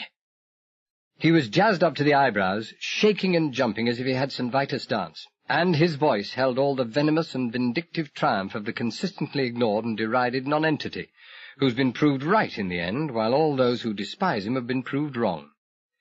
It was Larry's night to sing, and he wasn't going to miss out a single note. But I had listened to pleasanter voices. Didn't know that I knew you were in cahoots with Kennedy, did you, cop? He went ranting on. And with this tramp? I was watching you when you came up from the bath escape 10 minutes ago. I saw that smooth-talking chauffeur give it to Royale in the head, and... How did you know it was Kennedy? I interrupted. He was dressed up. I listened outside the door, mug. I could have finished you off there and then, but I wanted to see what you were up to. You think I care if Royale gets sat down? He broke off suddenly, and swore as the girl went limp on him. He tried to hold her up, but heroin is no substitute for protein when it comes to building muscle, and even her slight weight was too much for him. He could have lowered her gently, but he didn't. He stood back abruptly and let her collapse heavily on the floor. I took half a step forward, fists clenched till they hurt, murder in my heart. Larry bared his teeth and grinned at me like a wolf. Come and get it, copper. Come and get it, he whispered. I looked from him to the floor and back again, and my hands slowly unclenched. Scared, aren't you, copper? Yellow, aren't you, copper? Sweet on her, aren't you, copper? Just like that pansy Kennedy is sweet on her. He laughed, a high falsetto giggle carrying the overtones of madness. I'm afraid a little accident's going to happen to Kennedy when I get back over to the other side. Who's going to blame me for gunning him down when I see him sapping Royale, huh? All right, I said wearily. You're a hero and a great detective. Let's go see Varland and get it over with. Oh, we're gonna get it over with, he nodded. His voice was suddenly very quiet, and I think I liked it even less that way. But you're not gonna see Varland, copper. You're never going to see anyone again. I'm gonna kill you, Talbot. I'm letting you have it now. My mouth felt as if someone had gone over it with a roll of high-absorbency blotting paper. I could feel the slow, heavy beat of my heart and the sweat coming on the palms of my hands. He meant every word he said. He was going to squeeze the trigger of that heavy Colt, and if he lived to be 100, nothing would ever give him half so much pleasure again. Finish. But I managed to keep my voice steady. So you're going to kill me, I said slowly. Why?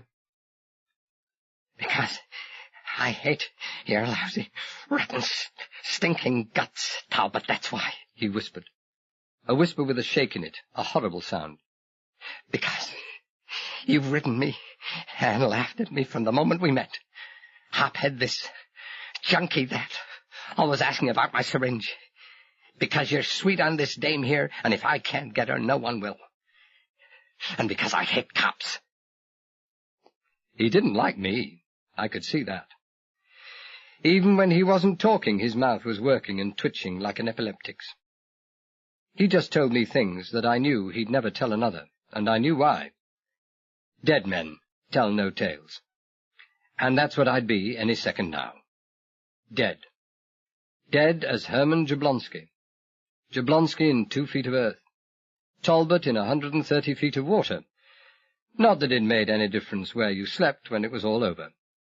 And it made things no better to reflect that the end was going to come at the hands of a quivering mass of doped-up neuroses, disguised as a human being.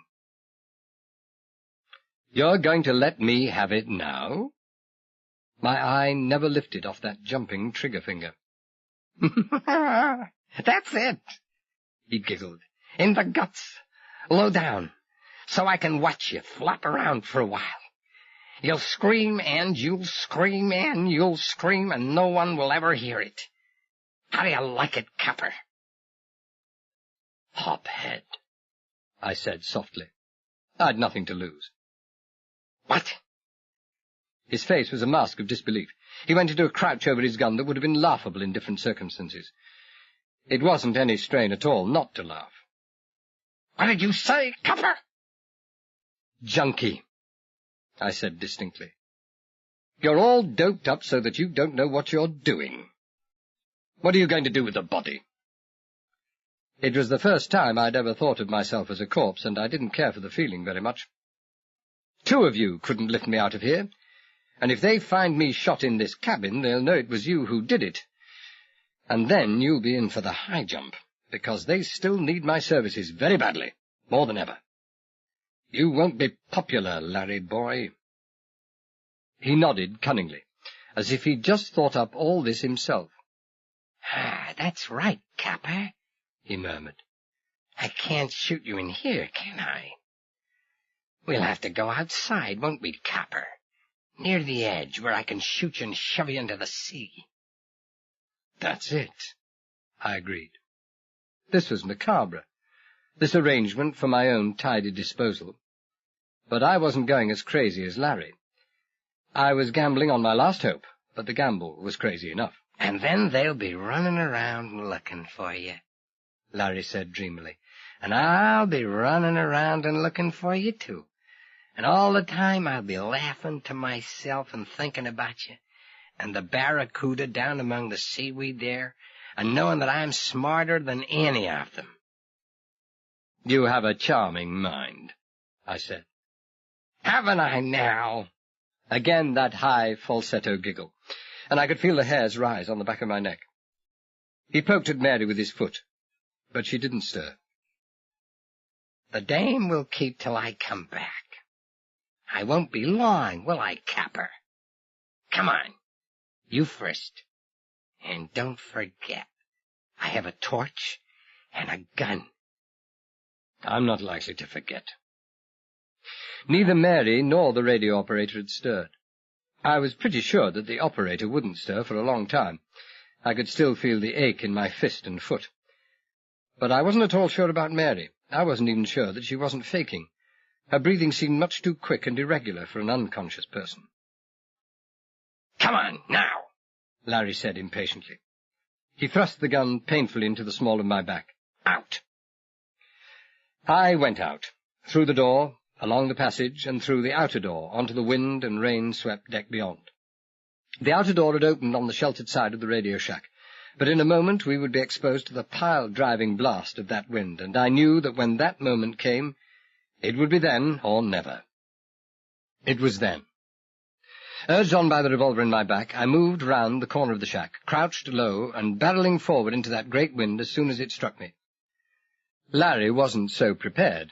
Not only was he slightly built, but he was standing upright, and the sudden wavering and jerking of the torch beam on the deck by my feet was intimation enough to me that the wind had caught him off balance, perhaps sent him staggering several feet backward.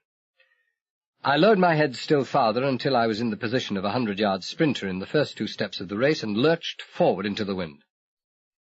Almost at once, I realized that I had miscalculated. I had miscalculated the strength of the wind. Running into that hurricane was like running through a barrel of molasses. And I had also forgotten that while a 70-mile-an-hour wind offers an almost insuperable resistance to a human being, it offers relatively none to a heavy slug from a Colt with a muzzle velocity of 600 miles an hour. I'd got maybe 8 yards when the frantically searching torch beam picked me up and steadied on me, and managed to cover perhaps another 2 before Larry fired. Gangsters and hoodlums are notoriously the world's worst marksmen, their usual method being to come within a couple of yards before firing or spraying the landscape with a sufficient hail of bullets to make the law of averages work for them, and I'd heard 100 times that those boys couldn't hit a barn door at 10 paces. But maybe Larry had never heard of this. Or maybe the rule applied only to barn doors. A mule kick is nothing compared to the slamming, stopping power of a .45. It caught me high up on the left shoulder and spun me round in a complete circle before dropping me in my tracks. But it was this that saved my life. Even as I fell, I felt the sharp tug on my oilskin collar as another slug passed through it. Those weren't warning shots Larry was firing. He was out to kill. And kill he would if I'd remained another couple of seconds on that deck. Again I heard the muffled boom of the Colt. Even at 10 yards I could hardly hear it over the howling power of that wind, and saw sparks strike off the deck inches from my face and heard the screaming whir of the spent bullets ricocheting off into the darkness of the night. But the sparks gave me hope. It meant that Larry was using full, metal-jacketed slugs, the kind cops use for firing through car bodies and locked doors, and that made an awful sight cleaner wound than a mushrooming soft nose. Maybe it had passed clean through the shoulder. I was on my feet and running again. I couldn't see where I was running to, and I didn't care. All that mattered was running from. A blinding, bulleting gust of rain whistled across the deck and made me shut both eyes tight, and I loved it. If I had my eyes shut, so had Larry. Still with my eyes shut, I bumped into a metal ladder.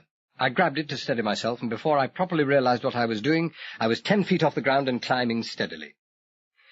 Maybe it was just man's age-old instinct to climb high to get out of danger that started me off, but it was the realization that this ladder must lead to some sort of platform where I might fend off Larry that kept me going. It was a wicked, exhausting climb. Normally, even in that giant wind, it wouldn't have given me so much trouble, but as it was, I was climbing completely one-handed. My left shoulder didn't hurt much. It was still too numb for that. The real pain would come later. But for the moment the entire arm seemed paralyzed, and every time I released a rung with my right hand and grabbed for the one above, the wind pushed me out from the ladder so that my fingers hooked around the next rung, usually to the full extent of my arm. Then I had to pull myself close with my one good arm and start the process all over again. After I'd climbed about 40 rungs, my right arm and shoulder were beginning to feel as if they were on fire. I took a breather, hooked my forearm over a rung, and looked down. One look was enough. I forgot about the pain and weariness, and started climbing faster than ever, hunching my way upwards like a giant koala bear. Larry was down there at the foot of the ladder, flickering his torch in all directions, and even with that bird brain of his it was only going to be a matter of time until it occurred to him to shine that torch upwards. It was the longest ladder I'd ever climbed. It seemed endless, and I knew now that it must be some part of the drilling derrick. The ladder, I was now almost sure, that led up to the monkey board, that narrow shelf where a man guided the half-ton sections of the drill pipe as it came from the ground into the storage racks behind. The only thing I could remember about the monkey was the cheerless fact that it was devoid of handrails. Those would only get in the way of a man guiding the heavy drill sections into place.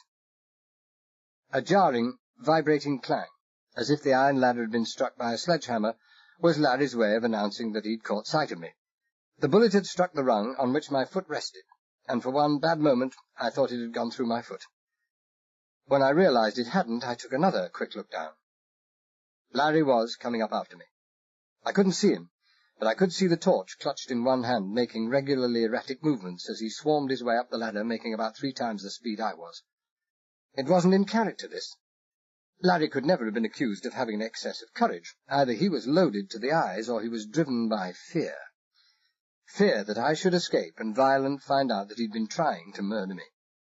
And there was the further possibility, and a very strong one, that Larry had only 1 or 2 shells left in his gun. He couldn't afford not to make those count. I became gradually aware of lightness above and around me.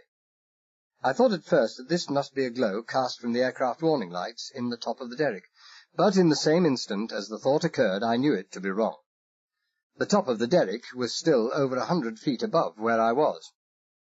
I took another breather, screwed my eyes almost shut against the stinging lash of the rain, and peered upwards into the murky gloom. There was a platform not 10 feet above my head, with a light shining off feebly to the right. It wasn't much of a light, but enough to let me see something of the dark maze of girders that was the derrick, enough to let me see a dark shadow above, and also to the right, which looked like some tiny cabin. And then Larry's torch steadied and shone vertically upwards, and I saw something that made me feel slightly sick. The platform above was no solid sheet metal, but open grillwork, through which a person's every move could be seen. Gone were my hopes of waiting till Larry's head appeared above the level of the platform and then kicking it off his shoulders. I glanced downwards. Larry was no more than 10 feet below, and both his gun and torch were levelled on me. I could see the dull glint of light on the barrel, and the dark hole in the middle where death hid. One little pull on the trigger finger, and that dark hole would be a streaking tongue of fire in the darkness of the night. Curtains for Talbot. I wondered vaguely, stupidly, if my eyes would have time to register the bright flame before the bullet and the oblivion it carried with it closed my eyes forever. And then, slowly, I realized that Larry wasn't going to fire. Not even Larry was crazy enough to fire, not then. The 185-pound dead weight of my falling body would have brushed him off that ladder like a fly, and from that 10-story height, neither of us would have bounced off that steel deck enough so that anyone would notice. I kept on climbing, and reached the top. Had it been a solid platform there, I don't think I would have managed to pull myself onto it against that wind. My one good hand would just have scrabbled about on the smooth metal surface, until exhaustion took me and I fell back off the ladder. But as it was, I managed to hook my fingers in the open-work steel grille, and drag myself onto the platform. Larry was close behind. He gestured with his torch, and I got his meaning. I moved to one side, past the little cabin at the corner, where a lamp on a recessed shelf threw a faint light that was cut off abruptly at waist level, and waited. Slowly, carefully, his eyes never leaving my face, Larry came over the top and straightened to his feet. I moved farther along the monkey board, slowly, backwards, with my face to Larry. On my right, I could dimly make out the big pipe storage racks. On my left, the edge of the monkey board, no handrail, just a sheer drop of 100 feet. And then I stopped. The gallery of the monkey board seemed to run all the way round the outside of the derrick, and it would have suited Larry just fine to have me out on the northern edge, where, wind or no wind, a good shove, or a .45 slug, might have sent me tumbling direct into the sea 150 feet below. Larry came close to me. He'd switched off his torch now. The fixed light on the cabin side might leave the lowermost 3 feet in darkness, but it was enough for him, and he wouldn't want to take even the remote chance of anyone spotting a flickering torchlight, and wondering what any crazy person should be doing up on the monkey board in that hurricane wind, and with all the work stopped. He halted 3 feet away. He was panting heavily, and he had his wolf grin on again. "Keep going, Talbot!" he shouted. I shook my head. This is as far as I'm going." I hadn't really heard him. The response was purely automatic. I had just seen something that made me feel ice cold, colder by far than the biting lash of that rain. I had thought, down in the radio shack, that Mary Ruthven had been playing possum, and now I knew I'd been right. She had been conscious. She must have taken off after us immediately we'd left. There was no mistaking at all that gleaming dark blonde head, those heavily plaited braids that appeared over the top of the ladder and moved into the night. "You fool," I thought savagely, "you crazy, crazy little fool." I had no thought for the courage it must have taken to make that climb, for the exhausting nightmare it must have been, even for the hope it held out for myself.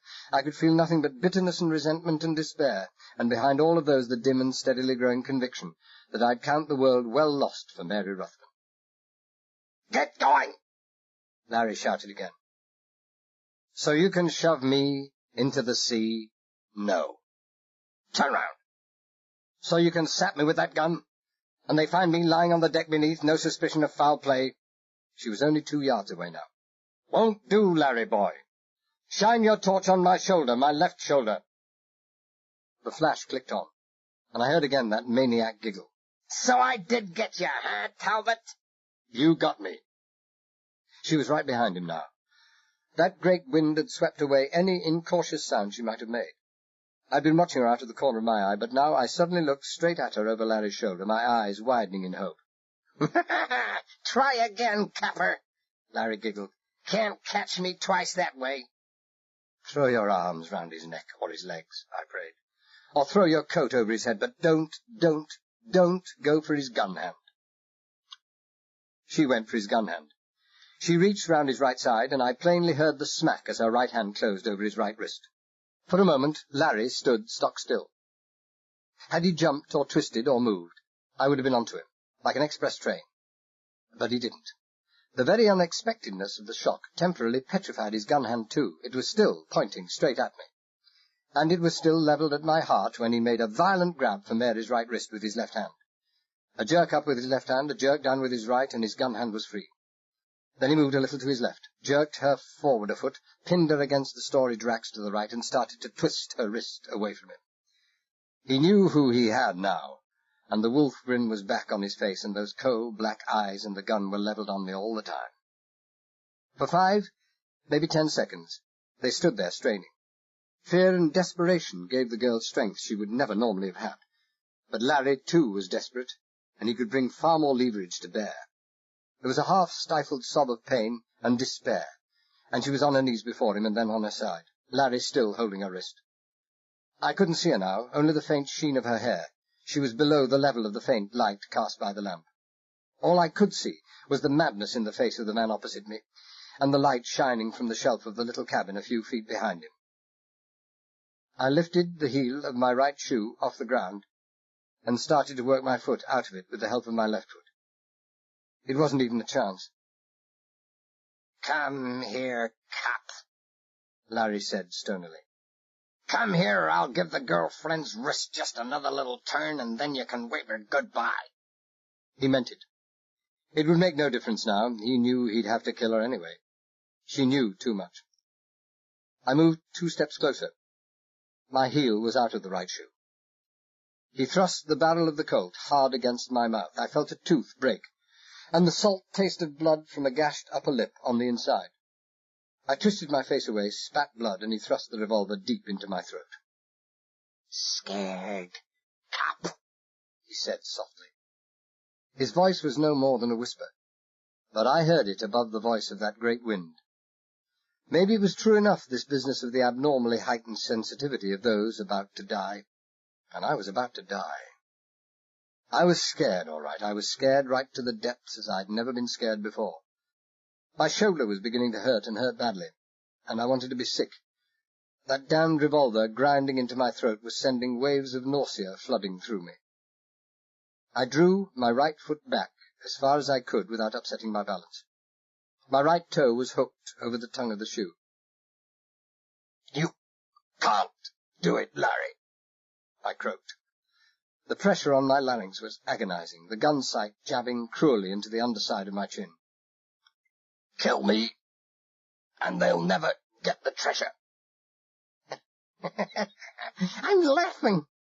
He was, too, a horrible, maniacal cackle. "You see me, cop? I'm laughing. I'd never see any of it anyway. Larry, the junkie, never does. The white stuff. That's all my old man ever gives his ever-loving son." "Violent?" I'd known for hours. "My father, God damn his soul." The gun shifted, pointed at my lower stomach. "So long, cop." My right foot was already swinging forward, smoothly accelerating, but unseen to Larry in the darkness. "I'll tell him goodbye from you," I said. The shoe clattered against the corrugated iron of the little hut even as I spoke. Larry jerked his head to look over his right shoulder to locate the source of this fresh menace. For a split second of time, before he started to swing round again, the back of his left jawbone was exposed to me, just as that of the radio operator had been only a few minutes before. I hit him. I hit him as if he were a satellite and I was going to send him into orbit round the moon. I hit him as if the lives of every last man, woman, and child in the world depended on it. I hit him as I had never hit anyone in my life before, as I knew, even as I did it, that I could never hit anyone again. There came a dull, muffled snapping noise, and the Colt fell from his hand and struck the grill at my feet. For 2 or 3 seconds Larry seemed to stand there, poised. Then, with the unbelievably slow, irrevocable finality of a toppling factory chimney, he fell out into space. There was no terror-stricken screaming. No. Chapter 11. 8 minutes after Larry had died, and exactly 20 minutes after I'd left Kennedy and Royale in the cabin, I was back there, giving the hurriedly prearranged knock. The door was unlocked, and I passed quickly inside. Kennedy immediately turned the key again, while I looked down at Royale, spread-eagled and unconscious on the deck. How's the patient been?" I inquired. My breath was coming in heaving gasps. The exertions of the past 20 minutes and the fact that I'd run all the way back there hadn't helped my respiration any. Restive. Kennedy grinned. I had to give him another sedative. Then his eyes took me in and the smile slowly faded as he looked first at the blood trickling from my mouth and then at the hole in the shoulder of the oilskin. Hey, you look bad. You're hurt. Trouble? I nodded. Yeah, it's all over now. All taken care of. I was wriggling out of my oilskins as fast as I could, and I wasn't liking it at all. I got through on the radio. Everything's going fine. Well, so far, that is. Fine. That's wonderful.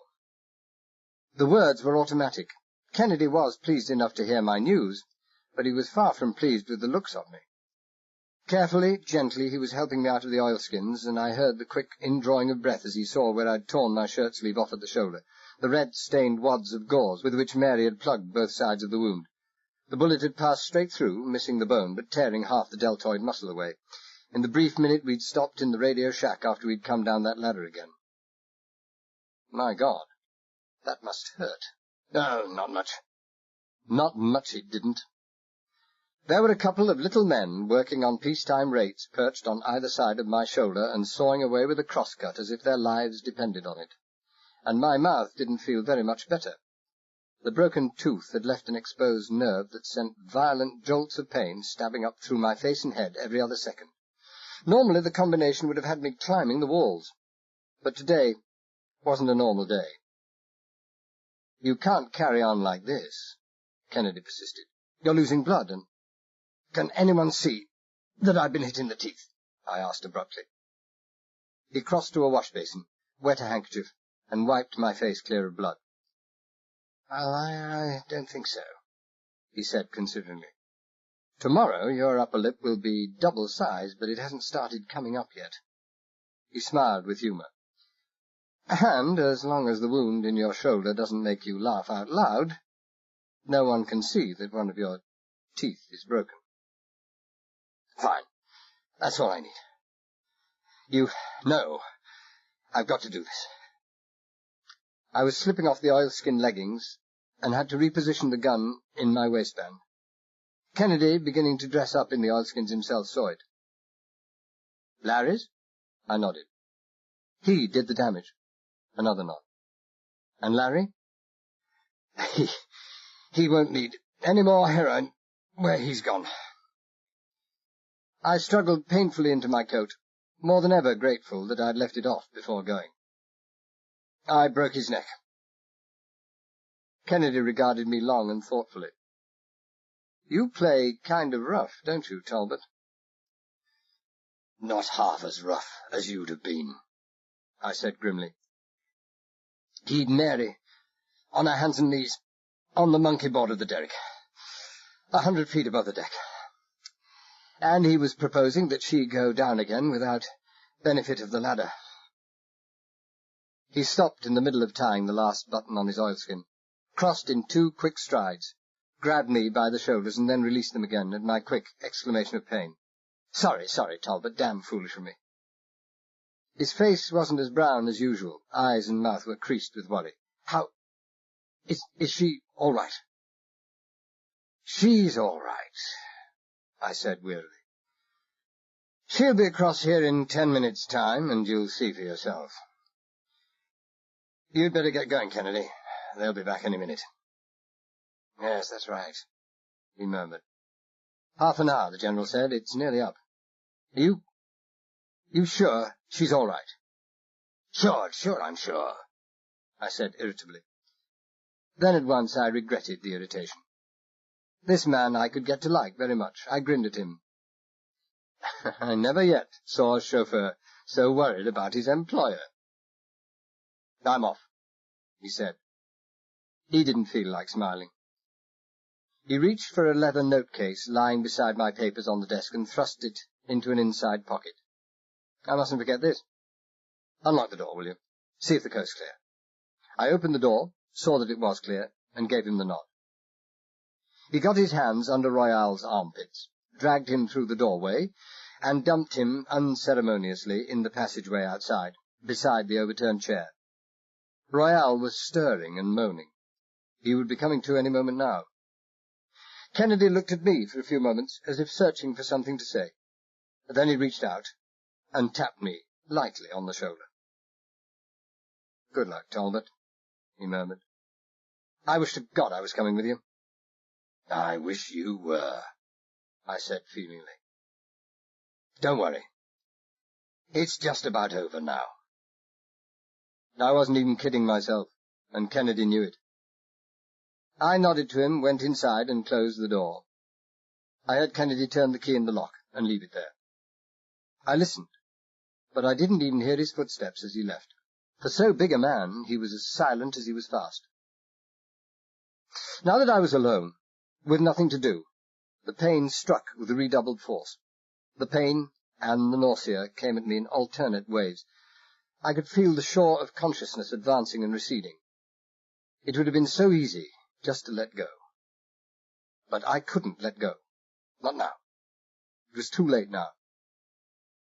I would have given anything for some injection to kill the pain, something to see me through the next hour or so. I was almost glad when, less than 2 minutes after Kennedy had left, I heard the sound of approaching footsteps. We had cut things pretty fine. I heard an exclamation. The footsteps broke into a run, and I went and sat behind my desk and picked up a pencil. The overhead light I had switched off, and now I adjusted the angle extension lamp on the wall so that it shone directly overhead, throwing my face into deep shadow. Maybe, as Kennedy had said, my mouth didn't show that it had been hit, but it certainly felt as if it showed, and I didn't want to take any chances. The key scraped harshly in the lock, the door crashed open and bounced off the bulkhead, and a thug that I'd never seen before, built along the same lines as Chipetti, jumped into the room. Hollywood had taught him all about opening doors in situations like this. If you damaged the panels or hinges or plaster on the wall, it didn't matter. It was the unfortunate proprietor who had to pay up. In this case, as the door was made of steel, all that he had damaged was his toe, and it didn't require a very close student of human nature to see that there was nothing he would have liked better than to fire off that automatic he was waving in his hand. But all he saw was me, with a pencil in my hand and a mildly inquiring expression on my face. He scowled at me anyway, then turned and nodded to someone in the passageway. Violent and the General came in, half carrying a now conscious Royale. It did my heart good just to look at him as he sat heavily in a chair. Between myself a couple of nights ago and Kennedy tonight, we had done a splendid job on him. It promised to be the biggest facial bruise I'd ever seen. Already it was certainly the most colourful. I sat there and wondered, with a kind of detached interest, for I could no longer afford to think of Royale with anything except detachment, whether the bruise would still be there when he went to the electric chair. I rather thought it would. "Have you been out of this room this evening, Talbot?"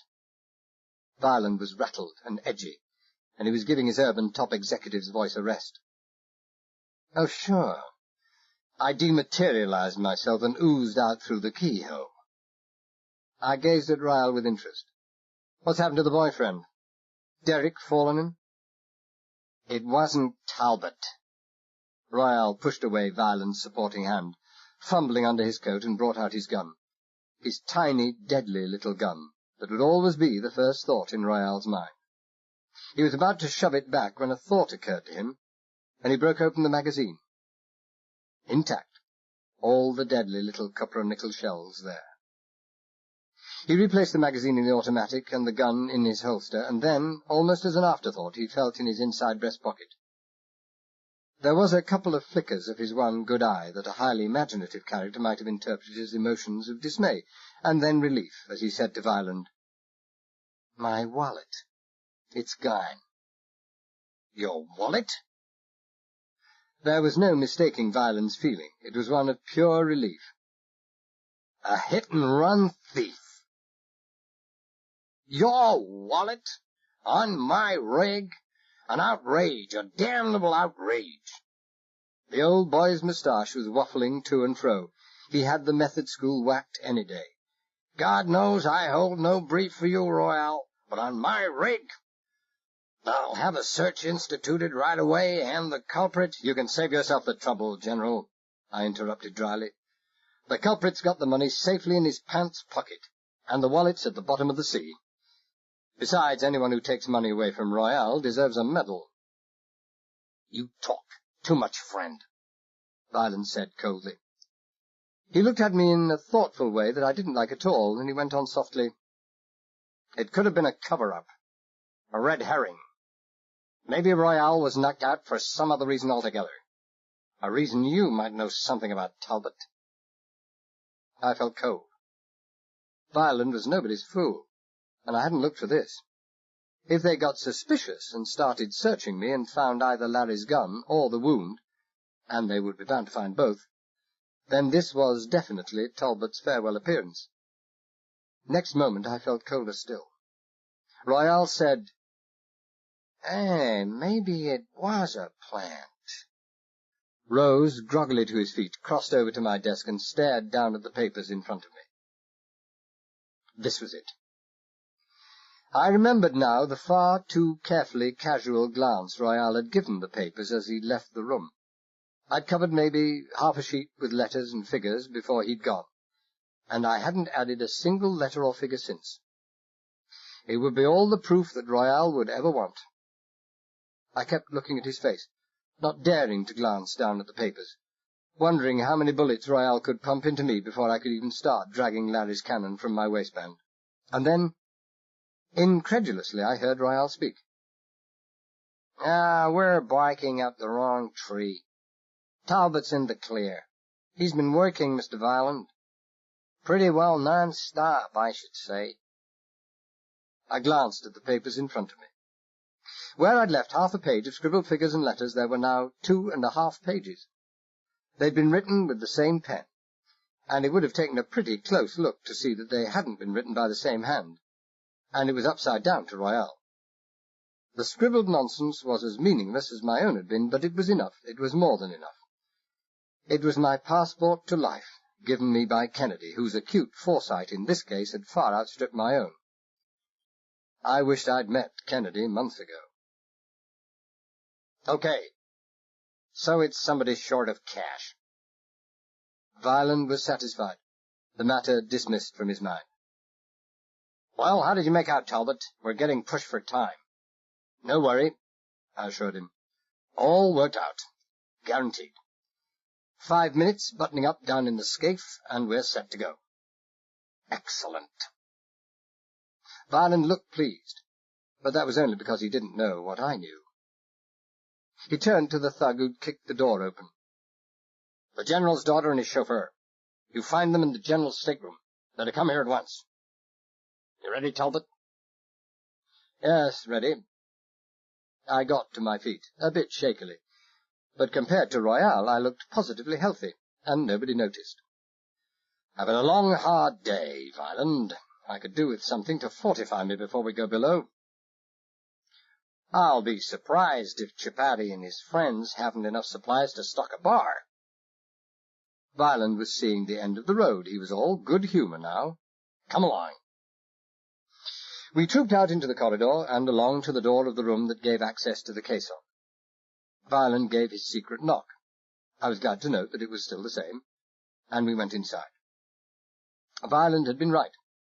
Chapati and his friend did indeed do themselves well in the liquor line, and by the time I'd 3 stiff fingers of scotch inside me, the 2 little men sawing with the crosscut on my shoulder had given up the piecework, and they were back on time rates, and I no longer felt like banging my head against the wall. It seemed logical to expect that the improvement might be maintained if I poured myself another shot of anaesthetic, and I'd just done this when the door opened and the thug Violent had sent to the other side of the rig appeared, ushering in Mary and Kennedy.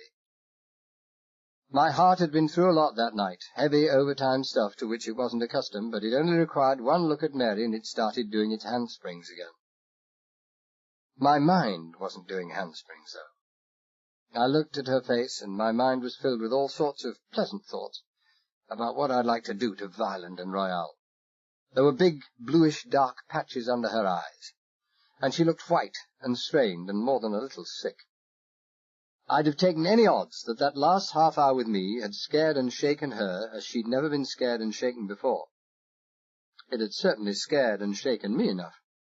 But neither Violin nor Royale seemed to notice anything amiss. People forced to associate with them and not scared and shaken would be the exception rather than the rule. Kennedy didn't look scared and shaken. He didn't look anything at all except the perfect chauffeur. But Royale wasn't any more fooled than I was. He turned to Chipati and his sidekick and said, "Just go over this bird here, will you? See he's not wearing anything that he shouldn't be wearing." Violin gave him a questioning look. "He may be as harmless as he looks, but I doubt it," Royale explained. "He's had the run of the rig this afternoon. He might just possibly have picked up a gun. And if he has, he might just possibly get the drop on Chipati and the others when they weren't looking." Royale nodded to the door in the convex wall. "I just wouldn't fancy climbing 100 feet up an iron ladder with Kennedy pointing a gun down the way all the time." They searched Kennedy and found nothing. Royale was smart, all right. You could have put in your eye all the bits he missed. But he just wasn't smart enough. He should have searched me. "We don't want to hurry you, Talbot," Violin said with elaborate sarcasm. "Right away," I said. I sent down the last of the anesthetic, frowned owlishly at the notes in my hand, folded them away in a pocket, and turned towards the entrance door to the pillar. I carefully avoided looking at Mary, the General, or Kennedy. Violin touched me on my bad shoulder, and if it hadn't been for the anesthetic, I'd have gone through the deckhead. As it was, I jumped a couple of inches, and the two lumberjacks on my shoulder started up again, sawing away more industriously than ever. "Getting nervous, aren't we?" Violin sneered. He nodded at a mechanism on the table, a simple solenoid switch that I'd brought up from the scave. "Forgotten something, haven't you?" No, we won't be needing that anymore." "Right. On your way. You first. Watch them real close, Chipati, won't you?" "I'll watch 'em, boss," Chipati assured him. He would, too. He'd bend his gun over the head of the first person to breathe too deeply. The General and Kennedy weren't going to pull any fast ones while Violin and Royale were down there with me in the bathyscaphe. They'd stay there under gunpoint until we returned. I was sure that Violin would even have preferred to have the General with us in the bathyscaphe as extra security. But apart from the fact that the scaphe held only 3 in comfort, and Violin would never move into the least danger without his hatchet man by his side, that 180-rung descent was far too much for the old General to look at. It almost proved too much for me, too. Before I was halfway down, my shoulder, arm, and neck felt as if they were bathed in a mould of molten lead, and the waves of fiery pain were shooting up into my head. And there the fire turned to darkness, and down into my chest and stomach, and there they turned to nausea. Several times the pain, and the darkness, and the nausea all but engulfed me. I had to cling on desperately with my good hand, until the waves subsided, and full consciousness returned. With every rung descended, the periods of darkness grew longer, and awareness shorter. And I must have descended the last 30 or 40 rungs like an automaton, from instinct and memory, and some strange sort of subconscious willpower. The only point in my favour was that, courteous as ever, they'd sent me down first, so that I wouldn't have to fight the temptation of dropping something heavy on their heads. And so they weren't able to see how I was suffering. By the time I'd reached the platform at the bottom, and the last of them, Chipati's friend, who was to close the platform hatch, had arrived, I was at least able to stand up without swaying. My face, I think, must have been the colour of paper, and it was bathed in sweat. But the illumination from the tiny lamp at the foot of the cylindrical tomb was so faint that there was little danger of Violin or Royale detecting anything unusual. I suspected that Royale wouldn't be feeling so good after the trip either. Any man who sustained a blow or blows sufficient to put him away for half an hour isn't going to be feeling on top of his form a mere 15 minutes after he recovers. As for Violin, I had a faint suspicion that he was more than a little scared, and that his primary concern at the moment would be himself and the journey that lay ahead of us. The platform hatch was opened, and we clambered down through the entrance flooding chamber of the bathyscaphe into the steel ball below. I took the greatest care to favour my bad shoulder when I was negotiating the sharp, almost right-angle bend into the observation chamber, and the journey wasn't any more than agonizing. I switched on the overhead light and made for the circuit boxes, leaving Violent to secure the flooding chamber hatch. Half a minute later, he wriggled into the observation chamber and shut the heavy wedge-shaped circular door behind him. They were both suitably impressed by the profusion and confusion of the wires dangling from the circuit boxes, and if they weren't equally impressed by the speed and efficiency with which, barely consulting my notes, I buttoned them all back in place again, they ought to have been. Fortunately, the circuit boxes were no higher than waist level. My left arm was now so far gone that I could use it only from the elbow downwards. I screwed home the last lead, shut the box covers, and started to test all the circuits. Violent watched me impatiently. Royale was watching me with a face which, in its expressionlessness and battered appearance, was a fair match for the great Sphinx of Giza. But I remained unmoved by Violent's anxiety for haste. I was in this bathyscaphe too, and I was in no mind to take chances. Then I turned on the control rheostats for the 2 battery-powered engines, turned to Violent, and pointed at a pair of flickering dials. The engines. You can hardly hear them in here, but they're running just as they should. You ready to go? Yeah.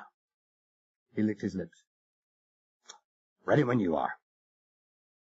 I nodded, turned the valve control to flood the entrance chamber, pointed to the microphone which rested on a bracket at head height between Royale and myself, and turned the wall switch to the on position. Maybe you'd like to give the word to blow the air from the retaining rubber ring. He nodded, gave the necessary order, and replaced the microphone. I switched it off and waited. The bathyscaphe had been rocking gently through maybe a 3 or 4 degree arc in a fore and aft line when suddenly the movement ceased altogether. I glanced at the depth gauge. It had been registering erratically. We were close enough to the surface for it to be affected by the great, deep-troughed waves rolling by overhead. But even so, there could be no doubt that the average depths of the reading had been perceptibly increased. "We've dropped clear of the leg," I told Violent. I switched on the vertical searchlight and pointed through the plexiglass window at our feet. The sandy bottom was now only a fathom away. "What direction? Quick! I don't want to settle in that." "Straight ahead. Just how you're pointing." I made the interlock switch for the 2 engines, advanced to half speed, and adjusted the planes to give us the maximum forward lift. It was little enough, not more than 2 degrees.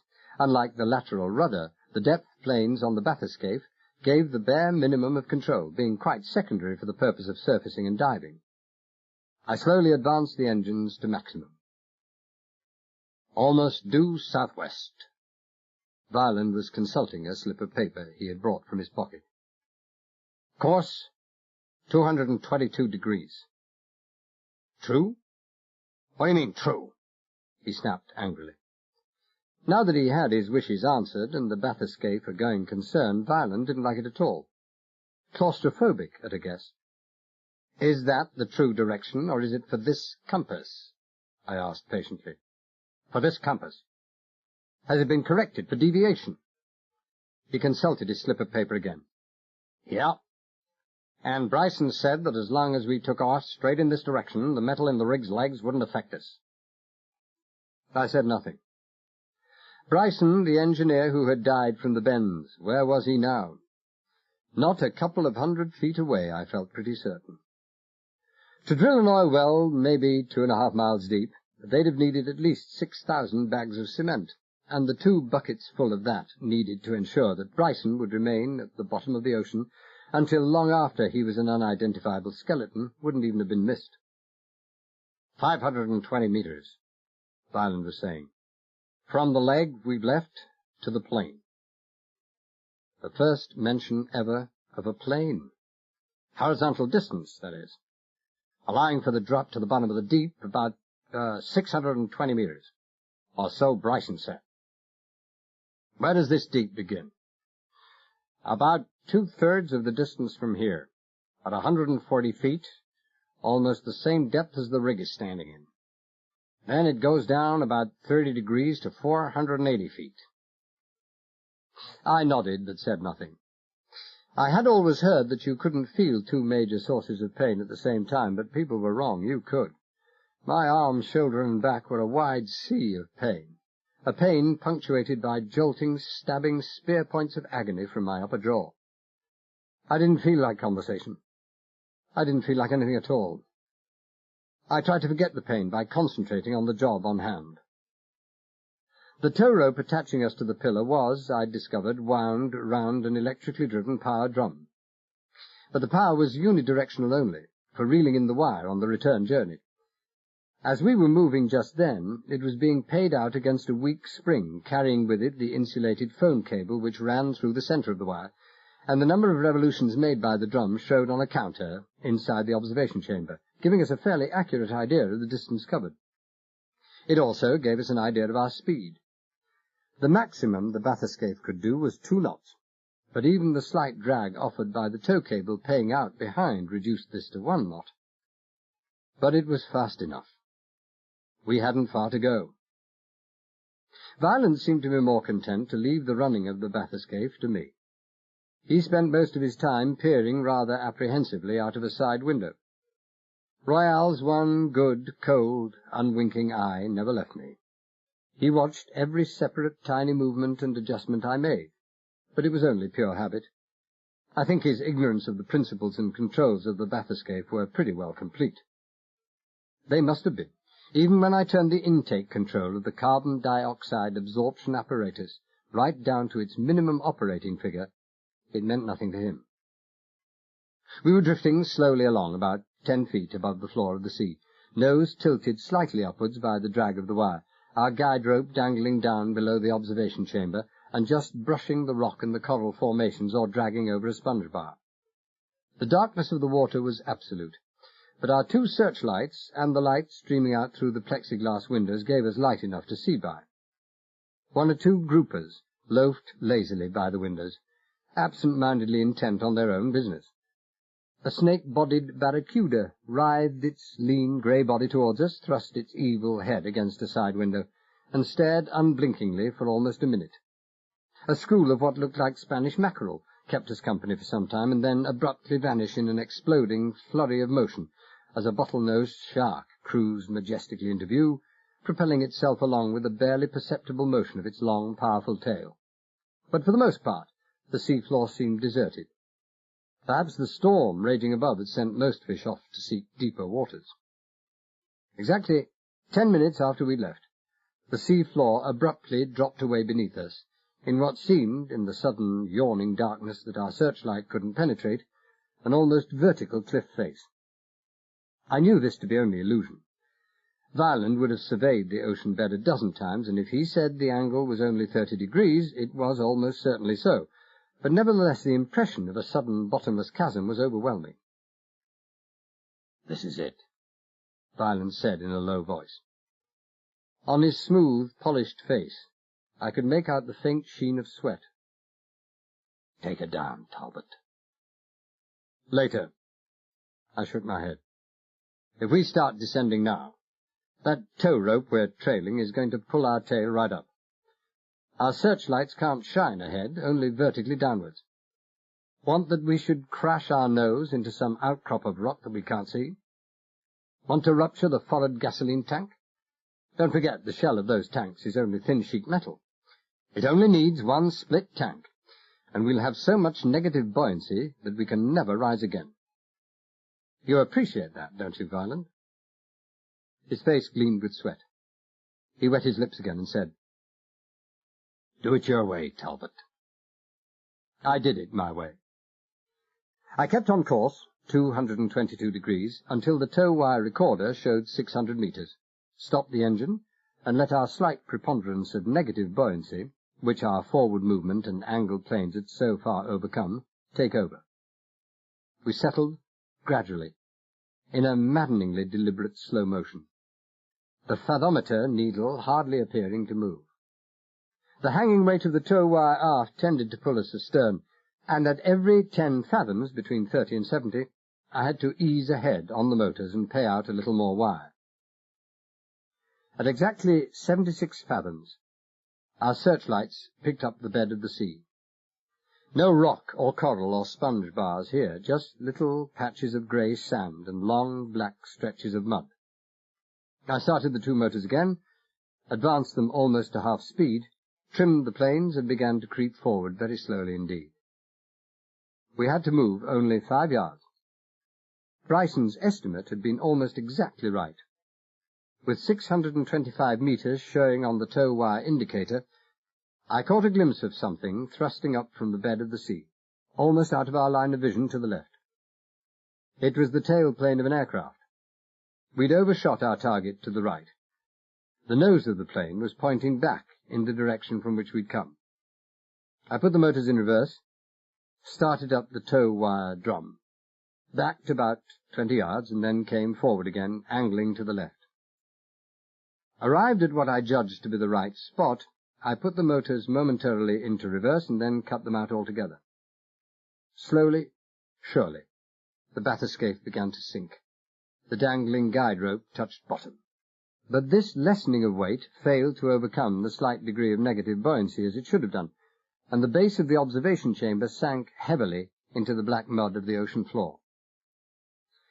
Only 15 minutes had elapsed since I'd turned down the intake control of the carbon monoxide absorption unit, but already the air in the cabin was growing foul. Neither Violent nor Royale seemed to be affected. Maybe they thought that this was the normal atmospheric condition, but they probably didn't even notice it. Both of them were completely absorbed in what could be seen, brightly illuminated by the forward searchlight through our forward observation window. I was absorbed in it myself. God only knew. 100 times I'd wondered how I'd feel, how I'd react when I finally saw, if I ever saw, what was lying half buried in the mud outside. Anger I had expected. Anger and fury and horror and heartbreak, and maybe more than a little of fear. But there was none of those things in me. Not any more. I was aware only of pity and sadness, of the most abysmal melancholy I'd ever known. Maybe my reactions were not what I had expected, because my mind was befogged by the swirling mists of pain. But I knew it wasn't that. And it made things no better to know that the pity and the melancholy were no longer for others but for myself. Melancholy for the memories that were all I would ever have. The pity, a self-pity, of a man irretrievably lost in his loneliness. The plane had sunk about 4 feet into the mud. The right wing had vanished. It must have broken off on impact with the water. The left wing tip was gone, but the tail unit and fuselage were still completely intact, except for the riddled nose, the starred and broken glass that showed how the DC had died. We were close up to the fuselage. The bow of the bathyscape was overhanging the sunken cabin of the plane, and the observation chamber no more than 6 feet distant from those shattered windows, and almost on the same level. Behind the smashed windscreens I could see 2 skeletons. The one in the captain's seat was still upright, leaning against the broken side window, and held in position by the seat belt. The one in the co-pilot's seat was bent far over forward, and almost out of sight. "Wonderful, huh, Talbot?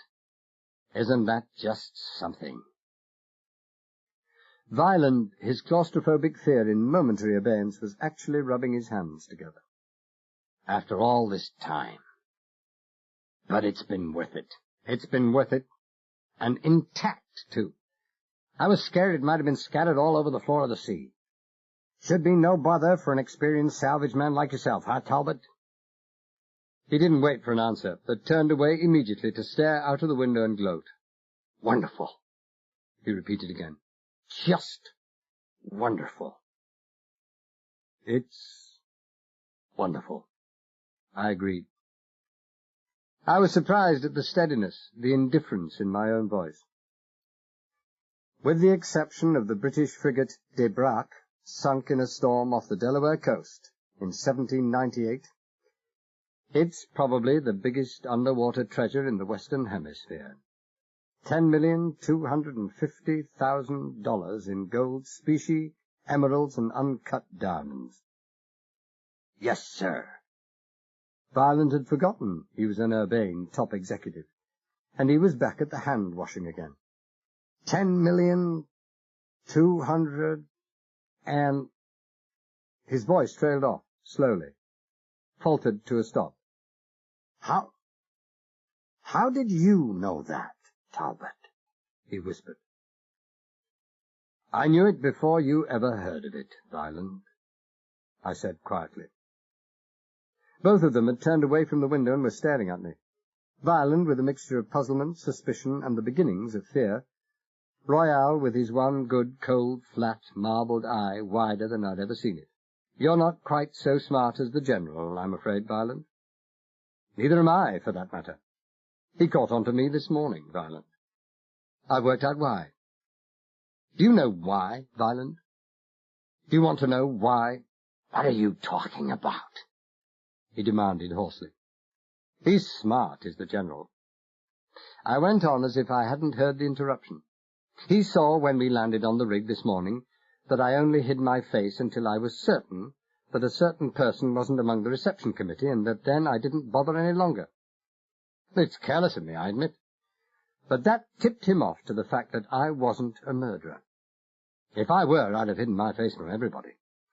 And it also tipped him off to the fact that I'd been out on the rig before, and was frightened someone there would recognize me.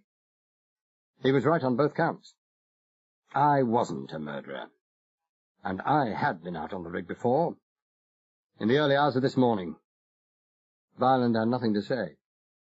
The shattering effect of my words, the limitless avenues of dark possibilities they were opening up, had him completely off balance, too confused even to begin to put his conflicting thoughts into words.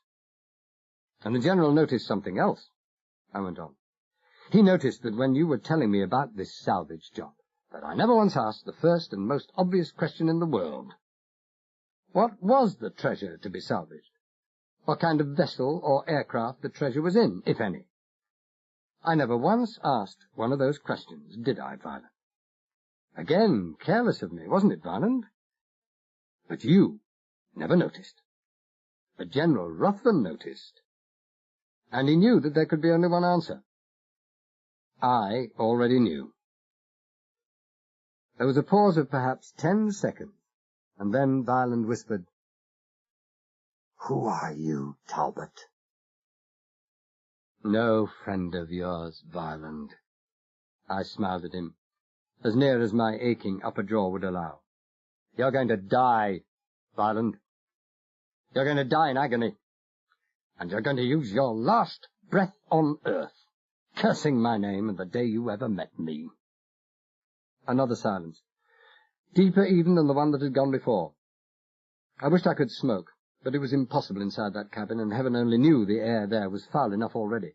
Our breathing was already unnaturally quickened, and sweat was beginning to trickle down our faces.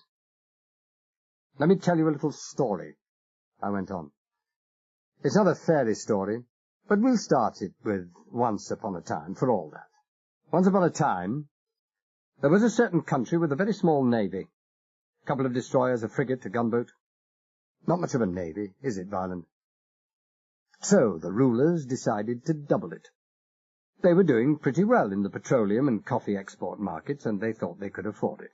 Mind you, they could have spent the money in 100 more profitable ways, but this was a country much given to revolution, and the strength of any current government largely depended on the strength of the armed forces under their control. So let's double our navy, they said. Who said, Violent? He tried to speak, but only a croak came out. He wet his lips and said, Columbia. However did you know, I wonder? That's it, Columbia. They arranged to get a couple of second-hand destroyers from Britain, some frigates, minesweepers, and gunboats from the United States. Considering that those second-hand ships were almost brand new, they got them dead cheap. $10,250,000. But then the snag. Columbia was in a state of threatened revolution, civil war, and anarchy. The value of the peso was tumbling abroad, and Britain and the United States, to whom a combined payment was to be made, refused to deliver against the peso. No international bank would look at Columbia, so it was agreed that the payment be made in kind. Some previous government had imported, for industrial purposes, $2 million worth of uncut Brazilian diamonds which had never been used. To that was added about $2.5 million worth of Colombian gold. Near enough 2 tons in 28-pound ingots. The bulk of the payment, however, was in cut emeralds. I need hardly remind you, Violent, that the Muso mines in the eastern Andes are the most famous and important source of emeralds in the world. Or perhaps you know. Violent said nothing. He pulled out his display handkerchief and mopped his face. He looked sick. Well, no matter. And then came the question of transport. It was supposed to have been flown out to Tampa on its first leg by an Avianca or Lanza freighter, but all the domestic national airlines were temporarily grounded at the beginning of May 1958, when the new elections were coming up. Some members of the permanent civil service were desperately anxious to get rid of this money in case it fell into the wrong hands, so they looked around for a foreign-owned freight airline operating only external flights. They picked on the Trans-Carib Air Charter Company. Lloyd's agreed to transfer the insurance. The Trans-Carib freighter filed a false flight plan and took off from Barranquilla, heading for Tampa via the Yucatan Strait. There were only 4 people in that plane, Violent. There was the pilot, a twin brother of the owner of the Trans-Carib line. There was the co-pilot, who also doubled as a navigator, and a woman and a small child, whom it was thought wiser not to leave behind, in case things went wrong at the elections. And it was found out the part played by the Trans-Carib in getting the money out of the country. They filed a false flight plan, Violent, but that didn't do them any good at all, for one of those noble and high-minded civil servants, who'd been so anxious to pay the debt to Britain and America, was as crooked as they come, and a creature of yours, Violent. He knew of the true flight plan, and radioed you. You were in Havana, and you'd everything laid on, hadn't you, Violent? How do you know all this? Violent croaked. Because I was, the owner of the Trans-Carib Air Charter Company. I felt unutterably tired. I don't know whether it was because of the pain or the foul air, or just because of the overwhelming sense of the emptiness of living. I was grounded at Belize in British Honduras at the time, but I managed to pick them up on the radio after they'd repaired it. They told me then that someone had tried to blow up the plane, but I know now that wasn't quite true. All they tried to do was to wreck the radio, to cut the DC off from the outer world. They almost succeeded, but not quite. You never knew, did you, Violent, that someone was in radio contact with that plane just before it was shot out of the sky? But I was. Just for 2 minutes, Violent. I looked at him slowly, consideringly, emptily. 2 little minutes that mean you die tonight. Violent stared at me with sick terror in his eyes. He knew what was coming, all right, or thought he knew. He knew now who I was. He knew now what it was to meet a man who had lost everything, a man to whom pity and compassion were no longer even words. Slowly, as if at the expense of great effort and pain, he twisted his head to look at Royale. But for the first time ever there was no comfort, no security, no knowledge of safety to be found there. For the incredible was happening at last. Royale was afraid. I half-turned and pointed at the shattered cabin of the DC. Take a good look, Violent, I said quietly. Take a good look at what you've done, and feel proud of yourself. In the captain's seat, that skeleton was once Peter Talbot, my twin brother. The other is Elizabeth Talbot. She was my wife, Violent. In the back of the plane will be all that's left of a very little boy. John Talbot, my son. He was 3.5 years old. I thought 1,000 times about how my little boy died, Violent. The bullets that killed my wife and brother wouldn't have got him. He'd have been alive till the plane hit the water. Maybe 2 or 3 minutes. The plane tumbling and falling through the sky, violent. And the little boy sobbing and screaming, and terrified out of his mind. And his mother not coming when he called her name. When he called her name over and over again. But she couldn't come, could she, Violent? She was sitting in her seat dead. And then the plane hit the water, and even then, perhaps, Johnny was still alive. Maybe the fuselage took time to sink. It happens that way often, you know, Violent. Or had it air trapped inside when it sank? I wonder how long it was before the waters closed over him.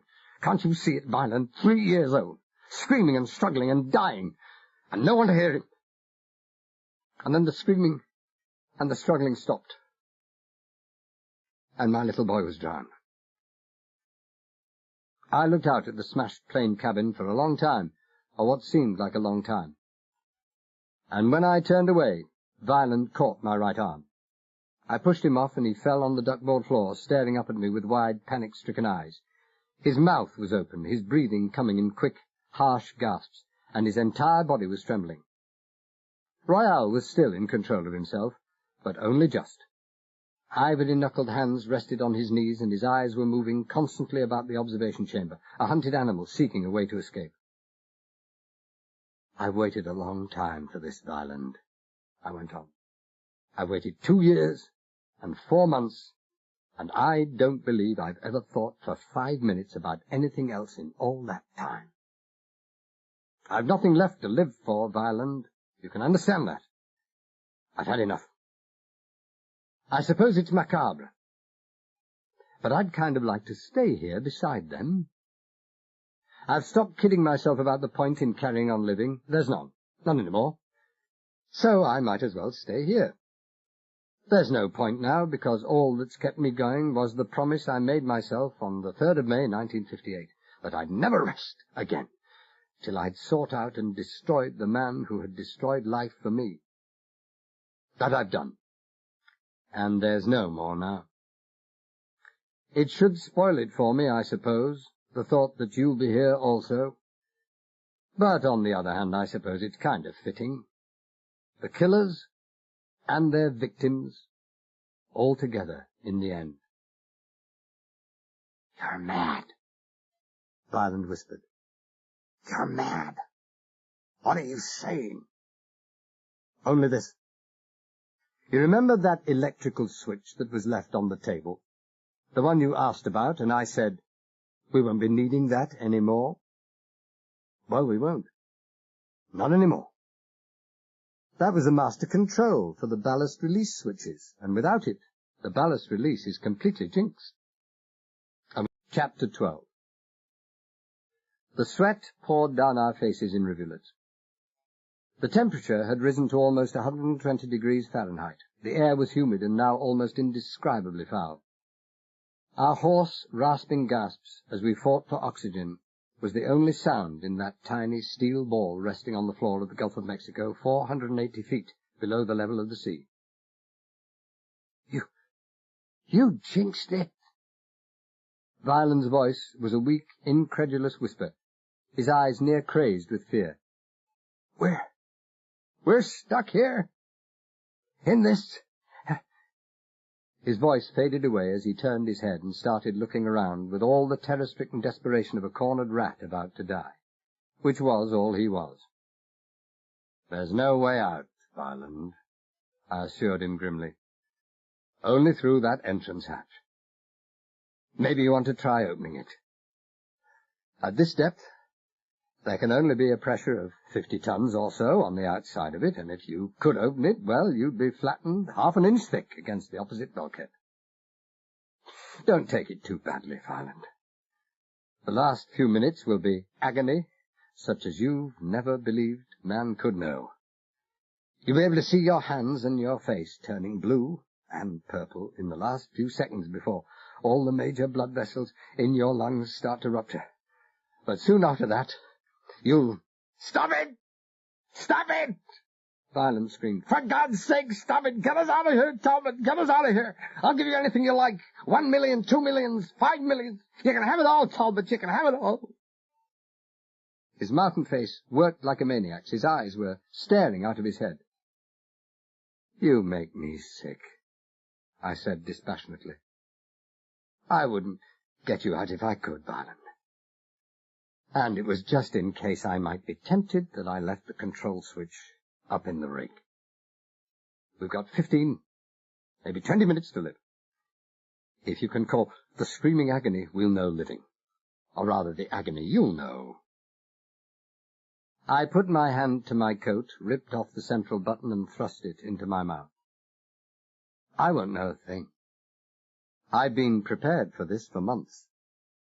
That's no button, Violent. It's a concentrated cyanide capsule. One bite on that, and I'll be dead before I know I'm dying. That got him. Dribbling from a corner of his mouth and babbling incoherently, he flung himself on me. With what purpose in mind, I don't know. He was too crazed to know.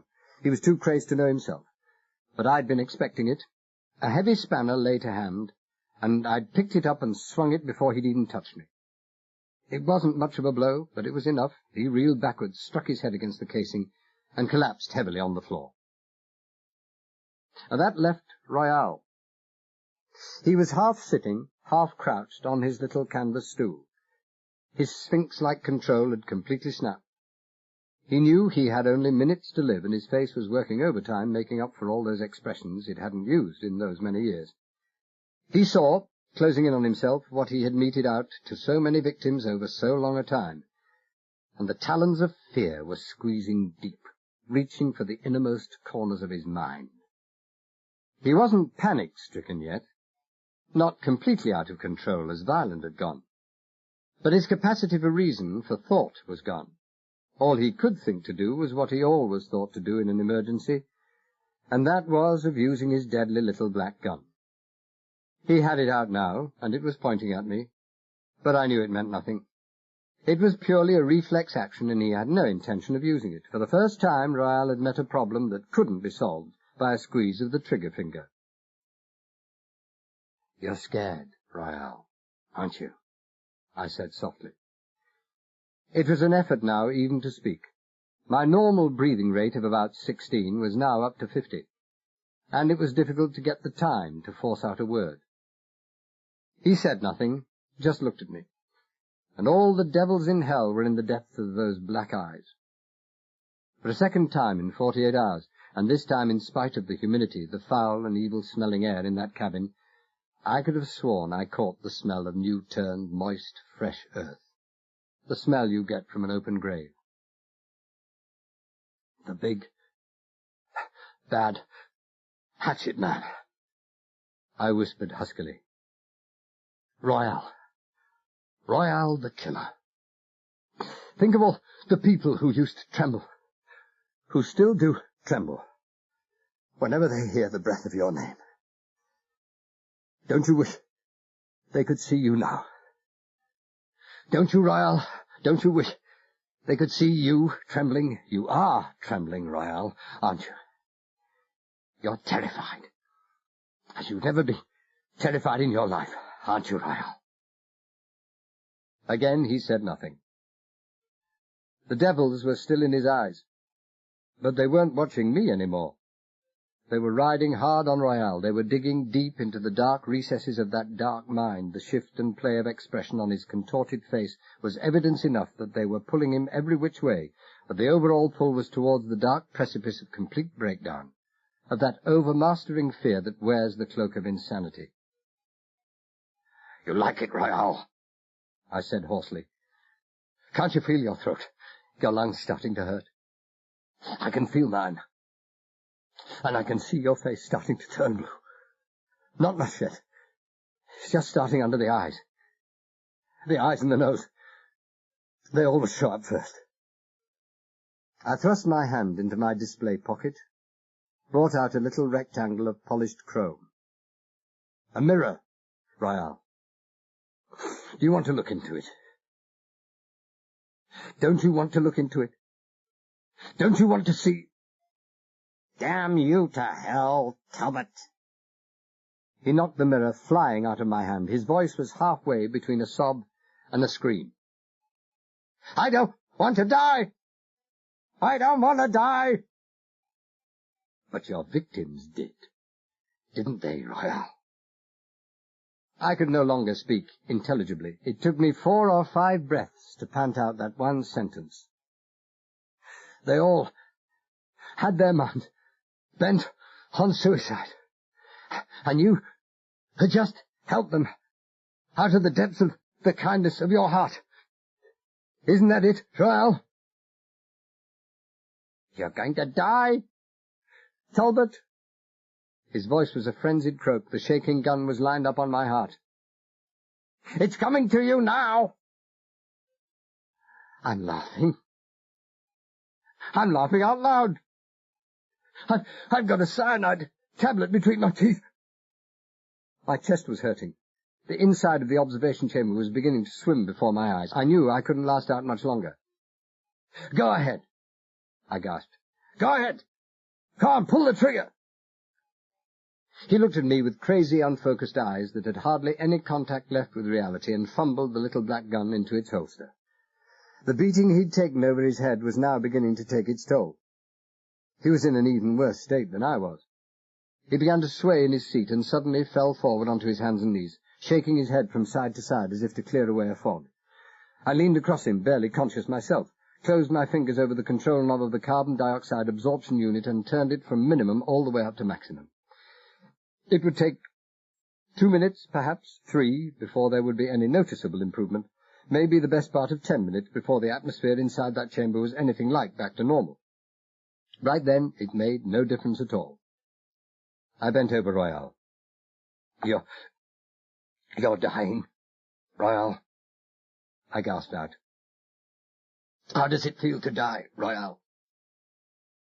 Tell me, please, how does it feel? How does it feel to be buried in a tomb 500 feet beneath the surface of the sea? How does it feel to know that you'll never breathe that wonderful, clean, fresh air of the world above again? How does it feel to know you'll never see the sun again? How does it feel to die? Tell me, Royal, how does it feel? I bent still closer to him. Tell me, Royal, how would you like to live? He didn't get it. He was that far gone. How would you like to live, Royal? I almost had to shout the words. I want to live. His voice was a harsh moan of pain. His clenched right fist was beating weakly on the deck of the chamber. Oh, God, I want to live. Maybe I can give you your life yet. Maybe. You're down on your hands and knees, aren't you, Royal? You're begging for your life, aren't you, Royal? I swore I'd see the day when you were on your hands and knees begging for your life. And now you're doing just that, aren't you, Royal? Damn you, Talbot! His voice was a hoarse, despairing, agonized shout. He was swaying on his hands and knees now, his head turning from side to side, his eyes screwed shut. Down there on the floor the air must have been foul and contaminated to a degree, almost completely without oxygen. And his face was really beginning to show the first tinges of blue. He was breathing with the rapidity of a panting dog, each brief, indrawn breath a whoop of agony. Get me out of here! For God's sake! Get me out of here! You're not dead yet, Royal, I said in his ear. Maybe you will see the sun again. But maybe you won't. I lied to Violent, Royal. The master switch for the ballast release is still in position. I just altered a couple of wires. That's all. It would take you hours to find out which two. I could fix it in 30 seconds. He stopped swaying his head, looked up at me with a blue-tinged, sweat-sheened face, with bloodshot, fear-darkened eyes that carried far back in them the faintest flicker of hope. Get me out of here, Talbot, he whispered.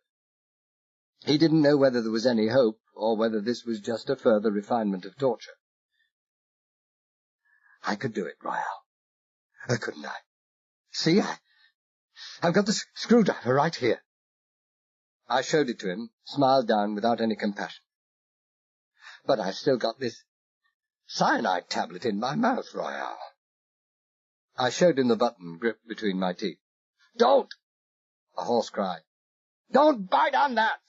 You're mad, Talbot, mad! God, you're not human!" Coming from Royale, that was good. "Who killed Jablonski?" I asked quietly. It was becoming easier to breathe now, but not down where Royale was. "I did. I killed him," Royale moaned. "How?" "I shot him through the head. He was asleep. And then we buried him in the kitchen garden." Royale was still moaning and swaying, but he was putting everything he could muster into his reeling thoughts to try to express them coherently. His nerve for the moment was gone beyond recall. He was talking for his life, and he knew it. "Who's behind Violent?" "Nobody." "Who's behind Violent?" I repeated implacably. "Nobody!" His voice was almost a scream. He was so desperate to convince me. There were two men, a Cuban minister in the government, and Juarez, a permanent civil servant in Colombia, but not now." "What happened to them?" They were eliminated," Royale said wearily. "I did it." "Who else did you eliminate since you've been working for Violent?" "Nobody." I showed him the button between my teeth, and he shuddered. "The pilot. The pilot flying the fighter that shot down this plane. He knew too much." "Now that's why we could never find that pilot," I nodded. "My God, you're a sweet bunch. But you made a mistake, Royale, didn't you? You shot him too soon, before he told you exactly where the DC had crashed. Have Violent give you orders for all this?" He nodded. "Did you hear my question?" I demanded. "Violent gave me orders for all of that." There was a brief silence. I stared out of the window, saw some strange shark-like creature swim into sight, stare incuriously at both bathyscaphe and plane, then vanish into the Stygian blackness beyond with a lazy flick of its tail. I turned and tapped Royale on the shoulder. "Violent," I said. "Try to bring him round." While Royale stooped over his employer, I reached above him for the oxygen regenerating switch. I didn't want the air getting too fresh too soon. After maybe a minute or so, Royale managed to bring Violent to. Violent's breathing was very distressed. He was pretty far gone in the first stages of anoxia. But for all that, he still had some breath left. For when he opened his eyes, staring wildly around, and saw me with the button still between my teeth, he started screaming, time and again, a horrible nerve-drilling sound in that tiny, confined metal space. I reached forward to smack his face, to jolt him out of his panic-stricken hysteria, but Royale got there first. Royale had had his tiny, fleeting glimpse of hope, and he meant to play that hope to the end of the way. He lifted his hand, and he wasn't any too gentle with Violent. "Stop it!" Royale shook him violently. "Stop it! Stop it! Stop it! Talbot says he can fix this machine. You hear me? Talbot says he can fix it." Slowly the screaming died away, and Violent stared at Royale with eyes where the first faint flicker of comprehension was beginning to edge in on the fear and the madness. "What did you say?" he whimpered hoarsely. What was that, Royale?" "Talbot says he can fix this machine," Royale repeated urgently. "He says he lied to us. He says that the switch he left up top wasn't important. He can fix it." You can fix it, Talbot?" Violent's eyes widened until I could see a ring of white all round the irises. His shaking voice was a prayer, the whole curve of his body a gesture of supplication. He wasn't even daring to hope yet. His mind had gone too deeply into the shadow of the valley of death to glimpse the light above. Or rather, he didn't dare to look in case there was no light there. "You can get us out of this now," Even now you... Maybe I will. Maybe I won't. My voice, for all its rasping hoarseness, had just the right shade of indifference. I've said I'd rather stay down here.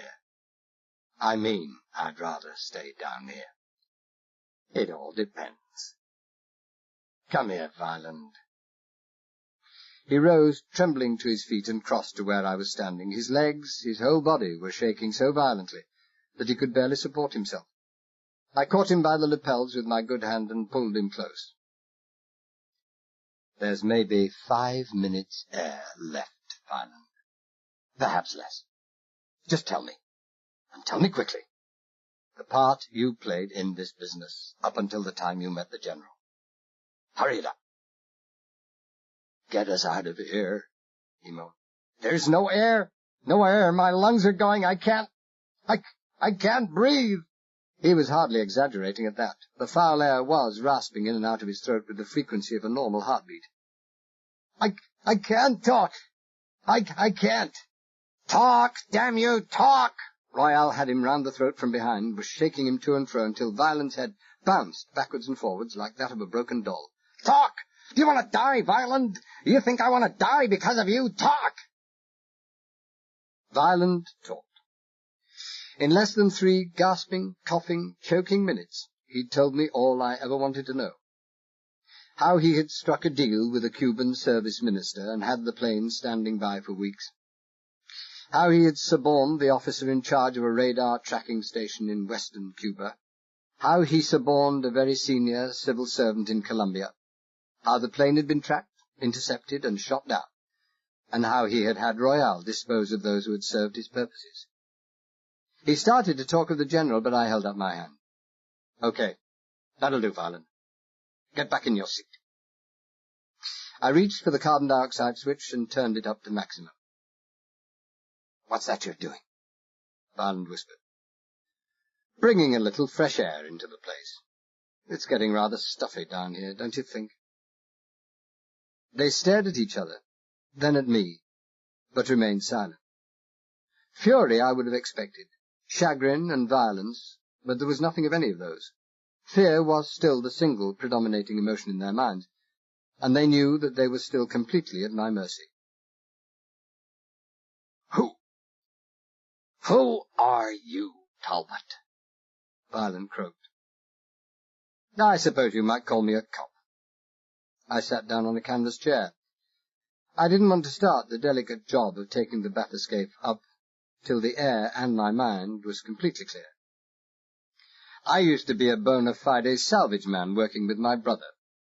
The man, or what's left of the man, out there in the captain's seat, Violent.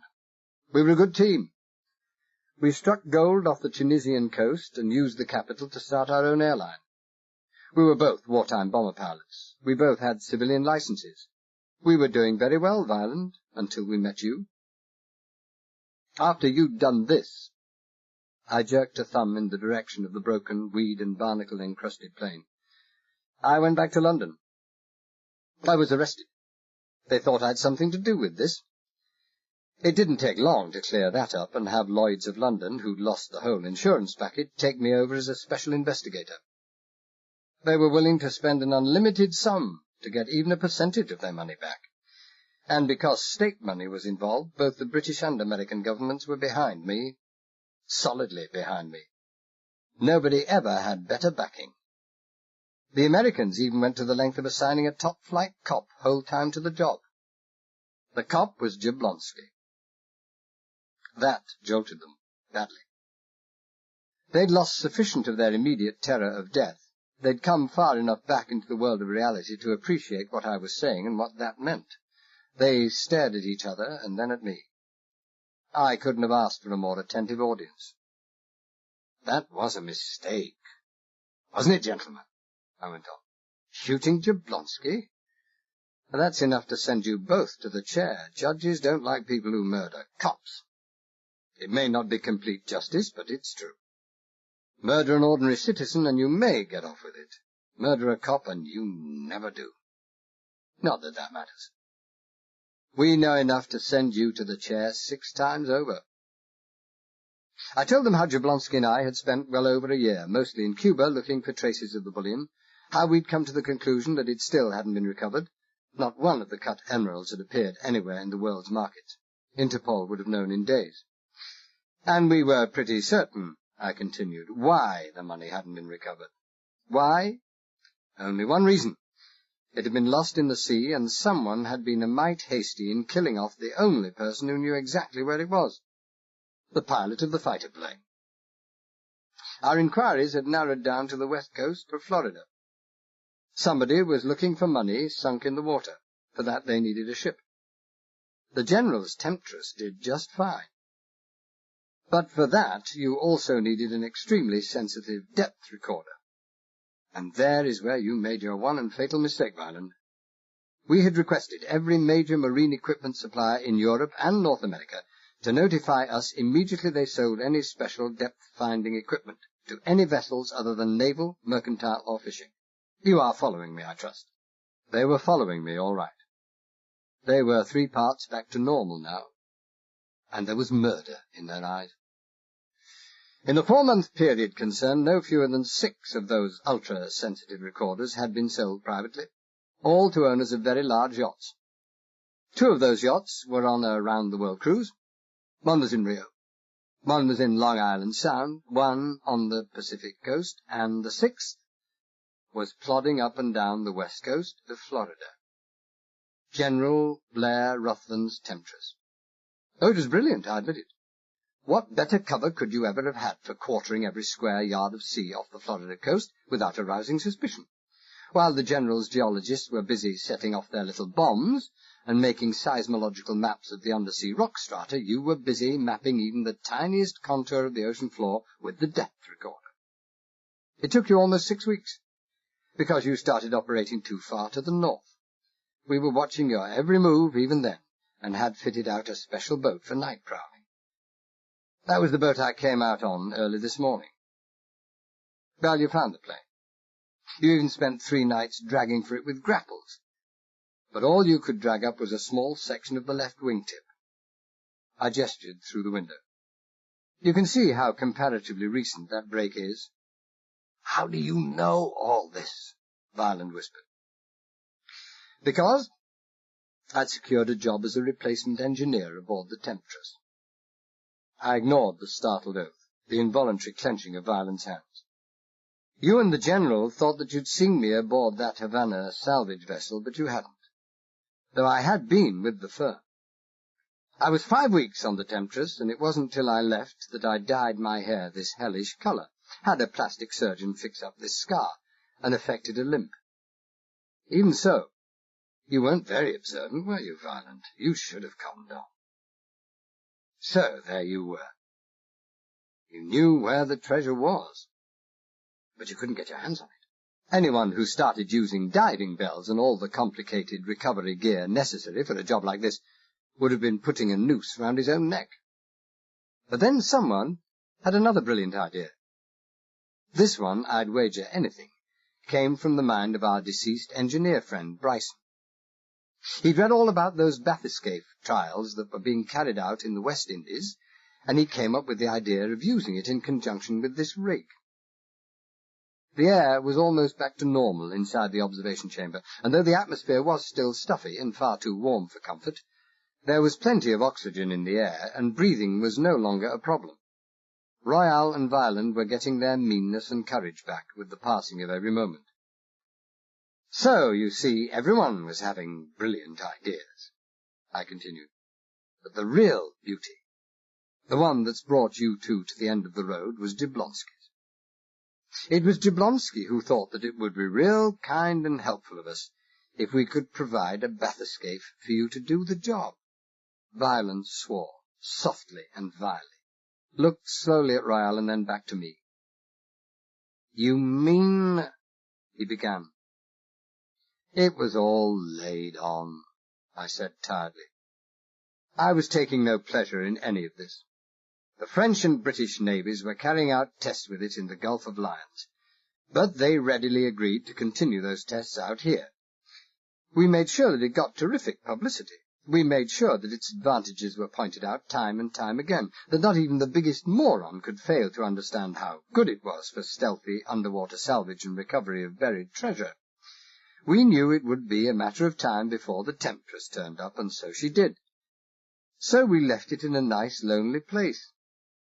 But before we left it, I jinxed it. So thoroughly that no one, apart from the electrician who'd wired it in the first place, and myself, could ever have got it going again. You had to have someone to unjinx it, didn't you, Violent? Wasn't it a fortunate coincidence that I happened to turn up at the right time? Incidentally, I wonder what our friends the field foreman and petroleum engineer are going to say when they find that they've spent the better part of 3 months drilling a couple of miles away from where the geologists told them to. I suppose it was you and Bryson who altered the reference navigation marks on the charts to bring you within shouting distance of the treasure and miles away from where the oil strata lie. At the present rate, they'll end up with the pipe in the Indian Ocean and still no oil. You're not going to get off with this, Violent said savagely. By God, you're not. Shut up, I interrupted contemptuously. Shut up, or I'll turn a knob here, pull a switch there, and have the two of you grovelling on your hands and knees and begging for your lives as you were doing not 5 minutes ago. They could have killed me there and then. They could have watched me die in screaming agony, and the tears of joy would have rolled down their cheeks. Nobody had ever talked like this to them before, and they had just no idea what to say, what to do about it, for their lives were still in my hands. And then, after a long moment, Violent leaned back in his stool and smiled. His mind was working again. I suppose, Talbot, that you were entertaining some idea of turning us over to the authorities. Is that it? He waited for a reply, but when none came, he went on. If you were, I'd change your mind about it. For such a clever cop, Talbot, you've been very blind in one spot. I'm sure you wouldn't want to be responsible for the deaths of 2 innocent people, would you not, Talbot? What are you talking about? I asked slowly. I'm talking about the General. Violent flicked a glance at Royale. A glance for the first time empty of fear. A look of triumph. General Blair Ruthven. The General, his wife, and his younger daughter. Do you know what I'm talking about, Talbot? What has the General's wife got to do? My God! And for a moment I thought you had us. The relief in Violent's face was almost of a tangible quality. You fool, Talbot. You blind fool. The General. Did it never occur to you to think how we got him to come in with us? Did it never occur to you to wonder why a man like that would let us use his yacht, his rig, and anything else we wanted to? Didn't it, Talbot? Didn't it? Well, I thought. You thought, he sneered. You poor fool. Old Ruthven had to help us whether he wanted to or not. He helped us because he knew the lives of his wife and his young daughter depended on us. His wife and young daughter? But they've had a legal separation, haven't they? The General and his wife? I mean, I read all about it. Sure, you read all about it. Violent, his terror forgotten, was almost jovial now. So did 100 million others. The General made good and sure that the story got around. It would have been just too bad if the story hadn't got around. They're hostages, Talbot. We've got them in a place of safety where they'll stay till we're finished here, or else. You kidnapped them? At last the penny drops. Violent sneered. Sure, we kidnapped them. You and Royale. Me and Royale. You admit it? A federal and capital offense, kidnapping, you freely and openly admit it. Is that it? That's it. Why shouldn't we admit it? Violent blustered. But he'd suddenly become uneasy. So you'd better forget about the cops, and any ideas you have about delivering us to them. Besides, How do you think you're going to get us up the caisson and off the rig without being chopped into little pieces? I reckon you're mad, Talbot. The General's wife and daughter, I mused, as if I hadn't heard him. It wasn't a bad idea. You'd have let them go in the end. You couldn't afford not to. It would have been the Lindbergh case 10 times over had you tried anything. On the other hand, you knew the General wouldn't start anything afterwards. It would only be his word against yours, and up your sleeve you always carried the trump card, Royale. As long as Royale walked the face of America, the General would never speak. This whole operation probably cost him a cool $1 million. For the General, a bagatelle, compared to the value of a wife and children. A sweet setup. Correct. I hold the trumps, Talbot. Yes, I said absently. And every day, just on noon, you sent a coded telegram in the General's company code to your watchdogs who kept an eye on Mrs. Ruthven and Jean. You see, Violent, I even know the daughter's name. And if the coded telegram didn't arrive in 24 hours, they had instructions to ship them to another place, a safer hideout. Atlanta wasn't too safe, I'm afraid. Violent's face was grey, his hands beginning to shake again. His voice came as a strained whisper. What are you saying? I only caught on 24 hours ago, I replied. We've been blind.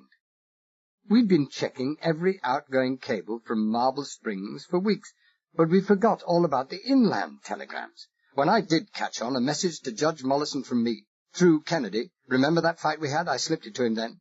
Started off what must have been the most concentrated and ruthless manhunt for years. The FBI would stop at nothing. Not since Jablonski got his. And obviously they stopped at nothing. Mrs. Ruthven and Jean are safe and well. Your friends, Violent, are under lock and key, and talking their heads off to beat the rap. This last bit was guesswork, but I thought my guess wouldn't be so far out. You're making this up, Violent said huskily. Fear was back in his face, and he was clutching at straws. You've been under guard all day, and... If you were up in the radio shack and could see the state of that creature of yours who tried to stop me from putting through a radio call to the sheriff, you wouldn't say that. It was Kennedy who gave Royale here his sore head.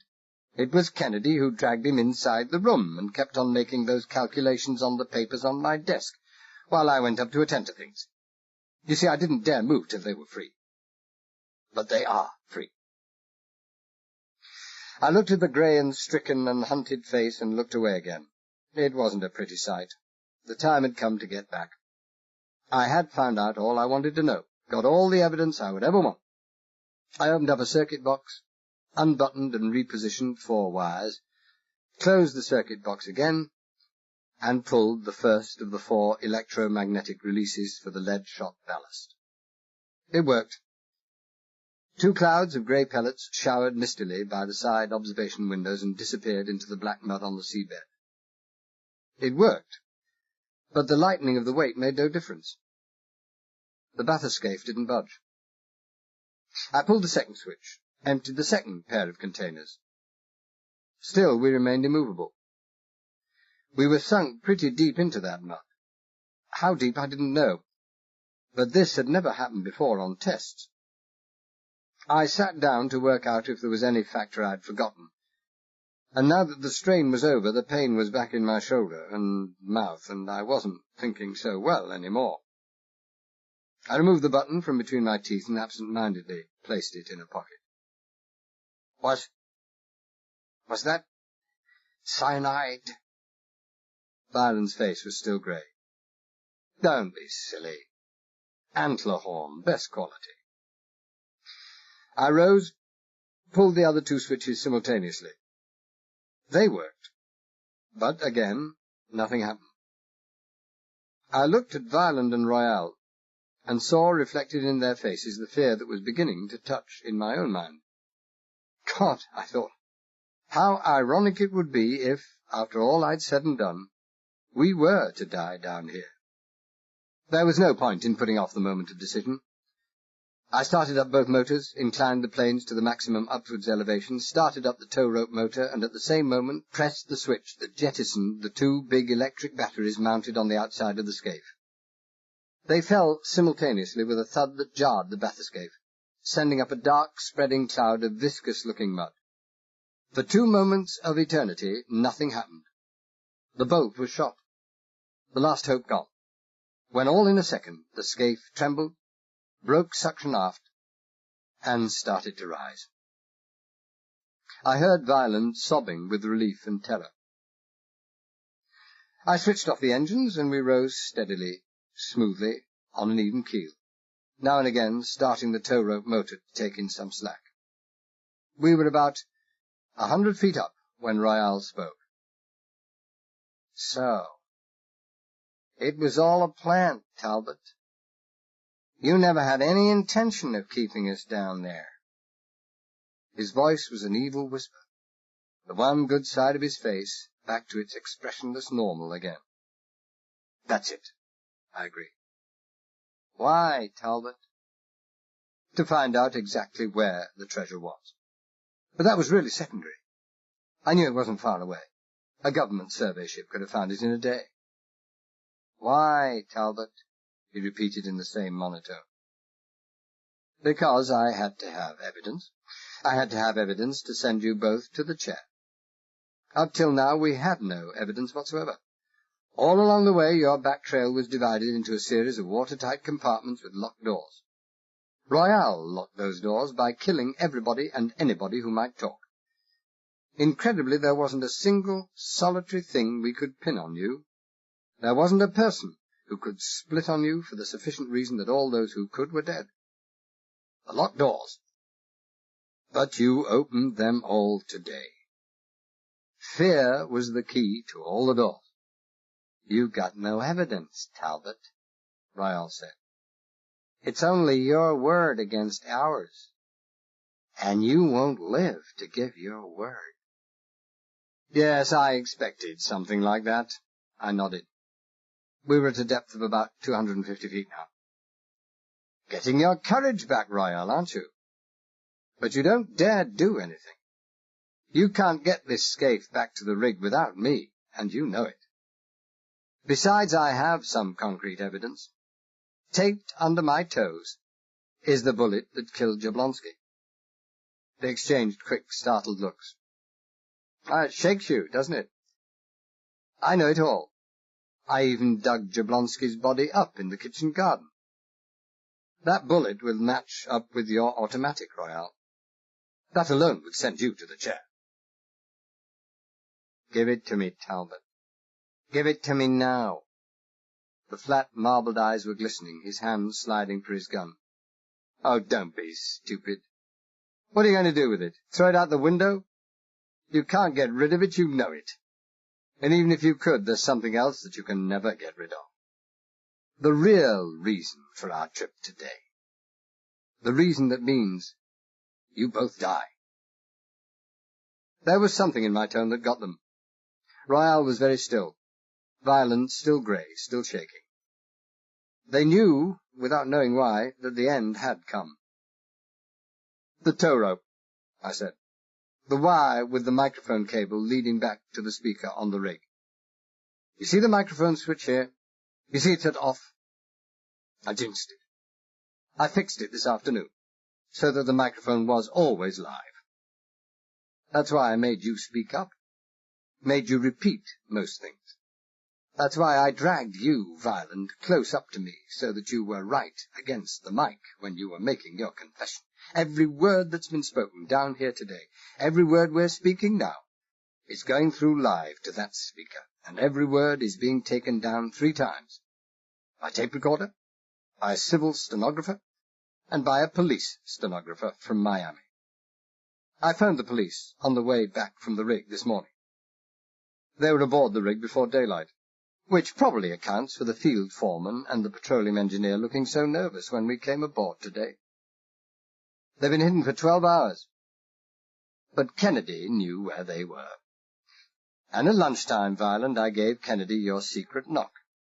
Shibati and his men would have fallen for it. They were bound to. And it's all over now. They said nothing.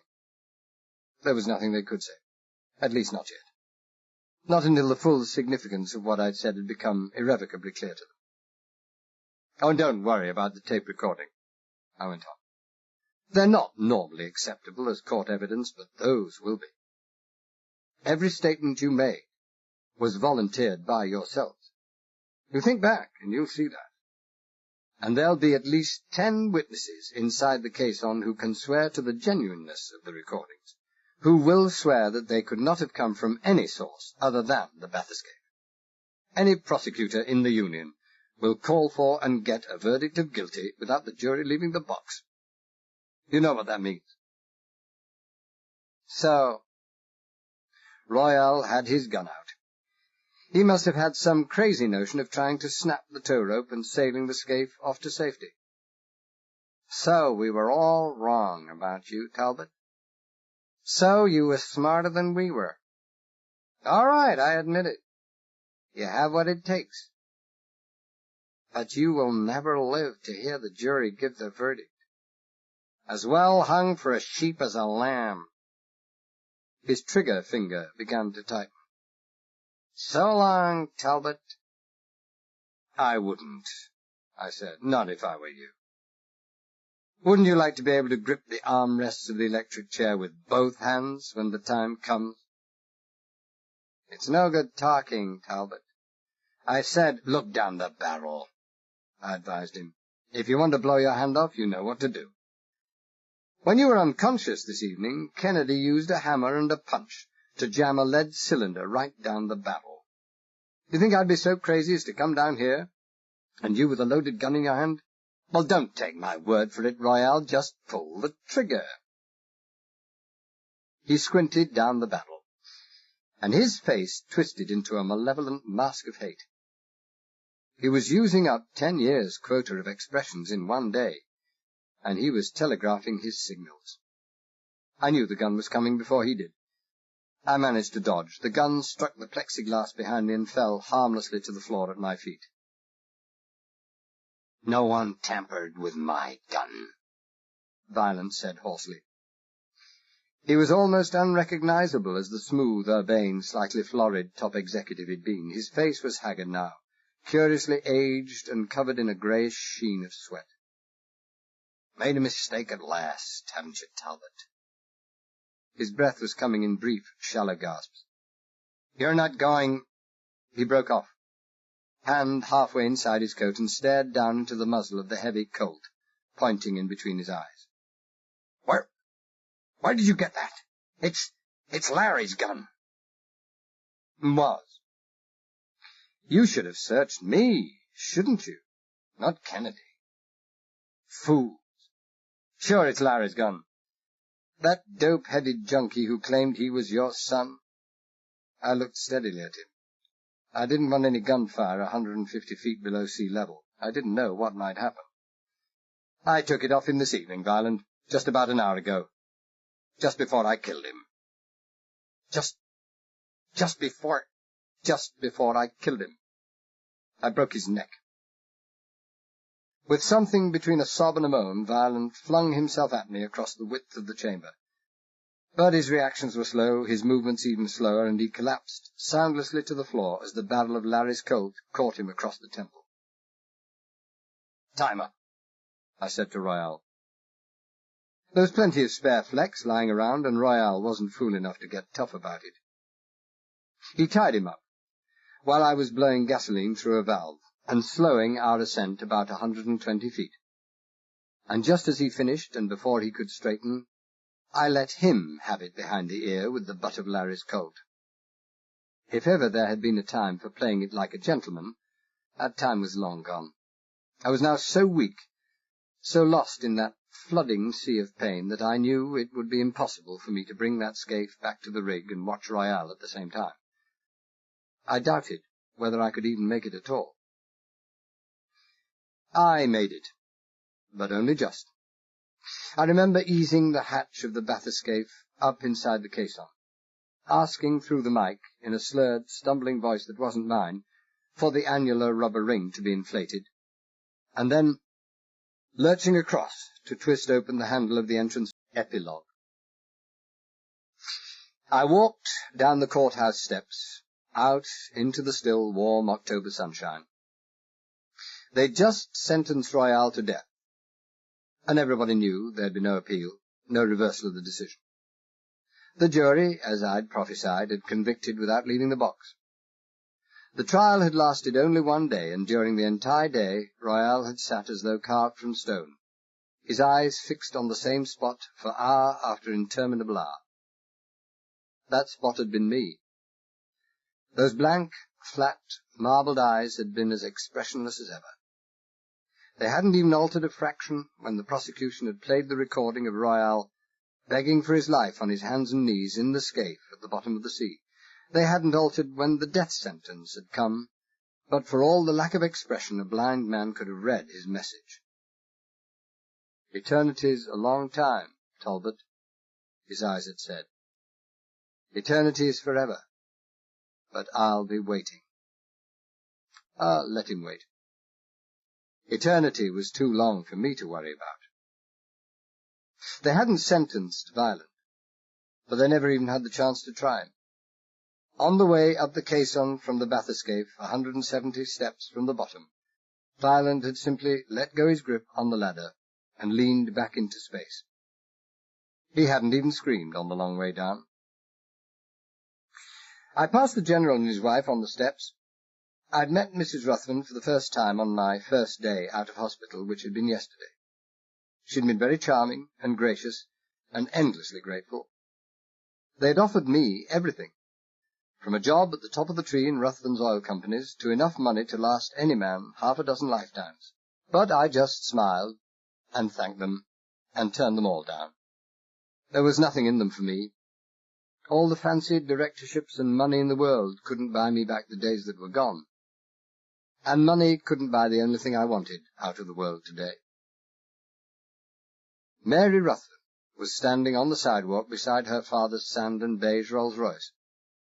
She was dressed in a plain, white, simple, one-piece dress that couldn't have cost more than $1,000. Her braided, wheat-coloured hair was piled high on her head, and I'd never seen her looking so lovely. Behind her was Kennedy. For the first time I saw him dressed in a lounge suit, dark blue and immaculately cut. And when you saw him like that, it was impossible to imagine him any other way. His chauffeuring days were over. The General knew how much the Ruthven family owed him, and you couldn't pay a debt like that with chauffeur's wages. I wished him all the luck in the world. He was a nice guy.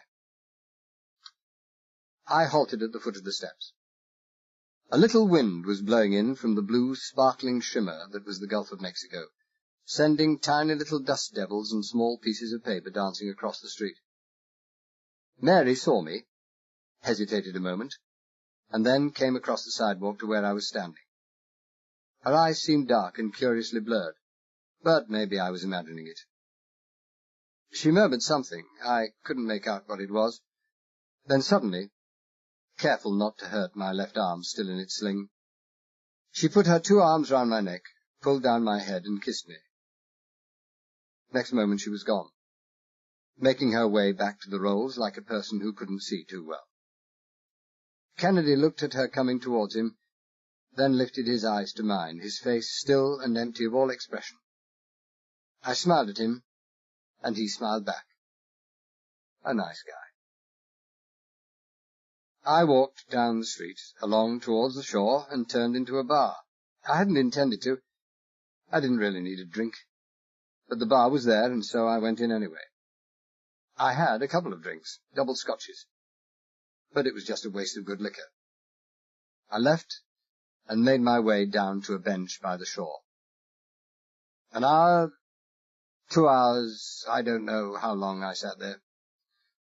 The sun sank down close to the rim of the sea and the sky turned to orange and gold, and I could see, faintly on the horizon, and weirdly silhouetted against this flaming backdrop, the massively grotesque angularity of the oil rig X-13. X-13. I suppose that would always be a part of me now. That and the broken-winged DC that lay 580 yards to its southwest, buried under 480 feet of water. For better or for worse, it would always be a part of me. For worse, I thought, for worse. It was all over and done with, and empty now, and it meant nothing, for that was all that was left. The sun was on the rim of the sea now, and the western world a great red flame, a flame that would soon be extinguished and vanish as if it had never been. And so it had been with my red rose, before it had turned to white. The sun was gone, and the night rushed across the sea. With the dark came the cold. So I rose stiffly to my feet and walked back to the hotel. That was Fear is the Key by Alistair MacLean.